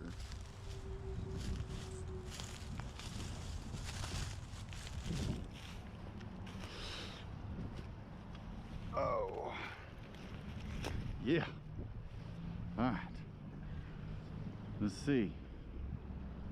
Will it cast? I think it's gonna.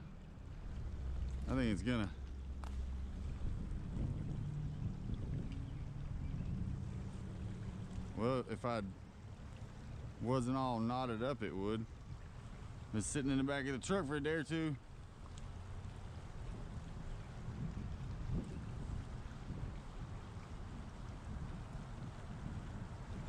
I guess I should throw it downstream, huh?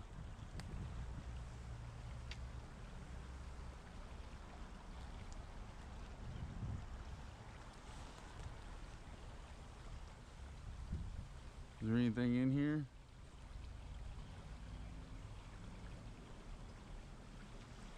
If I let it go, will it? I gotta do something. Oh my God. Why? Is it not?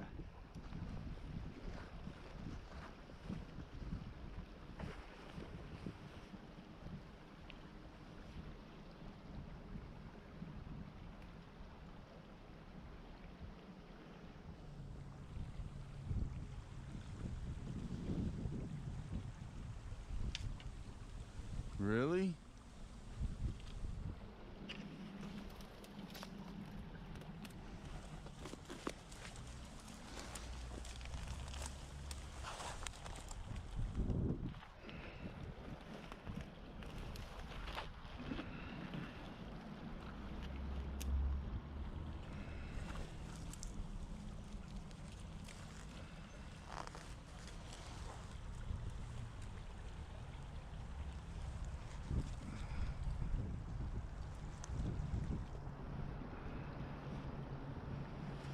All right, so this is difficult. Whoa, was not prepared. I definitely like the lure though. Like,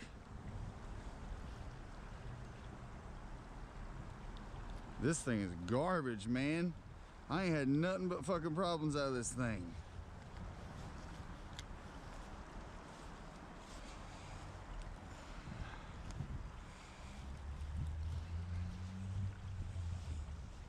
All right. Let's see.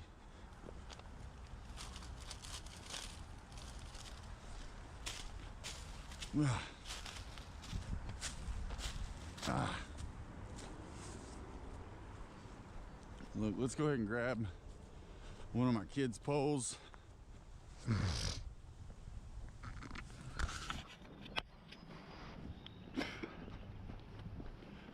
Let's see.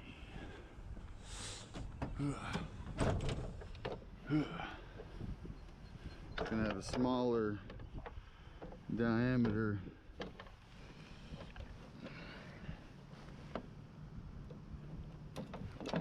fishing line on it.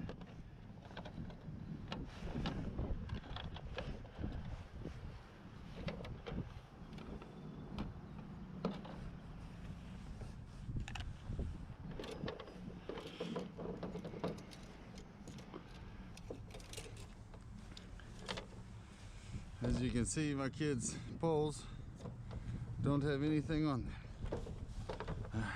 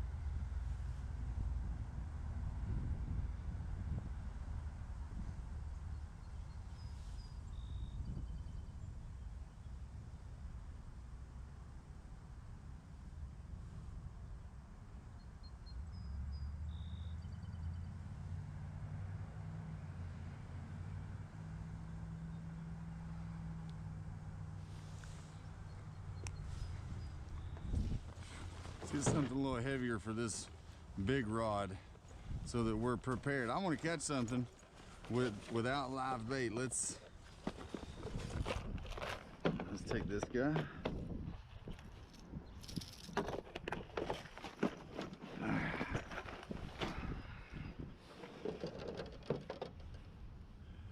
This thing right here, I don't know what I did, how I've made this thing not as good as it should be, but it is awful. Look at that. Look, I'm gonna take a bunch of this fucking line off.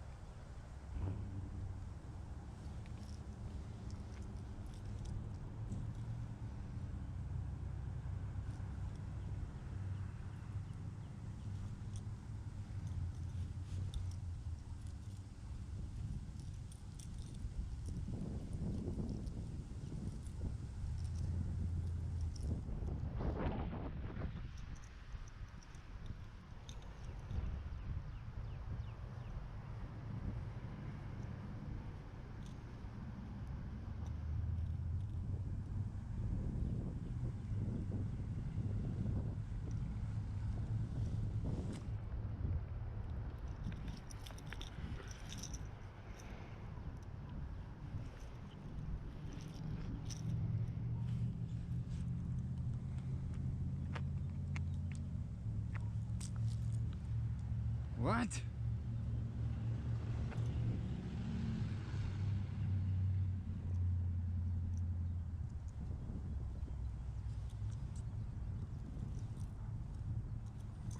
This is awful. I'm having an awful time, guys.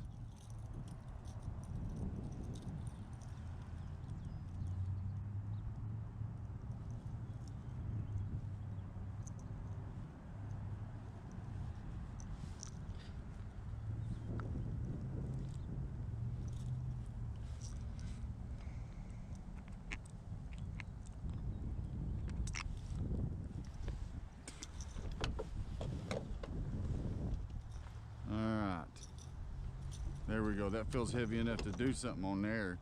And this little guy right here should be okay. Put these right here. Try again. All right, what we're gonna do is we're gonna walk down here.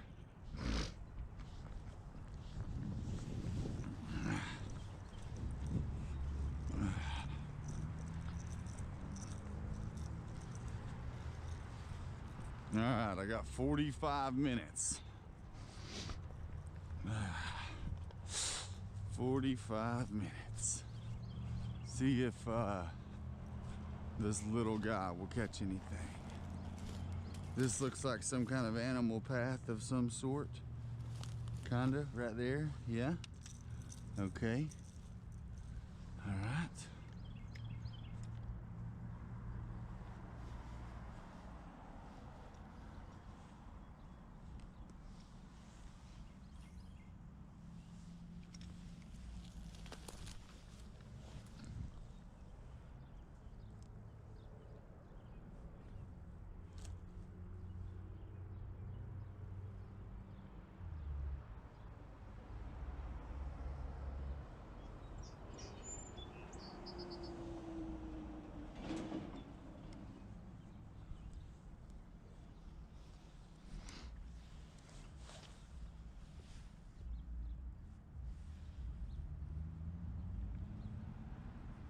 Is to stay at the front there.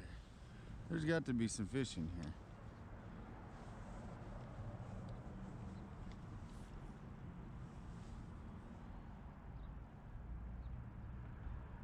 Will it take it? Is it got enough current to...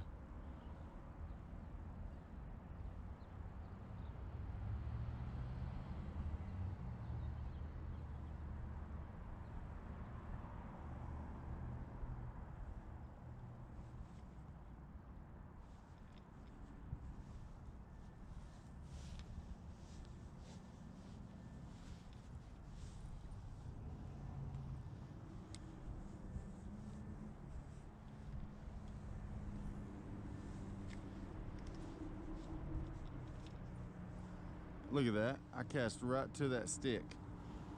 How you do that?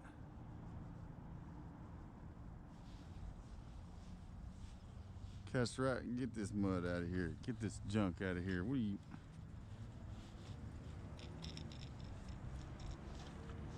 Dang it.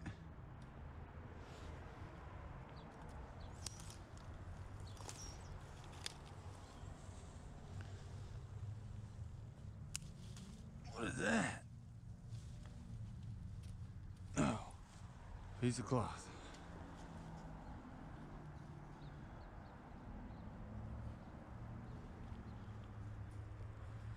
Look at this failure.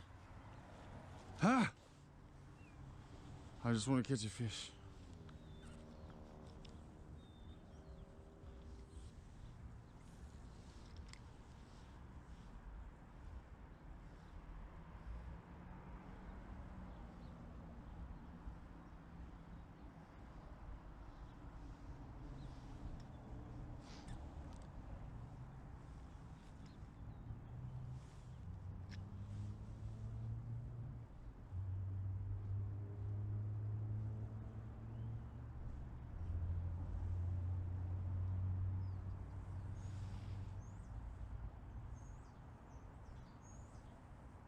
All right, we're gonna go over here to the pond. To the pond.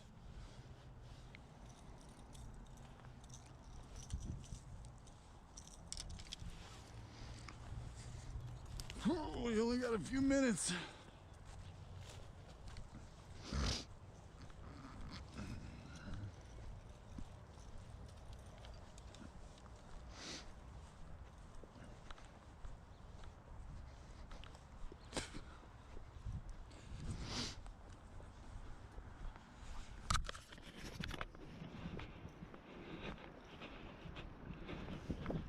Hey, Lou.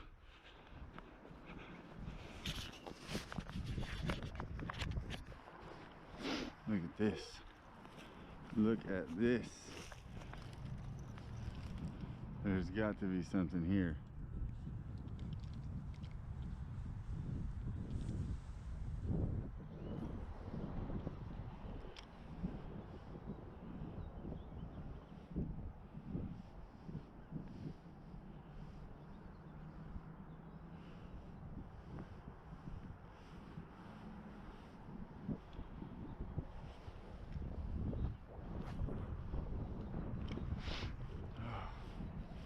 Oh my God, guys. Cold.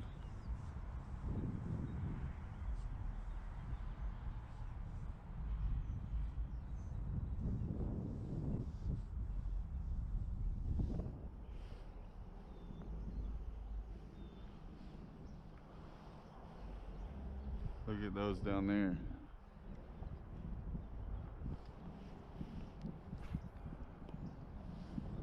What's up, bird? You gonna get you something over here, Robin?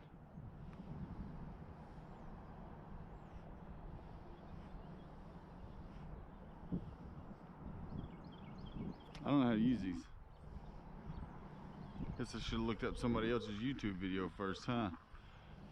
Let's see if there's anything in here big enough to try to bite this dude. I don't know, because the pond itself might have some pretty big stuff in it. Look, there's a, oh, and I cast right over it too. You see it?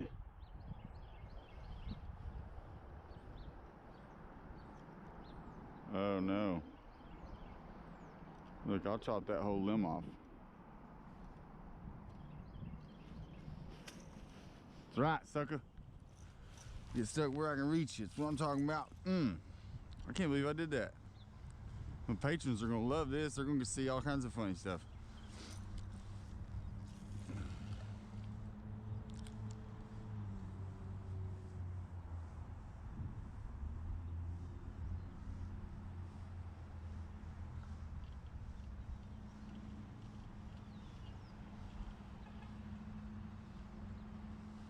All right, let's go to the pond. Oh man.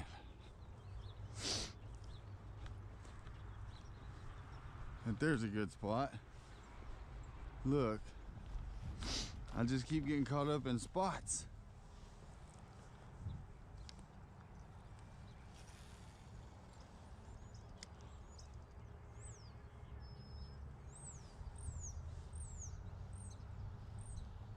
Come on. Come on. Come on.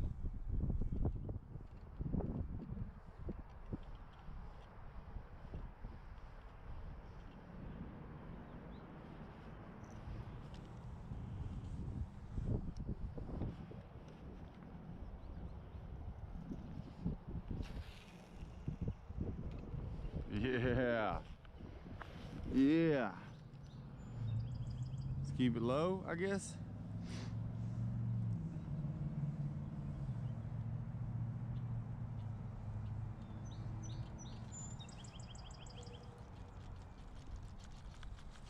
Come on. Ah.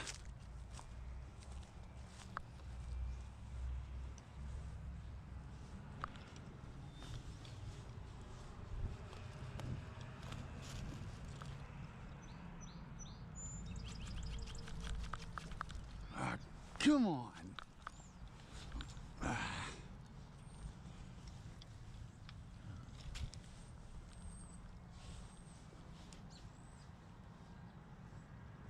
Good job. Dang old tree in there or something. Look, forget about it. Let's go to the pond.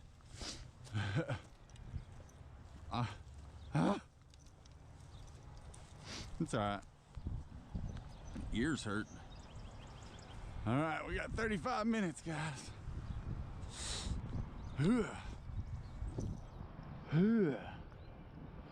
All right.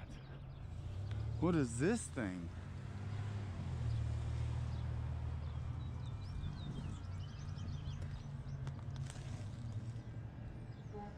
Oh. All right. So, the question is, can we get down here in this mud?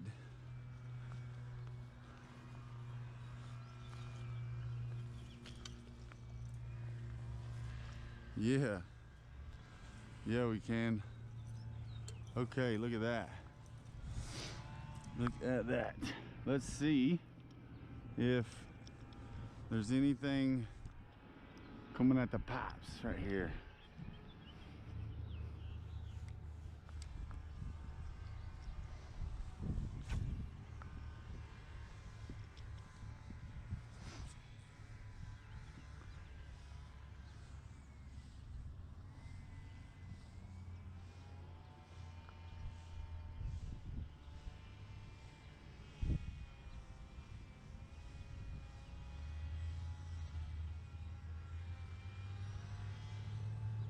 All right. Feels good casting out in open water, though, I'll tell you that. Ah, son of a gun. It's gonna break this little bee line.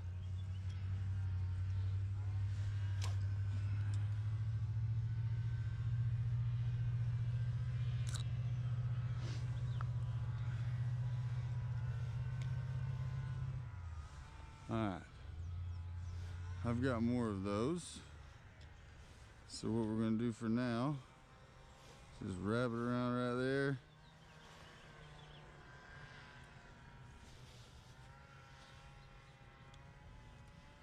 Yep, all right. I guess we're gonna choose a different place because this guy right here is gonna end up going deep. And I don't know if I can cast him out there over those rocks and then get him back. So let's try over there. As long as we can stay close to the truck, that means I get more time to fish.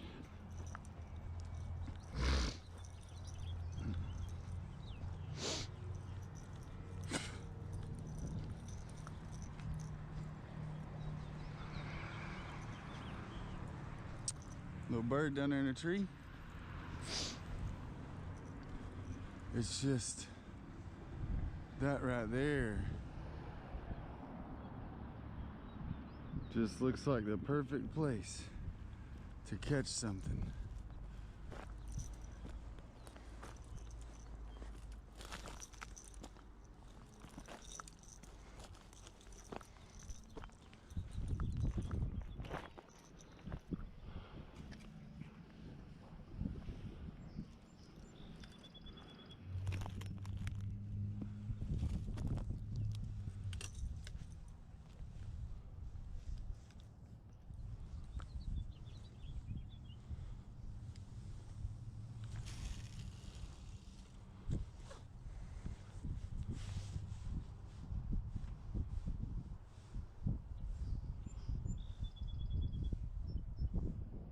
Just try to reel it in slow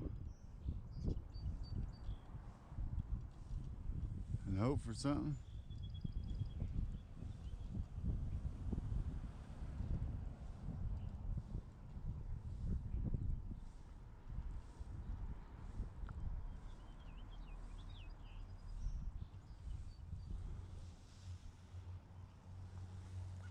Hey, I've caught a leaf almost every time.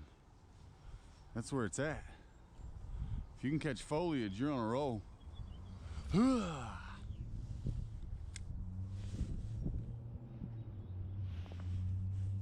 See all the other places that can be fished?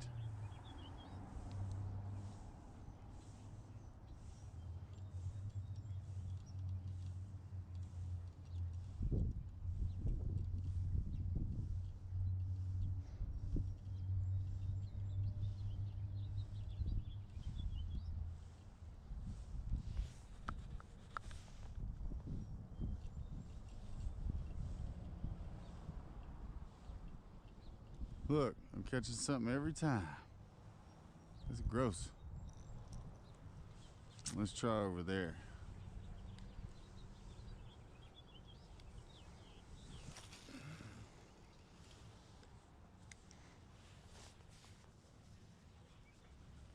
Oh my God. My ears hurt so bad, guys.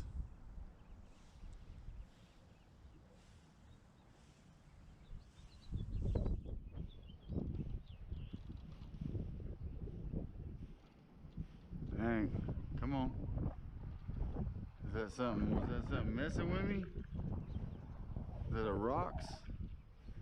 How deep does this thing go?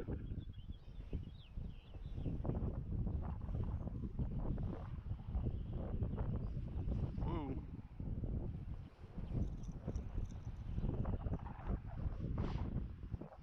See, water's moving good.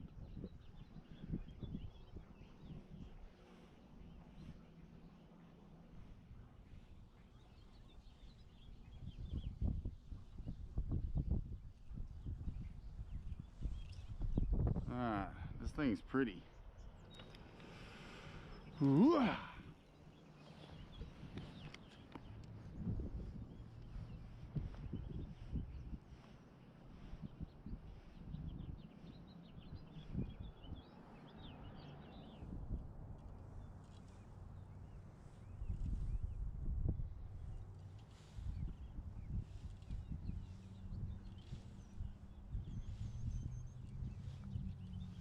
This almost looks created by an animal. Come on. Yeah. Make sure, let me get it back. I'm gonna catch something today.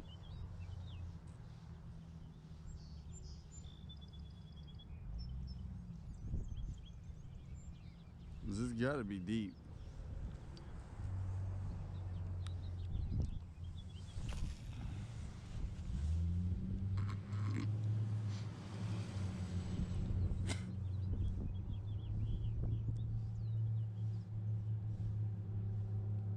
Oh, I thought I had something.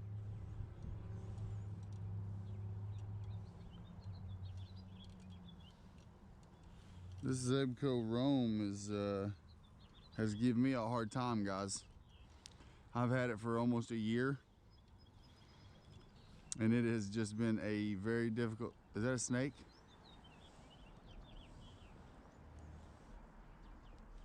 Look at this. I caught that, you know. Now it's not on the bottom no more though. This Zebco Roam really has been like a very difficult rod to use, like, ever since I got it. I take that little thing on it right there so that I would have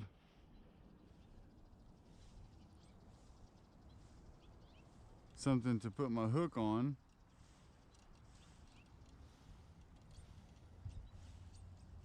Could be user error though. I mean, as you can tell, I'm not a master fisherman. Even though I'm at this pond. See, I can fish anywhere at it. I'm pretty sure it's allowed. He's allowed to fish anywhere. Unless that guy out there, he's gonna come down here. He just left the gym. He's gonna come down here and be like, "Ugh, listen here, young man. You know fish here. This only for old people walking. Only old people walking here." And then it turns into an anime, and we fight across the water. Is that something I'm trying to? I think it's the brush stuff at the bottom. But as long as I'm getting through it, I think it's okay, because fish swim through brush stuff, right? And if I can help, if I clean all the stuff up out of this area, look, just one piece at a time. I'm telling you, look, now that's gonna float away and it's no longer gonna be stuck on the bottom. You know what I mean?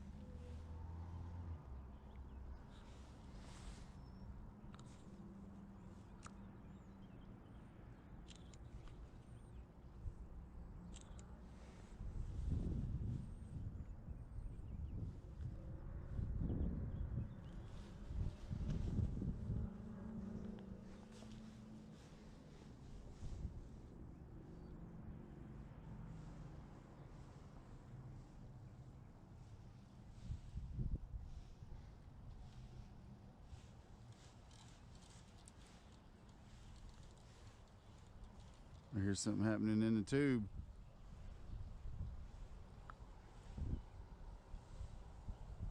Look, one piece at a time. I'm telling you.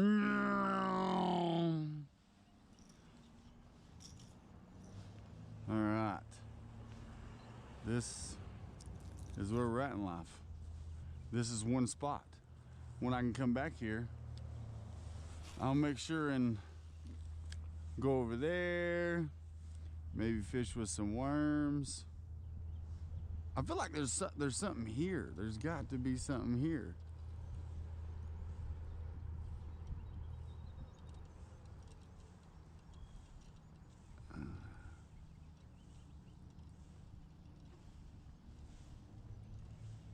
Look at that one.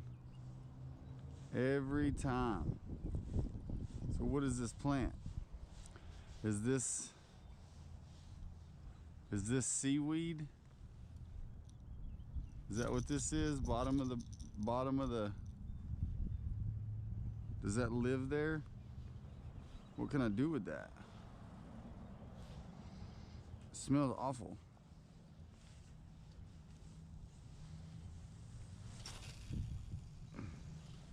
There we go.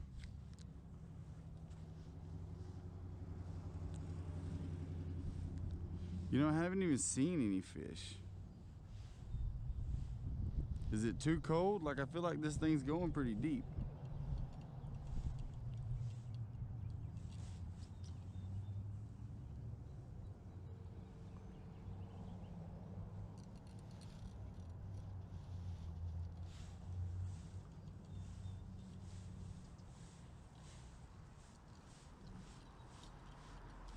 Is it jacked up? What we got going on here? We got a hook caught. It's no good. It was fighting me the whole way. Like I caught something. But it didn't. Is this thing messed up too? No. This Zebco Rome, I'm telling you, has not been the best.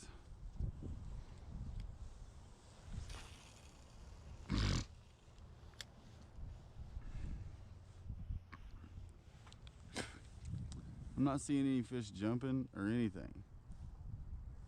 You know, and I don't even care to continue catching the brush stuff at the bottom if I get a fish eventually.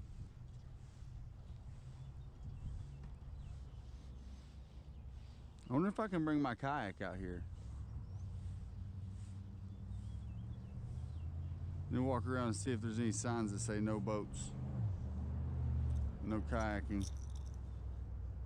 No yak. No yak back, yo. All right, we'll see what time it is.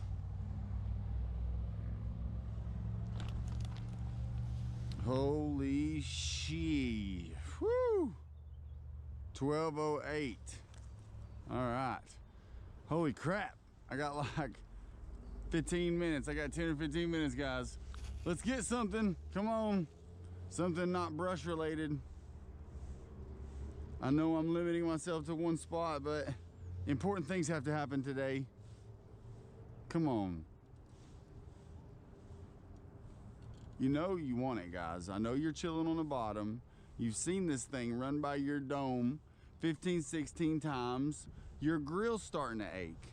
You're starting to want something so bad that this little green guy that keeps taking all your house pieces has got something going on, and you need to be about it. This ain't WWE, this ain't WCW. This is real life. This is pond life, you know?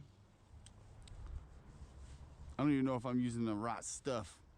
Like, I grabbed something out of my tackle box because I don't feel like I had enough time in order to use my tackle box several times. Is this a fish or was it brush? See, just let me get one.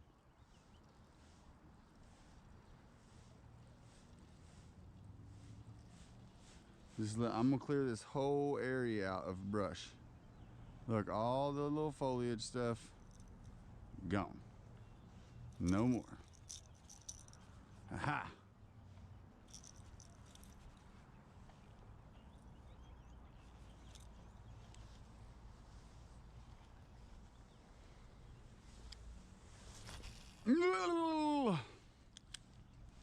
All right. So maybe if I just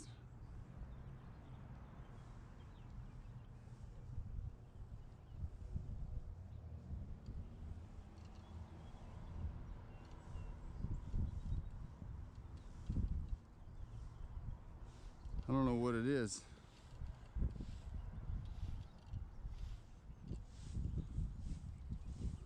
Look, there's a turtle. Oh, he just went down. Look, I'm gonna cast over there. Come on. Come on, bottom grabber. Little bottom grabber. There's a duck. Duck, you know where the food's at? There's a turtle again. You see him right below the duck? Can you see him?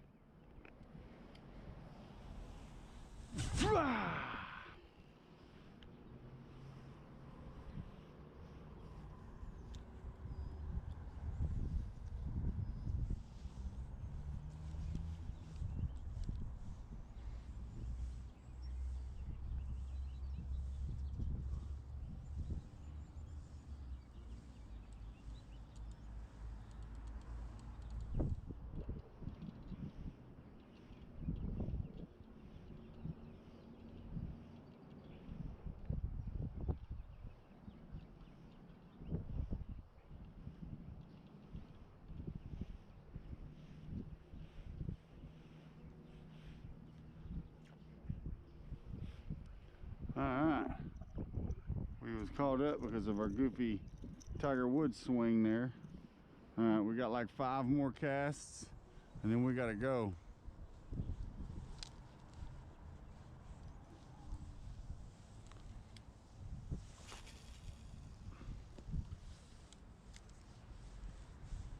Come on.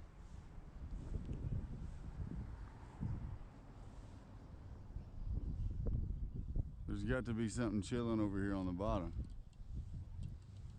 There's got to be.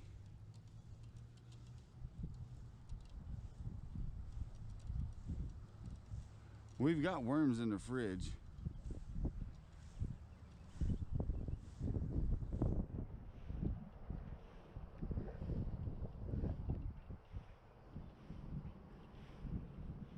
Again.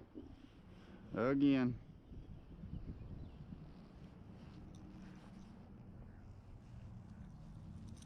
Duck over here talking. I wonder what he's saying. Where the fish at, bro? Or sis? I guess because I'm a dude, I always assume that animals that come near me are bros. Like, what up, bro? chill out, wolf dog. Yeah, bro. Because you got, I mean, the majority is it's 50-50 chance, right? The 50-50 chance that it is a female or a male. So when I say, come on, little fishy fishy, it's weird because I just say little fishy fishy. I don't say, come on, dude. Come on, dude. All right.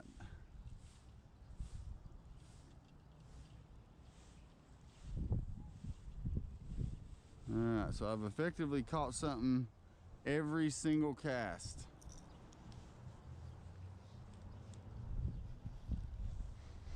Effectively.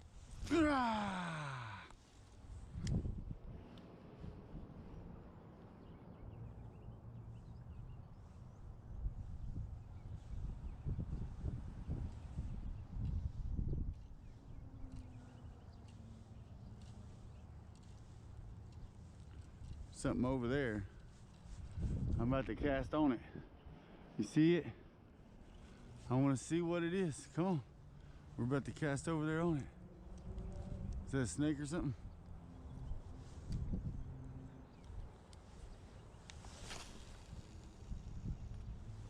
What is it?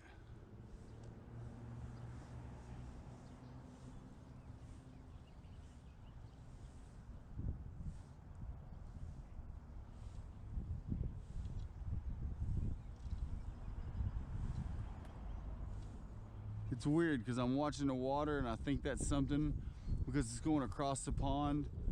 But the wind is blowing in two different directions right now. It's blowing at my backside over there towards that bird, towards that stick. And then the wind is blowing over here from the left side. So I guess maybe this hill behind me is splitting the wind. So I'm casting with the wind. So that's got to be good. All right. I've caught something every cast. Like, it's not clickbait. I've caught something every single cast.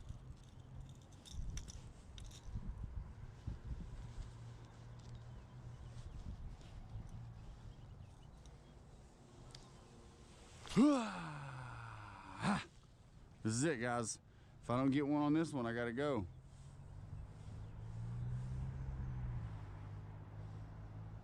Come on. You know, and it's weird too, guys, because this is like the 1 hour challenge, you know? 1 hour fishing challenge. And so far I've caught something every single cast. Not living.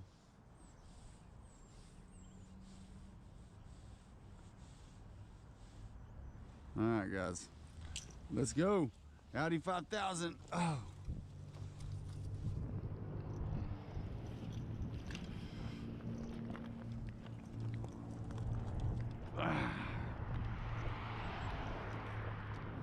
All right. Let's get back over here to the truck.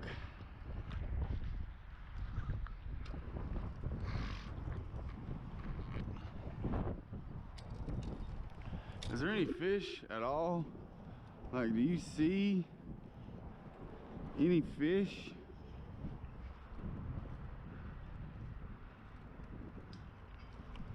There's a mattress.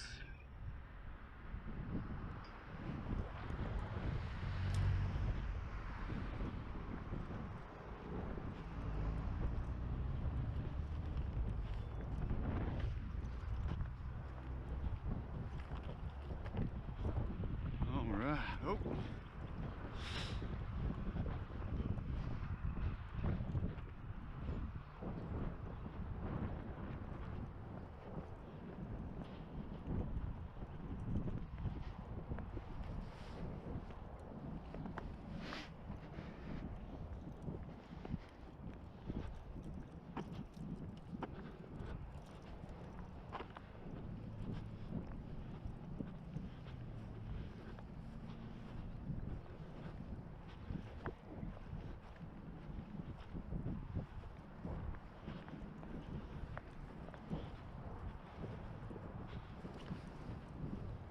Doing all right today?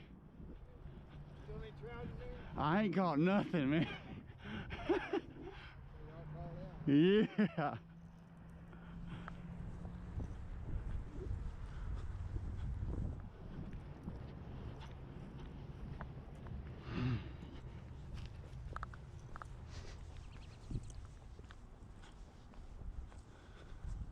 See, the frame on my truck broke. See it?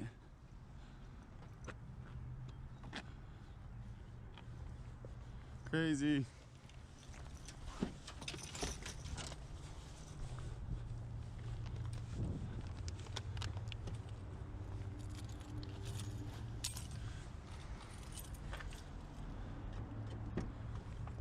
That's awful.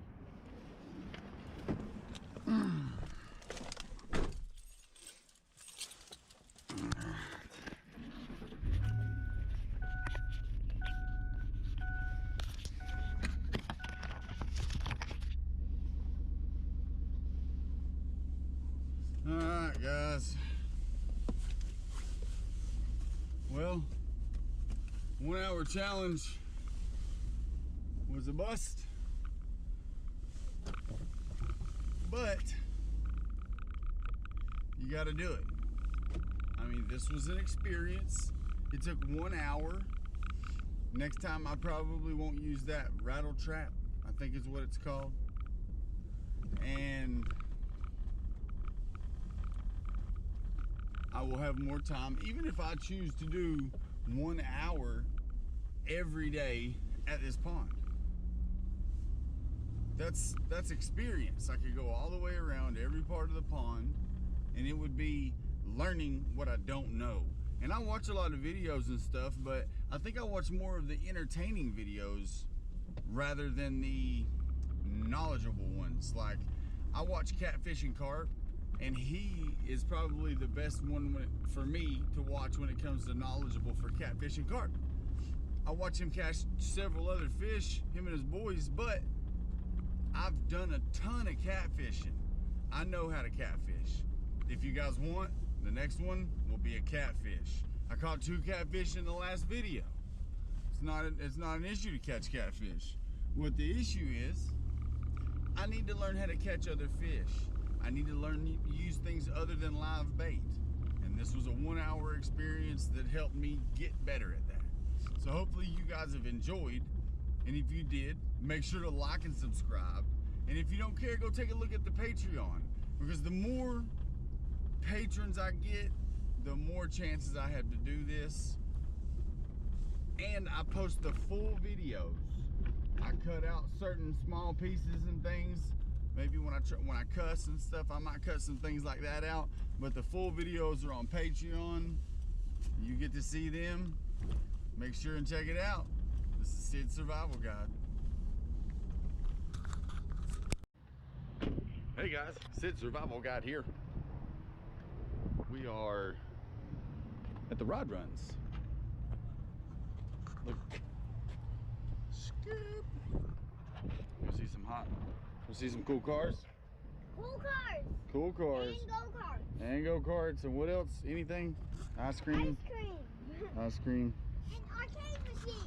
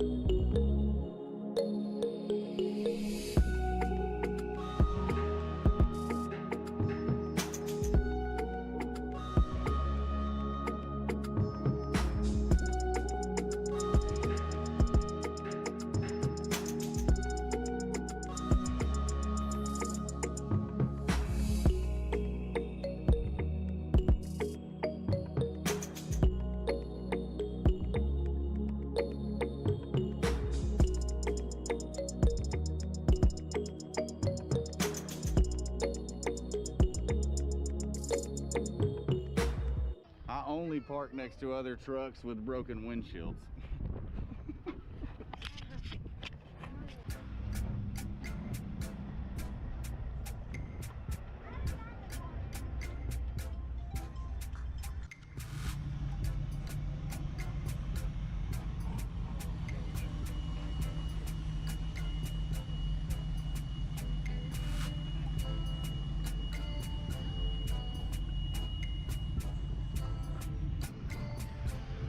Hey, hold on.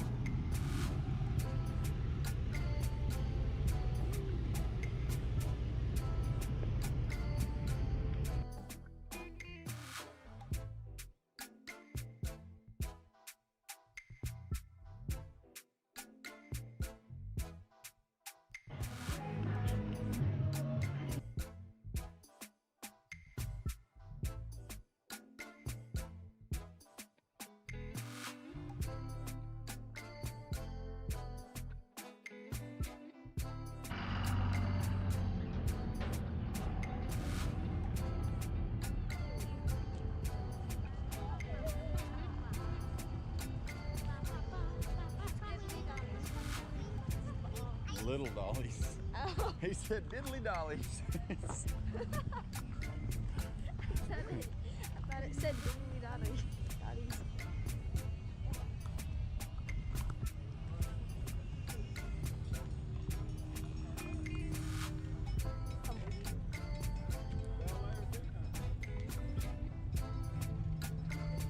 Boom, boom, boom, boom, boom, boom, boom, boom, boom, boom, boom, boom, boom, boom. This is just filling the jam. I mean.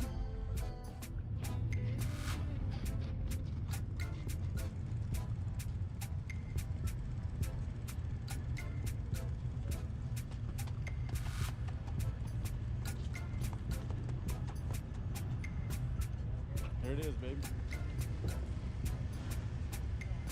This thing right here looks super cool.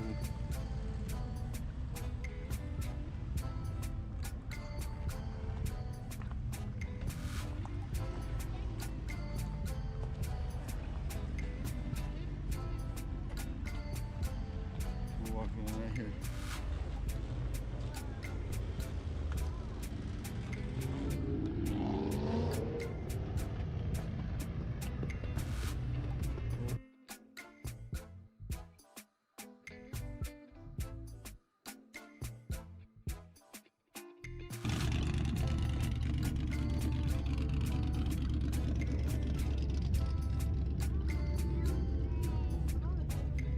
Let's go, come on.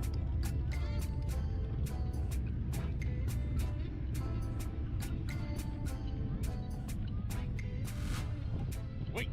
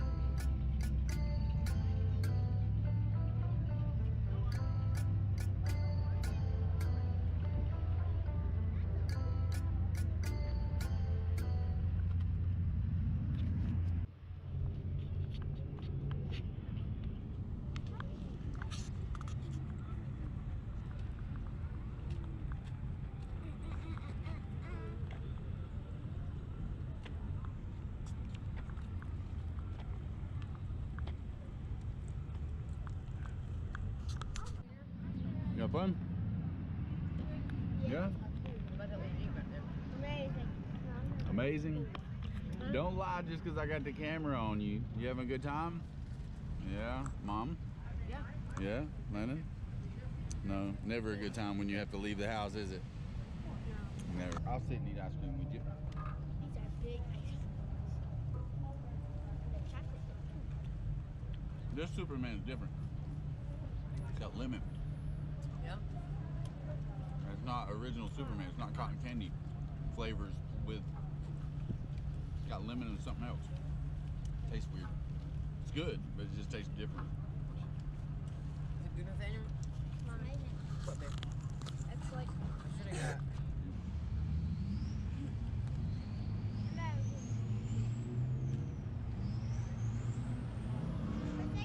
that rock looks like a marshmallow.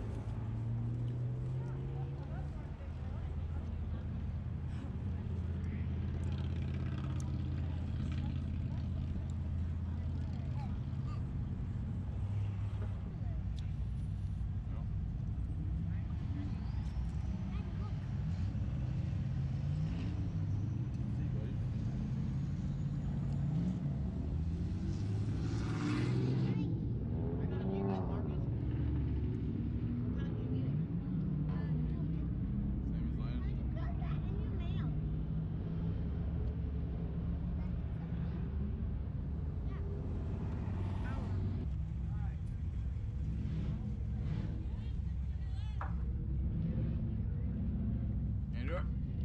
They do what?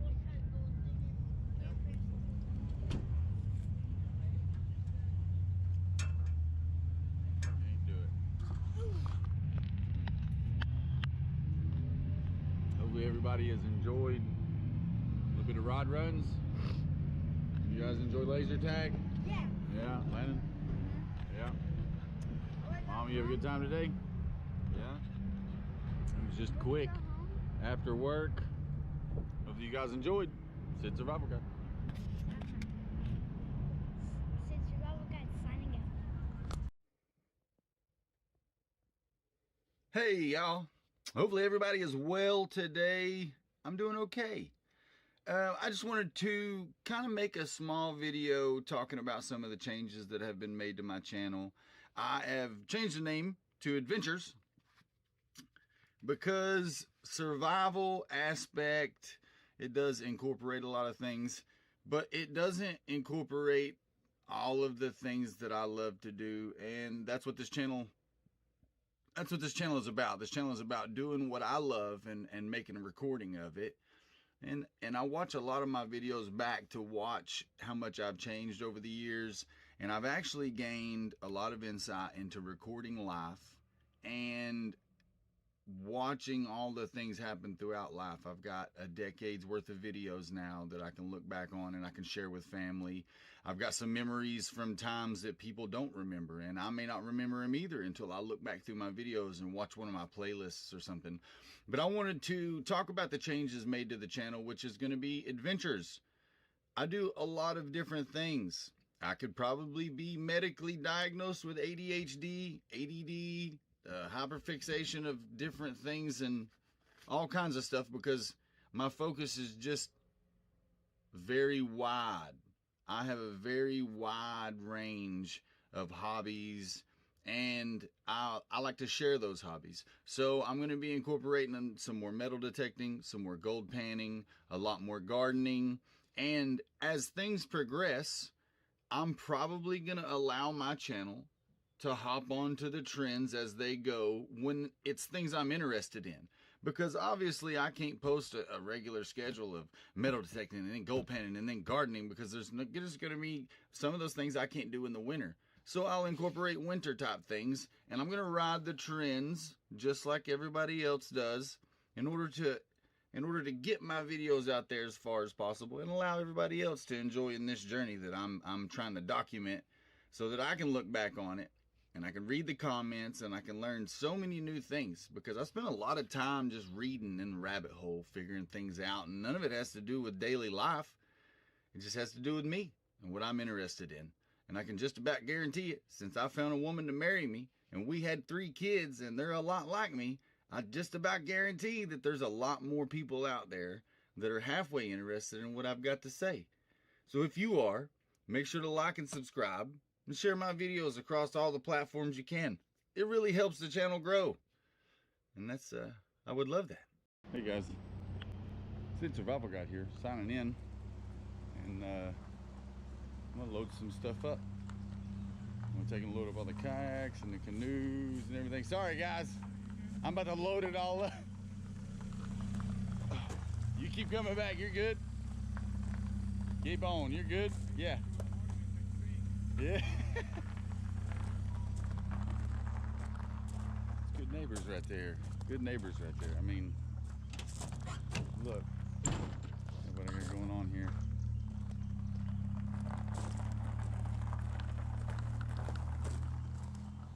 All right, so I'm gonna load all of that into that truck.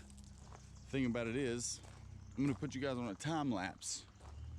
I've been super busy. Went on vacation. I have been working, and I would like for you guys to see what I'm doing on a Friday night, getting ready for Saturday morning with the boys and the family and whoever else wants to come. Ish Creek, Louisville, Friendsville, whatever it is. All right, guys, I'm gonna walk you back and then put you on time lapse.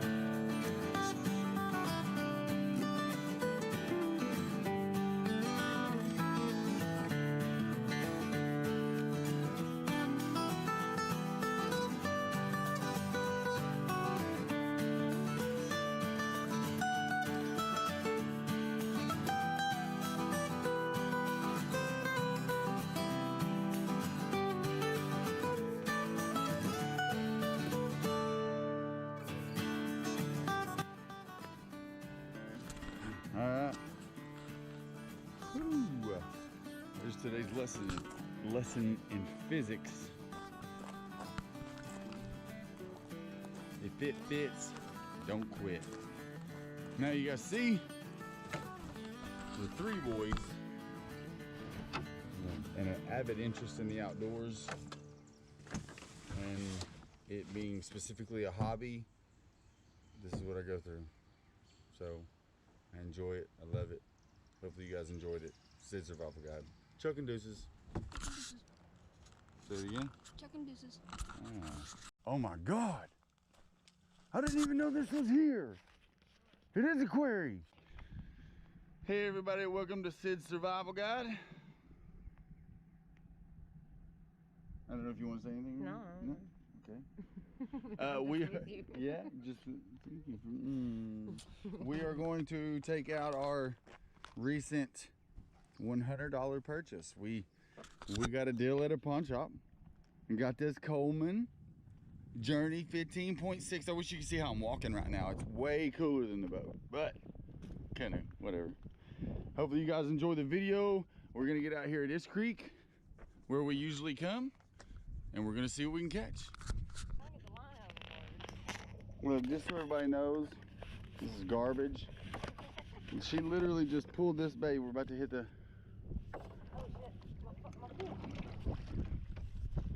Other way, yeah.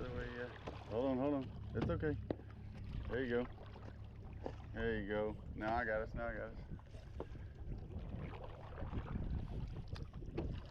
You good? You gonna get your fish? I got it.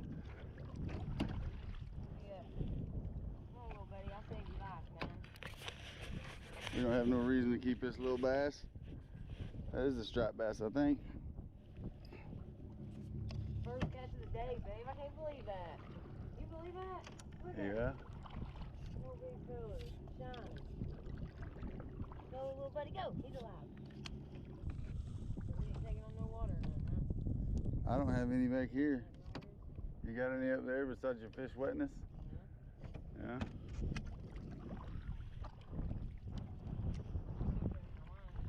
Are we? That's alright. You got your knife on you?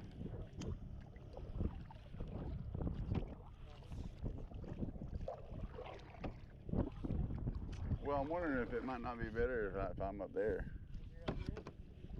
Just because how much wider the sitting area is. Yeah.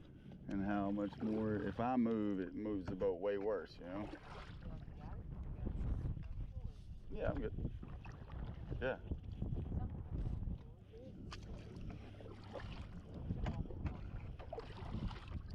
Yeah. Yeah.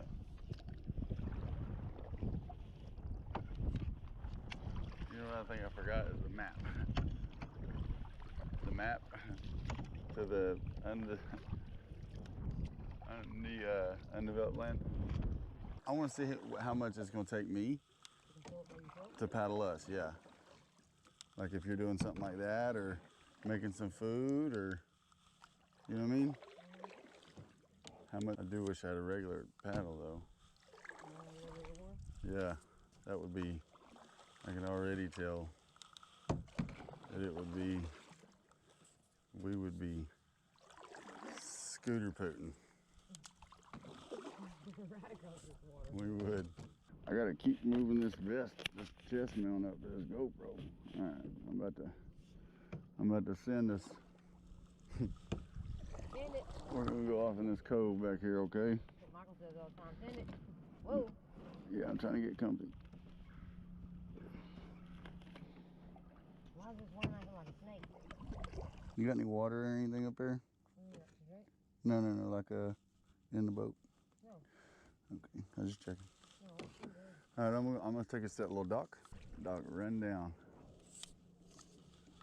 Back here, and I'll just bank it.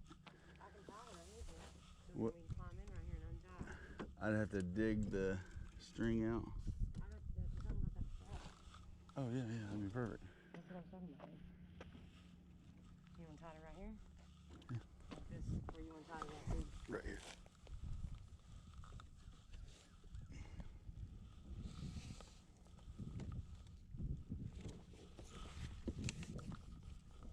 Then you're stuck on line down here.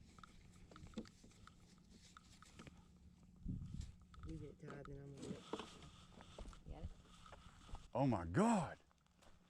I didn't even know this was here. It is a quarry. Crystal blue. Well, not crystal blue. Let's say like murky nasty blue. This is just a massive hole in the ground, babe.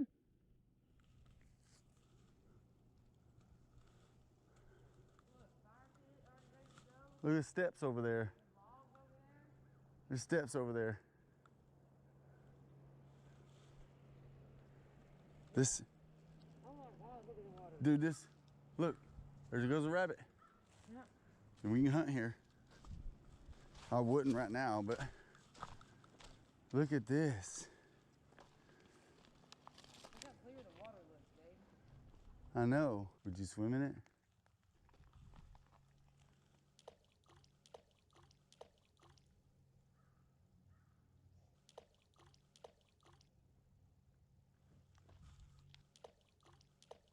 Seen that? Gone. I seen it for a while though. Gone. It is gone. Here's a rope.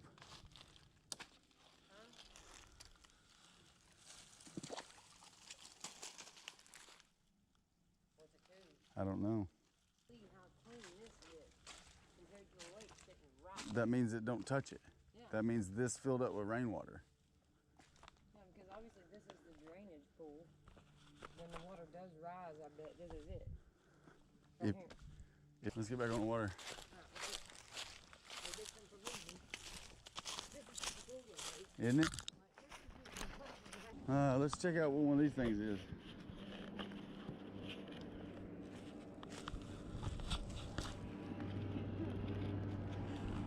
I don't know what it is. I'm not gonna mess with it.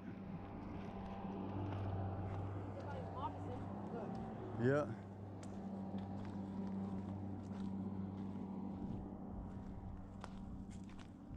Size 9. Let me see if I can find like a log or something. So we don't have to like walk out to that dock. We can walk on the log. Cause when the water's up, that little dock will be floating.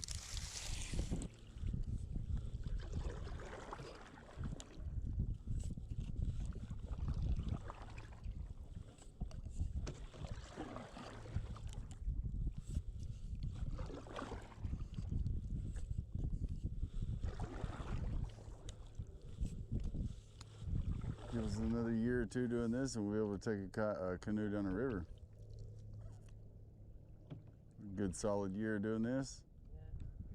We'll be able to do some river canoeing. I don't know if we'd be able to use this canoe, but well, I just don't know if it's shallow enough. That green one that we seen the other day, that one, in my opinion, was like a river one. Cause like the river one that I went in with that Big John guy, it was super shallow. Like he was always like, "Don't move," but he was a real big guy. You see the tree I cut right there? Straight to your right more, right more. Right there, almost where you're looking at, like. Just based off the angle of your head, like right there, and the little cut where they see a little green bushel sitting on the beach. Yeah, right here. Nope, next to it to the right. Right. Yep, that's it. That little cove is the one I was in. Oh, his bobber went under. He got one. Oh shit, he about got one.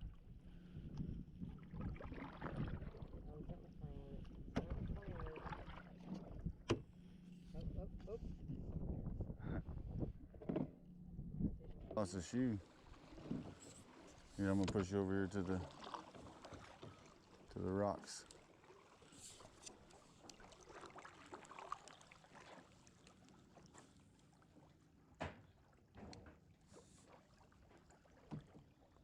I'm gonna get you right here in the gravels. It's easier on the canoe, I would say.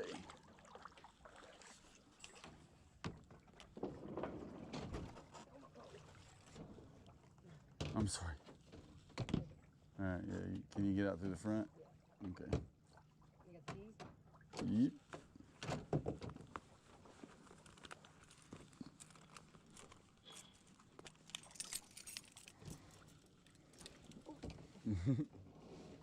Yep. We hold on for it. Just get down there on your end and hold the end to you. Yeah. Yeah, when you get out, my stabilization goes out the door. Does it? So you Well- can sit in the middle to stabilize the weight.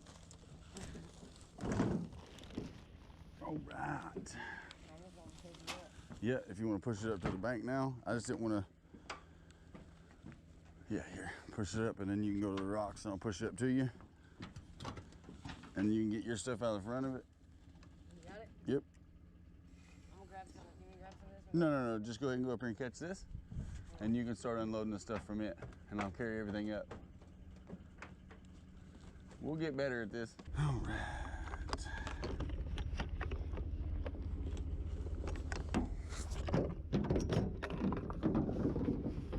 Was your oar long enough, or would you have liked it to have been longer?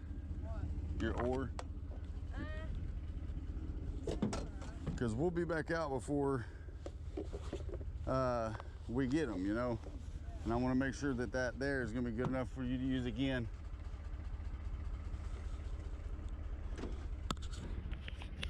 All right, hopefully everybody enjoyed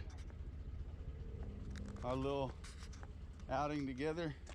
And we're gonna do what we gotta put this thing back up. This is Sid's Survival Guide.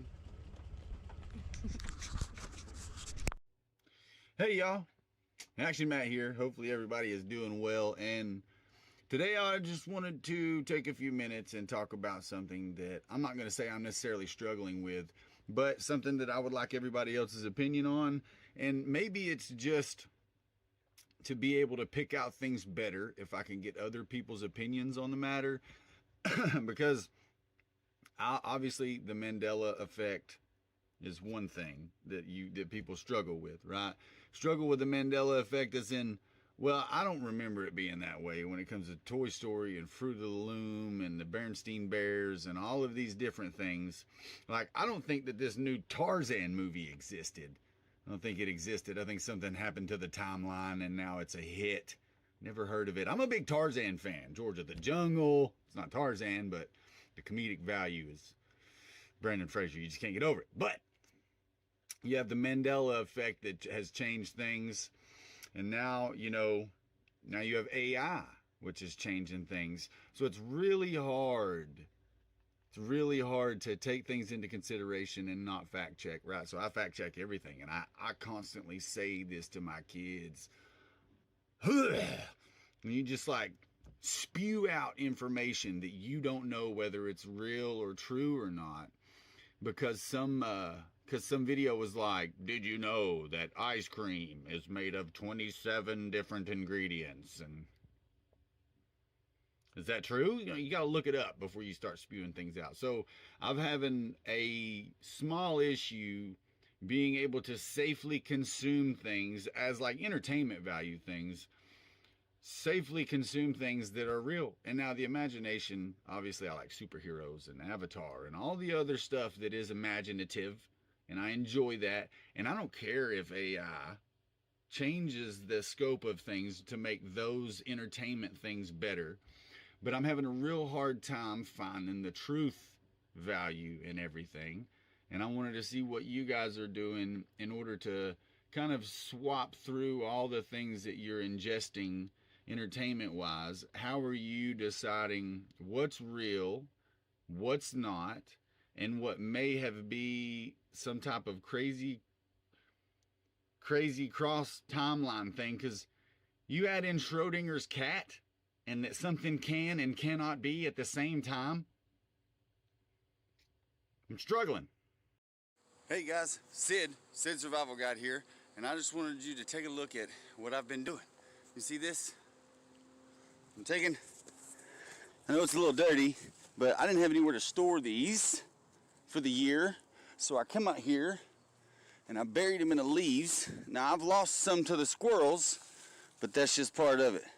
Got a lot of city squirrels. That's how it goes. Anybody like black walnuts? Let me know. Got them. Signing in here for Sid Survival Guide. This is Eric. What's up?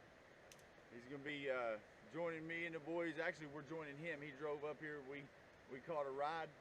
We are at campsite 13 in City Cove, and we're gonna set up camp. This is gonna be a overnight. It's gonna be about 50 degrees tonight. The last time we're gonna be able to take the boys camping because we didn't really condition them or anything for the cold. So this is a transition into winter stuff in the cold maybe. We'll figure that out, see how this goes.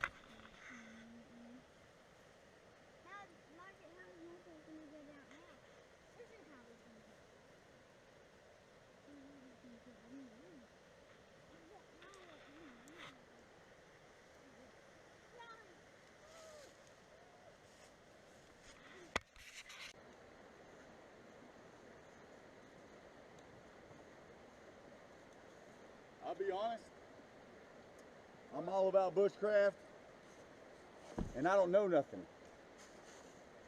I'm learning.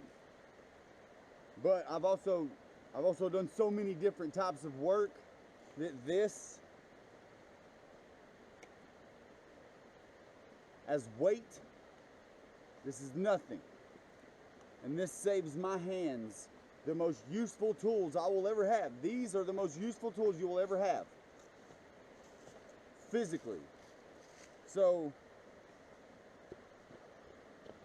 I don't understand why this isn't, this is so light and so simple.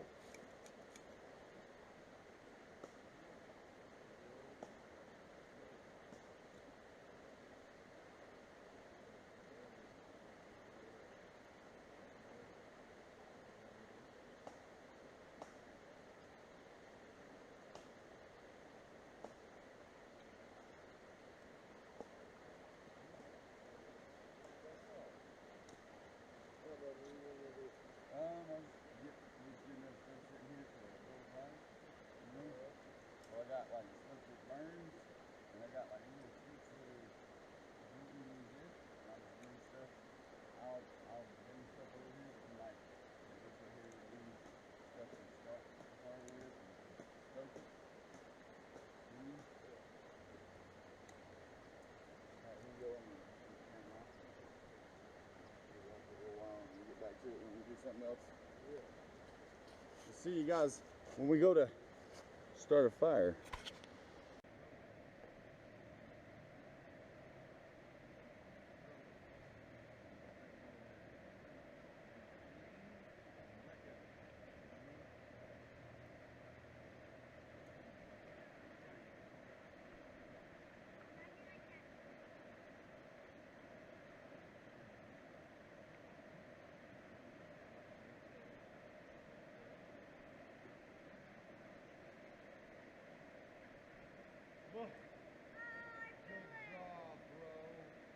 My boy's a natural.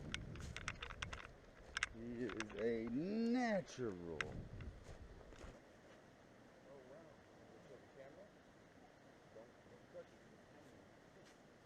Hi, camera. Look what I found. It's a flower, and it's beautiful too. Oh, the baby. Oh,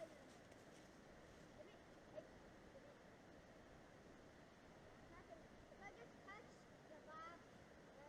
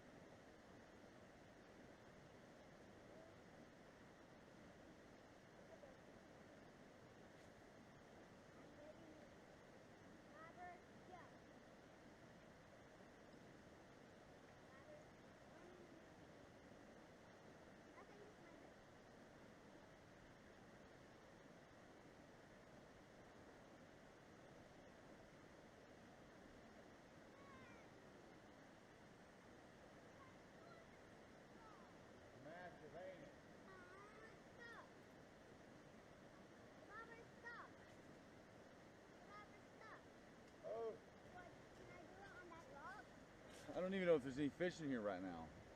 I don't have any knowledge really of where fish reside at what times of the years and what temperatures of water. So, new.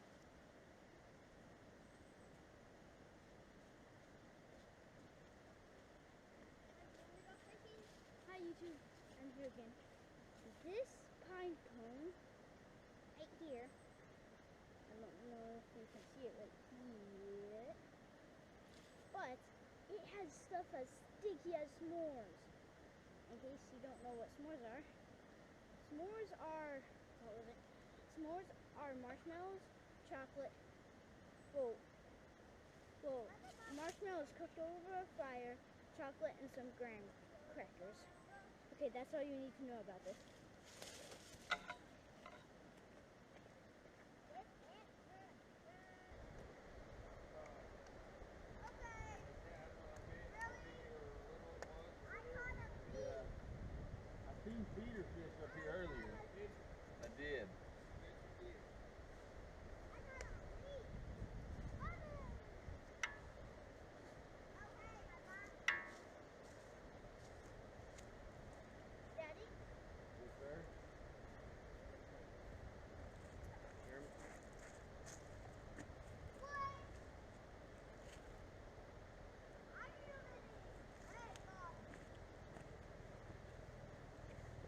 Right there. Motorcycle. Bub, I'm coming on the other side of you. There's a sign right there.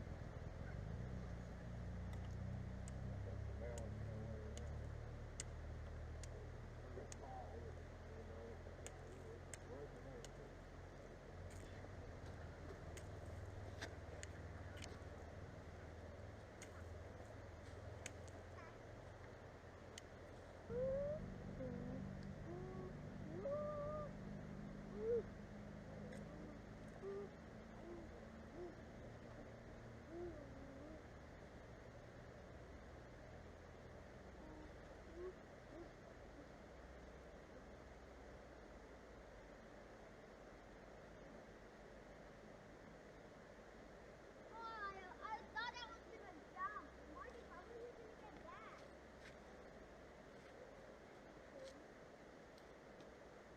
First we gotta see this black stable.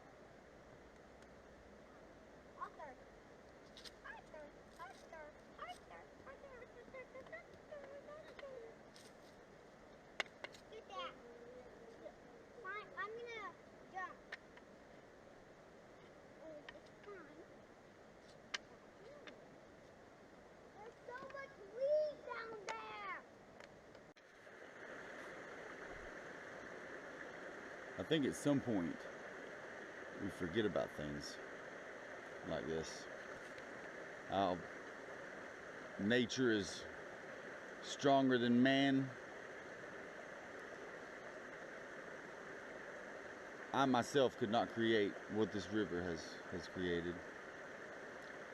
So I gotta have a level of respect for it. You have to. It's not like if you don't have respect for it, nature's gonna take it out on you. But what's gonna happen is the environment around you is gonna suffer. I don't want that. I don't want anyone or anything to suffer. Even if I hunt, I want the kill to be direct and over. No chase. So respect it. Spend time with it. Treat it like the thing it is, it's a living thing. This earth is living, and every other living thing, like children, we care for it.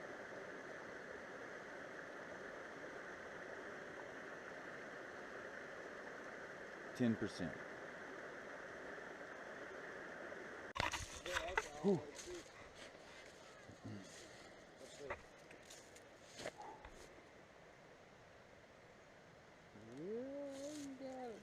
Oh my God. What it did is it's like it created a blood blister instantly and popped it, huh? Antiseptic cleaning wipes, stink-free. I'm using that. Oh man, it punctured it like 3 times. Oh. Whew.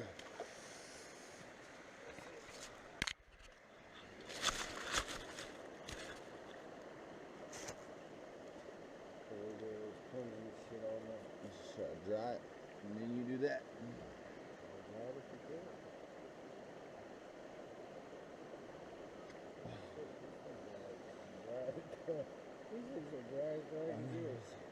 That's fine. It might have some antiseptic left on it if I wet it with my hand. You know what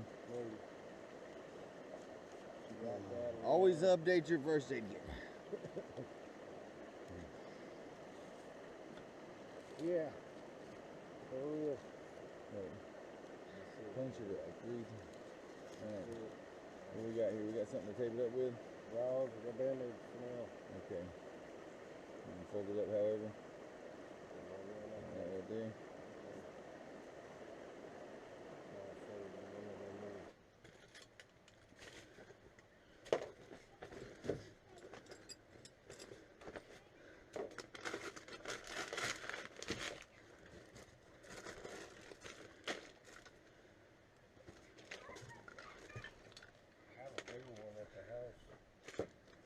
Here's our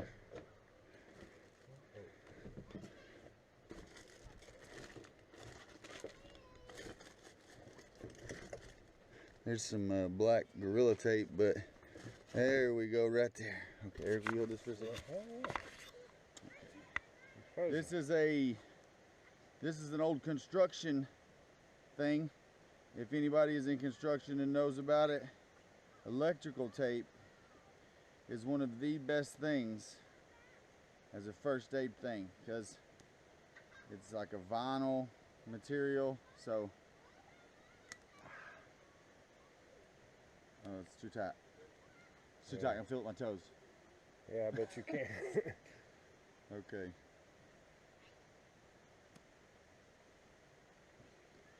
Woo! What I was doing is yeah,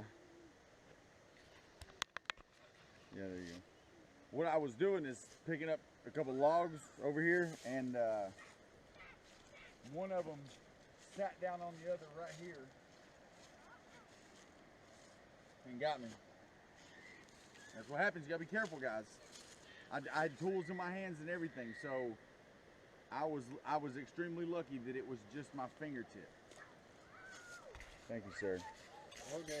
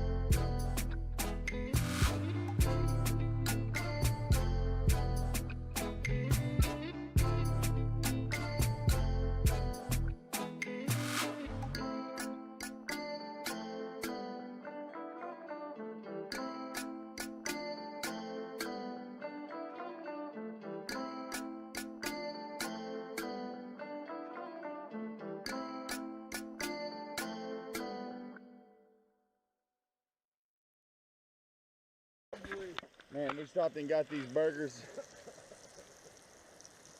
at the market closest to here.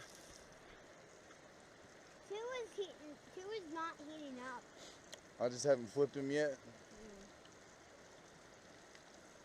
They are falling apart. They are soft and gross.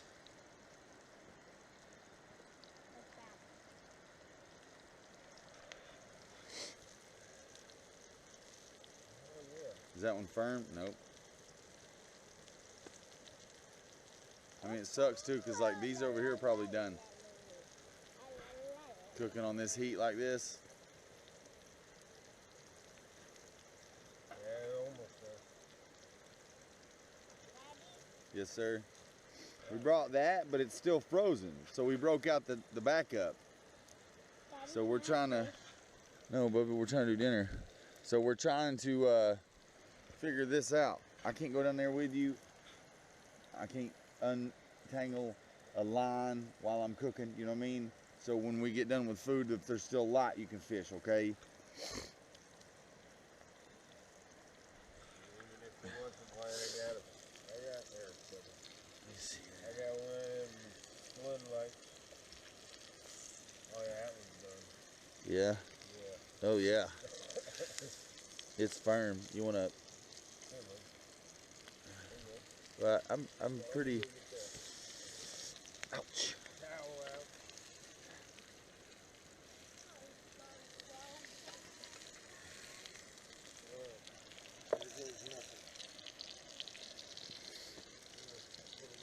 Yeah. All right, hold this.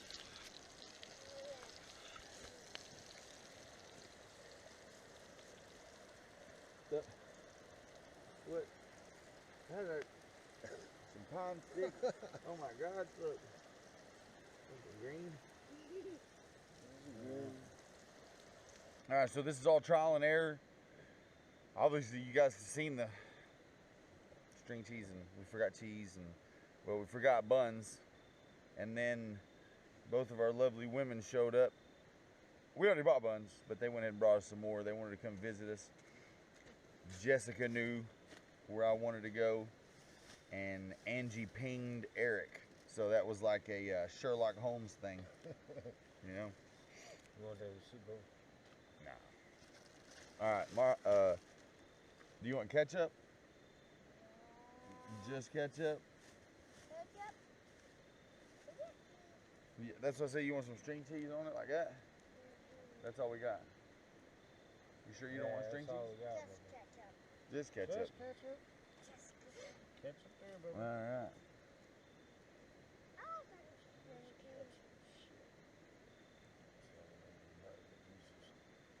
Please don't do that till we're done with this. Oh my God, it's so fucking good. Is it? Yeah. Yeah. Oh my God. It is quite tasty. Sucked trying to keep it together, but that could be the way I cooked it.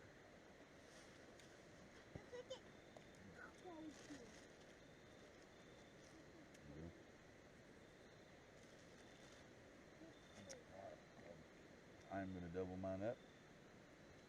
So if you want to, feel free. Believe me, I am.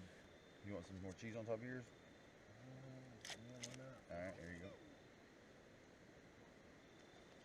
Some lettuce. All right, well, this is trial and error. Hopefully you guys are enjoying it. And any suggestions are always welcome. Always welcome. I would love to hear from you about how I can do this better. This is documentation of the learning process. So I really enjoy having you guys. I really enjoy Nathaniel coming out here, Eric, Mark.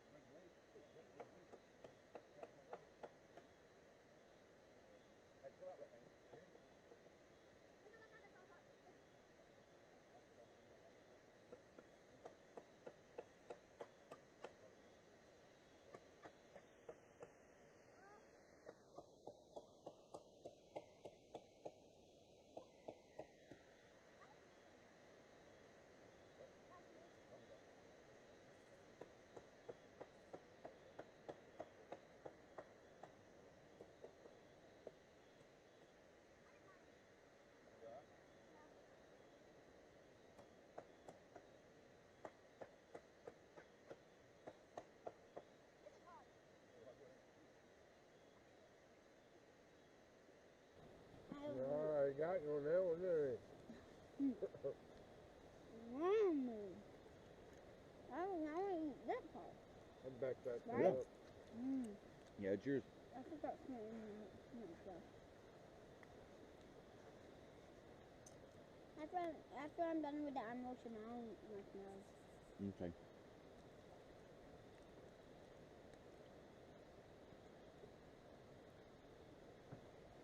I like it how the flashlight goes off.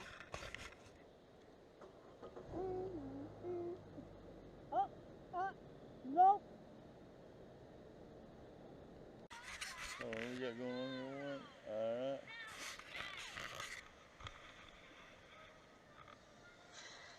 Alright, guys. Alright.